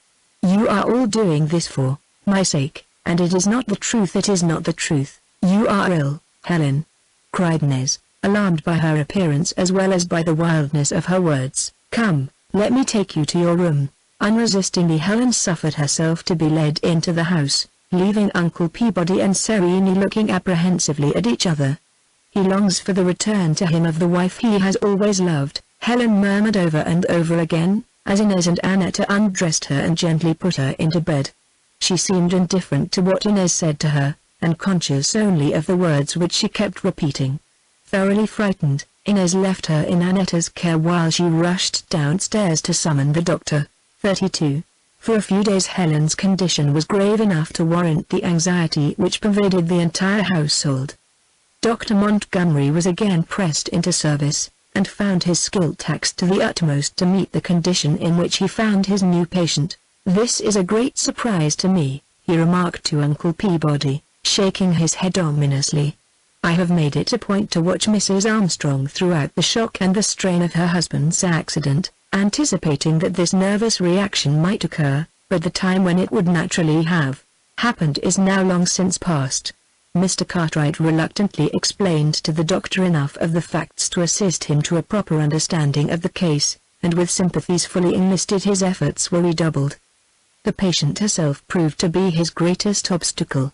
Try as he would, he could not arouse in her any interest in her recovery. She accepted his services and those of the nurse without question, but in an apathetic manner. Armstrong, Inez, and Uncle Peabody hovered about the sick chamber, eagerly grasping such information as the nurse and the doctor were able to give them, the anxious lines in their faces becoming deeper as the hours passed by. But it was naturally upon Armstrong that the burden rested most heavily. He had been given the fullest details of the conference in the garden which immediately preceded Helen's collapse, and her replies to Serini's appeal showed him, better even than his last conversation with her, how seriously she had been affected. For this he alone was responsible, and he was equally responsible for the illness which came as a final result of it all. He had hoped that when Serene awakened her to a knowledge of her own splendid development she would accept his plea that they take up their new life together, but this expectation had been in vain. "It has come too late," he said, bitterly, to Uncle Peabody. "We can only imagine the tortures through which the poor girl has passed by the severity of this reaction. She has been forcing herself to make this supreme sacrifice, which she believes is necessary, and has succeeded at last in destroying the love which I know she felt for me even through the worst of the crisis." "She loves you still, Jack," replied Uncle Peabody, whose complete sympathy had been won by Armstrong's attitude during the trying days they were passing through together. "It is this which has made it so hard for her. It is only your ever-present optimism," the younger man replied, sadly. "Now that I see myself as I have really been during these past weeks, I cannot share it with you, much as I wish I could. If I, having actually experienced this spell and knowing its force, find it so impossible to explain to myself this long series of inexplicable events, how can I expect anything other than this generous but unfortunate conviction that her self-sacrifice is necessary?" His face contracted as he spoke, and the veins upon his forehead stood out boldly against the fair skin, still colorless from his prolonged illness. "And the worst of it all is that I can make no sacrifice which can possibly accomplish anything," he continued. She must suffer on indefinitely for my selfishness, for my neglect. Let me speak to her just once more," Inez pleaded, in real pity for the man beside her. "When she is strong enough, perhaps I can make her understand." "No," he replied, firmly, yet showing his appreciation of her thought for him. "She has endured enough already. The very mention of her husband can only revive unhappy memories. She shall at least be spared any further pleading on my behalf." At last the doctor pronounced the danger point past, and the relief which the announcement brought gave Armstrong the necessary strength to enable him to take upon himself the details of packing and closing up the house, and getting everything in readiness to leave for home as soon as Helen should be strong enough to travel. "The place has been hateful to her all these weeks," he explained, "and she must be freed from every scene which suggests what has passed." As he went from one part of the villa to another, he was constantly reminded with painful forcefulness of the days which they had first enjoyed together.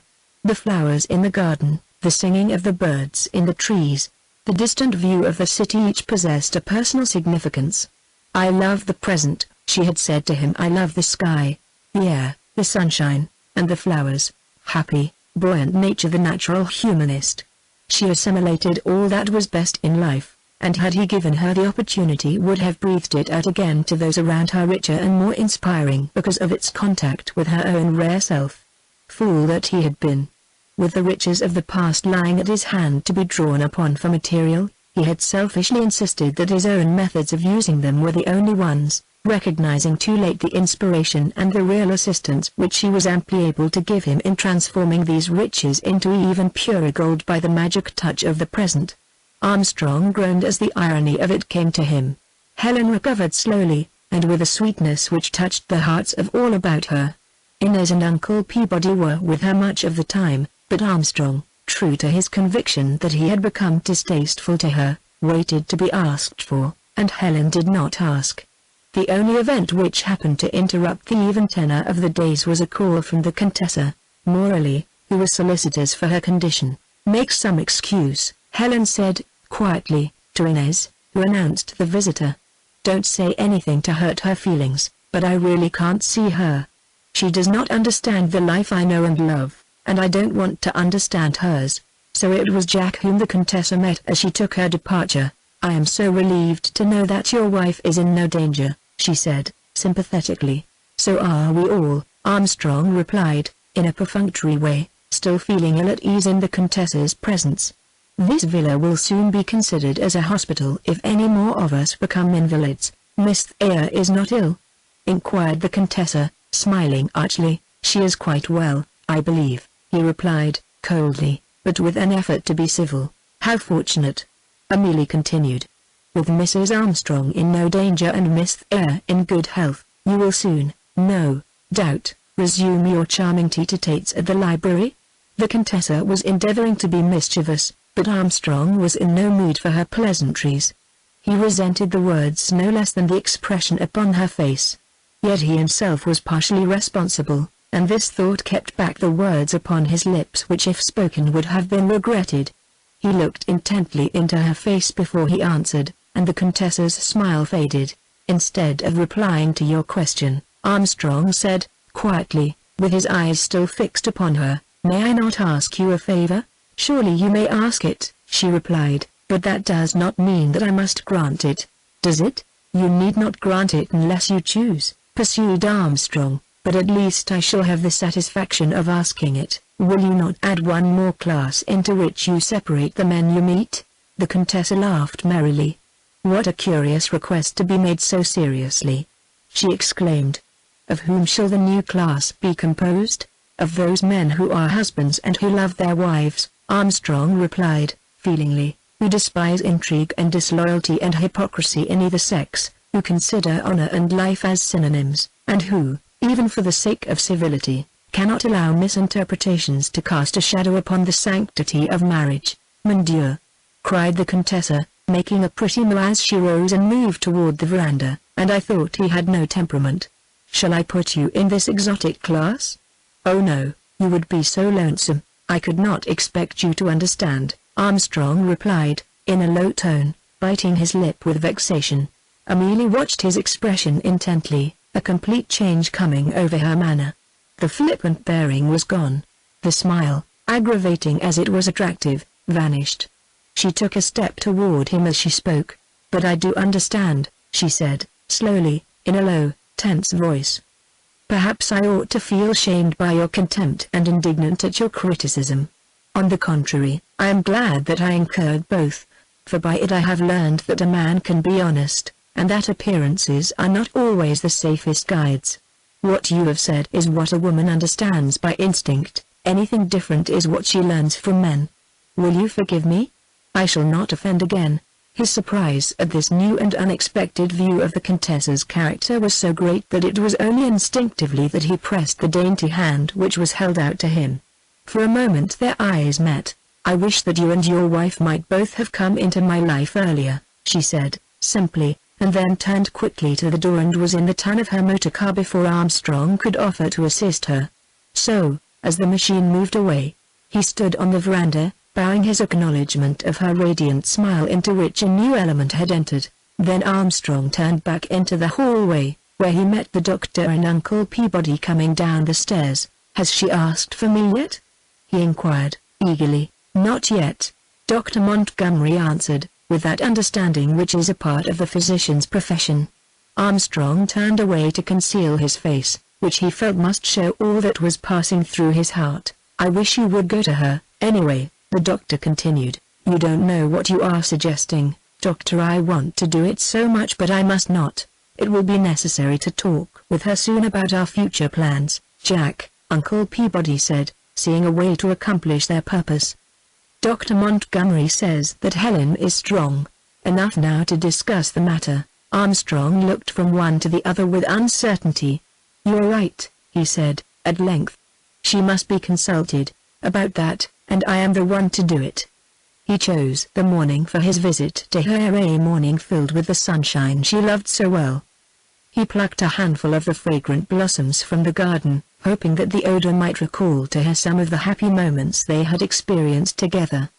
The very perfume rising from the redolent petals seemed to accuse him as he stood before her door awaiting the nurse's response to his knock. "May I come in?" he asked, looking across the room to the bed where Helen lay propped up with pillows, so that she could look out of the window into the garden, even though the tops of the trees alone rewarded her gaze. "Of course," Helen weakly replied, yet with a smile, and the nurse discreetly left them to themselves. Armstrong seated himself on a chair near the bed and gazed in silence at the thin, pale features of the woman before him. This was the wreck of the beautiful girl he had married and brought here to Florence for her honeymoon. "What a honeymoon!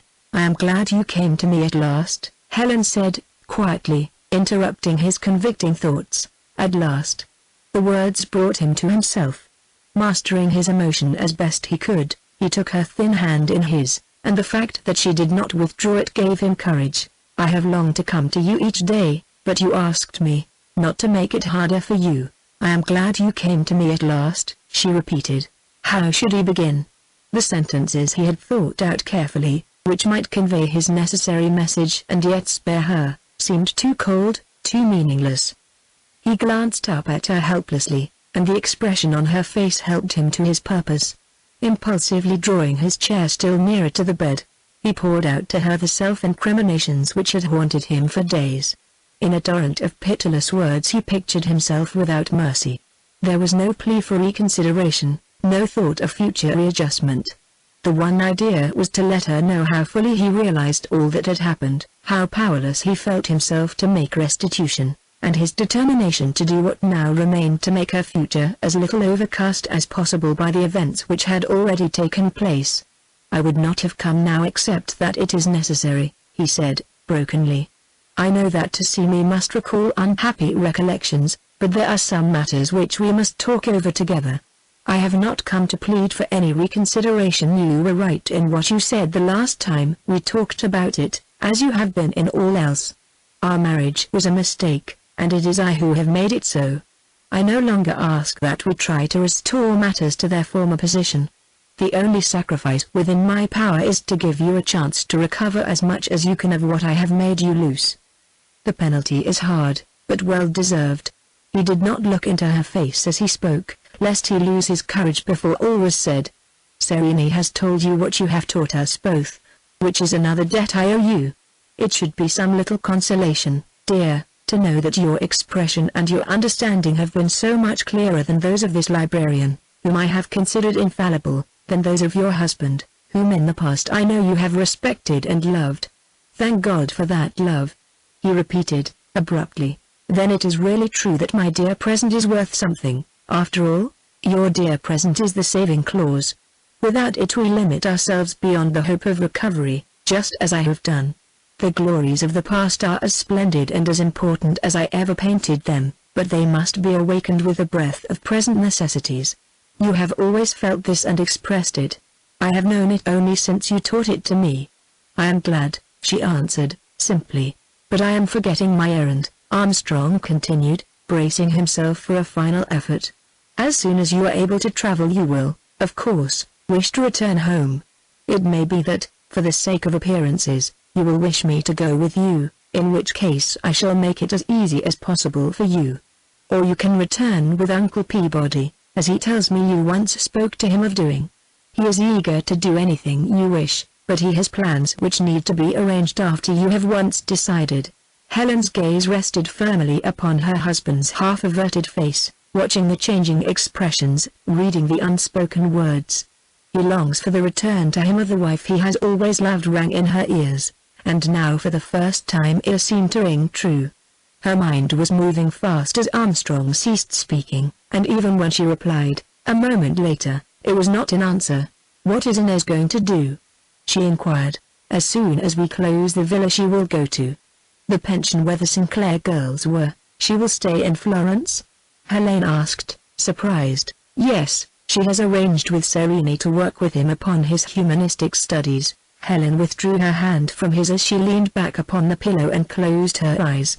Armstrong regarded her anxiously, fearful lest their interview had been too great a strain upon her returning strength, but as he looked her eyes opened again. You must know at once whether I prefer to return home with you or with Uncle Peabody? She asked, faintly. Not at once, he replied, leaning nearer to catch the low-spoken words. Not until you are strong enough to decide. Suddenly he felt both her arms about his neck, and in his ear she whispered, let me go with you, Jack, but not to Boston. Take me to Cecil. The end.